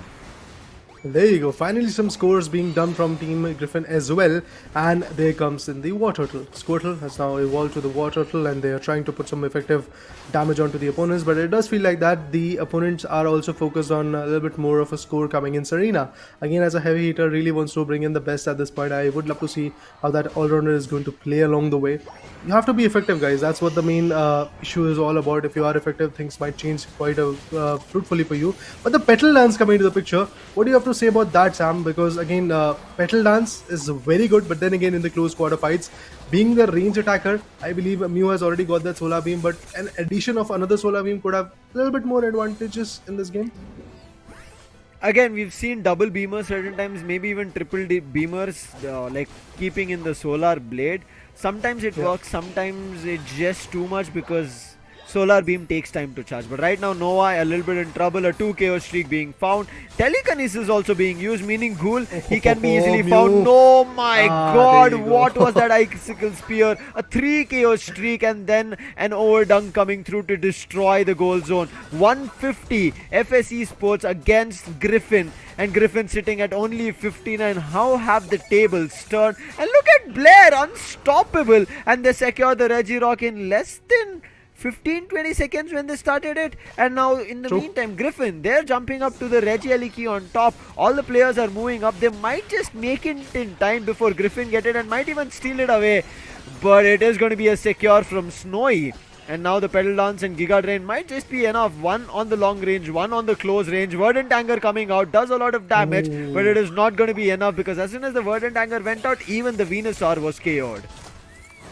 Well, the Venusaur is out of equation, but at the same point, the Ice Tickles PS, as you said, was absolutely amazing. And now it is again quite amazing. The best part for me from FSC Sports' gameplay is basically the frontline attackers, the way they are soaking up that damage. And then from the back end, it's the Leafeon and the other guy that is going to be the Glaceon trying to melt the opponent's players as well is absolutely impressive. Look at this.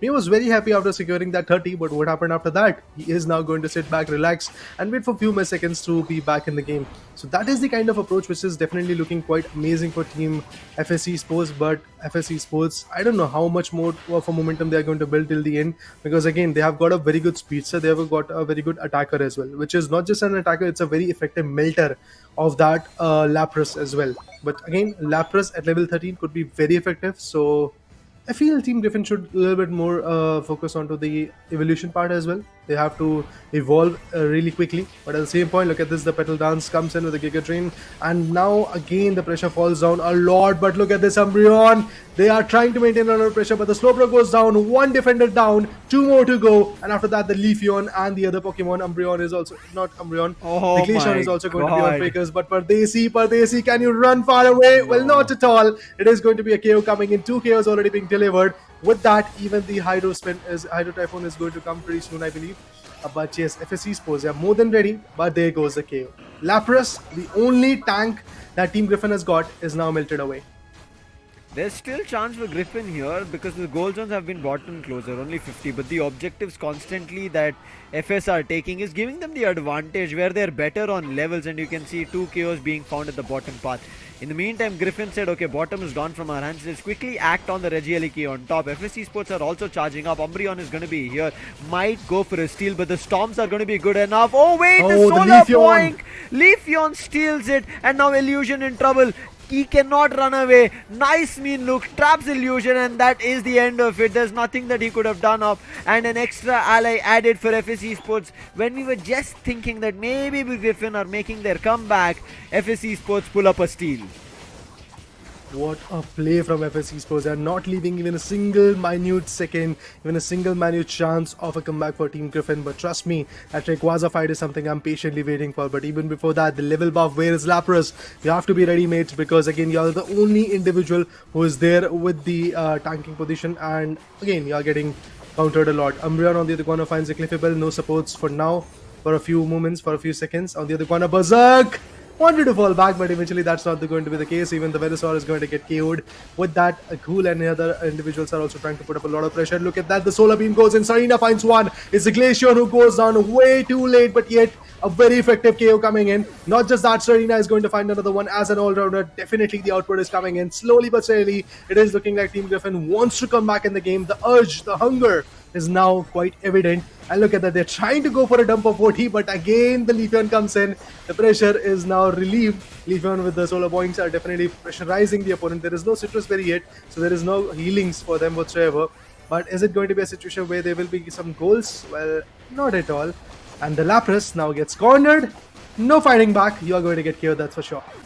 Yeah, at least one Pokemon had to go down to a KO. Otherwise, all 4 would have gone down to a KO. So at least one better than all 4.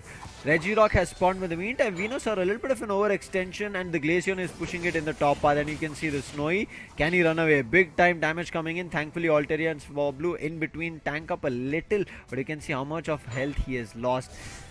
1 second, and we're going to see a Regieleki. Bottom Reggie has been taken over from FS. Now top Reggie, is it going to be again taken over from FS? Right as of now, after scoring 180 and Griffin on 130, none of them have had chances to score. Is there a chance to steal? They're trying to swoop in, but Snowy was a little bit tad late from hitting that Giga Drain, and that gets secured. The Regieleki will go towards the Team Griffin. Added 6th alive for the FSC Sports, but now there's not much time on the clock. They have to look forward to the Rayquaza, and they're letting the Regieleki walk for free. Goal zone is vulnerable, meaning 100 can be scored from FSC Sports, and that's what the Blastoise wants to do. 2. In the top path you can see Blastoise easily collecting Chaos Energy and making its way for the 100 and nobody to watch out for it. And FS Esports push themselves even further to 300. Right now Slow Beam used. FS Esports, can they find the initial KO? They're trying their best. Verdant Anger comes out and Lapras makes a secure in all the chaos, and in that Lapras Express he's carrying his teammates to go for gold secures, but in the meantime bottom path they're destroying the shields.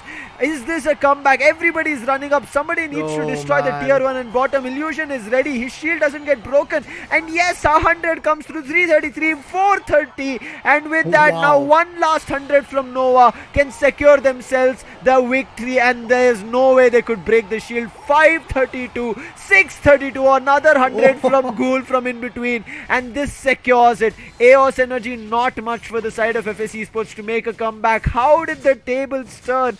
FS Esports, they had everything under control, but Team Griffin decide to fight in the Rayquaza pit and they win it. A textbook gameplay coming in, to be honest, from FS Esports. Exactly what they did against Team True Gravity. Exactly this kind of storyline was there. There were 3 defenders. There were 2 good heavy hitters coming in. Although there were 2 attackers, not a speedster coming in as a combination. But from the start, they were dictating their terms. From the start, they were getting all those objectives. But what happened at the end? It was Team True Gravity. It is Team Griffin, which is going to beat their opponent known as FS Esports. They had that control from the start. But at the end, things started to change. The Lapras stole it away. You talked about 100 when 444 was the scoreline. Look at this. You will get a 300 more score coming in from Team Griffin. And with that, there is no time left. Multiple KOs coming in. And Serena wants to go for the final blow as well, even before the whistle goes off. But look at this. Griffin with a 2-0. They nail this match right in their favor. Good struggle from the start. But at the end, the way they closed it out was absolutely impressive. 720, 489. That means there is a buffer of approximately 240 to 250 points. A good buffer coming in between both the individuals, both the teams. Rook definitely made it possible for the team to become the tank. But at the same point, I have to say that PYZ, as a Blastoise, he was able to be effective. Was able to bring in a lot of assists. Even look at the number of KOs that were coming in from Team FSC. So from the start, they were putting the players down. A lot of pressure were there, but in the later stages, the numbers that Goal has got, the number that Snowy has got, the number that Illusion has got, these are the numbers that came in exactly in the last 1 minute after having that Rayquaza advantage. Hats off to the play from Team Griffin. They completely shut down every single possibility for FS to once again rise back in the leaderboard. FS Esports as a whole, counting all the knockouts that every Pokemon has, is 22. Griffin on the other end have just 9 knockouts. Wow. And Griffin win it. Imagine for this to happen, for FS Esports having control of the entire game. Pardesi has 13 assists, Blair has 9 knockouts, 7 assists, Pies has 2 knockouts, 6 assists, Rook has 3 knockouts and 7 assists, Berserk has 6 knockouts and 9 assists. Insane stuff that FS Esports had. Look at Berserk, 1,02,000 damage coming in from his end. Pardesi, damage taken 64,000 along with 62,000 of recovery. Rook with 51,000 of damage taken. PYZ with 45,000 damage taken, but it was still not enough to win this game. Whereas Team Griffin, barely did they get chances to secure objectives here, Raider. They still made the victory happen. Oh yeah, I mean, what a beautiful victory coming from Team Griffin. They were not able to get the objectives, they were not getting the Alternate Swablues plenty of the time, and they were not getting the advantage in the particular scenario of leveling up. They were getting KO'd a lot, as you said, 22 KOs and versus 9 KOs coming in from the opponent, that is Team Griffin. You can clearly see how from the start it was Team FSC was dictating their terms, getting some good goals. Although from 4 minute to 8 minute marker, that means that span of 4 minutes, there was nothing fruitful coming in from FSC Sports as well, because there were a lot of counters. And to be honest, FSC Sports was a little bit more focused on doing what? Doing and getting those KOs, melting down the objective Pokemons and getting those KOs. That's exactly what they were focused upon. Apart from that, remember guys that the tier 1, tier 2 goal zone were broken down way too early by Team FSC Sports, and that is one of those reasons why Team FSC Sports had to push back a lot, push down a lot onto the opponent tier 2 goal zones, and obviously the counter were coming in a little bit quicker when you try to go for the tier 2 goal zone, because it's a little bit far, a little bit closer to the opponent base lane goal zone. They can really rotate, they can TP back and once again come back with a full list of HP and then try to fight back against you. Exactly a similar storyline for even Team Griffin, where they struggled a lot for the 4 minute to 8 minute marker. They were unable to get something fruitful for themselves. They were Yeah. trying to go for the goals, they were trying to put up a lot of pressure. I do remember a moment where 4 Pokemons decided to stack up onto the bottom lane. They were getting some good chaos, but at the end, what happened? Leafeon came back. Leafeon came back, and eventually, with the Solar Boink and other ultimates being dished over there, things started to change. They started to crumble down. What happened? That Lapras was kept over there as a bait. That Yeah. you get him, you try to melt him down. That is our tank. You finish him off. We are going to go back to our base lanes. We're going to heal up and then bring back. To be honest, the redemption that Lapras was able to bring in at the end moment after taking that Rayquaza. The irony is here, guys, in this game. You were taking down Lapras every now and then. You were containing that only defender that Team Griffin was able to have. And what happened? That only individual was able to bring in the best output for Team Griffin. From a storyline of 153 points in their favor to a 720. What a jump, man. What a jump. Yeah. I think I was a little bit worried as well, because when they secure the Rayquaza, players from side of FS Esports were still there, right? The Pokemons were not in the Pokemon Center. They were ready to fight. And I thought the shields would have been broken, but very well dodged from the movesets, and they ran to the Lapras goal Express. zones, and very well, like the tier 1 was also there. So I thought because the tier 1 was going to be there, scoring in the tier 2 is going to be tough, because by the time they score tier 1 and break it, tier 2 somebody would have come there and they would have broken the shield. But you saw how well they dodged it, right? You saw the Exactly. Serena dodging from that solar blade and then getting that 100 down. So well played. But you can see from the get-go, from the start, these two EVs, Glaceon as well as Umbreon, playing together, doing so much damage all across, right? And along with that, a Leafeon as well. So much of trouble that they had. 3 EVs in a team, and it still was not enough. The evolutions did not work this time. Definitely, I mean, the pressure was way too high, to be honest. And I have to say at this point that FS Esports definitely did a phenomenal job of tanking it up throughout the way. They were able to establish a lot of dominance. They were able to get and soak out all the damage that was coming in from either the Venusaur or the Serena as the all-rounder, or the Mew with the Solar Beam. But yes, I do believe that pretty soon we might actually get an interview from Team Griffin's individual. I have to ask that guy, whoever comes in, that was that a wise decision or a calculative decision coming in from your corner, that you go for a Petal Dance irrespective of a Venusaur that you could have really converted? Obviously, Petal Dance is a very good, effective ability that could have been unlocked. But then again, in my mind, I am thinking that you have 3 defenders in your opponent's team, and those defenders, if you try to go in the close quarter fight for them, what is going to happen? That from the back end, Glaceon is going to put you down, or the Leafeon is going to come sweep you out of the existence. That happened a lot for Venusaur, if you guys remember. He got KO'd a lot of many times, but eventually at the end, look at this fight. You talk about this particular fight again, you will get to see that Slowbro was trying to put him down. At the same point, we had the Umbreon over there, we had even the Blastoise putting in the spins. And due to that, yes, the Venusaur was getting countered a lot. So I believe in this particular fight, in this game number 2 specifically, using that Venusaur could have been a little bit more advantageous, but at the end, what paid off is already here, and it is the Petal Dance. I cannot still make out of what Lapras move secured the Rayquaza. Whether it was the Ice Beam or the Pulse coming through, I'm like still wondering what it was. Because so many Unites and so many movesets got dumped in the Legendary Pit that it was like very tough to decipher of what went down. But I think that secure even for both the teams was very tough, right? Because everybody had jumped into the pit. They did not leave any other players stranded outside or around the Legendary Pit to go for that last hit secure. Everybody decided to just spam their movesets and Unites at a stretch, and it eventually had to be one or the other moveset that connects. And again, it's random and it's kind of a little bit lucky stuff that happened over there.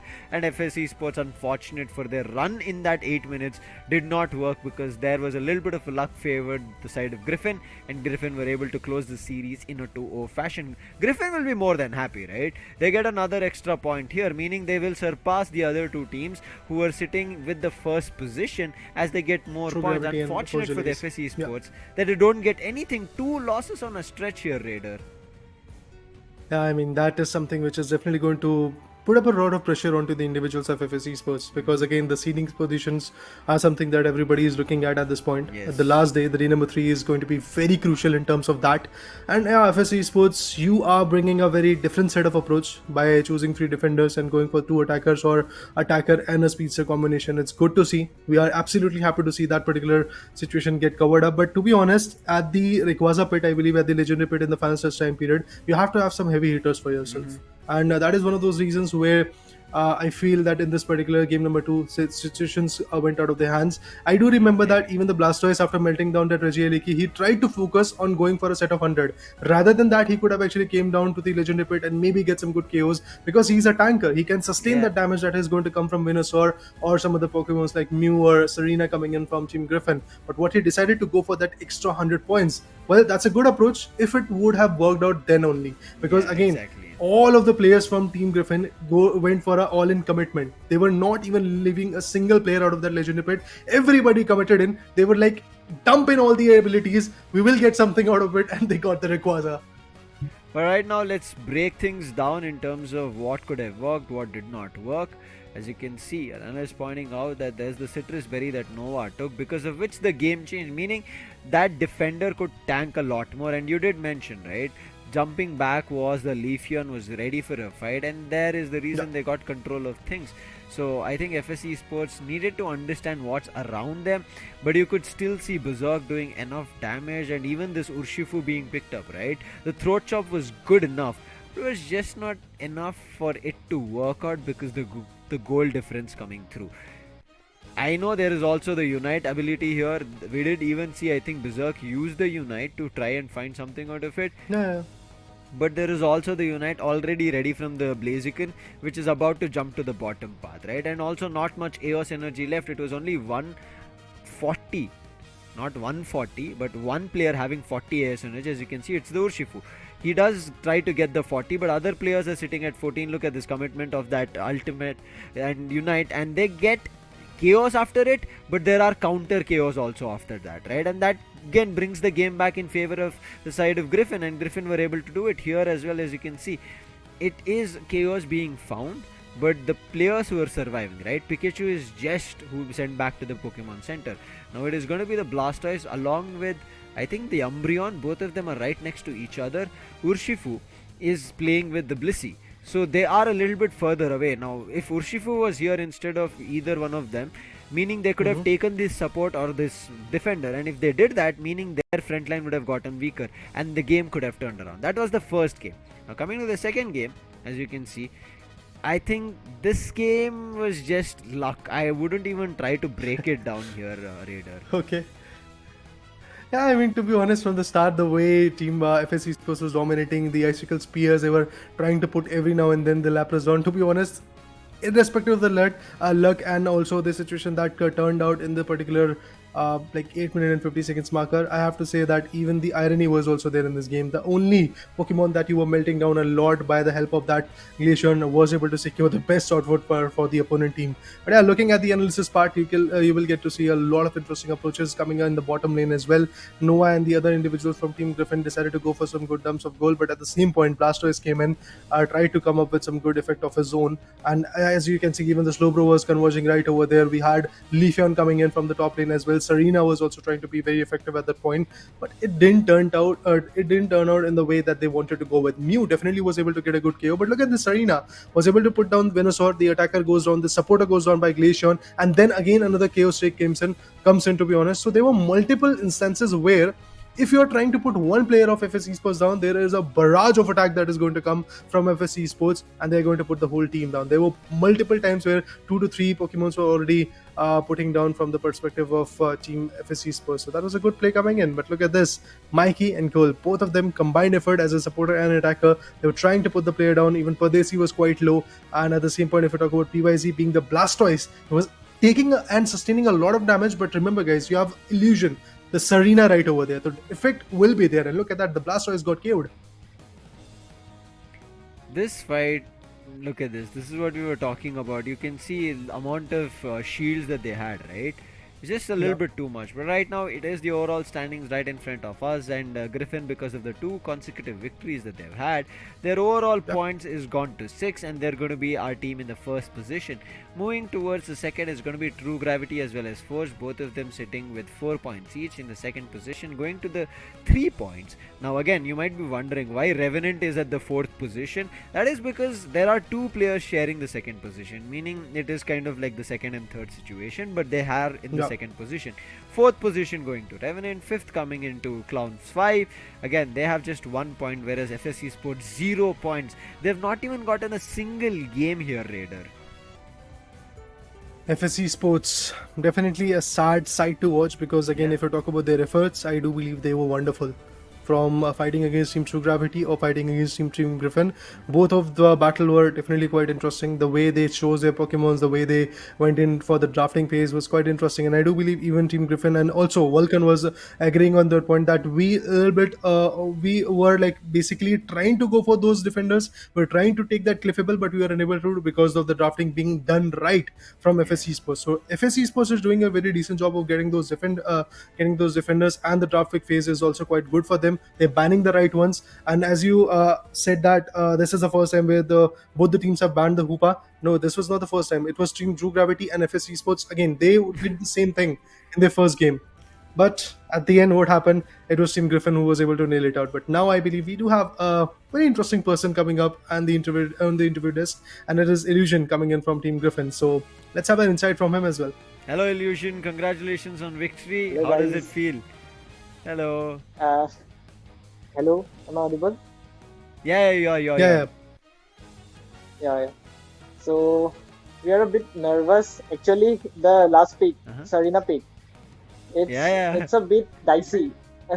I know. It's a bit dicey. I was about to I come thought to that that point. I Like, go for it. I I thought was I could about to kill the come to that backline. point. Okay. Yeah. So what happened? Go for it. Acha. So I picked Serena to kill the attackers, like to kill the backline. But actually, like we sucked at the early game. So Correct. yeah, but we got the Rayquaza, so it's good only. Okay, I want to quickly check with you. What happened in that final fight, Illusion? Like, that was just anything and everything being dumped everywhere. So how was that? Like when they took the Rotom, so like we have decided that we'll flip the Zap, like we'll flip the Rayquaza. So when the Blastoise went to score, so like we flipped the Zap, and our defender Nova got the last hit. Oh my god, I have no idea how he got it, because everybody was pressing buttons over there. That's for sure. I would say it's luck, like 50-50. Yeah, it is. Because, I know, but there's because Lepras getting a last hit with Ice Beam is sus, right? Exactly. That's what we were discussing here on desk. But again, as luck sometimes favors, it did today. Otherwise, it could have been a third game for you guys as well. Yeah. Nonetheless, congratulations, Illusion. We'll be meeting again very soon, because this is just a couple of the victories, right? Congratulations. Wishing you the best again, because yes, in India Open you fell a little bit short, but I'm pretty sure you don't want to fall short this time, right? Yeah. We'll try our hard and we'll win the ECL. For sure, I'm Congratulations. rooting for Yeah. you guys then. Thank you so much, Illusion, for joining us here in desk. We'll catch up soon in the next stage as well, or maybe today again in another game. Yeah, let's see what We'll happens. see. Yeah, thank you so much, Illusion. Okay, cool. Okay. See, like, imagine, that's what I was wondering, what moveset it was, and finally he reveals, because they can kind of see it better. Here we have a perspective of every move being used, right? I was wondering which move. Is the Ice Beam secure coming through? Imagine Rayquaza being freezed because of that Ice Beam and gets a secure out of it, Raider. Yeah, it was quite interesting, to be honest. But yes, with that insight, we have got a very good clear perspective that Team Griffin was lucky in the second game, but they were rooting for the third one as well. But moving forward, I believe now we have got the insight that match number 6 is going to get started pretty soon, which will be between two pick of the Giants, Clown 5 1 who registered from the start and eventually was able to qualify in the top 6. Although the positioning was not that strong, as they are the India Open 6th position team, but still they are here in the ACL. So congratulations on that note. Cloud5 definitely wants to start with a big bang. The first match was not that fruitful for them, but now they are going to fight against Revenant Esports. At the same point, I have to say, Team Revenant is also packing a punch. Burzum, Apple, to be honest, I have to tell you, Lucifer, that Apple, this individually is way too good with the Zorak. So I believe this time for Team Clown5, if they have done their homework, I do believe the ban of that Zorak should be there if they really want to win, if they really want to move forward with a good standing in the leaderboard. I am not too sure of what works. It feels like teams of whatever they've planned, right, Raider, it's not coming through. Now, quickly talking about the team in terms of their Pokemons, as you can see, Blissey seems to be a 100% pick rate for Clown5. Then comes in their Buzzwole with 67. And then we did see a couple of ranged attackers. But this team, Revenant, seems to be very favorable, and they are very much intended or kind of moving towards the side of having a lot of supporters. And even we saw Ruben mentioning, right, game writers now in terms of meta is switching towards these supporters, and I think Revenant are like, we need a really good support. So with 3 supporters, Blissey, Cliffable and Eldegoss, only 1 ranged attacker, 1 speedster, that's Zoroark 67%, and Lapras has a 100% pick rate, and this Zoroark generally goes to Apple, yes, and that's the reason you were mentioning, that's something that Apple should not get a chance to pick. Now if they ban it or not is something to wait and watch out. But we did even see, right, the Zoroark pick, I think, which came in from FS itself, did not work, right? Their combo of that feint attack was being always dodged. Therefore, the late game of Zoroark completely failed. Let's jump into the game and see what draft we can expect here and what bans we can expect here. Alright, talking about the ban phase, Hoopa, I believe, is a possible one. And yeah, there you go, the Hoopa is already here. From Clown5, it is going to be a Hoopa ban coming in. From Revenant, it is going to be a Slowbro.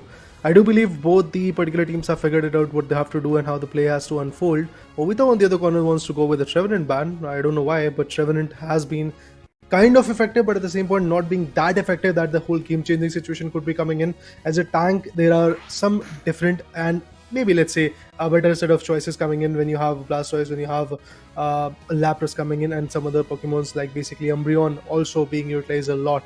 But now Revenant is going to go for the first pick. It is going to be Goku, who is going to completely take the advantage of that Cliffable as one of the best supporter. When you don't have the when you don't have the Hoopa, you go for the Cliffable. When you don't have the Cliffable, then there is a situation that you actually go for either the Eldegoss or the Blissey. But look at this, Clown5 already locking in 2 of the biggest giant when it comes to the tanking formation.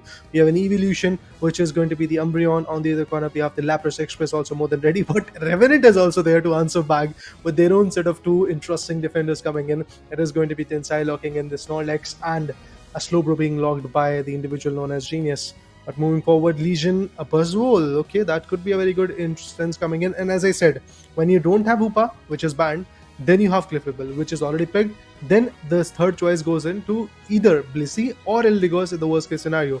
And that's exactly what is going to be the case. It's going to be a Blissey pick coming in for Senix from Team Clown5. Legion on the other corner is going to stick with the Buzzwole that he is going to go with. But a double attacker approach will be coming in from Team Revenant, although we have to wait for a few more seconds to really get a confirmation on that. Glaceon, which can really melt down the opponent known as Lapras and Umbreon. Ovita Enjoy, to be precise, are those 2 individuals. But at the same point, there is going to be another attacker coming in, only attacker coming in from Clown5, which might be the Venusaur, because again, when you have that single individual, because if you compare this fight to the fight against Team Griffin, I believe the only reason why Griffin decided to step back a bit in terms of the Venusaur is basically due to the fact that they had the mute for the range attacking formation.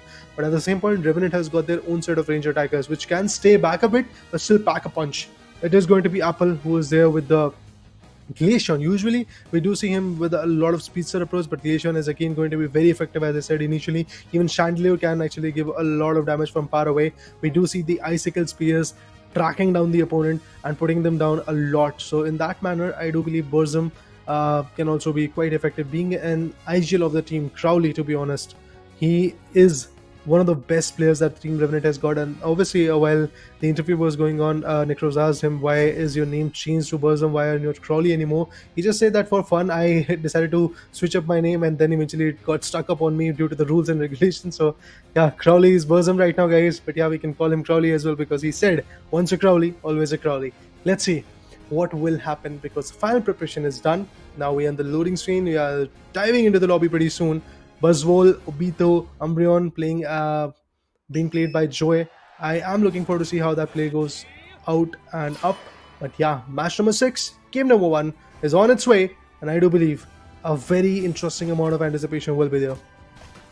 Now this is crucial for both these teams, especially for Clown 5, right? We had a little bit of a high regard, and I kind of was expecting that Clown 5 could have actually won their game, but it didn't work their way. But right as now, Revenant, Tensai invading, going in to steal those buffs.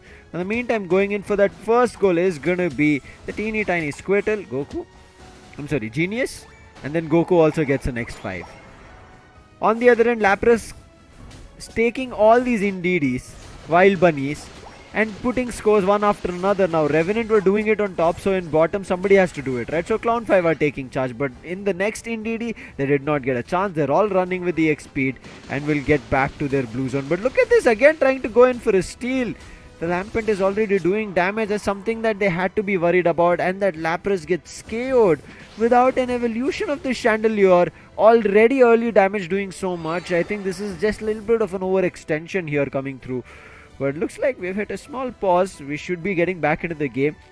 But can't do mistakes like this, right? This is just costly stuff. Raider here that we just saw. Like especially in the early game. And Lapras is a defender. Going down to a ranged attacker so early in the game, I think that was not something that we expected. But that's okay so far. Right now, it's a mistake that they maybe made. Again, early game, recoverable.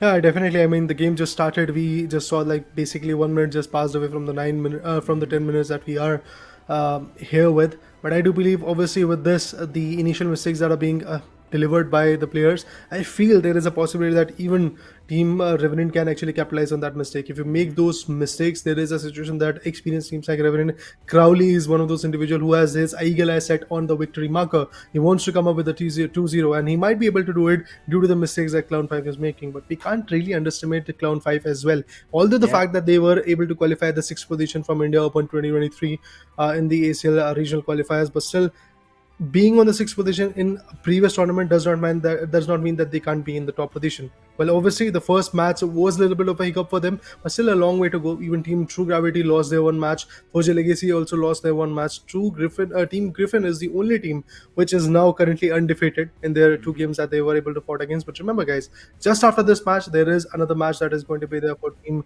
Griffin, which is against Team True Gravity. So both the giants are going to face off each other, which will give us a brighter idea of how the tournament follows up. But for now, yes, we are back in the game, and as you do see, the level advantage is still there for Team Revenant. There are certain players who are already at level 5 on the other corner. The Clown 5, they are not yet able to evolve. Their Umbreon is still lacking that evolution, and obviously if the evolution does not come, the defending positioning is not going to be as strong as we really recommend from the start. Look at that Snorlax completely walking around like there's no regret in life. He's just going in for an invade and surviving. They still not found a KO on him, and I think finally he TP'd back. He recalls himself, goes back to the base, and they could do nothing about it. Burzum, he previously did find a KO on the Lapras he was talking about, from the Litwick to Lampent right now, but still not a Chandelier. In the meantime, yes, scores being done from Joy. Goes to get the Citrus Berry. Icy Wind being played from Apple, not a Zoroark. That's interesting coming through. In the meantime, we do want to see what other players are going to be doing. Obito on top, as you can see, he is going in for those stacks, which is very crucial, but goes for a big 30 stack. And the counter War Turtle says, You get a 30, I get a 23. Make it a +2 as well. But looks like a heavy slam fight. Maybe a team fight can break out here. A poltergeist being used to keep the players of Clown 5 in check. Lot of damage being done. Maybe find a KO. Yes, they do. The chandelier's afterburn effect causes a lot of trouble. Maybe even find one more. Yes, Icy Wind takes the Umbreon down. The other players, they retreat in that flux zone. They say we have already lost a lot of HP. We cannot give away experience to them. And Revenant take charge of the bottom path.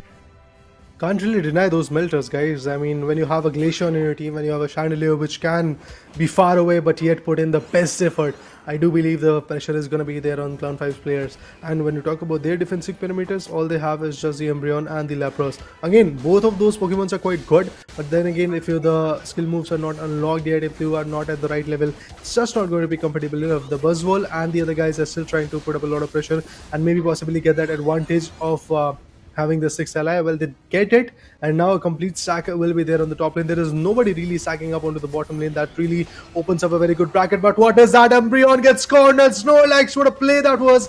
Tensai made it sure that the player is not going to flee away from the scenario. He cornered him away, and with that, the Chandelier, and with that, if I'm not wrong, it was the Glaceon who was able to put the Umbreon down to his misery. But now the level advantage, look at that. I mean, at level 9 is the situation where Glaceon is sitting at. Even Chandelier is at level 9.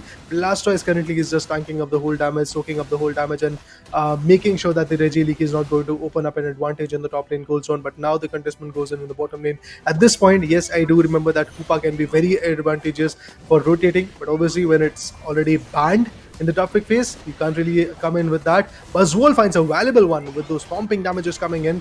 Buzzwole also goes down at the same point by the Icicle Spears coming in. Not just that, it's the Glaceon who's not going to stop that easily. Look at that attacking formation coming in. Lapras finds a valuable one, and it was not a Pokemon from opponent's perspective. It was the objective known as Hiteji Rock, which was now taken down in the favor of Team Clown 5. But still, that advantage is not that advantageous, to be honest, because there are still multiple KOs coming in. It's the Umbreon who just went out. Even before that, we had Lapras and also Blissey getting KO'd. So yeah, it does feel like that Revenant is here to take up a control, and due to the level buff, due to the advantages that they're trying to create, it does feel like that the level buff is going to go a little bit longer. How far is it going to go is something that we have to wait and watch. Revenant still have the lead of 140 riders now. Clown 5 don't seem to be getting anything in control. The Poltergeist is enough to keep the players in check. But look at this, a big 36 and another goal zone being destroyed. That's a tier 1. Poltergeist again keeping the players in check, going in for a power nap in between. Obito cannot do anything about it, and look at the damage coming in from Burzon. Uses the Unite and brings Obito to very little health, but the Poltergeist in the second time doesn't catch anybody. Overheat is doing a lot more damage, and right now Hydro Typhoon along with the Icy Wind is good enough to take the Venusaur down. Maybe even Joy on that Umbreon. Joy is on the backlines, gets the blue shield, but it doesn't work. Icy Wind finds Blissey along with Cliffable finding Umbreon. Obito trying his best, uses Unite, takes the Chandelier down, but he also goes down as a counter as the Snorlax takes him. Now it's all up to Lapras. Lapras goes down, the Verdant Anger a little tad late, but it does find the Snorlax. So right as now, recovery happening here from Clown 5. A 2 KO streak as Cliffable goes down, make it a 3 as even the Glaceon goes. This is good recovery, but at least until recovery is being done, there's also time being bought back by Genius. Therefore, Clown 5, all the efforts to get control of the bottom path is only to save the goal zone, not to push ahead and destroy it. Well, yeah, indeed, at this point, Clown 5 are definitely stepping their way up. Obito wants to melt down this Registeel, but eventually the focus will be shifting towards that corner as well. But look at this, the Umbreon is not looking good. The fire damage is definitely there. It does feel like that the Umbreon is about to get KO'd. Let's see if Chandelier is going to completely put him down while the guy is coming in, and the Registeel convention fight is going to be there. But this time, Slowbro is not going to be effective enough. The tanker known as Lapras finds the way of a KO. Solar Beam goes in, the damage is definitely there, and Venusaur is going to steal this advantage for the team. But still, a 221 coming in from Revenant Esports. Look at that Blastoise going all the way in the tier 2 goal zone and then peeping back Legion. as well. Wow, that's interesting. Now Big the lead damage. is definitely quite high. Yeah. Damage is coming in. Yeah. Revenant 221 to 49, not giving Clown5 any chance, but Obito, this is his chance to hit on Burzum, but Burzum immediately ejects. That's Crowley on that Chandelier, not giving any chance. The overheat and the Poltergeist is good enough, but in the meantime, Mewtwo, wait, what? Why? Why would you separate yourself from your teammates? Might be a distraction to buy time, but that's just a free KO given away. And right now, look at what Revenant are doing. They're charging up. They want to go for an overdunk of a 50 on just 4 AOS energy, which was needed, and that will push the score to 271. And Clown5 will be able to do nothing about it. And right now there's a Regieleki on top, but 17 seconds only to start things off on the final stretch. And in 15 seconds, as I've already said, now there's 10 seconds. It's going to be tough, but still Revenant are trying their best. But as it's come down to 5 seconds, the chance is not going to be there. But Obito wants to find a way to KO. 3 players have jumped on, none other than Blastoise, but Crowley is there to try and help. Hydro Typhoon being used, a lot of damage being done. Can they find overheat damage? But with the rapid spin, he decides to retreat. The Unite goes to only save, but the Lapras Express coming in. Do the players charge in right now? It looks like the Lapras itself is caught. Block being used, Moonlight Branch, Worded Dagger finds the Blastoise, Power Nap being used. So Obito's Unite does get still used as it finds the KO on Snorlax. Looks like Clown5 are bringing the game back. 2 KOs have been found, 3 players are still alive, 2 ranged attackers and 1 support, but on the other end, Clown5 have all their 5. Rayquaza barely there, but the hit on the last secure by Chandelier and Revenant do not let the game go away, and the Icy Wind finds the knockout on 2 of the players, looking for the 3rd as well. And yes, it's a 3 KO streak and make it an entire team wipe coming through. Clown5 tried their best, but Revenant's ranged attackers destroy every dream that they had. It's just they are ready with the attacking formation. They were way too on point with the play. Look at that. Griffin wants to go for a set of 3, but he's just getting countered every now and then. Buzzwole finds him, puts it down. There was a smack also coming in, and look at that, another one.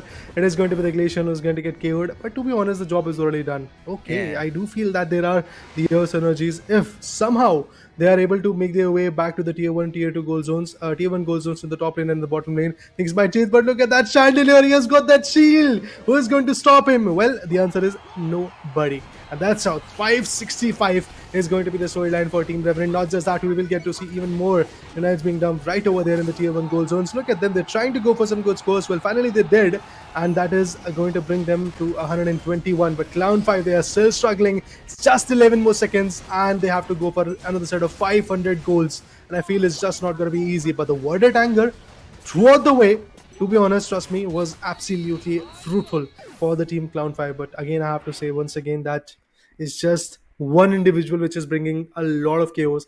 What about the other guys? They are failing on that note. And Revenant on the other corner brought in the team effort, despite of the fact that Apple is not yet playing with Speedster, but still he is the MVP. He's the one which is most fruitful, and Apple with a set of 180 AOS energy is being dumped and 11 KOs. He was a part of 16 good KOs. At the same point, even Burzum, look at him. Both of the giants being the attackers for the team definitely made a mark. I mean, this is not something that I thought through for side of Clown5 now. It looks like the front line itself is weak in terms of the damage dealers, right? Look at this. Obito, I thought he would have found a lot more. In his KOs, these are all towards the end, not the starting. Look at Legion. Great try coming in from his end. 12 assists. Joy as well, 9 assists. Sings, I think, change up of this strategy is not coming into great effect, but still 3 assists and 8 knockouts, and Mewtwo as well 8 assists. But on the other end, look at this. As you already mentioned, Apple already the player of the game, but 11 knockouts. His teammate Burzum, which is Crowley, 6 knockouts and 12 assists. A range attacker having a 12 assists is just too good, meaning both the range attackers are simultaneously functioning. It's if it one kind of does the damage, the other one seals the deal. If the other one seals the deal, does the damage, it's vice versa. You can see how much damage that Burzum has done. 1,17,000. Apple has done 92,000. Genius with 41,000. But Goku, 85,000 damage taken along the sides of Tensei on the Snorlax at 69,000. Along with that, recovery of 1,14,000 on is just too good. So Revenant secure this first game without any trouble. Well, yeah, I mean, from the start, it was looking like Clown5 was trying to be back in the game, but to be honest, that whole notion got calibrated by the players of team known as Revenant Esports, and the way Revenant Esports brought their game back was basically figuring out what team Clown5 was trying to do and how they can really counter that particular notion. And yes, they were quite on point with that particular play.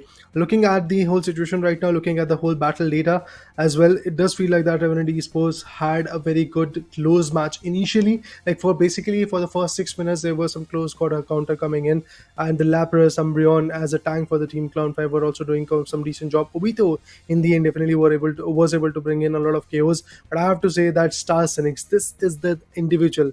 If the right support would have been given to this guy, I do feel that he could have changed the game, because again, his Verdant Anger and the Solar Beam definitely were able to bring in a lot of chaos. I mean, that was good. But now talking about Revenant Esports, every single minute was utilized, be it 0 to 2 minute or 2 to 10 minutes. Every single minute there were some small, big, large, or should I say huge amount of goals being delivered.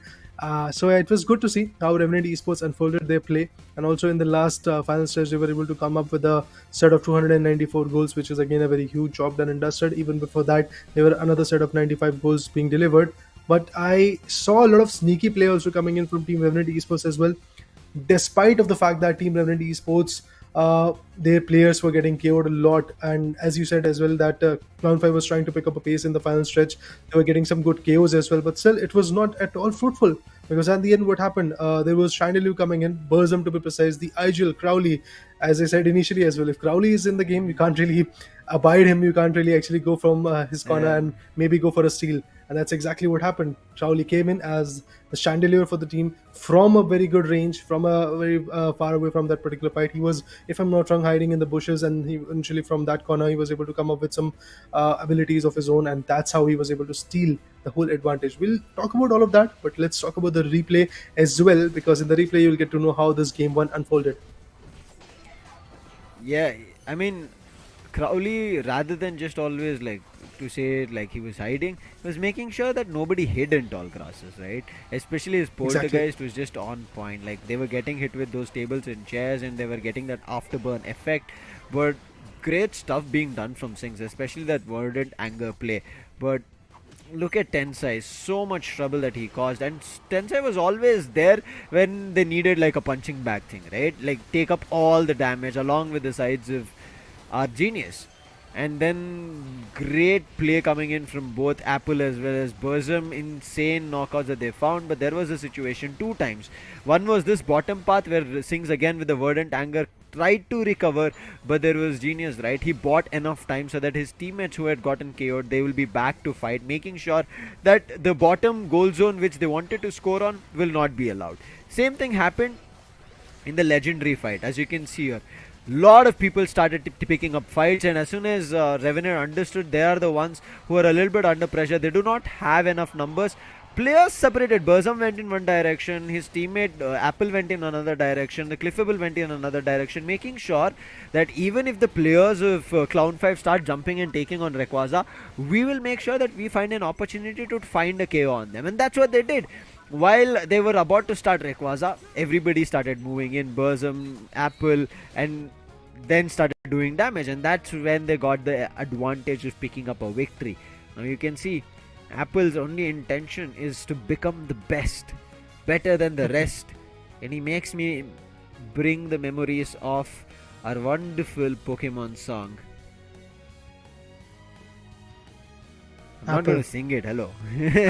I was waiting for a moment that we might see it's some up to your imagination. I had gone to my own imagination of listening to that. It's literally that old 90s era where you, after finishing your school, you come back home, turn on your television and sit back and watch.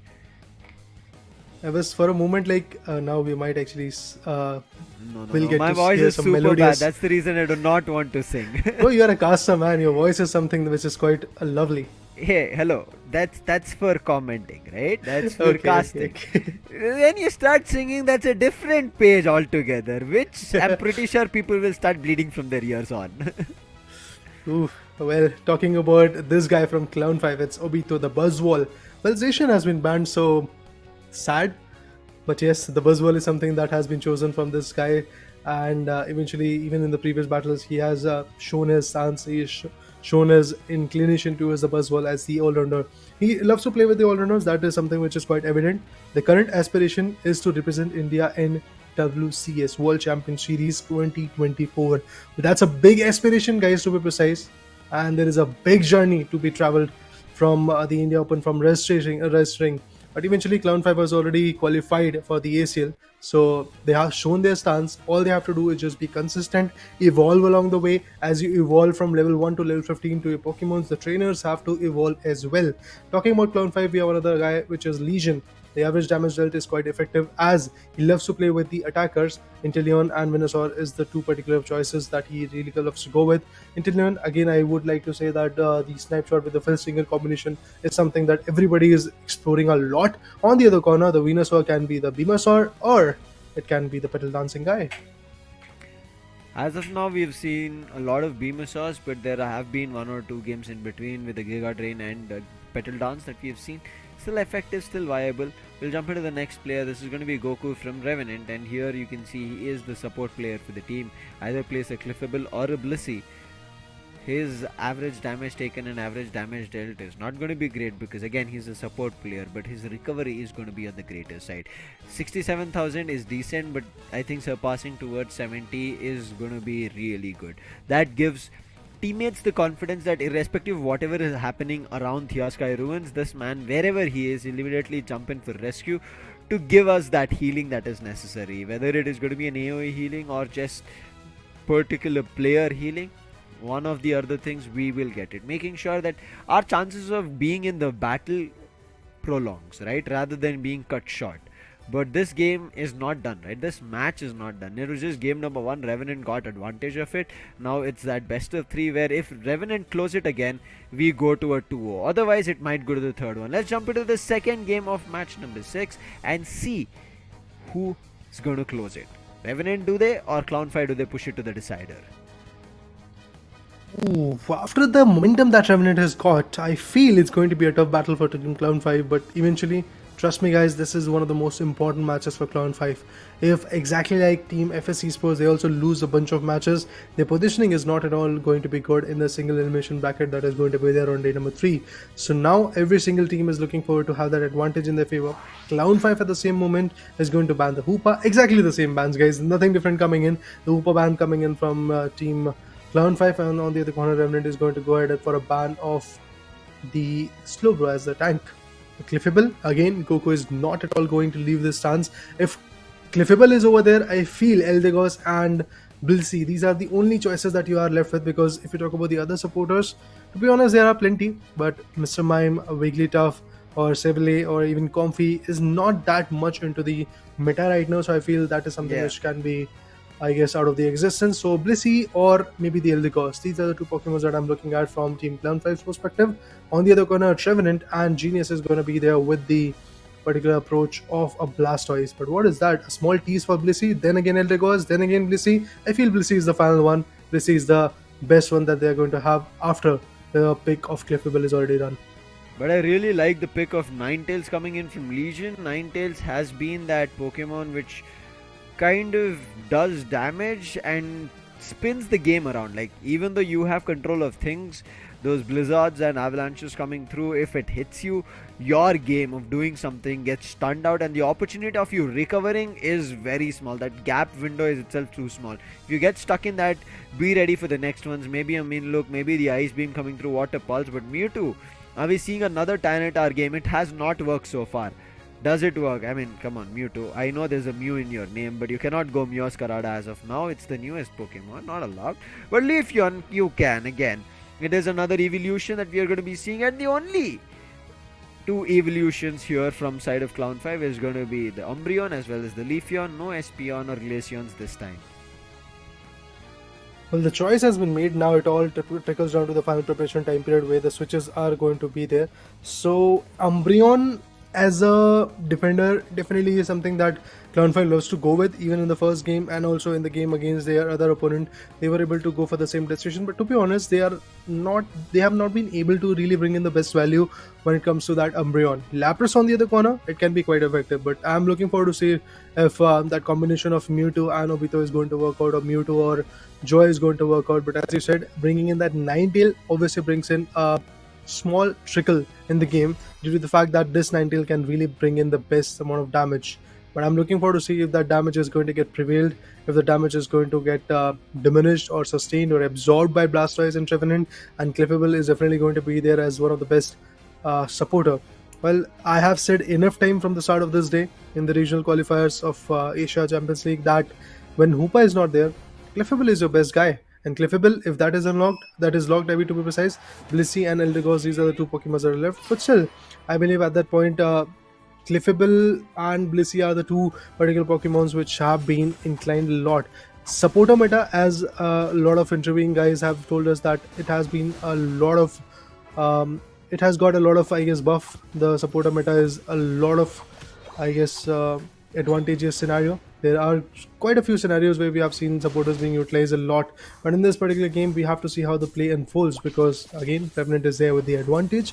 Clown5 on the other corner is still struggling. They have to get their first game in their favor, and if that happens, well, we will go to a kind of a BO1, to be honest, because whoever wins the last game, the decider one, is going to be the victorious one in this match number 6. But there you go.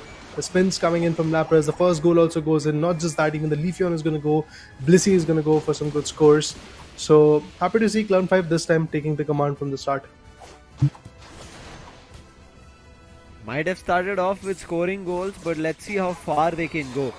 Right as now, Litwick to Lampint. Bottom path has 3 players. Leafeon also moving towards the bottom path after reaching level 5. Ivysaur also on level 5, hiding in tall grasses. But passive already revealing player's position. Big damage coming in. Burzum will force the Ninetales to go back. Ice versus fire. Again, if it was like the actual Pokemon where ice, fire, it could have been nice, right? But as of now, it does seem similar in terms of how it feels, but it's not going to be in the same effects. But in the meantime, Leafeon does find the first KO. There might be a counter KO coming in because of the overextension on the Umbreon. Mean Look being used. The Leafeon also decides to overextend, and now comes in the Clefairy as well. So Joy might just survive here. Goku takes a big damage, Mean Look being used, but the Ninetales also overextending. Clown5, what is this confidence? It feels like overconfidence, and now one after another they might just get up or give up a lot of KOs, but the Lapras comes in as a rescue, finds the War Turtle. Therefore Revenant Esports, they need to slow things down. Even though they were the ones who gave the initial KO, they found one, but now they lost another, meaning experience better for Clown5. Yeah, I mean, falling back and stepping back in the particular fight is going to be equally important for the players of Team Revenant Esports, and not just that, even Clown5 has to figure out when they have to fall back, when they have to step back a bit, and how they have to pack a punch in the later stages. Chandelure for now is one of those Pokemons which can really bring in the best value. Burzum in the previous matchup, again, as we did witness, was absolutely on point on that particular note. But now Chandelure in its final form, Revenant right over there, Clefable also pretty much ready at the same point. If we talk about the War Turtle, he's looking forward to have that evolution. Being the defender of the particular team, he really has to tank up a lot of damage, but it does feel like that the KO will be coming in. There is no denying it that. Blissey finds him down. That's interesting. When you have a complete stack of 4 Pokemons, it can be a Blissey who is going to put a defender down. Supporter putting down the defender, it's quite an impressive approach coming in, but in the bottom lane as well, there are some interesting goals going in. The Venusaur is now ready to take this Registeel also in the favor of Team Revenant Esports. Once they do that, things might change rapidly, but look at this, the seal will be coming in. Leafeon with the Solar Boing coming in and trying to seal that Registeel, was quite on point with it. Now the other guys are also trying to move in, but still not a lot of KOs at this point, except the Chandelure is still waiting for his respawn. Oh, a complete push onto the tier 1 goal zone, and we do see a lot of KOs being delivered. The Venusaur goes down, the Clefable goes down, left with just the other 4 Pokemons. Right as now, Clown 5 charging as a whole, all the 5 players pushing in one part. Tencent looks in trouble even though he's the Revenant, he's unable to take up much damage. Burzum pushes the players back. Umbreon taking up that afterburn effect, would have to retreat. Also sees the Venusaur. Right now Venusaur does have the Unite. Let's see if it uses, but also playing the Beamosaur, keeping players in check. That was a warning Solar Beam coming through. There is the Regieleki on top as well. We saw the Blasters going in for a goal on the top, but I think he also did a goal in the bottom. Genius. Now he has to meet up with his teammates on the top path. Obito already has started now the Regieleki. Does he get that, or is it going to be contention? Contention, yes. In the meantime, from the backlines, Moonlight Prawns being used, charging immediately on the Venusaur, forcing to use that Verdant Anger. The Verdant Anger doesn't do much as the Lapras puts him down. Maybe another one as the Cliffable also goes down, along with the Revenant, along with the Chandelier, and everything put down to rest. That's a 2 KO streak, but Revenant players, they're not letting the side of Clown 5 run away with goals. Look at that, the difference right as now is around 60 AOS energy, which can be kind of reached, which can be jumped into maybe an over push of one of the paths, and maybe they got a very good, how would you put it, a fight and then a conversion into multiple goals where they over dunk for a big score. That is definitely somewhat a possibility coming in. Chandelier on the other corner finds a valuable pick, but oh, he's not stopping. But Leafeon is there to put a full stop onto that rampage coming in from the Chandelier. Now Cliffable wants to take up a fight, but there was nobody to really support at that point, so he decided to step back a bit. Now Blastoise is going to come, so he might actually stack up onto that note. But at the same moment, if you talk about the Lapras with that Regieleki advantage, they're trying to take the advantage in the top lane, tier 2 goal zone, but that won't be effective enough. Once again, if you talk about the level buff, Leafeon, look at him, being the speedster is definitely quite interesting for him to go with, but I'm still waiting on the final few abilities being unlocked and the few interesting damages being uplifted by the Ninetales as well. At the same point, even the Umbreon is struggling, Revenant is struggling, and Cliffable is also struggling from the same note. Cliffable is a very good supporter, but at the same point, the guys that he's trying to support is basically the Blastoise and Venusaur and some other Pokemons that are there from Team Revenant Esports, although the right output is not yet here. Goku definitely capitalizing on those Eos energies, is trying to go for some scores, and maybe he's going to go for it. But look at this, Estelagor and the other Pokemons in the opponent lane are trying to come in, but oh, Revenant with that ultimate being utilized, he might actually find some good values, and there you go. Chandelier is the one who's going to pick up all the players. 127 to 174, close game yet, 50 AS energy of a difference coming through, but majority control is Clown 5's in Thea Skyruin so far in this game too. Level advantage, if you want to talk about it, to level 12, 2 Pokemons coming in from the side of Clown 5. There's only one that is going to be Burzum, that's Crowley on level 12. Might even see a 13, and yes, the Leafeon turns level 13. Now, if we see a level 12 here coming in from Genius on Blastoise, is going to be good enough, but he's moving ahead to make sure that the Regieleki doesn't go to the other team's favor. Because at least these are those one of the last few Regis that we are going to be seeing spawning. So if Revenant do get this, it's going to be a good one for them. But Hydro Typhoon being used so late, this can be trouble brewing in. Solar Beam comes, but still the Lapras survives. Lapras Express also being committed right now. 40 seconds on the clock, and Regieleki did have a little bit of a minute reset, but they're still looking for a big 150 score, my bad, not 100, but a steal comes through from the Lapras. All the efforts of Revenant Esports to get that last objective goes down the drain, and look at this, easily running away are the other players. Both the EVs, the Umbreon and the Leafeon, after scoring goals, move out of the top path. Now they're trying to melt that Regieleki down so that they have that KO onto them, and then move forward to the Legendary Pit as well, because there is not a lot of time period left. At the same point, they have even to capitalize on the damage. But look at this, they're now trying to, the Clown 5 is now trying to melt down the Regirock. This is going to be a very good strategy, to be honest, because when they have that advantage, I feel they're going to put up a lot of pressure onto the players of even Revenant Esports in the latest stages. And there you go, Revenant Esports is now ready to fight back. Let's see if that fight is going to be effective enough or not. A lot of players have got those serious EOS energies in their favor, but Joy with just 0 EOS energy, that feels that he might actually have a little bit of a pressure coming in.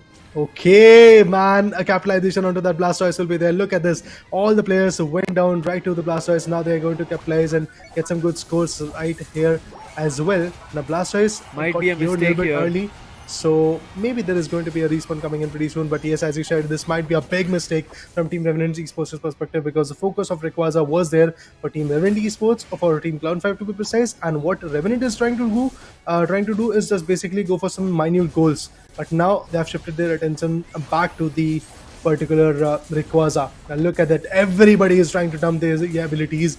Unstoppable is going to be the case for now for Tensai, but can he really melt down the Rayquaza? Let's see who gets it done. Oh, it's again the Venusaur! What is that? How can you be so efficient? Team Revenant Esports were about to be on the verge of a loss, but all of a sudden they get that Rayquaza, man. What a play! Can't The really game say is still a not lot. over. Okay, You but I can see it's feel only 100 of a score came in, and finally the Venusaur goes for another 100, and now the game might be in control. But look Yeah. at the Lapras on the top path, still trying to push up. There are a couple of shields with the players of No, Revenant capable all Esports, but alone. they need Eos energy though. Capable all alone fighting against that tank, trying to put him down. But trust me, these minute goals are going to be really very important. And there you go, another set of 94, guys. It does feel like that Team Revenant Esports have finally secured a 2-0 against Team Cloud5 as well. What an impressive play, to be honest, because there is nothing like a situation where Team Cloud5 can really be back in the game. Crowley once again will get to have an insight from his corner as well, because again the interview will be there for sure. But at the same point, Team Revenant Esports, congratulations on a valuable victory in the match number 6. Second game is over, and with that, the victory is also in the favor of Team Revenant Esports. And after seeing the graph as well, you can clearly see that how from start Cloud5 was the one whose graph was increasing, whose scores was increasing, who was looking like a team, who was looking like a individual team who could actually take up the lead. And at the end, what happened? It was Apple. Again, this guy is basically a player who has a very deep spot in my heart, because every now and then this individual brings in a kind of a play which completely changed the whole game. I was totally ready to see the third game, but what happened, guys? Apple came in, swept the moment, and with that, yes, there is a situation where Team Revenant Esports is now winning back-to-back 2 good games, and with that, a 2-0 is here. 6 matches done and dusted. It is Revenant Esports, which is kind of a very fruitful team, exactly like Team Griffin. Generally, we see a Solar Beam Secure coming through, but Apple this time decides to go in for a Verdant Anger Secure, the Unite Secure coming through. It works. Now, you could see from the side of Clown5, they have good knockouts, they have assists, everything, even score secures also they do have. But on the Revenant end, they have only 6 knockouts in total and 2 assists. But because of their end game, the secure of Rayquaza, that worked out really, really well. I was just thinking, trying to break things down. Because of their bottom path push, right? Maybe they've made a mistake. Yes, it seemed to be a mistake, but some of their players decided to peel off from that fight. That's where Clown5 decided we are going to full on commit to find Rayquaza, because there could have been a situation that Revenant might have closed the gap. But I think they should have paid closer attention to how much they were scoring as well as how much Revenant had scored. Even though Revenant scored around 60, I guess, when they pushed the bottom path, the score was 186 or something to 230. So there was still that difference of 60 to 70 goals, and that overcommitment coming in from Clown5, thinking that they might have lost the lead, broke that game and gave the chance for Revenant. That small chink in the armor, and Revenant made use of it. That's all. They timed their attacks way too well, and as you said, obviously that pushing down to the lower bottom lane was kind of a decision that could have backfired, because Blastoise was already KO'd due to the fact that he was trying to go for the legendary pit. At the same point, he got contested right over there in the bushes by the Umbreon. So for a moment, I did thought that Team Revenant might actually lose the grip, and it was looking like a game for Team Cloud5 because of the fact that there were 3 to 4 Pokemons already in the legendary pit, putting their abilities, going for those unites. But at the end, what happened? The Venusaur came in, which was able to swoop in and have the best output of this particular game. But look at this. From the start, it was the dictating terms coming in from Clown5. It was looking like a game where Team Clown5 have figured out what they have to do, how they have to play. But the beauty of Pokemon UNITE is basically that last final stretch. If you win it and you are able to capitalize those shields in your favor, I believe it is going to be quite beneficial for you. For a moment, as you said as well, that the game is not yet over. I thought for a moment, even you thought, I believe that maybe there is going to be a situation where the shields are going to get broken down, and there is going to be a dump of goals coming in from Clown5 as well. But the way these individuals from Revenant Esports denied that was something impressive. We did saw this approach that even when you have a Rayquaza advantage, things change a lot in Pokemon Unite India Open 2022. It decreased a bit in India Open 2023, and now in ACL. Currently, after 6 matches, after so many games, I've not yet seen that one team who has got that Rayquaza advantage lost a game. Yeah. So far, whenever we were mentioning about this, right? India Open 2022, even WCS qualifiers that we saw, and even this India Open, right, as of now that we saw. We have seen this defend of Rayquaza shields, breaking it down, and whoever has done it is only Revenant Esports so far. The other teams have, after getting that scores, they run back up, collect Air's energy, and counter score and win it. But so far, Revenant has been only one team which I've seen so far that they destroy the shields even after the opponent secures the Rayquaza. So it was a fantastic game to see. This was a little bit different this time. And we generally speak about the story of Revenant, right? They have a love and a hate story with Rayquaza. That final stretch swings either way for them. But today, so far, it has been their game. Both the games, they got a game, secured it, won it, and they're going to be moving up with points. They'll be more than happy about it because, again, in these qualifier stages, in these league stages, higher your position, you get a chance which is a little bit better, maybe beneficial. Now again, not saying that they get a benefit out of it. It's a beneficial position. That's all it is. Yeah, definitely. I mean, even if there is a slightest beneficial position that you can get, you have to aim for it. You have to be the dominant force from the start.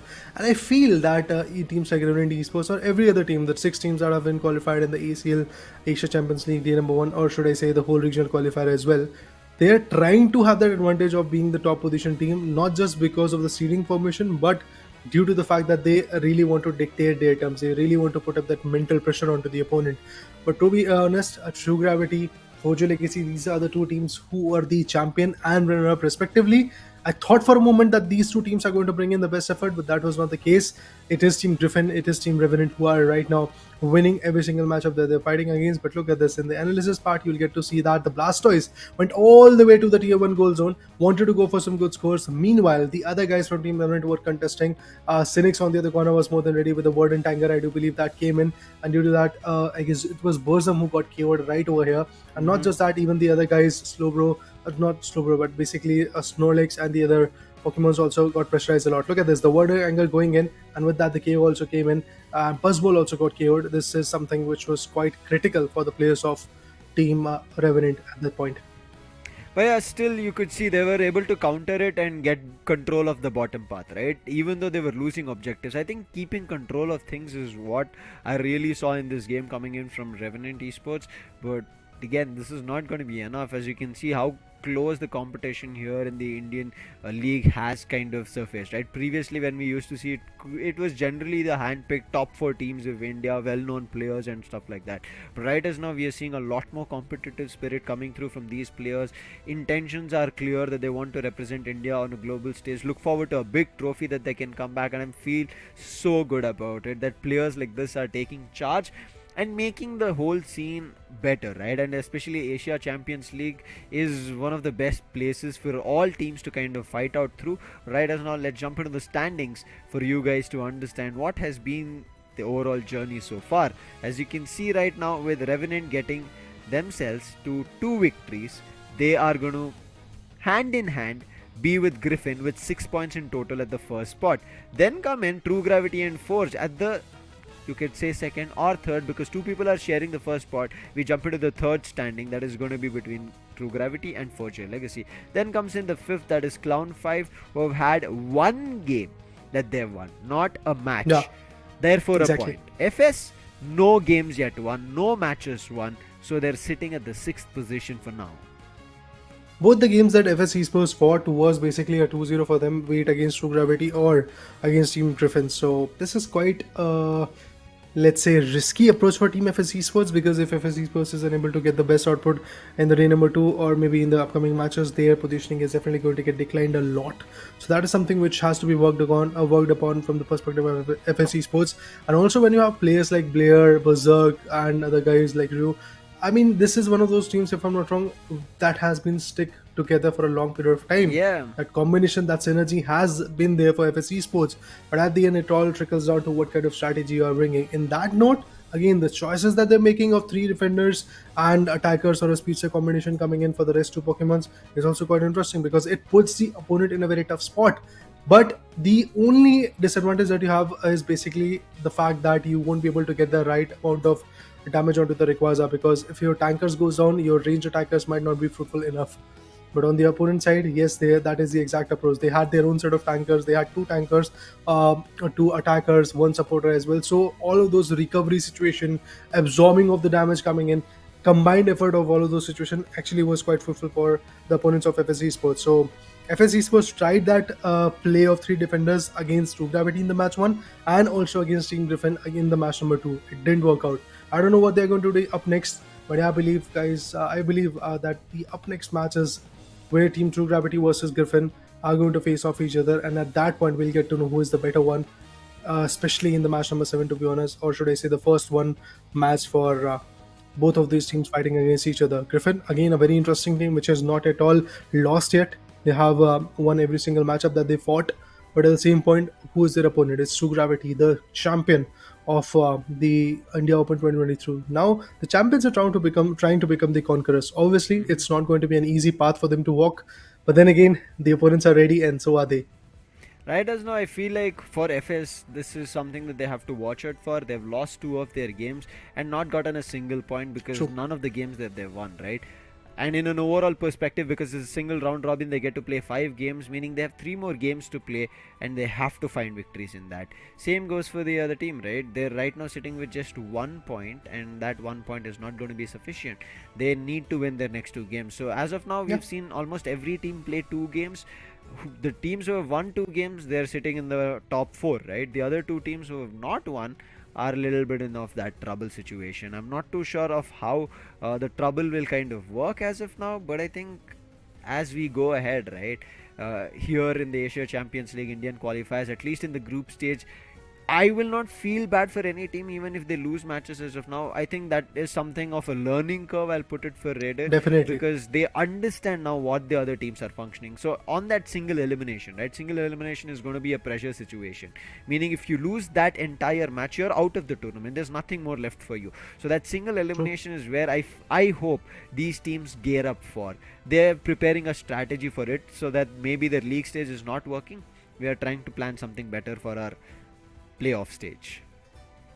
Definitely, it's going to be quite interesting to watch how that play is going to unfold, because remember guys, there is only one single spot that the Indian subcontinent teams are going to get in the finale in Bangkok, Thailand. To be honest, there is going to be 3 spots for the East Asia teams which are coming from Japan and the other region. There is going to be 3 spots for the Southeast Asian teams as well, but at the same point, one team that has been the winner of Thailand Open is already there, which has got their slot secured in the finale. So there is just 7 more slots, out of which 1 is there for the Indian Peninsula. So I have to see how that play is going to unfold, which is that particular team. And trust me guys, out of these 6 teams, namely True Gravity, Team Griffin, Fuji Legacy, other teams, these are the few teams which are here from the India Open 2023. They have qualified from top 6 position to ACL.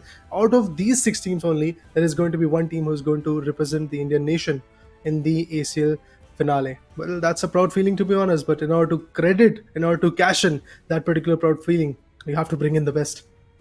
We do have Genius with us from Revenant, who have just won the game.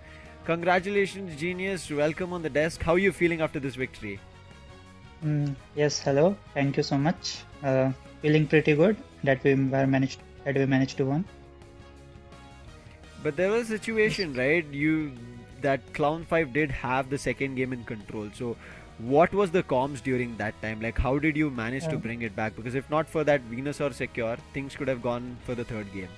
Yeah, actually the second game was very bit messy. Our draft was too greedy, like we had 2 skillers, so we lost the early game and we were not able to take fights properly. So we planned to farm and try to do on zap, like refight, and the game was not well planned. It was a very messy, but yes, we managed to win at the end.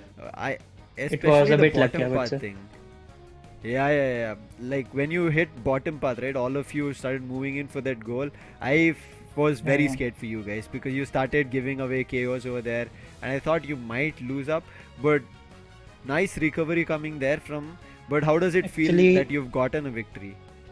Yeah, go for yeah, it. it feels pretty good. Like that com of going to bottom path was pretty planned. Like I gave the visions of 3 people in the middle, and Okay. we know that Mhm. the tier 1 was pretty free, so it was a planned, but it was not very well executed. Yeah, but it worked us eventually. It worked. I'm hoping for a lot more things. This keeps working for you guys, and I'm pretty sure Crowley and you guys are looking forward to getting those global stages, because Revenant was the first team who represented India in the first world. So I'm rooting for you guys to take the stage on. Wishing you all the best, Genius. Thank you so much for joining us. Let's hope in the next matches you join us again. Yeah, thank you so much. Thank you so much. Thank you. See, man, luck coming in between is just crazy so far here, Raider. But right as now, we will give them a little bit of a rest, and for us as well. We'll take a short breather and see you for the next 2 games that we have here in the India Qualifiers League stage.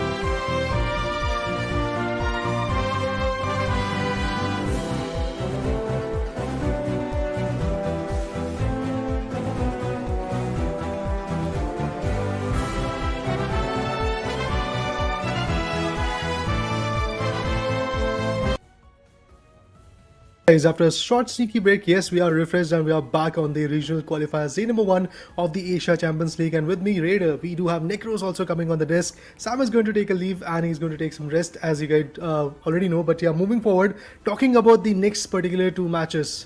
The last 2 matches for day number 1, and again, 2 of the biggest giants are going to face off each other. It is going to be Team True Griffin versus True Gravity versus Team Griffin, who is going to be head to head in this particular match number 7. Although from match number 5 to 6, we did saw a 2-0 situation coming in, but I feel that in this match there is a possibility of a 2-1, or should I say a decider coming in.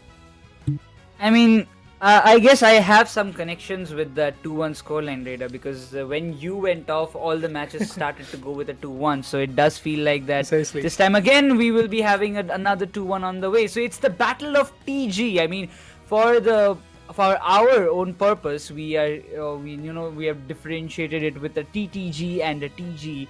But again, deep down, Sam, we both know that it's all the battle of TG, and even Raider also is included in that who is the better TG out of these 2. So on the other side, we have got Zisol, Vulcan, Vixion, Melon, and Suyu. Actually, I cannot say, sometimes I actually miss this pronunciation, my bad. But again, on the Team Griffin side, we have Nova, Snowy, Illusion Goal, and Mikey. I mean, this 5, a total of 10 players, they have showcased tremendous gaming passion in the LAN phase on stage when they met each other in the India Open. But once again, if we just talk about the team introduction of Team Griffin, we can see the most picked Pokemon from them for their side is Clefable, which has got an 80% of pick rate. Well, again, talking about the sports, they're talking about the supporter at this point. This is the meta that the Indian subcontinent teams are exploring a lot. Having a right supporter in your team can definitely change the whole trajectory. And when the Hoopa ban is something which is quite evident that every single team is trying to go for it, in not even a single match till now, in so many games that have happened today, we have not even seen for a single moment, if I'm not wrong, a Hoopa pick coming in because of the bans that are there. Due to that, the next best choice that you have after Hoopa is basically Clefable. Then you have the choice of Blissey as well. If the Clefable is logged in, then you actually can go for the Ildigos. But other than that, I don't feel that Sableye or Pokemon like Mr. Mime or Wigglytuff are one of those supporters that are being utilized a lot. Initially, in the India Open 2022, I do remember quite vividly that we did saw a lot of Mr. Mime being utilized, a lot of other supporters also being utilized. Even Comfy was quite useful in that particular scenario. India Open 2023 also brought in some useful instances where we did saw Lapras or Buzzwole being stabbed up with the Comfy. But still, for now, it does feel like that Comfy is not going to get utilized that much. But I'm looking forward to see what happens because again, 2 of the biggest giants are going to face off each other. The champs who are trying to become the conquerors, namely True Gravity, is going to come, and against them, who is there? It is Team Griffin, which is the India Open second runner-up team. Well, let's have a look at what happens, guys, because the ban, it is here, the ban phase is here, the drop pick phase is here. TS Skyruins is the battle arena where Nova and his teammates have decided to go for a Hoopa ban, and on the other corner from Team True Gravity or should I say TTG, it is going to be a Leafeon ban. It feels like that. Yes, indeed. Suyu and Zisol along with Vulcan have decided to go for this ban. Not just that, Vixion is also going to pitch in. Melon is there.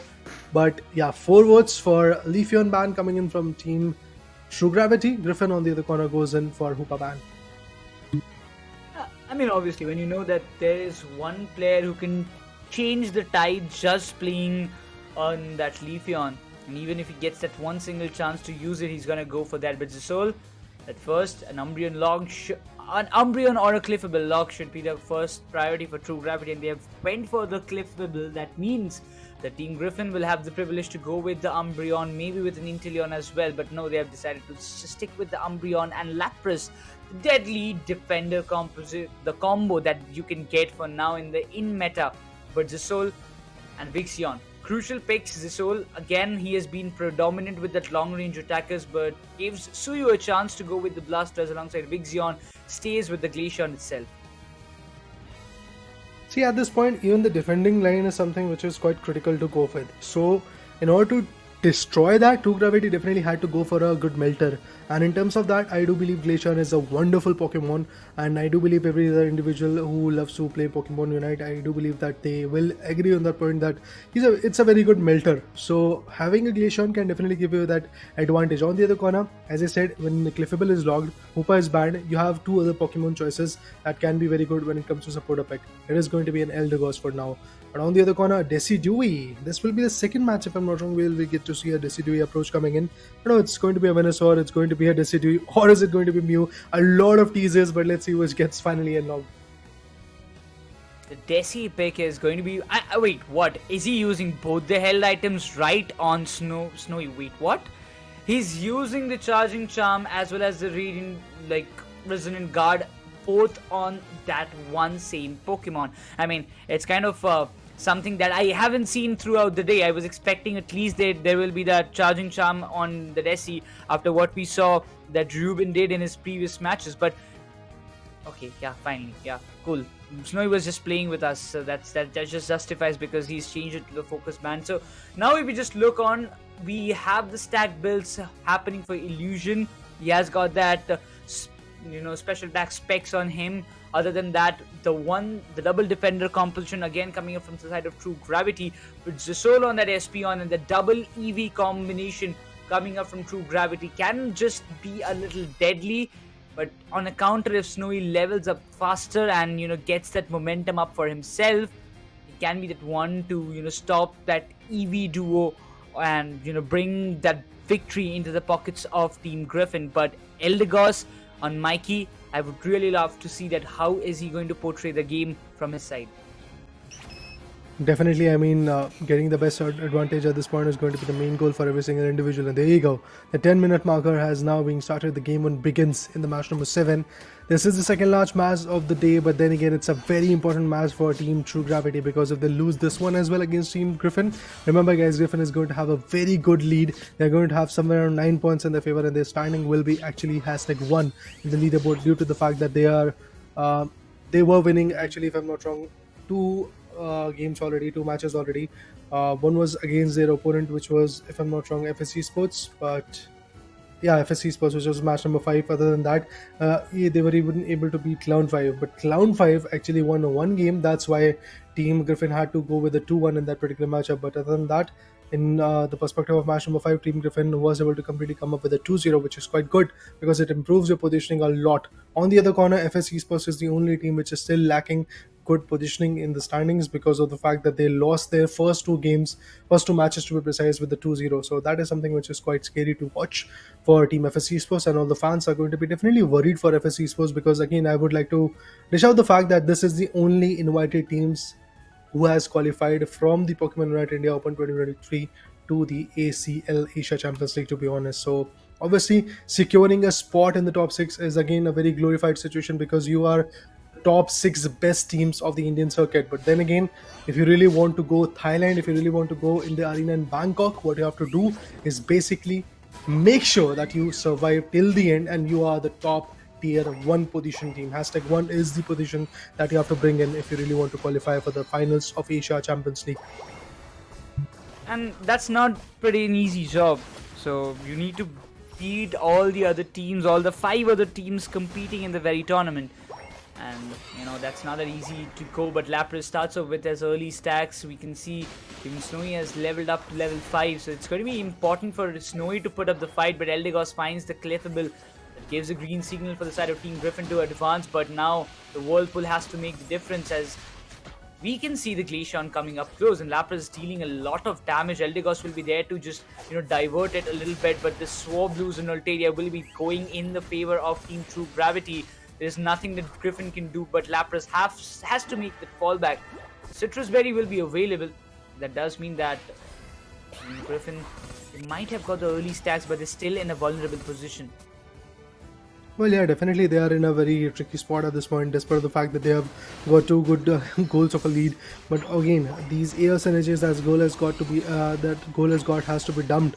Talking about the KOs, well, the Clefable is now in a very tricky spot. Again, the War Turtle also wants to bounce back from that scenario.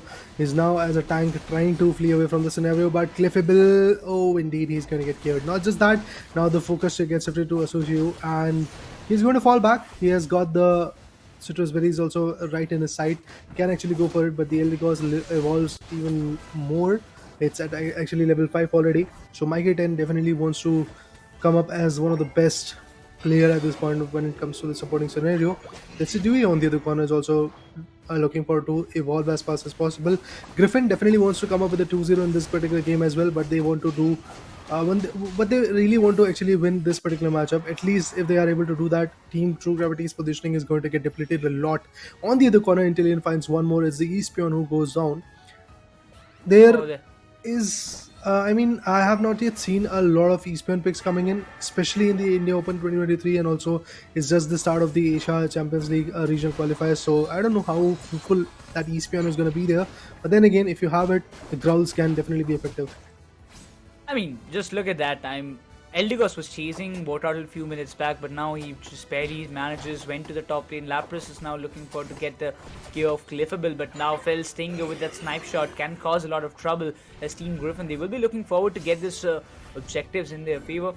Constant healing is on the way. Decidui comes into the bottom. They are hungry for that Regice to get secured. But again, Lapras failed to deliver. Blastoise was almost about to get in face and KO.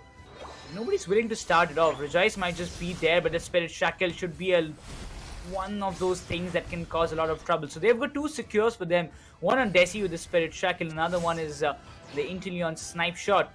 But those long-range duels or the attacks that might just arrive at any moment, this can be troubling for the side of Team True Gravity. And that being said, the Cliffable goes down. Eventually opens up the path for the side of Team Griffin to go up front and take the Regice melted down. But they need to be very quick because Umbreon, I don't think he will be able to hold it up very fast. The liquidation is not available for goal because he's not playing on it. But eventually Desi secures the Regice as Slowbro came down here to secure it but was completely unable to do anything. Well, look at this. Once again, Team True Gravity wants to outperform the individuals. The Unites are something which are definitely going to get utilized pretty soon. The Icicle Spears are going to be even more important. But the seal goes in the favor of Team True Gravity due to the Eastbourne coming into the picture and trying to seal it away. The gnarly Pokemon can be quite effective, but I'm looking forward to see how that whole play unfolds from here. 10 is the right level where Team Griffin's Decidueye is sitting at. On the other corner, the guys from Team True Gravity are still struggling to be at even level 9. So the level buff is something which is going to be quite critical. And on the other corner, the Hydro Typhoon, well, it changes the whole situation. And also with that, the tier 1 goal zone in the top lane has already been destroyed. But with that, we will get to see a few more KOs as well. Decidueye is just wreaking havoc at this point. With those beautiful shots, I do believe Decidueye is here to exactly get a third KO as well. But that's going to be Umbreon who's going to get it. I mean, that knock came into the very right time. Got that one KO of the Glaceon, instantly also punishing down the other Pokemon who was in that proximity. But eventually, Umbreon came in to get the steals. He was successful in it. The level 11 Decidueye will be a very, very much troublesome for the side of Team True Gravity. Nova has to make an escape, but the bottom path is the main concern for both of the teams. Team Griffin do have a good lead for their side, but eventually they have to be focusing on getting those KOs, stopping the evolution of both the EVs, specifically the Espeon and the Glaceon. If you stop them, if you stun and get the majority amount of KOs, it can be very, very much fruitful for the side of Team Griffin. But now all the buffs will be very, very much important. Snipeshot coming into the play, but eventually won't be able to secure it as Team True Gravity will be cherishing all those buffs for themselves. But the Spirit Shackle in the right spot can cause a lot of trouble, but they have to be very, very much precise in this case. I like basically just like the snipe shot coming in from the Inteleon again, that Decidueye has to be very precise with his with his Spirit Shackle as well. So definitely being on the right spot and taking the right aim is going to be really very important. Look at that. Oh, the Spirit Shackle definitely was able to put up a lot of damage onto those individuals coming in from Team True Gravity, and True Gravity definitely is struggling for now. But is it going to be a situation where Team Griffin is going to win? You have to seek for that Hydro Typhoon. The Unites are still being utilized, and we do see a lot of abilities being dumped over here. There is going to be a KO, and it's going to be the Inteleon. Not just that, the Lapras also goes down. It opens up a very good moment for the players of Team True Gravity to go for the control of that Regice. Once they melt it away, once they get that objective in their favor, definitely the edge is going to be in their compounded areas. And look at this. Now the Blastoise goes in, but Espeon gets KO'd. That's interesting. I mean, everybody was fighting down there with the Regice. On the other corner, Espeon decided to go a little bit more aggressive onto that particular fight, and it just is not paying them off. But look at that from a very far away angle. It is going to be a situation where the Decidueye is getting plethora of KOs, but at the end, the Inteleon finds one more valuable pick. Inteleon also gets KO'd, Eldegoss gets KO'd, and along with that, there is going to be another KO coming in, which will be the Lapras's KO. Now this is going to be interesting. Espeon with a brilliant 4-KO streak has already started to equalize the things that was going south for the side of True Gravity. But look at the amount of chaos energy. Oh my god. I mean, it's just like random cricket balls lying on the ground and you want to just catch it and collect it for your home to play it on the next day. But once again, the amount of chaos energy that it's lying on the field can actually summarize to get so many good scores if they want to go, because nobody is actually paying attention to the bottom lane. Everybody wants to push the Reggie to the tier 2 if possible. Both Griffin and True Gravity have their eyes on that, but for sure Team Griffin are in a very need of that objective. Level 14 Desi can be that X factor, but he needs to stay alive till the very end for the securation, and that perfect unite move is still underway, but getting the Glaceon down can actually open the paths what Team Griffin is looking up to. Well, look at this. The Slowbro goes in and he is now getting hunted down. He's getting pressurized a lot. From the back end, we do see even the knock-knock being utilized. But look at this. This unite was not at all fruitful because everybody just escaped from that particular scenario. They are taking some hefty shots onto the Rayquaza as well. Oh, Espeon, look at him getting that snipe shot. Oh, again, another snipe shot also coming to the picture. But the Umbreon is about to get KO'd. There is not a situation where Umbreon is going to survive. And with that KO being delivered, the Lapras also comes in with a Surf. It is looking like a situation where maybe Team True Gravity is going to have that advantage. Oh my god, what a KO on the Decidueye as well. The Hydro Typhoon definitely worked its way. Rapid Spin also coming into the picture. Still, there is a situation where 2 or 3 Pokemons that are getting picked up is quite good. But look at this. Griffin goes in for a sneaky 92. Due to the fact that their tier 1 gold zones is opened up, things are not looking that good for them. But who seals it away? Who is going to take the advantage? Is it going to be Lapras? No. Is it going to be Slowbro? Indeed, it is going to be the Slowbro who takes the advantage away. With that, True Gravity definitely is going to win the first one. But the shields have been broken. It's not looking good for Melon as well. But Melon is still going to go comfortably for a score of some decent 50 goals. But look at this. Inteleon is going to jump right onto this goal zone and he is going to, I guess, deny that goal coming in. But where are the other guys? Oh my god, there you go. Decidueye finds Espeon. Not just that, the Blastoise comes in and finds a score of another set of 271. But still, the game is not yet over. There has to be at least 20 to 30 goals coming in. And I believe the Glaceon that is holding over there in that particular corner is just trying to deny those goals coming in. Not just that, even the Umbreon is also trying to come up and stack out onto that particular scenario. The Lapras Express coming in. Oh, what? Griffin has got a very open spot, but no, the ultimate being utilized. The scores are still yet to come. Is it Team True Gravity who won it?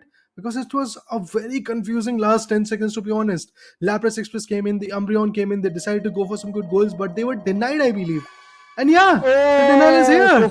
True Gravity won it.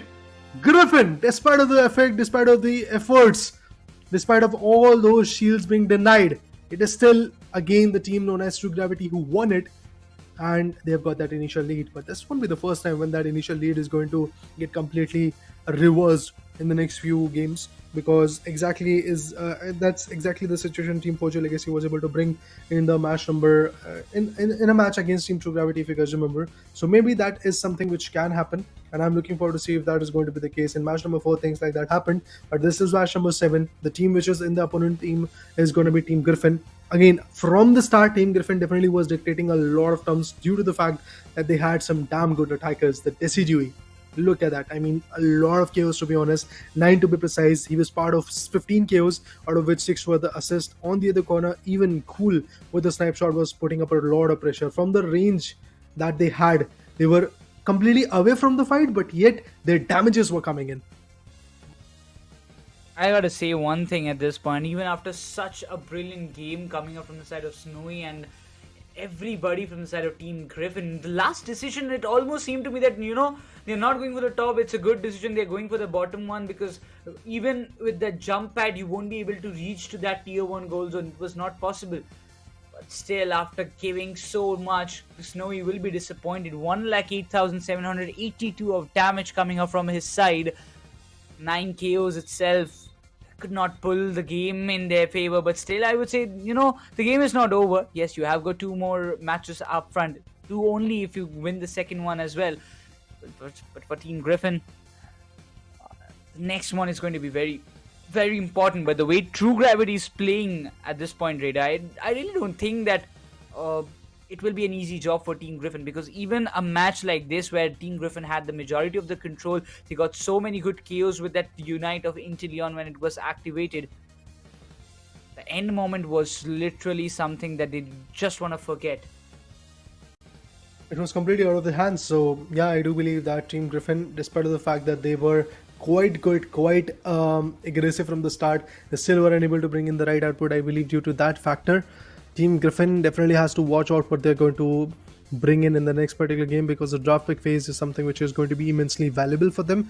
At the same point, if we talk about Team True Gravity, well, they have got a lead, and that lead has to be on point, because the next game, as you said, is going to be the most important game for Team Griffin as well. It's either make or break for them.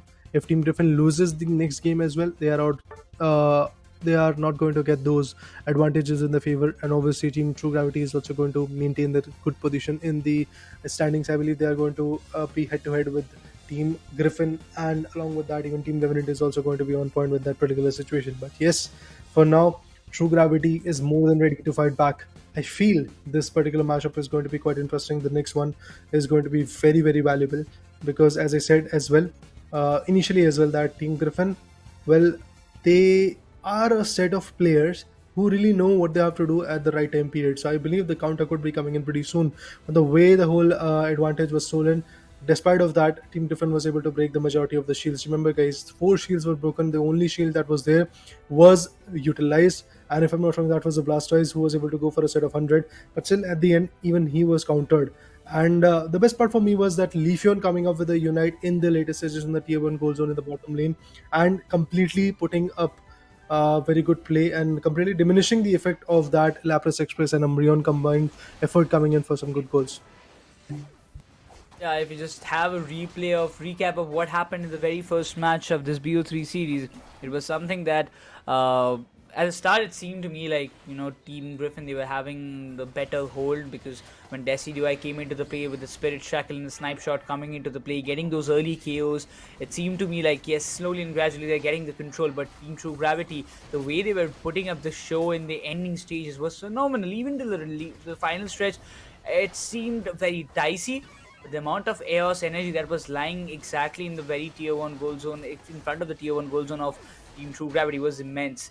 Was literally immense. They did not let, and this is where I believe the counter-attack started. From this point, everything just went in the favor of Team True Gravity. The final stretch fight, even after losing 1 or 2 crucial players, the Glaceon got down, then probably the Blasters was in a low HP as well, but still they managed to win it no matter what.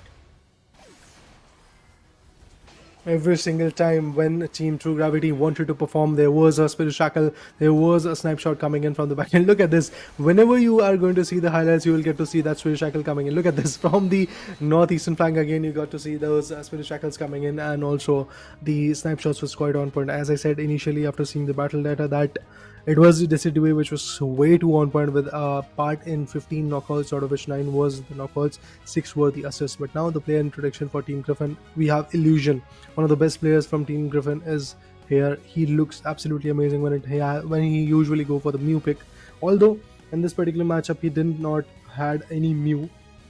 Well, they had the Inteleon, they had the Decidueye, and they were quite on point with that approach as well. Illusion, a very effective guy, but at the same point, the aim is to basically win the ACL. Every single guy, he has got just 3 aims: either to win the ACL, or to qualify for the WCS, or to be the best. These are 3 aims coming in from every single guy that we have witnessed today. And mind it guys, every single team has performed. Yes, the number of matches might actually differ, but yes, every single team has already performed, be the Team True Gravity, Forge Legacy, Griffin, or Clown5, or Revenant Esports, or FS Esports. We have seen every single team performing, and out of these particular teams, it is still the Team Griffin and at the same point Team Revenant who are the most effective when it comes to the standings currently. But talking about Vulcan, yes, we had a very beautiful chance of interviewing him, and we got a very clear instance, we got a very clear insight that they're here to maintain this energy, they're here to perform, they're here to get the best. And as you can see, his main goal is to basically give their best shot in the ACL Asia Champions League. Obviously, qualifying for the Bangkok, Thailand LAN Arena finale is something which is really very important. It's a very glorified stage that you will go to, and after that, the WCS is something which is going to be there as well. So they are aiming for a bigger position, but again, the performance, yeah, that has to be consistent. You lost a match against Team Foria Legacy, which should have not been the case, but yes, that was a kind of redemption match coming in between Foria Legacy and Team True Gravity, because these are the two particular teams who face each other off in the Pokemon UNITE India Open 2023 LAN Arena as well. And there, Team True Gravity was able to beat Team Foria Legacy with a 2-0, if I'm not wrong. But now it is a redemption match coming in from Griffin and True Gravity as well, because if I'm not wrong, in the Pokemon UNITE India Open, we got to see Team True Gravity versus Team Griffin. The match that happened was basically in the winners bracket round number 3. After that, obviously Griffin went down into the losers bracket, but other than that, Team True Gravity maintained their own journey from winners bracket round 3 to round 4 to grand finale as well. There was no looking back for them. True Gravity just had a complete inclined graph in their favor. But now things have changed because Foria Legacy has put a small full stop onto their momentum, and at the same moment, Team Griffin might just do that after taking the reverse sweep in the next few games. I mean, we have seen a lot of reverse sweeps in the entirety of the day, so that just does sum up, like, there is a big possibility of that. But if you just talk about the player information again and again, we see Nova almost maximum time he's using those defenders most precisely, and he has been good with that.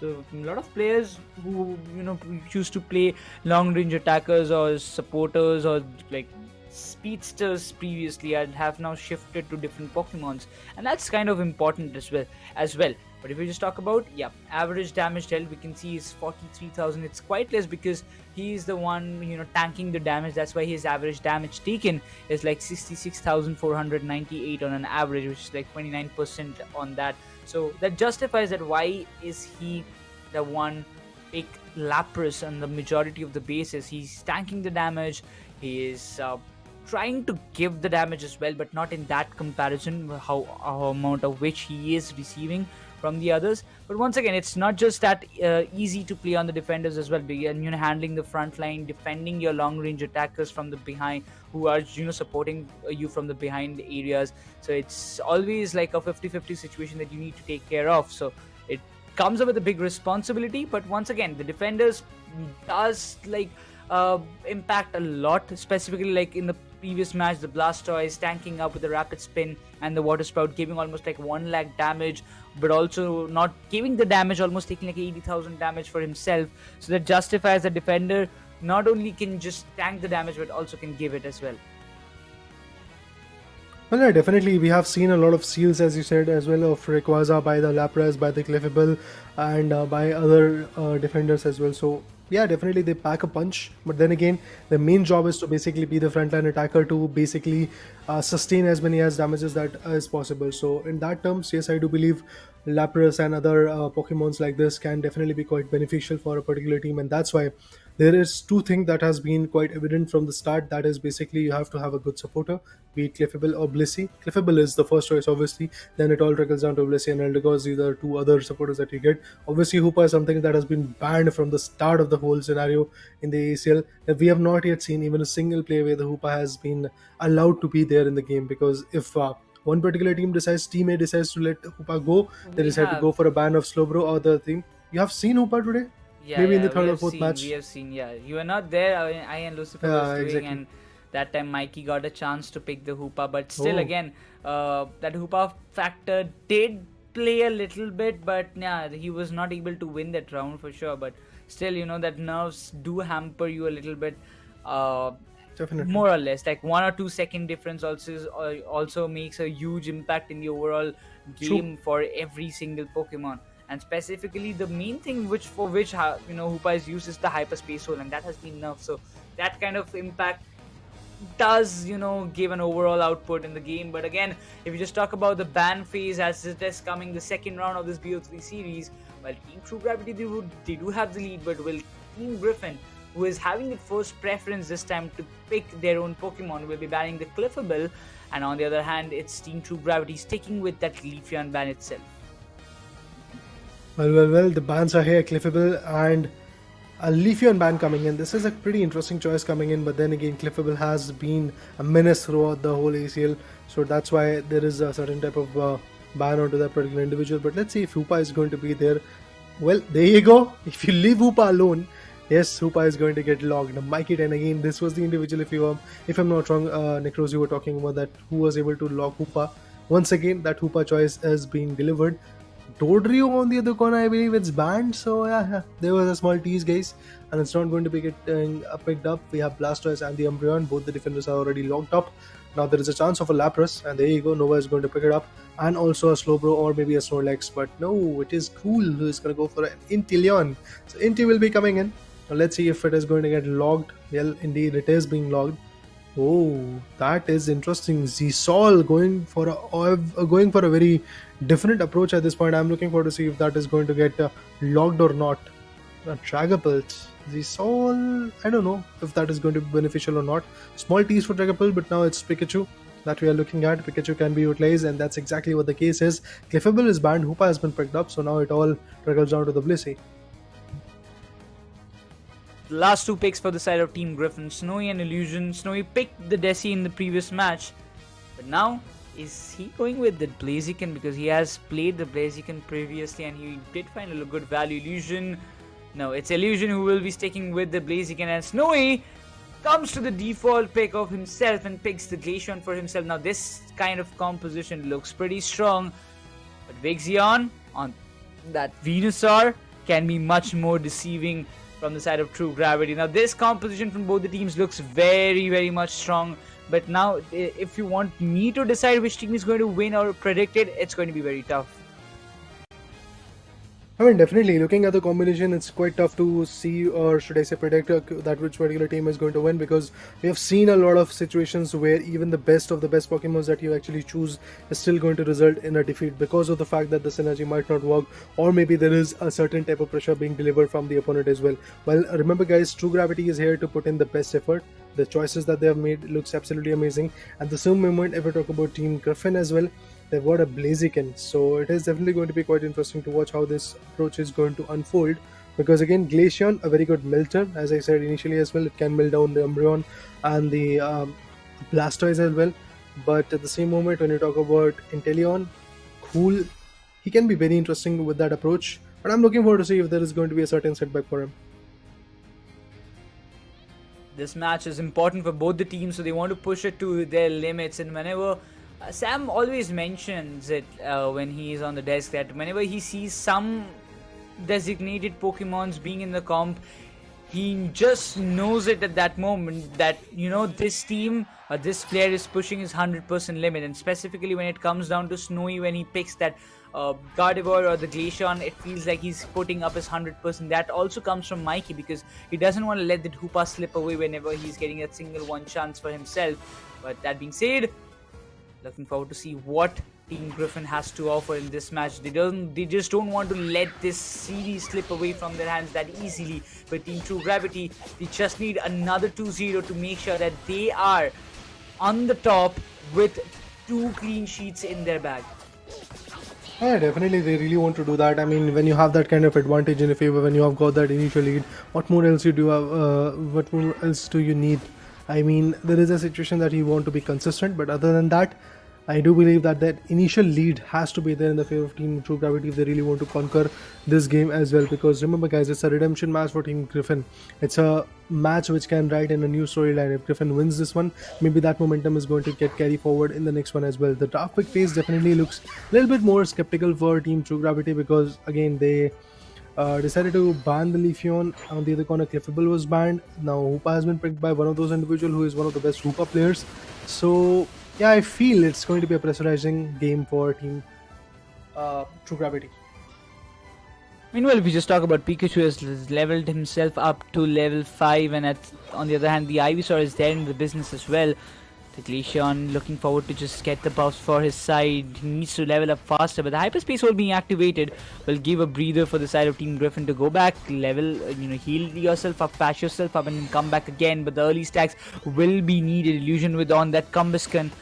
We're looking forward to get the value as much as possible, but Melon, not to overextend should be a better decision, because the Glacian alongside the Lapras. Hoopa also joins the party in the legendary pet areas.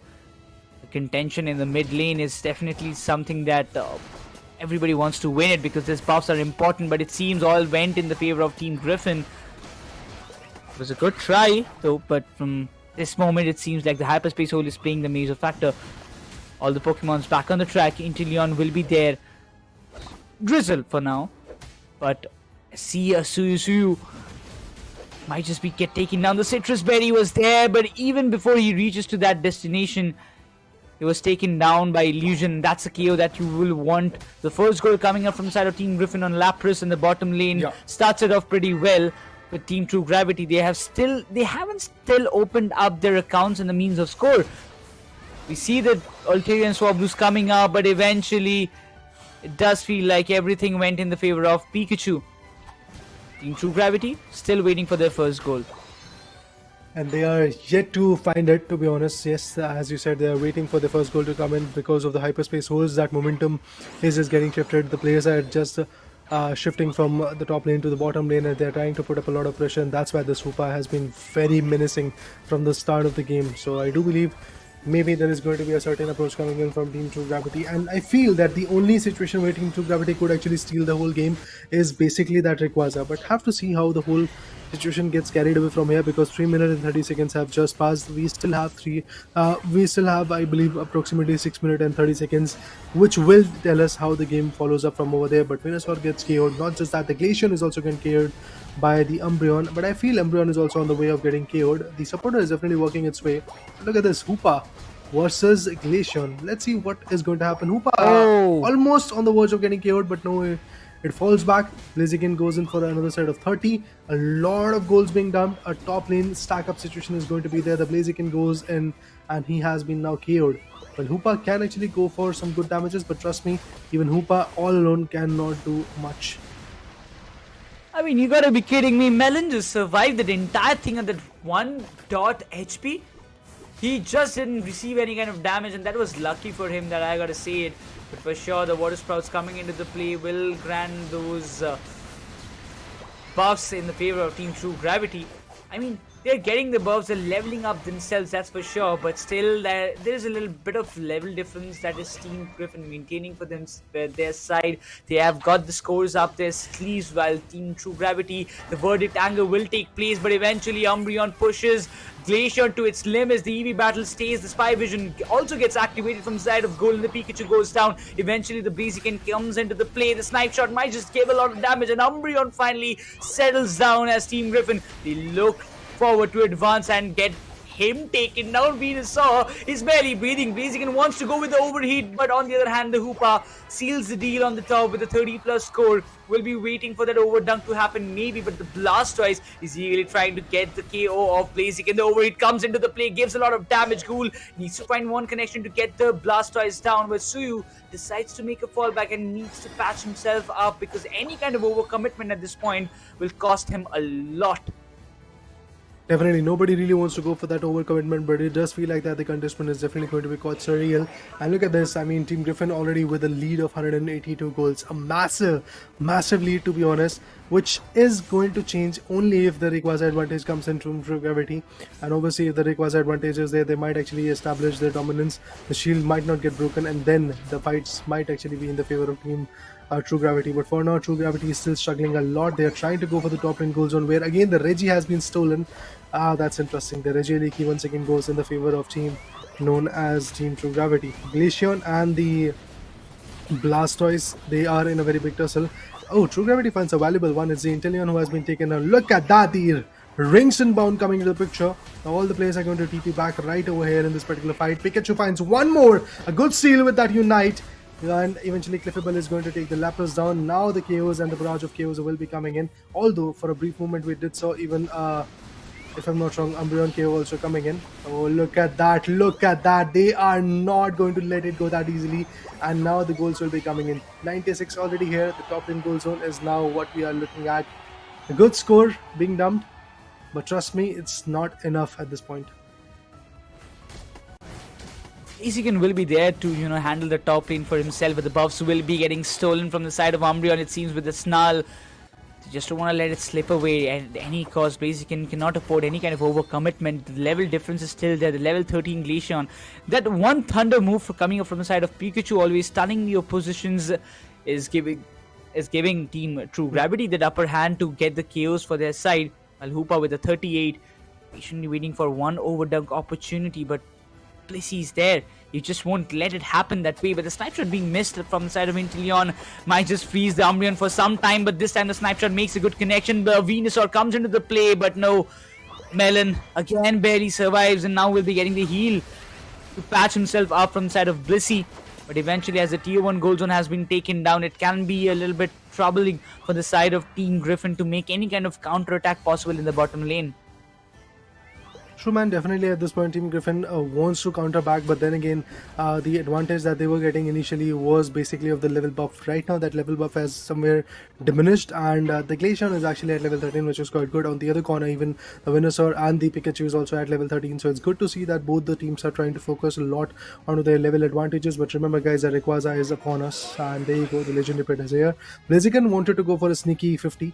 Sneaky 80 to be honest, because he had those 40 goals ready, and obviously in the Legendary Pit things start to crumble down a bit, but it does feel like that the approach is still not looking that easy for even the Blaziken.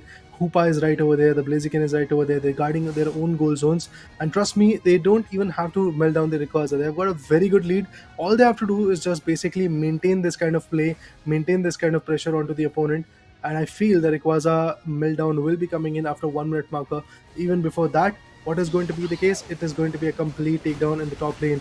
Look at this, the Blaziken about to get picked off, but no, Suyu and his teammates have to push back a bit because of the supporters coming onto the top lane. But Cliffable has got a very good advantage. He could actually go for a steal, but obviously stealing down is not going to be that easy. But look at this, melting down of that Rayquaza is now the main focus. Rayquaza's health is not that much, but I feel that there might be a complete steal coming in. Look at that, ring sunbound, not just that, multiple ultimates coming to the picture.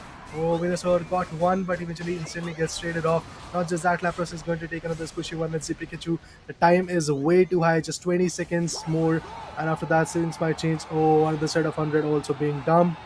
Man, this just not looks easy for Team True Gravity now. It's Griffin's game. If there is a Rayquaza meltdown, things might change. Other than that, there is nothing that is really going to happen. Umbreon is doing his level best to go for the meltdown scenario, but it's a total team KO coming in pretty soon. And with that disadvantage, I feel Team Griffin is going to push this match to a decider.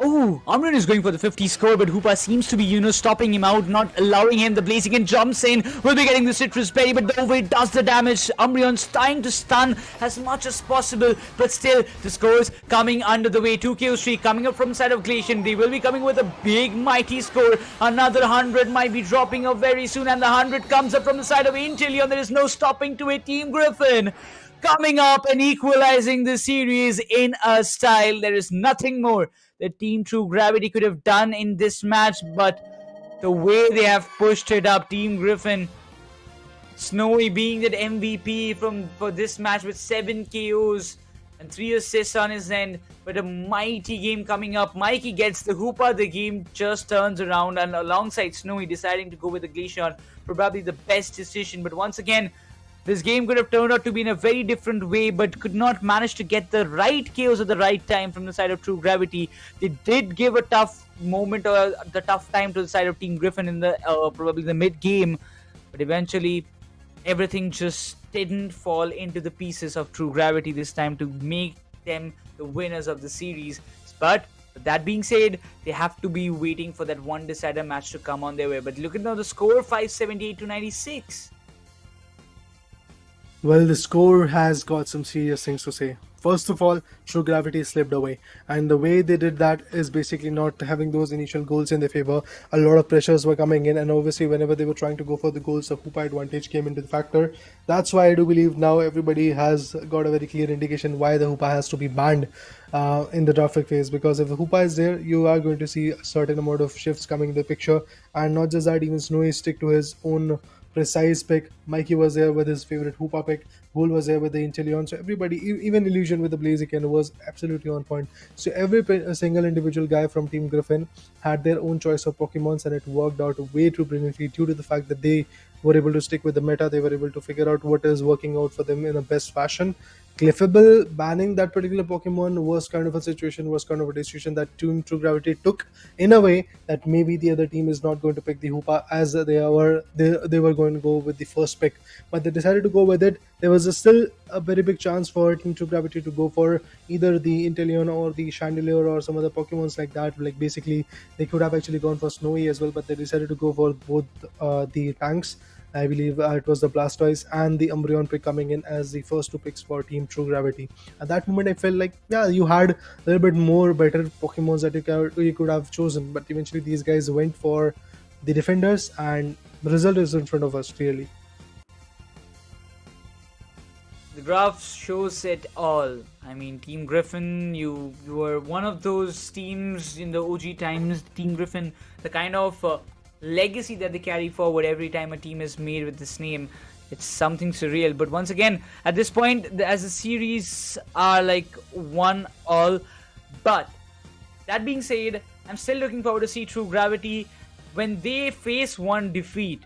They are a team who just never goes out or never backs down. They are like more prepared for the next match to come up. They are more prepared to how to make a comeback possible. So I'm looking forward to see what do they have to show us in the next decider, because precisely if they lose the next match, they lose the series. For both the teams, it just applies the same. Again, it's kind of a situation which I usually call as a BO1. This is the last game. This is the last game for match number 7. Whoever wins is definitely going to have their advantage. Right now, it's Team True Gravity who needs to get that advantage to equalize their standing in the whole leaderboard. But at the same point, if Team Griffin gets it, well, that will be another storyline to talk about, because again, Team Griffin will be one of those teams who is going to once again be there with the highest amount of points in their favor in the standings. They will be sitting on the top, and that is something they have to really figure out. They have faced some other interesting teams. For example, if I talk about Team Griffin was able to face against Team Clown 5, then they was able to beat FSE's first. Now they are about to beat Team True Gravity as well. If that happens in the game number 3 as well, then they have to face against Foria Legacy in the upcoming future in the day number 2, I believe.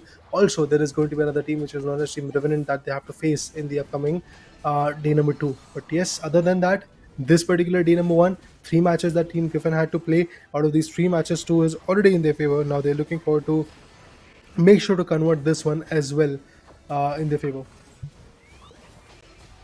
Looking forward to that, what kind of objective fights happen. For once, I really thought the True Gravity in those objective fights, how the way at this moment I thought they got the momentum back, and now this is going to be tough for Team Griffin to make a fallback. But once again, the right moment, the right unites did not happen for True Gravity. They could not find a lot more value, but in a comparison to it, Team Griffin, they literally stacked upon one after another player and took one after one down. So that just justifies that, you know, they did not went for like a team battle. They went for an individual kind of battle, and they just were successful in it. But talking about the player information once again from the True Gravity side, Suyu favorite Pokemon is Lapras, and he always, you know, plays on it most of the times. But and on a Buzzwole as well, Raider, we have seen him literally dominating the scene. So I would really love to see more of him playing on the Buzzwole and the all-rounders, and I really would be I would be interested to see what kind of aggressive gameplay he can put up in the table. Definitely have to see what kind of aggression he's going to bring into the picture, because again, when you are actually on your peak performance, I feel that even the opponent feels that wrath onto the face. But yes, Snowy and the other guys from Team Griffin, the way they were able to establish their own dominance was absolutely amazing. Talking about True Gravity, yes, they were able to win the first game, but honestly, the margin was not that big. They were able to win with a score of 271 and the opponent was at 255. That means there was just a difference of 19 points. That's all.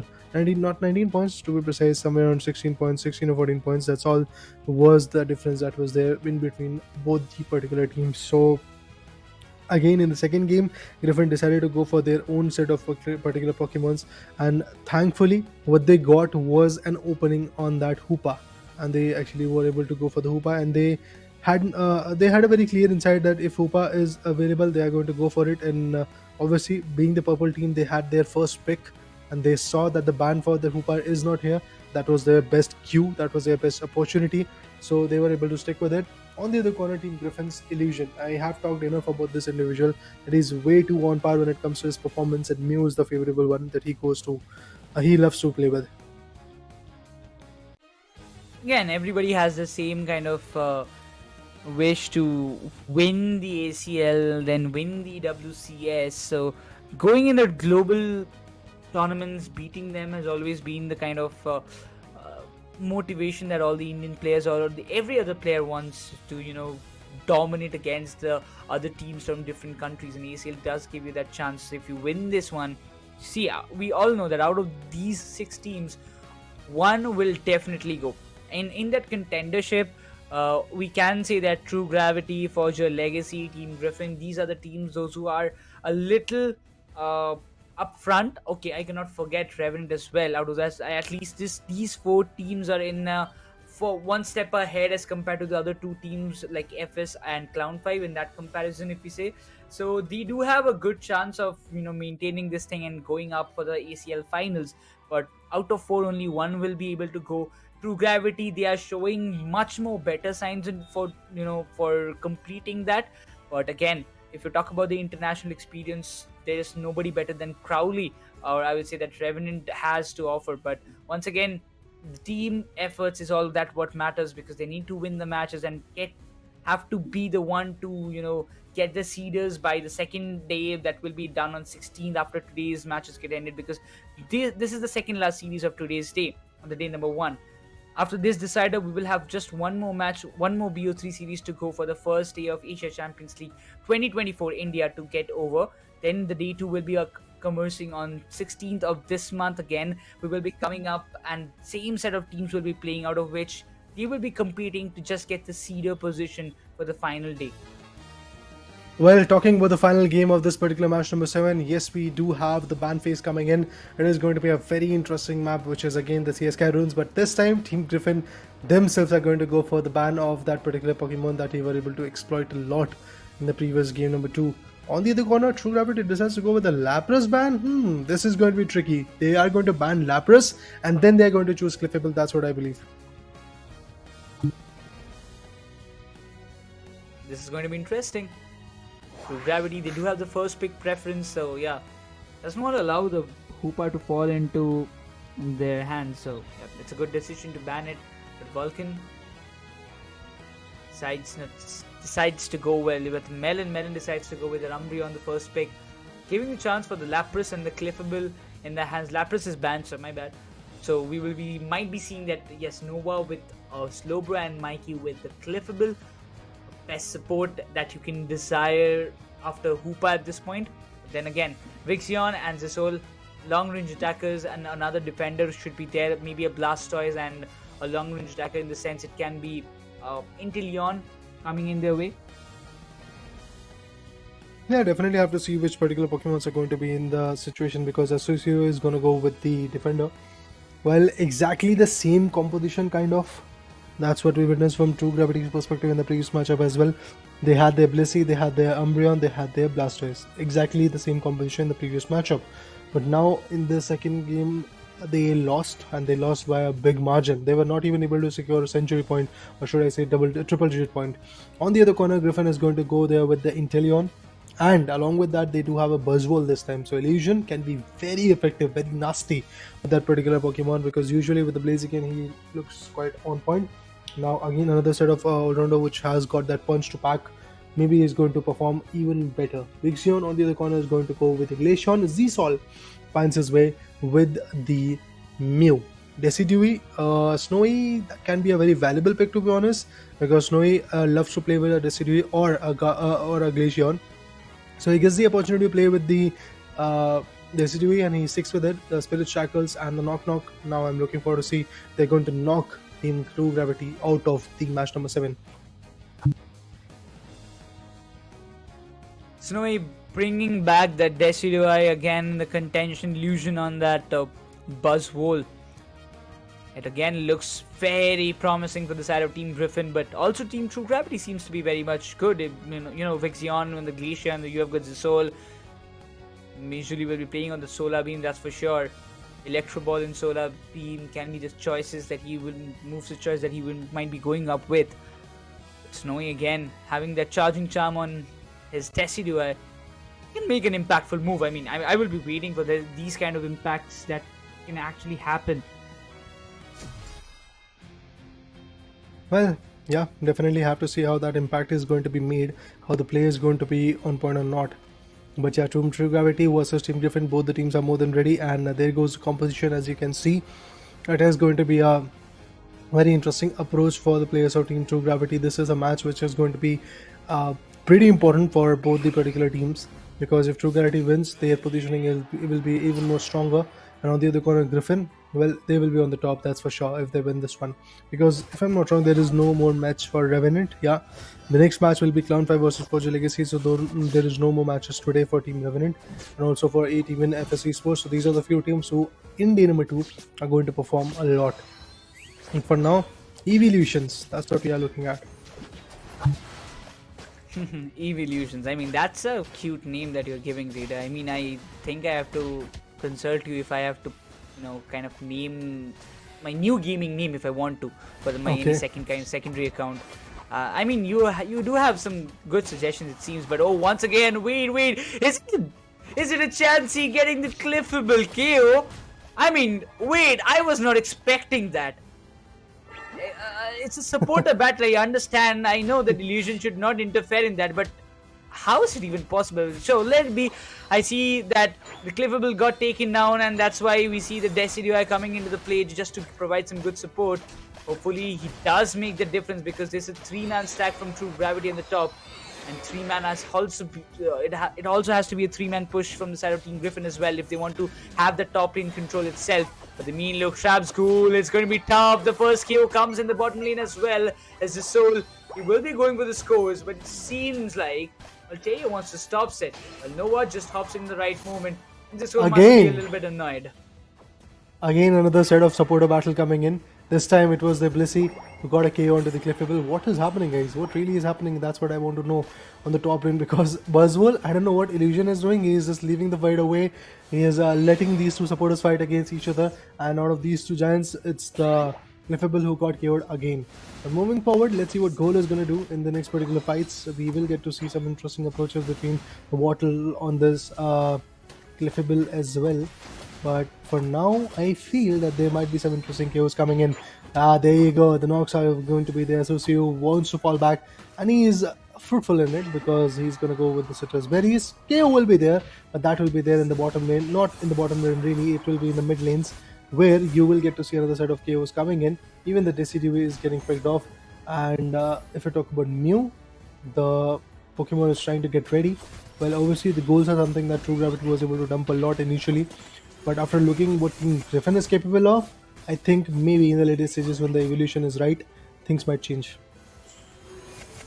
The early start, it seems to be very, very much promising from the side of True Gravity. And the same thing happened with Team Griffin. They got the early scores up at the right time. They got the buffs in their favor. But oh, look at the damage. Look at the damage. Cliffable came in to just in between the Buzzwole so that he doesn't go down. But eventually the smackdown will be coming under the way. Illusion has to play a vital role. The Glacial Stage being activated, pushing the players of Team Griffin away. Just trying to make an opportunity for the side of Team True Gravity to make a fallback from that situation, while Mew, like that Soul, just being all alone.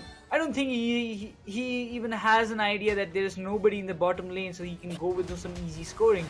But the Regieleki contention is completely higher. Buzzwole will be stopped while the Mean Look is still there from the side of Umbreon. The Melon will be a pure menace, but the Spirit Shackle does make a good connection, but the Ice Shard is much, I would say the Icicle Spear are much more hefty at this point, but the Knock Knock comes into the place. The Mystical Mirage being activated, finds the Umbreon down, and finds a double kill for the side of Decidueye, but eventually the Regieleki will be secured by the side of Glaceon. Well, the objective Pokemons are now getting melted away and the players are trying to take the best output out of it.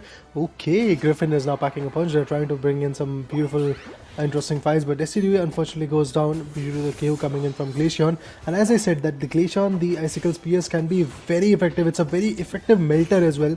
And obviously, melters are very important when you have a approach of those defenders, basically like Slowbro and also the other defenders also coming in the picture. But there is not even a single other defender coming in except the Slowbro. So once Slowbro goes down, there is a very good opening that you might actually get an all-rounder or a squishy attacker from the opponent's perspective. So True Gravity, definitely they have to watch out for those opportunities.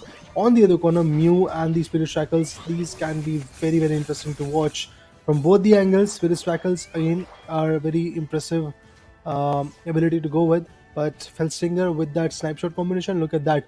Multiple times those Felstinger with the snipe shot combination is coming in, but obviously that output is yet to be found.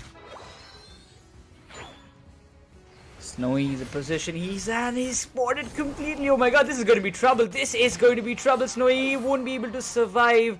The last Spirit Shackle did not even make a good connection though. The level difference that they wanted to build is not just staying in their favor. Suyu has got the complete privilege to go for another 40 dunk, and he does it pretty well. While everybody is busy securing the Reggie steal, he does the job brilliantly. But no, this time Blissey again survives. Once again, Illusion. He's just not able to finish the things right where he wants to be. But this time the Reggie steal being secured. The knock was completely not wasted the previous time. But once again, the Spirit Shackle trying to give a lot more damage. Illusion finds a double in his name. Slowly and gradually, Team Griffin wants to make a comeback, but still it's a long way up.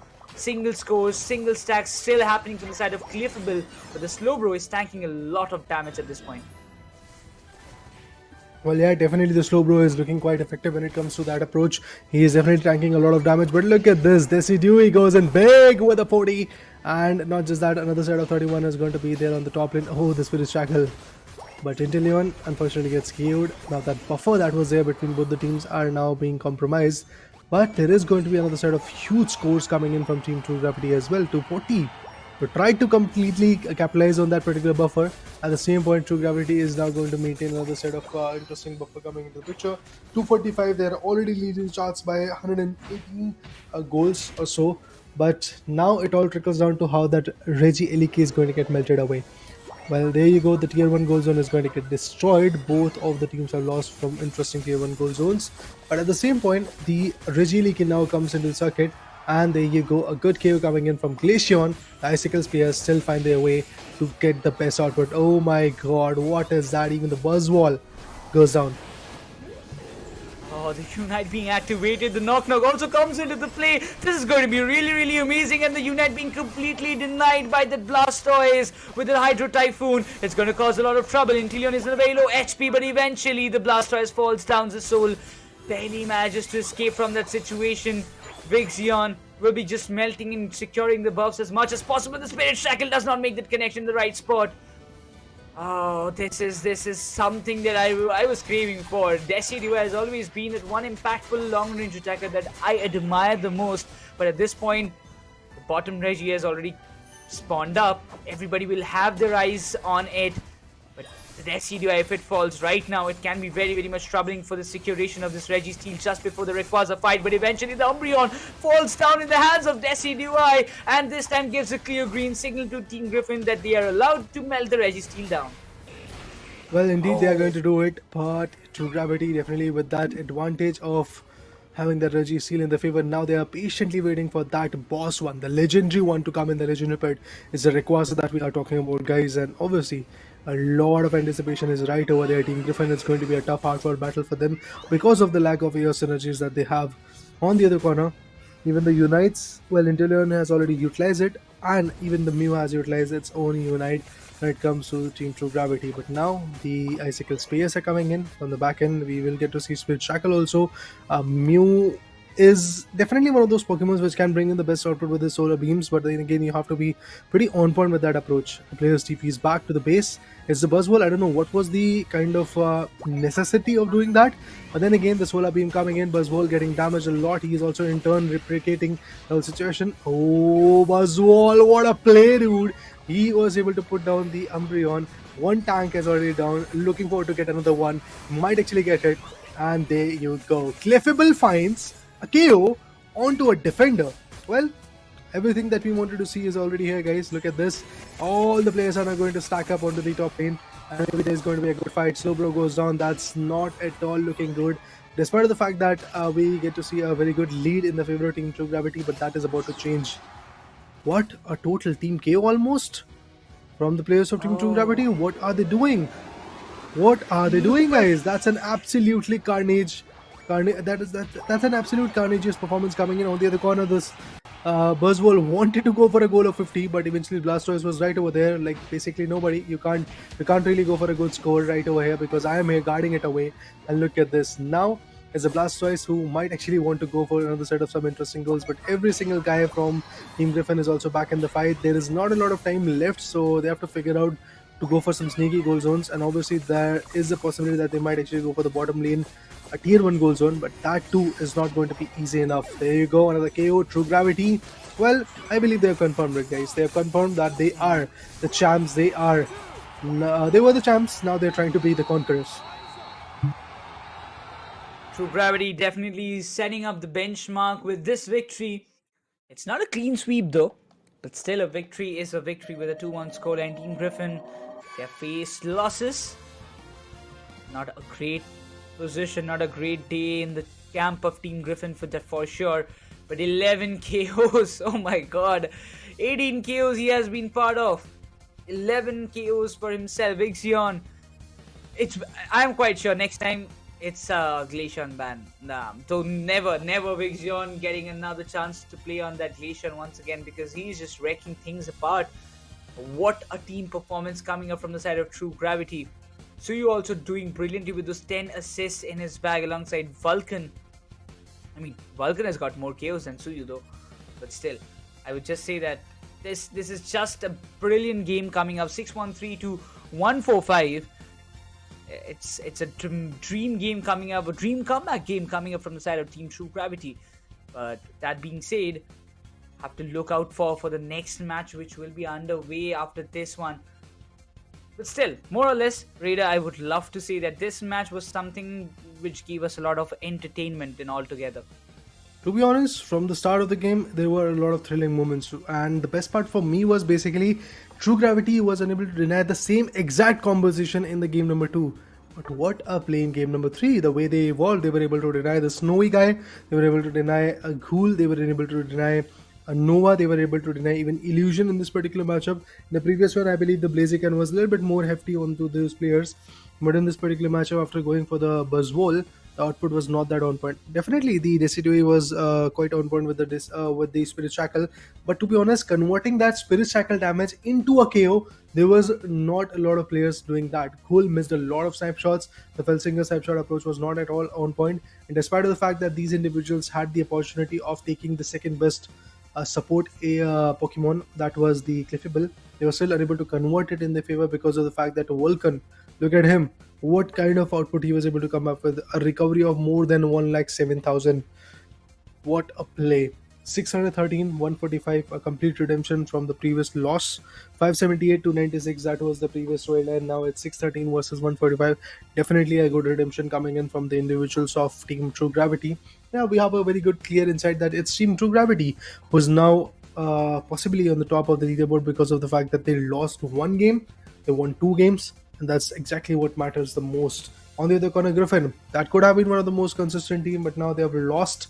And the irony is exactly this is what happened in the winners bracket round number 3 of the Pokemon UNITE India Open 2023 as well. Griffin secured 1 round and 1 game, to be honest, and Team True Gravity were able to get 2. So it's a very good play. It's a win-win situation for Team True Gravity. All they had to do is just be consistent, and they were able to completely neglect the effect that was coming in from the players of Team Griffin in the second game. Now it all trickles down to Clown 5 versus Forger Legacy. That's the last match that we're going to talk about. Obviously this particular match matter a lot, and obviously when you have that advantage in this particular matchup, be it Forger Legacy or Clown 5, remember Clown 5 for now have just won a single game, if I'm not wrong. That's all they have won. Not a match, to be honest, guys. It was just a single game that they won.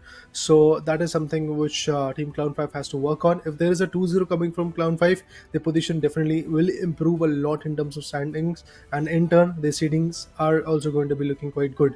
But Forger Legacy on the other corner is the only team which currently have been able to beat Team True Gravity. So one of the best teams are fighting against one of those teams who have traveled a long journey, to be honest, who have been a part of a very long journey from from actually registering to qualifying in the Pokemon Unite India Open 2023, being at the sixth position, if I'm not wrong. Cloud5 was at the sixth position, and they barely qualified to the ACL. And now in ACL again, they're trying to put up their efforts. Although that effort has not been that glorified because of the fact that Griffin was able to beat them with a 2-1 in the second game, in the third game today. So I'm looking forward to see if Cloud5 is willing to come back with a redemption.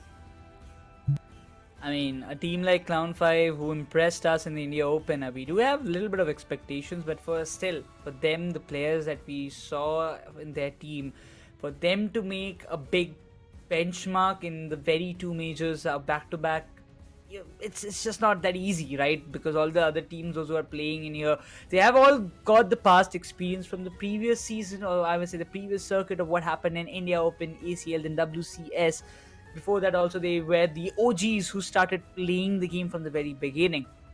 But that being said, you need some good kind of strategies, specifically in this kind of major tournaments, and specifically the players out of that, Mewtwo is one of them who has got a bit of experience, and I really thought that he could make a good difference. But again, Cloud5 there seems to be struggling a lot in this kind of lobbies, because the other players, they have followed the meta of the other regions as well. They're trying to implement it in this region, because in India we have a kind of, I would say, a designated flow of Pokemons only when it comes to the meta category.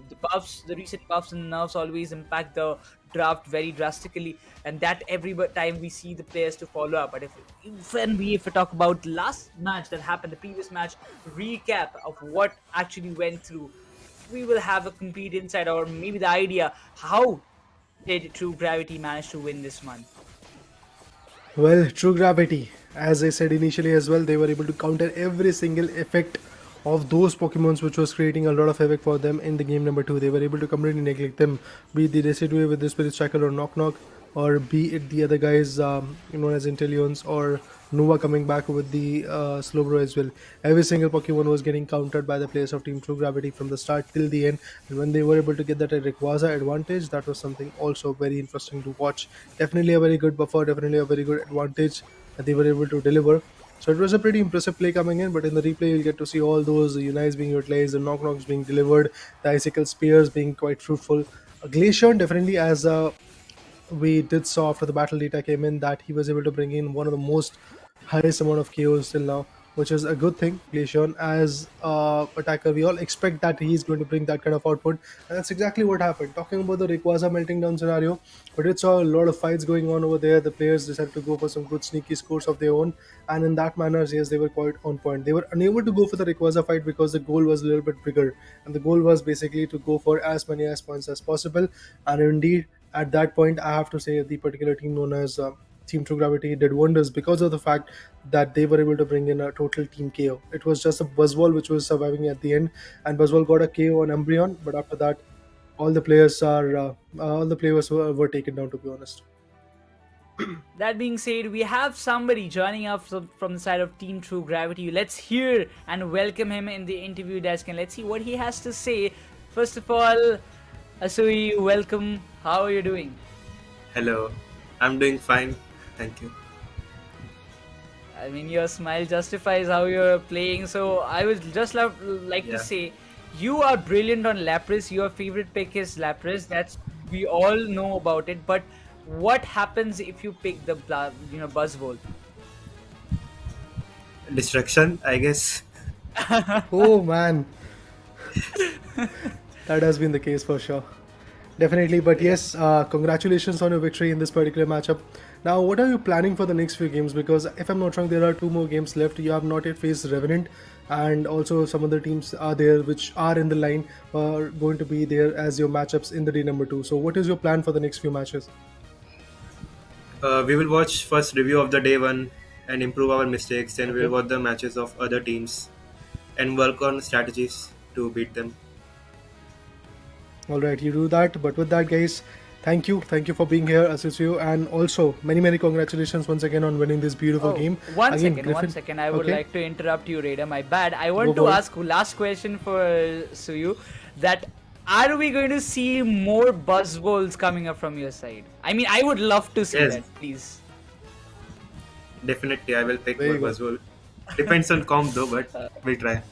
I would love you. I will insist you to play more on Buzzwole because I like that kind of dominance. After All Might, I guess you are the one that impressed me the most. So I would love to see some more Buzzwole action. But thanks for joining again, Suyu. Thank you, guys. I have to say it. Like after All Might on the Buzzwole, I'm not telling that other players who play on Buzzwole are not good, but the amount of domination that what Suyu did exactly in front of us, I actually call him Psyduck because his actual name is like Psyduck. It's easy to spell as well. But once again, if you just talk about the entirety of the recap that happened, was literally something that you will love to watch if you're a Pokemon Unite fan. Well, definitely. I mean, talking about the replay, we would get to have a lot of insight. And look at this, our analysis team is also trying to give us the insight of how that game unfolded. To be honest, the match was quite interesting. We did saw a lot of chaos energies, and that's why the players wanted to go for a dump. But eventually, if you talk about even the opponents, they were also quite on point when it comes to tackling them away. Slowbro was right over there, and at the same point, we did saw a KO coming in onto the glacier and by the Decidueye. Well, Decidueye is like a menace, to be honest. When Spirit Shackle comes in the game number 2, it was all over in the favor of Decidueye. There were some decent goals coming in, but this was a complete buffet-like situation where we did saw a lot of chaos energies dumped over there, and whoever wanted to have that advantage just tried to get it. But now look at the complete chaos that was there in the game number 1. If I'm not wrong, this is the analysis of the game number 1, where Decidueye, Lapras, and also the Eldegoss, along with Ghoul, who was the Inteleon, were way too far away. On the other corner, the guy who was cornered was getting KO'd, no doubt in that. He had no choice whatsoever to really fight back in the game, and if I'm not wrong, that was the Umbreon, I believe. Yes, Umbreon got cornered way too quickly, and eventually it was KO'd. Yeah, there you go. Eastpen was able to find him down, put him down, and then eventually with a small buffer of just 10 to 15 points, it was approach where team True Gravity was able to win the first game. Yeah, that being said, I mean, it was phenomenal to see what actually happened overall with both the teams. They almost, put up a great show altogether, like individually, if you say, but they did try their level best. We have to give, praise to all of their efforts that they put in all together to win this match. Yes, True Gravity were the better side to win it. There's no doubt in that, but Team Griffin, I am quite sure that they will also be seeing and rewatching all the entirety of the matches that they have played or the other team matches that they have to go through before the second day, because there's still I would say 1 week more time in their hands to make a comeback, to make a bounce back for their side. And if they can do it, there's nothing better to it, right? If on 16th the day 2 will resume again, on that day they will again have set of like 3 to 4 matches, and after that this complete seed will be prepared and will be finalized by the end of day 2, and we will be knowing that in the final day 3 which team will play which match. Specifically, how it seems to me, like the 5th and 6th seed might be between Clown5 and FS, so we have to see what the other team's position will be. Well, talking about Clown5, yes, I do feel that might be the case because Clown5 already lost 2 games. When they fought against Team Griffin, it was a 2-1, and eventually when they fought against Team Revenant, it was a 2-0 coming in. Now Clown5 has one more match today to play, and that is the coming up fourth next, which is the Clown5 versus Foria Legacy. In that match, if Clown5 somehow is able to win, maybe there is a situation where Clown5 is going to jump towards like 3rd or 4th position because of the fact that there is another team which is lacking a lot when it comes to points. It is Team FS Esports. They have lost their 2 games today, and Foria Legacy is one of those teams which is still looking quite confident, which is looking quite good. Well, the match where they were able to beat Team True Gravity was something like a phenomenal match coming in. Even Revenant Esports was able to beat Foria Legacy with, if I'm not wrong, a 2-win coming in. So Foria Legacy has had their own setbacks all the way in the Asia Champions qualifier day number 1. But at the same point, talking about the 4th and 5th, or should I say 5th and 6th position, I believe FS Esports and Clown5 currently are those 2 teams. But if Clown5 wins this next match that we're going to witness pretty soon, maybe that is going to change because of the fact that if it's a 2-0, yes, obviously there is going to be a big jump in their standings, and they might actually secure 3rd or 4th position. I mean, there is a big chance for that as well. But once again, if you just talk about the previous stats that happened for Clown5 as well as for your Legacy, things do seem like it's going to be tough for Clown5 because when you lose a lot of matches in a row, the kind of morale that you have built up, it does fall. And specifically in this big tournaments, every match counts. So you need to be the one to still keep your hopes alive. I mean, you're not out of the tournament, that's a good point, but still, you don't have a lot more matches to keep yourselves above. So the higher you keep your seed up in this entire league stage, the more benefit you will get, because the team who will be sitting in the first seed will only have to play the finals of the regional stage. So that actually gives a big opportunity. We'll have a look on that for sure, because that seeding does give you a lot of intel. So the teams who in the 5th and the 6th position will be playing not just 1, 2, 3, 4, almost 5 matches to become the champion out of this, which will be a complete single elimination bracket. Out of that, the 4th seed will have a one step advance. They will be in the next stage where they will be waiting for the team who will be winning between 5th and 6th to come up and take the battle. So if you're in 5th or 6th, you have to take a big long journey. But talking about it, we have the standings in front of us, Raider. Well, yeah, I mean, the only two teams which are still sitting at the first position is going to be Griffin, who have 7 points, and also Team True Gravity. True Gravity was able to beat Team Griffin. That's why the positioning is now similar. Otherwise, if Team Griffin could have won this particular match number 7, then it would have been a scenario where Team Griffin would have been sitting on top, and second position would have been in the favor of Team Gravity. But now, if you talk about the third position, it's Team Revenant, lacking behind with just 1 point. Well, Revenant will have their set of 3 matches in the day number 2, so maybe in that particular day we will get to see some certain changes coming in.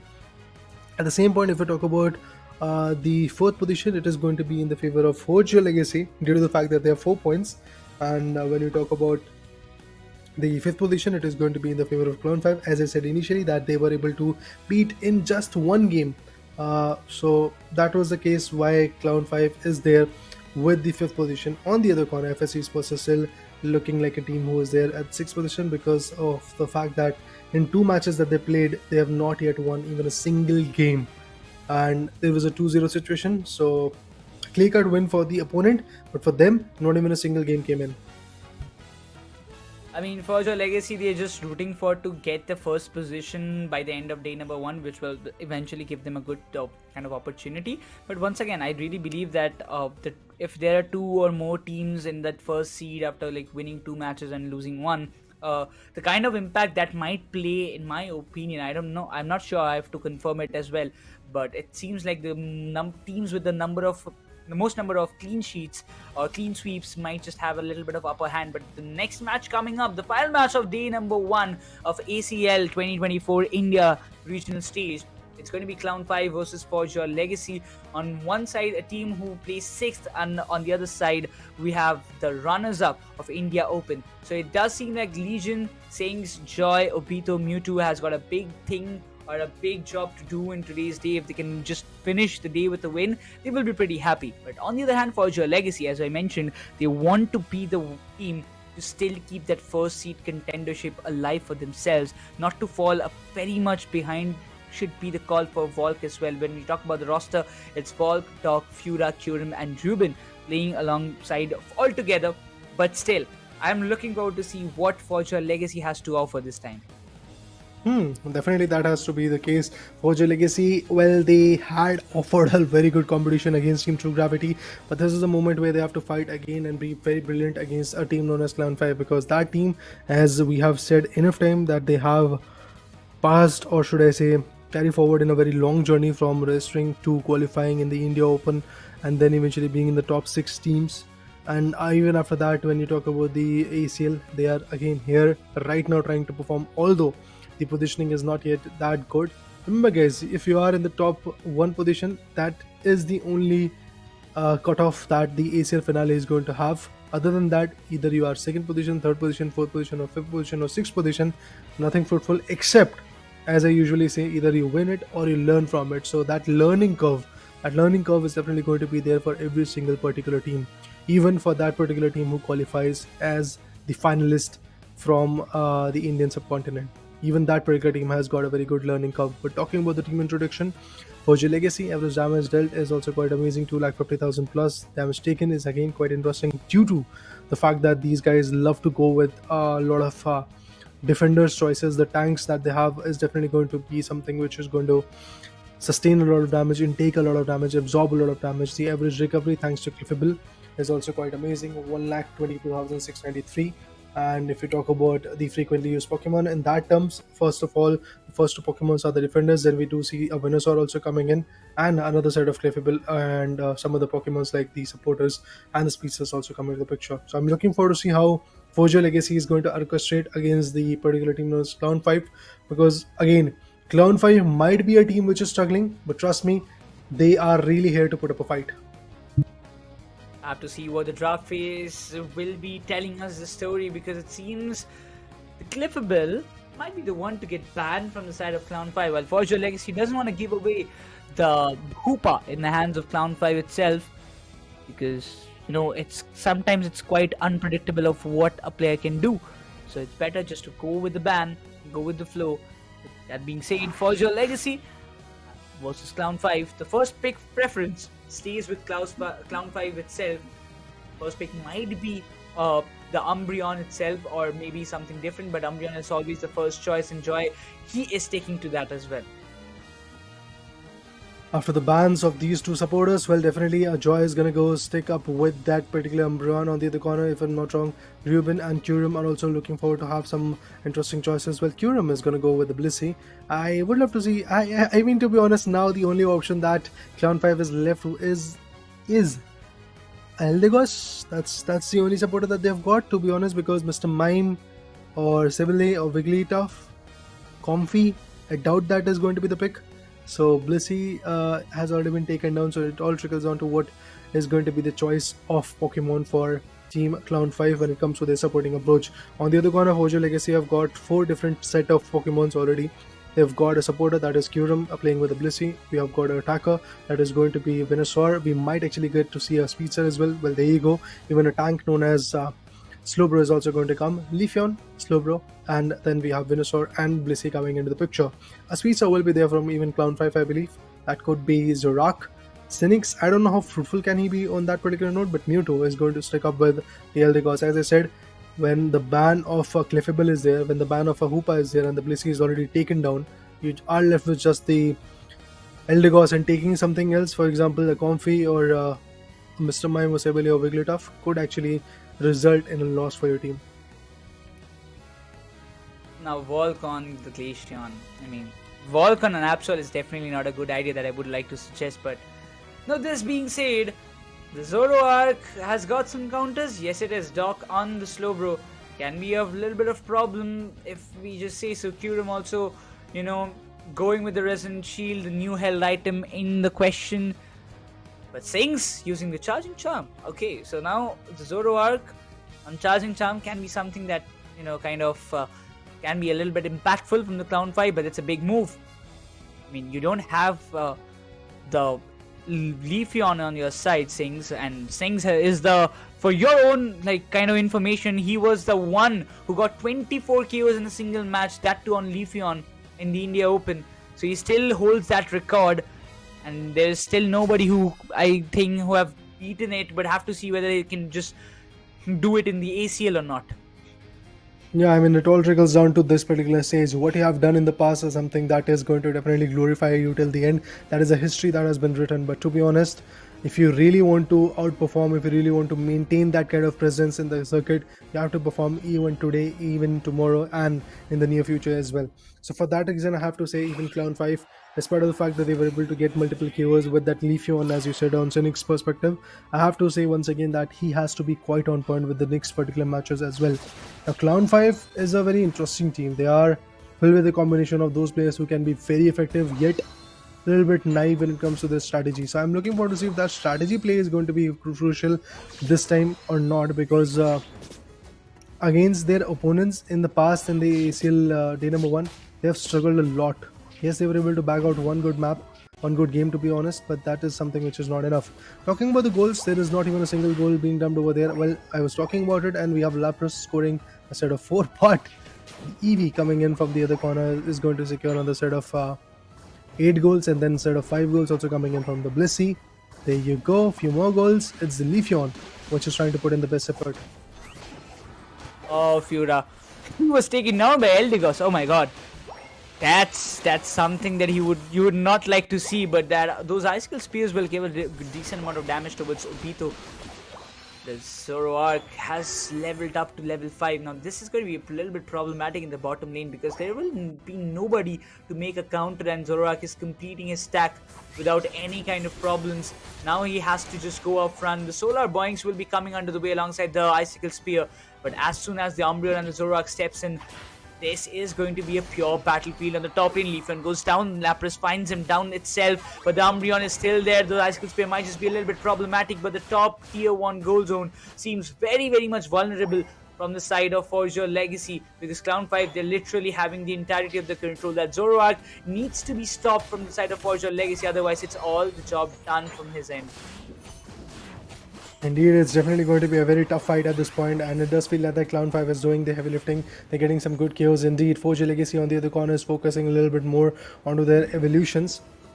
Well, to be honest, that evolution has not worked out yet, and the level difference is clearly being shown because the Zoroark is already at level 7, the Inteleon is about to be on level 6. I mean, it's already at level 6, and now the other corner Lapras is already at level 6 as well. When he reaches the level 13, we know that how much of an effective fight he can bring into the picture. So really have to figure out what will happen next. But Forger Legacy, yes, the struggle is for real for them. They have not yet found a very good stronghold in this game. They're trying to be the best, and the Glaceon, unfortunately, is going to get splashed away by this Zoroark. That's gonna hurt badly to that Glaceon. Volk, you gotta be thinking something different at this point, because Clown 5 seems to be having a very beautiful start. And look at the level difference. That Zoroark is on level 8 alongside the Lapras, and Inteleon being on level 7, and those Razor Leaf is not gonna give a lot more hefty damage while the Icicle Spears does the damage. The Eldegus comes in between to just not let Zoroark fell down with those drastic hectic move sets coming up from the side of the Glaceon. But Zoroark has evolved to level 9. The stack was done very brilliantly. He has got the KOs that he ever wanted, but the Petal Dance and the Giga Drain comes into the play. It's going to be hefty damage that they has to deal with. Zoroark finds the slow down itself, but the Giga Drain might be just coming into the picture, but no, before he lets Venusaur walk away, he gets the second one as well. There's nothing that can stop this Zoroark. Saings is on a rampage at this point. Multiple KOs is what Sinks is getting at this point, but there you go. 113, Forger Legacy is there with just 56, another sweep in, and with that he is going to get one more KO. Not just that, even the Cliffable goes on. Zoroark, what are you actually doing, buddy? What a play from Sinix. He's just putting the players down asleep. There's nobody who is really standing tall in front of him. Even from the back end, we have Inteleon coming up with that snipe shot. Level 10 is where Sinix is right now, holding at on the other corner. Look at Leafeon, not yet being evolved at even level 9. So that is something which is quite scary to talk about. Even the Venusaur is not yet there at the level 9. So for now, here's the damage from Clown 5 on Forger Legacy is definitely going to be quite high. But we have seen Forger Legacy stealing the show by getting that Rayquaza. So that's something that they might actually work on. But a Petal Dance being utilized, the Venusaur could have been the case, but they've decided to go with the Petal Dance. One attacker from the corner is actually a ranged one. This guy is not going to be a ranged one because he has to come in a very close circuit, really put up a fight. But look at Zoroark, he's just scoring as much as that's possible. And with that, tier 1 goal zone already broken down. Now they're focusing on the tier 2 goal zone in the top lane. But Leafeon finds a very good KO onto the Eldegoss, but Zoroark now really wants to bring in the value. Glaceon gets taken down. Okay, the Leafeon is not going to survive anymore due to the level buff. As you do see, level 9 is for Leafeon, level 11 is for Zoroark. Oh my god, I don't know how many KOs he has got in his name, but if you are a Forger Legacy fan, you must be praying to gods at this point, because what is going on, it's definitely not what you can see from your eyes. Level 11 Zoroark, level 10 Inteleon and Lapras. Level difference is literally visible with the gameplay that Clown 5 is putting up on the show. We literally mentioned that Clown 5 might have a little tough time to deal with Forger Legacy, but it seems to be a different story. Clown 5, they're literally having the entire Tier Sky Ruins control in their hands. Exactly in the palm of their hand. There's nothing more than words that we can just justify about it. But for your legacy, they need to get the objectives. They need to get a good momentum shift towards their side. Otherwise, it's all done and dusted. Because you can see the score difference that is happening. The Icicle Spear will be coming, and finally, for your legacy, we are able to get the Regice in their favor. Now they have to make some advanced moves. They need to get some scores in their bag. Leafron finally finds the Zoroark on the top lane, but eventually the Unites being dumped one after another, finding the value, still not able to score for your legacy. They're craving for some good hefty blows, but still they're completely unable to do it as the tier 1 on the top lane gets taken down by Leafeon, but the bottom lane is still something that they're craving for. Well, they get a good KO, that's good, but Venusaur on the other same corner is also going to get picked off. Not just that, Leafeon swoops in to get the LD cost as well. So Leafeon is now back in the bottom lane. Umbreon versus Leafeon. I have to see what happens, but there you go! A set of 237. We were talking about the difference, but look at this. Forger Legacy is finally back, and they're trying to bring in the momentum for themselves. They're trying to bring in some effective goals. 1 year synergy? I mean, even 1 is more than enough. That's what the Blissey is trying to look at this point. Well, we do have one Unite being farmed from Forger Legacy, and it's basically the Unite coming in onto that Leafeon. On the other corner, look at Cloud5. Now they're trying to back away because they do know that the other team is more than willing to take up some good fights. So let's just hold it off. Let's just try to evolve a lot. But look at that KOs that are coming in. Now Regieleki is what we are looking at. They're trying to melt it away. On the other corner, in the bottom lane, we do see that Blissey doing wonders with all those beautiful fights and all those beautiful goals coming into the picture. But not just that, what a play. Now the 6th ally is now in the favor. 2 minutes and 43 seconds. The Regieleki goes in to give the advantage to the particular team known as Forger Legacy. Now the players from Forger Legacy might actually shift their attention towards the bottom lane, tier 1 goal zone, tier 2 goal zone to be precise as well. But they are now tracking down this Umbreon. Might be able to put him down, but the alternate Swablues and the other Pokemons, everything is what they are looking at. They're trying to have as much as advantage, as much as level buffs that's possible. Just one mistake that Clown5 did was to let the Leafeon free on the top lane, and he just, completed his stack, completed his leveling up, and after he's just completely gelled up. The solar points are hurting the players of Clown5. Even Zoroark is unable to do anything, but this final stretch is going to be very important. Leafeon is still there on the top lane, might be trying to come up with a sneaky entry, might be trying to outstrat the Zoroark because he's still there hiding in the tall grasses, might be able to just go back, but now the Giga Drain just trying to level himself up. The Icicle Spear does the damage, but the Umbreon survives in the blink of an HP. But still, if you just talk about now, this is the moment. If not right now, never it's going to be happen. Verdict Anger comes into the play. Zoroark is still there, but the Umbreon goes down. The double Emerald step up comes in from the side of Leafeon, but Zoroark finds it, but Zoroark goes down. This is a big opportunity for Forger Legacy to turn the tides, to turn the table in their favor. They do have the score lead, but they need to come up with some more. They need to melt down the Rayquaza in order to get the entirety of the control, while the snipe shot is still available from the side of the Inteleon, which can cause a lot of trouble.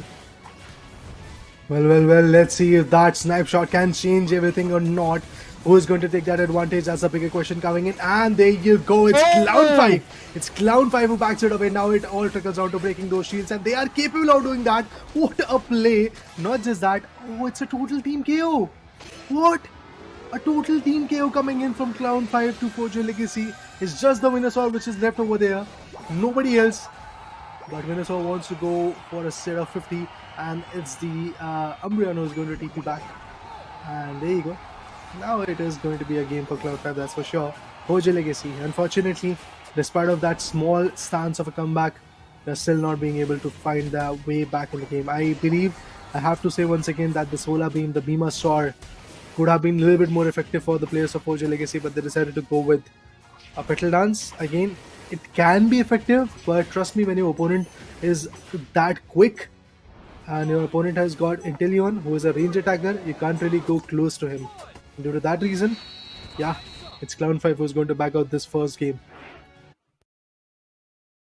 Oh, that's gonna hurt Forger Legacy a lot.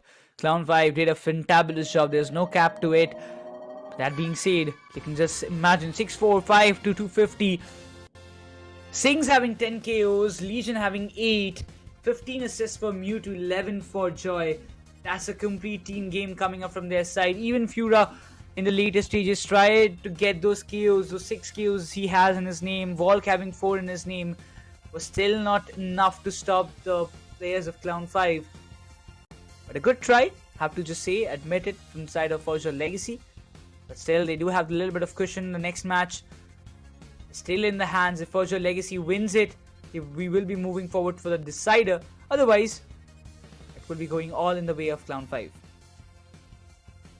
Clown5, a very interesting match from Icona. All you have to do is just be consistent on this approach. Otherwise, you might actually see a decider as well coming in. Once the decider comes in, things start to trickle down. But yes, what a play. Have to give a big up to this particular team known as Clown5, the way they perform, the way they capitalize from the start. To be honest, that Zorak, the Cynics guy, changed everything. And as we do see that he was a part of 14 now, because on the other corner, even Mewtwo. And also Joy. The amount of assists that they've got is something amazing to watch. These guys were inflicting the damage, Cynics was sweeping in it, Legion was sweeping on that particular note. On the other corner, if we talk about Foria Legacy, the sad part is Ruben and also even Volk were not getting a lot of output, to be honest. And despite the fact that they had the Glaceon, they had the best attackers in this whole scenario. Obviously, Bhimasaur could have been a little bit more favorable, as I said initially as well, because from the long range, this guy could have inflicted a lot of damage onto the opponent.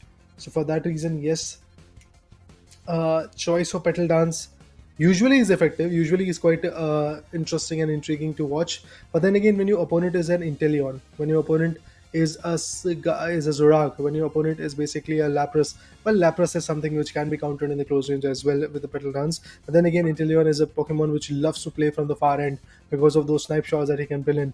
And after putting that snipe shot, he is going to use the Felsinger, flee from the scenario, fall back from the scenario. And what are you going to do with the Petal Dance? You can really track him down, because then there will be an approach of Mewtwo and Obito coming in, or maybe Joey coming in with that Umbreon in their favor. So it's going to put up a lot of pressure, and that's why I do believe Ruben was unable to get a lot of output. He was able to put up the damage, but that damage was not converted in any kind of assist or attacking KOs. Eventually, we can just say that this match was played way better by the side of Team Clown5. Specifically, the early values that the Zoroark found out for himself and for the team was much valuable. That created a lot of impact. That's for sure. I mean, that created a kind of a threat towards the side of Foria Legacy, that they had to, think twice before even taking a fight on a head-on fight against the Zoroark. But once the kind of fear factor completely vanquished was when the Leafeon and the Glaceon gelled up, and both the EVs were doing a good amount of damage towards the opposition. I really felt like it really felt to me like that's from 6 minute to the 8-minute marker, the comeback that Foria Legacy did. They will be continuing it till the very end stages, but it was not the case, because obviously the Rayquaza played the vital factor. After that being said, Clown5 with a beautiful start. I'm really hoping to see some more of these matches in the upcoming games. Well, yeah, I am also hoping for some beautiful, insightful matches in the next particular game as well.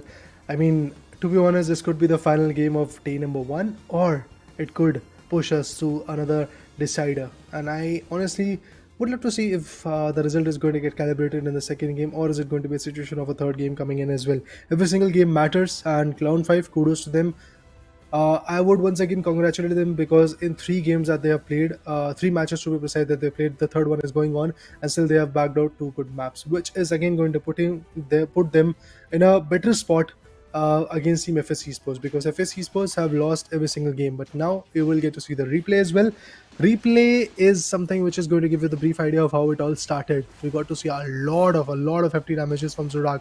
We'll get to see a lot of KOs initially, but in the later stages, the KOs coming from Zorak was completely diminished due to the fact that Leafeon was ready. And the first time when Leafeon countered Zorak was in the top lane. Remember guys, all of the players, all the Pokemons were stacking up in the bottom lane, and there was a Leafeon Zorak fight coming in the top lane, where Leafeon was able to put Zorak down, and then a heap of bulls were coming in the top lane. And due to that whole situation, we did saw a great comeback coming in from the players of Team Foria Legacy. That's for sure. And eventually, when it just came up, Foria Legacies, before the comeback, it's all the scene that Zoroark and his domination. It was all that being a threat in the entire Theo Sky Ruins, that everybody would have, kind of felt like, this is not going right. But once again, The Solar Boings coming into the right place, falling into the right pieces, did manage to give a ray of hope towards the side of Forger Legacy to make a bounce back or a comeback for their end, but still, again, the final stretch fight was completely messed up from their end. So they made some silly mistakes, or maybe some slight small mistakes that costed them the entirety of the match, specifically when they decided to, melt down the Rayquaza. Even when the Glaceon was taken down, that's where I believe the game was almost done. True, man. Definitely, the Glaceon, the way it was fighting was quite on point with the spirits, with the Icicle Spears. We did thought for a moment that it particularly could actually change all of those things. But as you said, when the Glaceon got KO'd, at that moment things started to trickle down, and even better situation came in for the players of team Clown5 was basically that they got a total team KO, and not just that, then they were able to melt down the Rayquaza as well. There were no one who was really being able to stop them. I mean, Venusaur wanted to go for a sneaky goal zone in the top lane, but still it was not effective enough.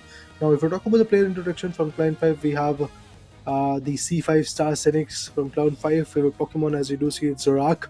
I want to represent India at the international level and want to give my 200%. Well, buddy, you actually gave it 2000%. That's for sure. In the previous matchup, the way he performed, the way he got those initial KOs was absolutely amazing. The only slip up that happened was basically in the top lane where he was all alone. Wanted to take up a fight against Leafeon. Leafeon countered him, and then all thanks to his EOS energies that he was capitalizing on, and also a lot of goals that Leafeon was able to dump in, things changed, and it changed drastically. But still, in the later stages, Zorak decided to even be better. But on the other corner, Forger Legacy, Volk, we got a very beautiful insight from his corner as well after the second match was over. But still, I have to say that Comfey is a favorite Pokemon he loves to go with. Due to the nerfs, Comfey is one of those mostly neglected Pokemon through the whole scenario of this ACL Champions, ACL, or should I say Asian Champions League. Till now, we have not seen a lot of Comfey play coming in, and his approach is basically quite a jelly one because he wants to just play with his friends, enjoy the tournament, give his fans the best, and I believe he's quite successful in it. They have to be, and eventually, this is a kind of motive, Volk always tries to entertain people a lot, and that's the speciality that he has, and I like this kind of factors about that one guy. But talking about it, we talk about the Sings. He's dealt 71,115 damage. That is huge, on that too on Leafeon, the maximum pick trade, alongside the Venusaur, if you just say. So both of the Pokemons are the most picked Pokemons by this one guy. But eventually, if we talk about Volk, being on the Glaceon, he has done the damage, but I will still say that Volk has many more things up in his sleeve to actually showcase in front of the audience. I don't know what is going wrong or is going south for him, but eventually he has got a lot more potential to show us in this ACL. Definitely, the potential is quite endless, no doubt on that. Forger Legacy, Volk, and his teammates can definitely be quite lethal when it comes to a game like this. But I'm looking forward to see if that is going to be the case or not. Because again, trust me, every single matchup matters a lot. Every single performance matchup matters a lot.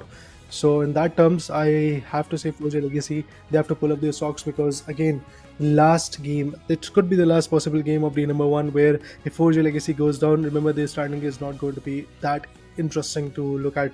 They might actually drop down to the third or fourth position. So that's exactly where the team does not want to sit. On the other corner, Clown5, they are currently at the fifth position, but after bagging out the second game, again that position is going to improve. But if they win the whole match, again it is going to improve a lot. They will get approximately 4 points in their favor, which is going to be very important. But now moving forward, I believe pretty soon we are going to witness few more interesting matches, few more interesting games. And yeah, there you go. I was talking about the game. We've got the ban phase already here. Clown5 this time, it's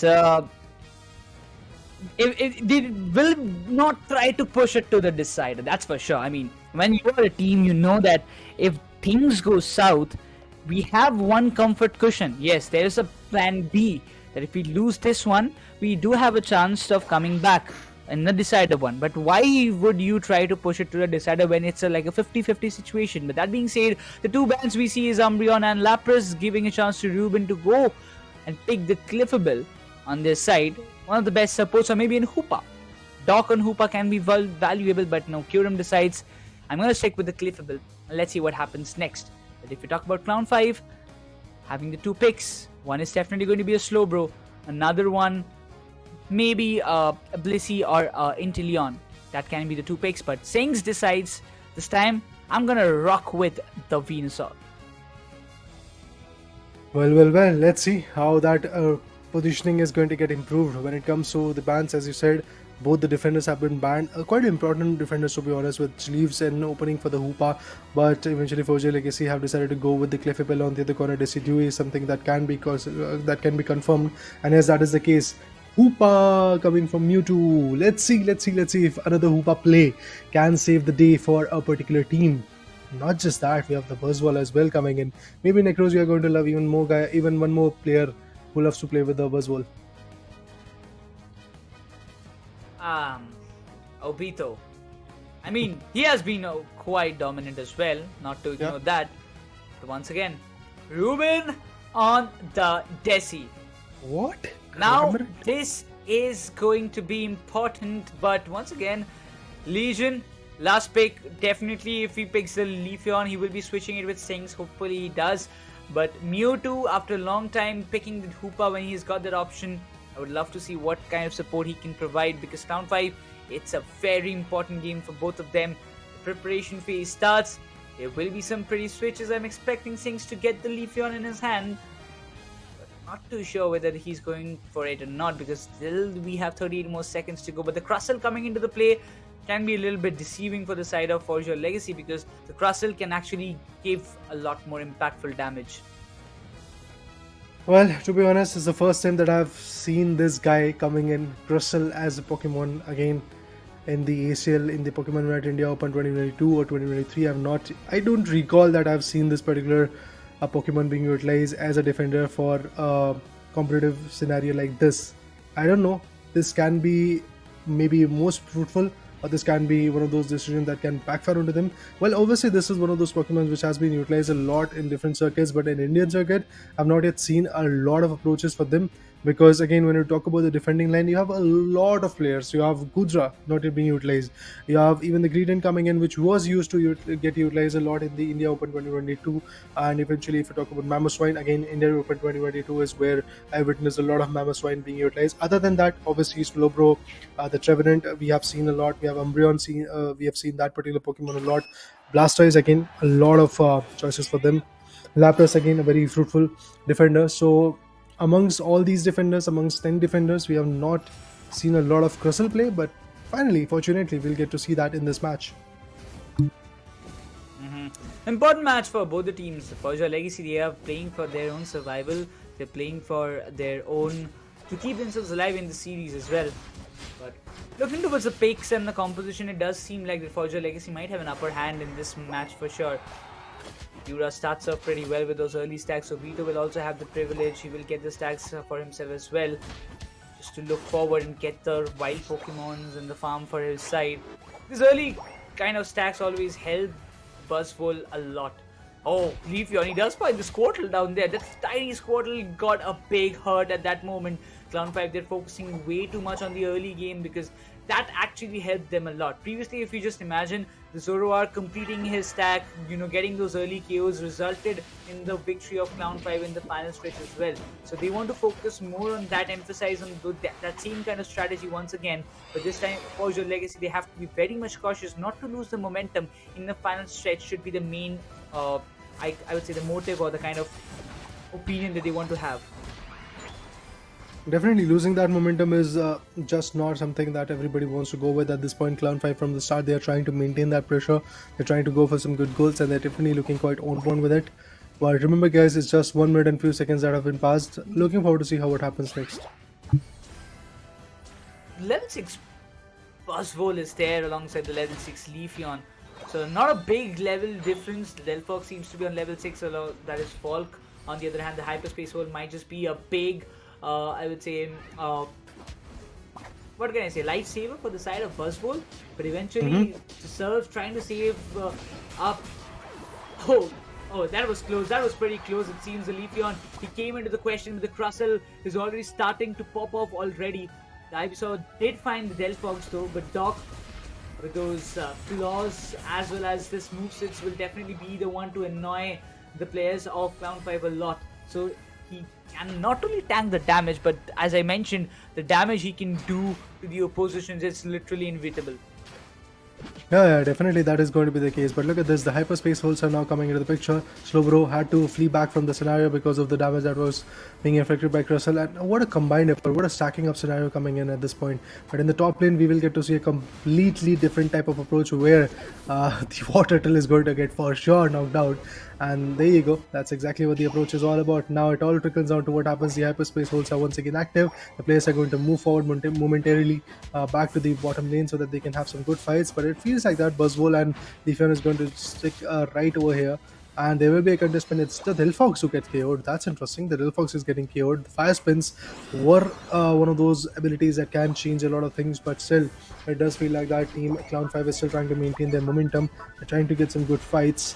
And look at this, it feels like that Clown5 may be able to bag out some good fights as well. Okay, Crystal gonna go with the Citrus Berry. He's going to heal himself back. And obviously with that, Decidueye goes down. That's interesting. I was not expecting that early of a knockout for Decidueye. The Spirit Shackle can be quite intriguing for him as well. But obviously for now, the Fire Spin. Every now and then whenever the Fire Spin comes, things started to change. But Hoopa! How can we forget this guy? Hoopa once again brings in the TP. The players were able to TP back to the base. Look at this, Leafeon finds one more KO, Buzzwole finds another one. And this is the turn for another big KO coming in. Decidueye goes down. This is a big opening for the players of Team Clown5. They were able to destroy both the Tier 1 and Tier 2 gold zones. Not the Tier 1, Tier 2, but the Tier 1 gold zones on the top lane and the bottom lane. And now they're going to go with the Essilagor hunt so that they can have that purple buff as well. I mean, just few moments ago, I literally thought through the hyperspace hole that Venusaur will be saved, but eventually that Fire Spin did the damage, and before he got teleported, he got taken down. I mean, I was a little surprised with that. But once again, the contention for the Regiliki is already on. The Solar Beam and the Sludge Bomb. Venusaur, that too on Legion, can be deceiving. But now the Buzzwole, he's on level 11. The level difference factor can play a big part while the Blastoise is on the way, but won't be able to do anything more as it seems. The Rings and Bound being activated instantly pops off. Comes in the Buzzwole. The 2 Emerald Step comes in, but instantly the 2 Unites being activated. Knock knock. It's there. He needs to get the hold of that, and there goes the Desi as well. Wow. Almost a team KO as it seems. The Regiliki was already pushed towards the Tier 2 goals, and there is no doubt in that. Everybody will be looking forward to just, stop it anyways. But oh, Buzzwole, the 27 could have been there, but the Rock Tomb came in between that score. Just one more second, things could have been different. But as it seems, Clown5, they've got a good level difference up for themselves. Level 12 Buzzwole is something that you crave for, but the hyperspace hole is what that creating a big difference is. With Spirit Shackle came into the good question. Buzzwole is trapped in the Fire Spin, has to take an exit, but eventually the Solar Beam will be coming into the play. The hyperspace hole is still there, but Crustle won't just let him walk away with that, and the Buzzwole finally has been taken down by the players of Forger Legacy. Well, indeed the Buzzwole has been KO'd, but look at the level advantage that is there. Buzzwole already at level 12. There is nobody even close to it. What a play from the corner as well. Multiple KOs could be coming in. The fireworks are definitely there. And there are some certain goals coming into the picture, but the Fire Spin again rotating back and forth. The TPing back scenario is going to be there. The Rings and Bound comes in. The HP is something that is going to be quite benevolent to watch, but look at this. Doc massively damaging out the players, but still, is it going to be a Crystal KO coming into the picture? I feel that is quite a big possibility, but no, it's unfortunately a Buzzwole KO coming into the picture, but I believe the retaliation will be there. Slowbro finds one more crucial, and Decidueye gets KO'd by the Venusaur. With that, the Tier 1 gold zone is actually Tier 2 gold zone on the top lane is pretty much opened up, although there is Blastoise, so they might not actually concern about that particular approach, but the Fire Spins, man, this is something that is quite hectic for the players of the other team known as Clown5 are trying to deal with. Again, TPing back once again, getting the right HP, trying to be back in the game. That is going to be the case for them. But it does feel like that Forger Legacy has got their own momentum to play along with. Although the level buff that is there for Clown5 is something that can be very risky in the next few minutes. Because remember guys, one more minute and after that the Rayquaza will be here.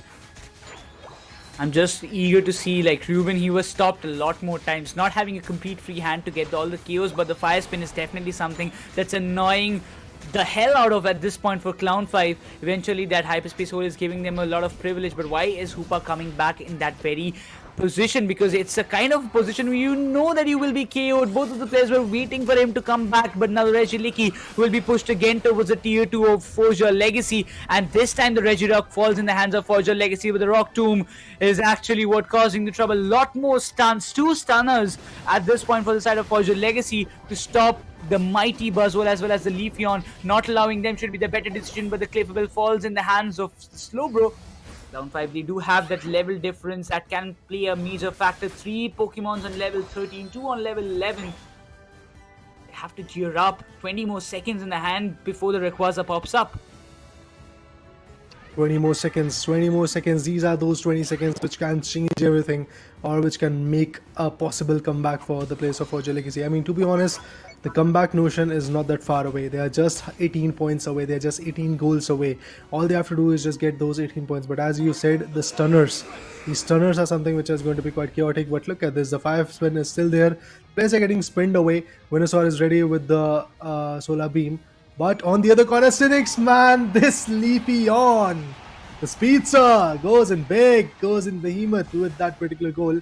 But still, I have to say that even the players of Team Forger Legacy are not at all looking good. At the same point, even Clown 5 is struggling a lot due to the approaches that are being delivered. But look at this, Buzzwole is getting pushed here and there. The supporter is way too far away. There is not going to be a lot of hyperspace holes being active. But it's active finally. They're going to TP back, bring in their healths, bringing their HPs, and then fight back. Look at Leafeon again farming, again trying to get the best output. Once again, he's going to be back in the fight. Now the Spirit Shackle will be there. And obviously the melting down of the Rayquaza is something that everybody is focusing on a lot. Ring Sunbound coming to the picture. A lot of interesting output. But look at this. The Little Fox goes in. Buzzwole wants to go big. Let's see if it is going to be the case. Hydro Typhoon comes in. Oh man, Leafeon finds another one. A total team KO. A total team KO. With that, Clown 5 is all the way up in the ladder. There is nobody to stop them. 5 individuals, 5 shields. Well, look at this. They've got every single advantage that they wanted to go with. The tier 1, tier 2 goal zones. Tier 2 goal zones are pretty much opened up in the bottom lane, but that too is now being destroyed. It is going to be a win for Clown 5. A sad part for me, to be honest, when it comes to Forger Legacy, because that team is a great team. That team is the runner-up of the India Open 22. Just a month ago, they were crowned as the second best team of the Indian circuit, but now it's the Clown 5 who is able to do a 2-0 on them. That shows the evolution also coming in from the trainer's perspective from Clown 5. I mean, he did a brilliant job though, but still, that level difference played the major factor once again. Look at the levels of all the players, 14, 15, that's all. That sums it up pretty nicely with a 2-0. Clown 5, that old Clown 5 that we used to see in the lower brackets of India Open playoffs, is back in the business. After a lot of, I would say, setbacks, they have came into this position.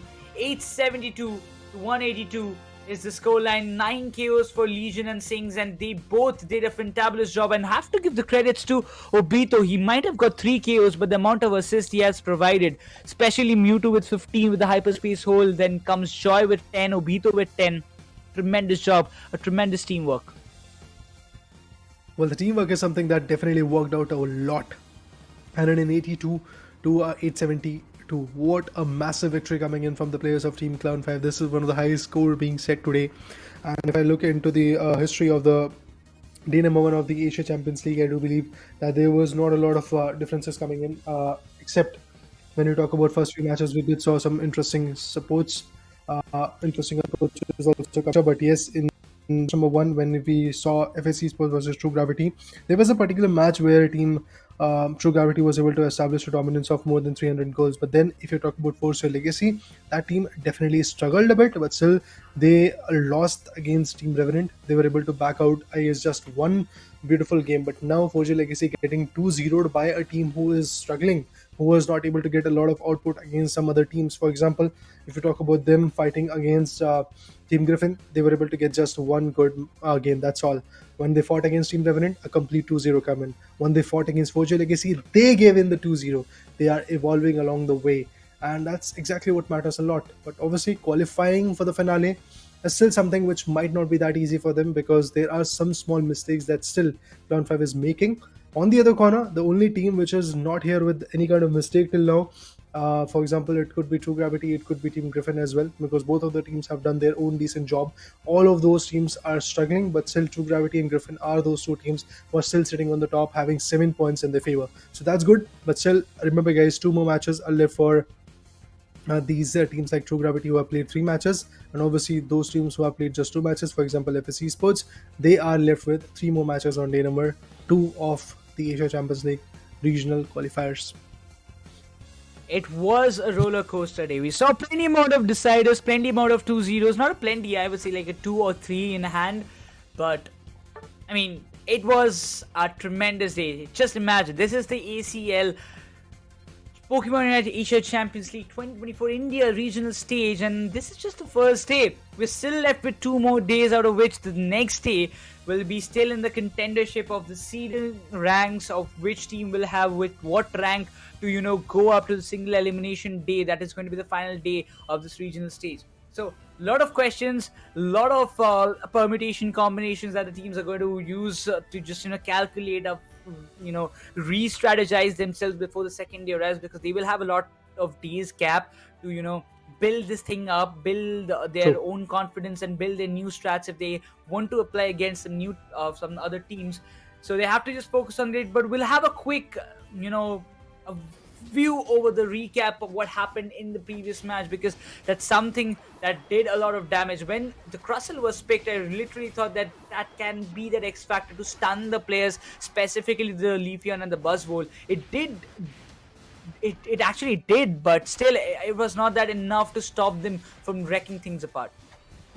I mean, in this initial phases especially, yes, the Rock Tomb coming in from that Russell was definitely quite interesting to watch, and he was able to stun out the players. The fire spin with that combination of a fire spin from Delphox also was quite hefty. We did saw a lot of KOs coming in, but trust me, when you have Pokemons like a Leafeon, a Hoopa, who is back and forth going to push the players back to the base lane goal zone, and they're going to TP back to get the right health in their favor and bounce back in the game, obviously you retaliating is not going to be easy enough. And that's exactly what happened. Hoopa definitely was one of the best supporter, definitely is one of the best supporter, and that's exactly what Mewtwo was able to capitalize on. Was quite on point in this particular approach, although there were some small instances where Hoopa even also got KO'd. But this fight, guys, remember, this is the moment where that Hoopa changed every single thing. All thanks to that Rings Unbound, everybody TP'd back to this region where they were getting multiple KOs, and trust me guys, it was a total team KO. Crustle, to be honest, was the last one which was surviving, and he also got KO'd. But then there was nothing really to do. I mean, there was a buffer of approximately 600 more goals, 600 plus goals coming in from the players of Cloud5. So there was nothing really to do at that point. And that's how Team Cloud5 is going to make sure that they are the winner of this match number 8, to be precise. The third match that they fought against one particular team coming in from the Indian circuit. But yes, kudos to their victory. Remember guys, the only one team which is going to sit on the top of the leaderboard after the single elimination bracket gets over, or should I say the number 3 of this regional qualifier gets over, is going to be there in the finale, is going to move to Bangkok, is going to go for Bangkok, Thailand, and fight in the LAN arena. Well, that is a different glory, but obviously the journey till that glorified location is something which is quite auspicious to watch, and for that reason I have to say yes, the battle looks absolutely amazing. In the Asia Champions League till now, 2 of the teams that have surprised me a lot is going to be Team Griffin and Cloud5 as well along the way. I mean, this is the kind of surprises that we, want to see more in this Asia Champions League, because it's all about not only about the tournament, but also about the bragging rights that you carry forward for the upcoming circuit. Because, yes, one team will be going up front, but we'll have a quick look over the analysis part of the entire series that happened from the first match to the second. The first match was definitely something that the Zoroark played a very X factor. But after that, the Zoroark coming into the play, getting all the KOs wherever he wanted. Something, it was some kind of satisfaction to your eyes if you are a Speedster fan or you love to get as many KOs as possible. He was just swooping in and getting those finishers. That was the best part for me. And yeah, it was looking absolutely amazing till the Leafeon countered him. Leafeon got that level buff, and there was a good counter coming in. Like, there was a certain amount of lead coming in the favor of Team Clown5 not Clown5, Foria Legacy for a moment, but Clown5 on the other corner retaliated way too good. Look at the Unites being utilized from the back end. Look at this Inteleon. He always made sure that he is going to be far away from the legendary pit. He's going to utilize his movement and recharge his snipe shots and utilize it at the best moment. Even the Leafeon, look at him trying to come from the seeking corner to get some good scores. The final stretch was there. We were left with just 1 minute and 36 seconds. The things had to be covered up, and on that note, we did saw total team KO, if I'm not wrong. Yeah, the total team KO came in. Although Venusaur was able to get a crucial frag, but after that, what happened? We got to see the Rayquaza also being stolen. Not just that, they were trying to break that shield. As you do see, that they were trying to break the shield away. They were already a KO on 2 Pokemons coming in from Team Foria Legacy. The rest remaining, but they were already in a very tough and a tricky spot. That's how they got KO'd as well. Everything just fell into the pieces where they wanted it to be, but eventually I literally thought that kind of that KO streak that came up from the side of Inteleon also being a major factor. Then again, the Crustle trying to always invade and problem the main attackers that can cause the trouble, getting the Slowbro, getting the Buzzwole, everything that he was doing was on point. But when the momentum was shifted, the objective came into the hands of Clown5, everything was already done. And instantly getting the rings and bout, then the Unites being activated. The Ruben did try a lot to find a lot more value, but it was not that easy. I mean, you're using Knock Knock, you're using the Spirit Shackle, but also there has to be someone to convert those damage into the KOs, but it was not in the case. In the final stretch fight, there was a lot of things happened. Specifically, if you see the HP of Mewtwo, it was almost like nothing left, and he was taking fight with almost like the players with complete full HP, who was also charging. The Crustle was there. There was the Blastoise, the Delphox, and the Clefable all going and focusing on this one person because he was the game changer for the entirety of the team. Oh, definitely. I mean, he was one of those individuals who completely shifted the whole tempo of that particular game, and all thanks to that Hoopa, as I said initially as well, that the Ring Sunbound came in, and the ultimate resulted in a total team converging right into that spot where the fight was going on. This could have actually backfired as well due to the stuns coming in from the particular player. Also, apart from that, if I'm not wrong, there could have been a scenario where the fire spin could have really impacted a lot, but still things changed. And now let's talk about the standings as well. Where are the changes, guys? Look at this. Clown5, they were at the 5th position, now they are at the 4th position, all thanks to their victory in this particular game. Kudos to their journey, guys. Kudos to their comeback in the match. But yes, it is still True Gravity and Team Griffin who are still sitting on the top. There are no other changes coming in except Team Foria Legacy now dropping down to the 4th position, and Clown5 is also right over there. And at the same moment, if you talk about Team Revenant, they have got 6 points, that's why they're at 3rd position. FS on the other corner is there was 6th position, that means 0 points. They do not have any single game in their favor, not even a single game, guys. I'm not talking about a match, I'm talking about a game at this point. Not even a single game went in their favor. Whenever they fought, they got defeated by a 2-0. That means the opponent completely obliterated them. Now, the day number 2 is something which might change the storyline. Revenant will have 3 matches on day number 2. FS will have 3 matches on day number 2. The other teams will have 2 for their name. Griffin, Clown5, True Gravity. They will, even Foria Legacy will have 2 more matches in the second day. So that just sums it up pretty well. I mean, you are the one. Specifically for Revenant and FS, they do have a lot more things to come up. Yes, they are in the 6th position. FS haven't won a single match. They have to do something. They have to come up with something different to find a lot more value. Yes, the league, Indian League Day 1 comes to a very end in today's day, but still the standings just gives the teams who are in the bottom a little bit motivation that there's still a lot of hopes that you can make a comeback. 3 more matches, it's more like 6 points, it's still there that you can convert for yourself. So you have to just look forward. You need to be positive in the upcoming days to stay in the competition. Well, definitely staying in the competition, being the best at this point is going to be the main goal, the main meta. And in terms of that, I feel that True Gravity, Griffin, even Revenant is one of those names, to be honest, which can be quite fruitful along the way. But obviously, in order to maintain that play, they have to evolve. That's exactly what Clown5 did. They faced a very big loss against the team known as 4G Legacy in the first, not 4G Legacy, in the perspective of Team Griffin. They were able to bring in just one good map, but against Revenant, they even lost with a 2-0. But what happened after that? They figured out what was going on. They figured out what kind of composition, what kind of drafting they have to do, and with that help, with that insight, they brought back a very big victory for themselves. They obliterated the runner-up of the Pokemon India Open, Pokemon UNITE India Open 2023. And to be honest, this was the team which qualified in the 6th position. That means their chances were not looking that good. But still, they were able to be consistent. They were able to figure out what they had to do, how they have to play. And at the end, look at this. The stats are quite clear. It kind of justifies the day, what actually happened. But overall, I would love to know one thing, Raider, from your end, that which team actually impressed you the most? It can be the winner, it can be the loser as well. It is for me, it is for sure Team Griffin. The way they played, the way they dominated, the way they completely shifted the whole momentum was something quite interesting for me. So yeah, if you ask me personally, it is definitely Team Griffin. No doubt, Gravity to be precise, is one of those teams who has been crowned as the champs of Indian circuit in the Pokemon UNITE India Open. But in order to be the conquerors, I believe they have to be the best. And at this point, True Gravity was again able to beat the players of Team Griffin. But then again, if we talk about Team Griffin, that is one of the oldest name. Players are a little bit newer, but then again, the composition that they're trying to come up with is also quite intriguing, quite interesting as well. This second game that just happened in the match number 7 was quite interesting because Griffin was able to stop the players of Team True Gravity at just 96 points, not even 100, was able to be touched by the players of Team True Gravity. That is the kind of potential Griffin has got. But then again, if the combined effort is not there, if the synergy is not going to work out, if the strategy or drafting is going to get on a weaker corner, I do believe things is going to backfire. And that's exactly what happened to them in the later stages. So pretty similar.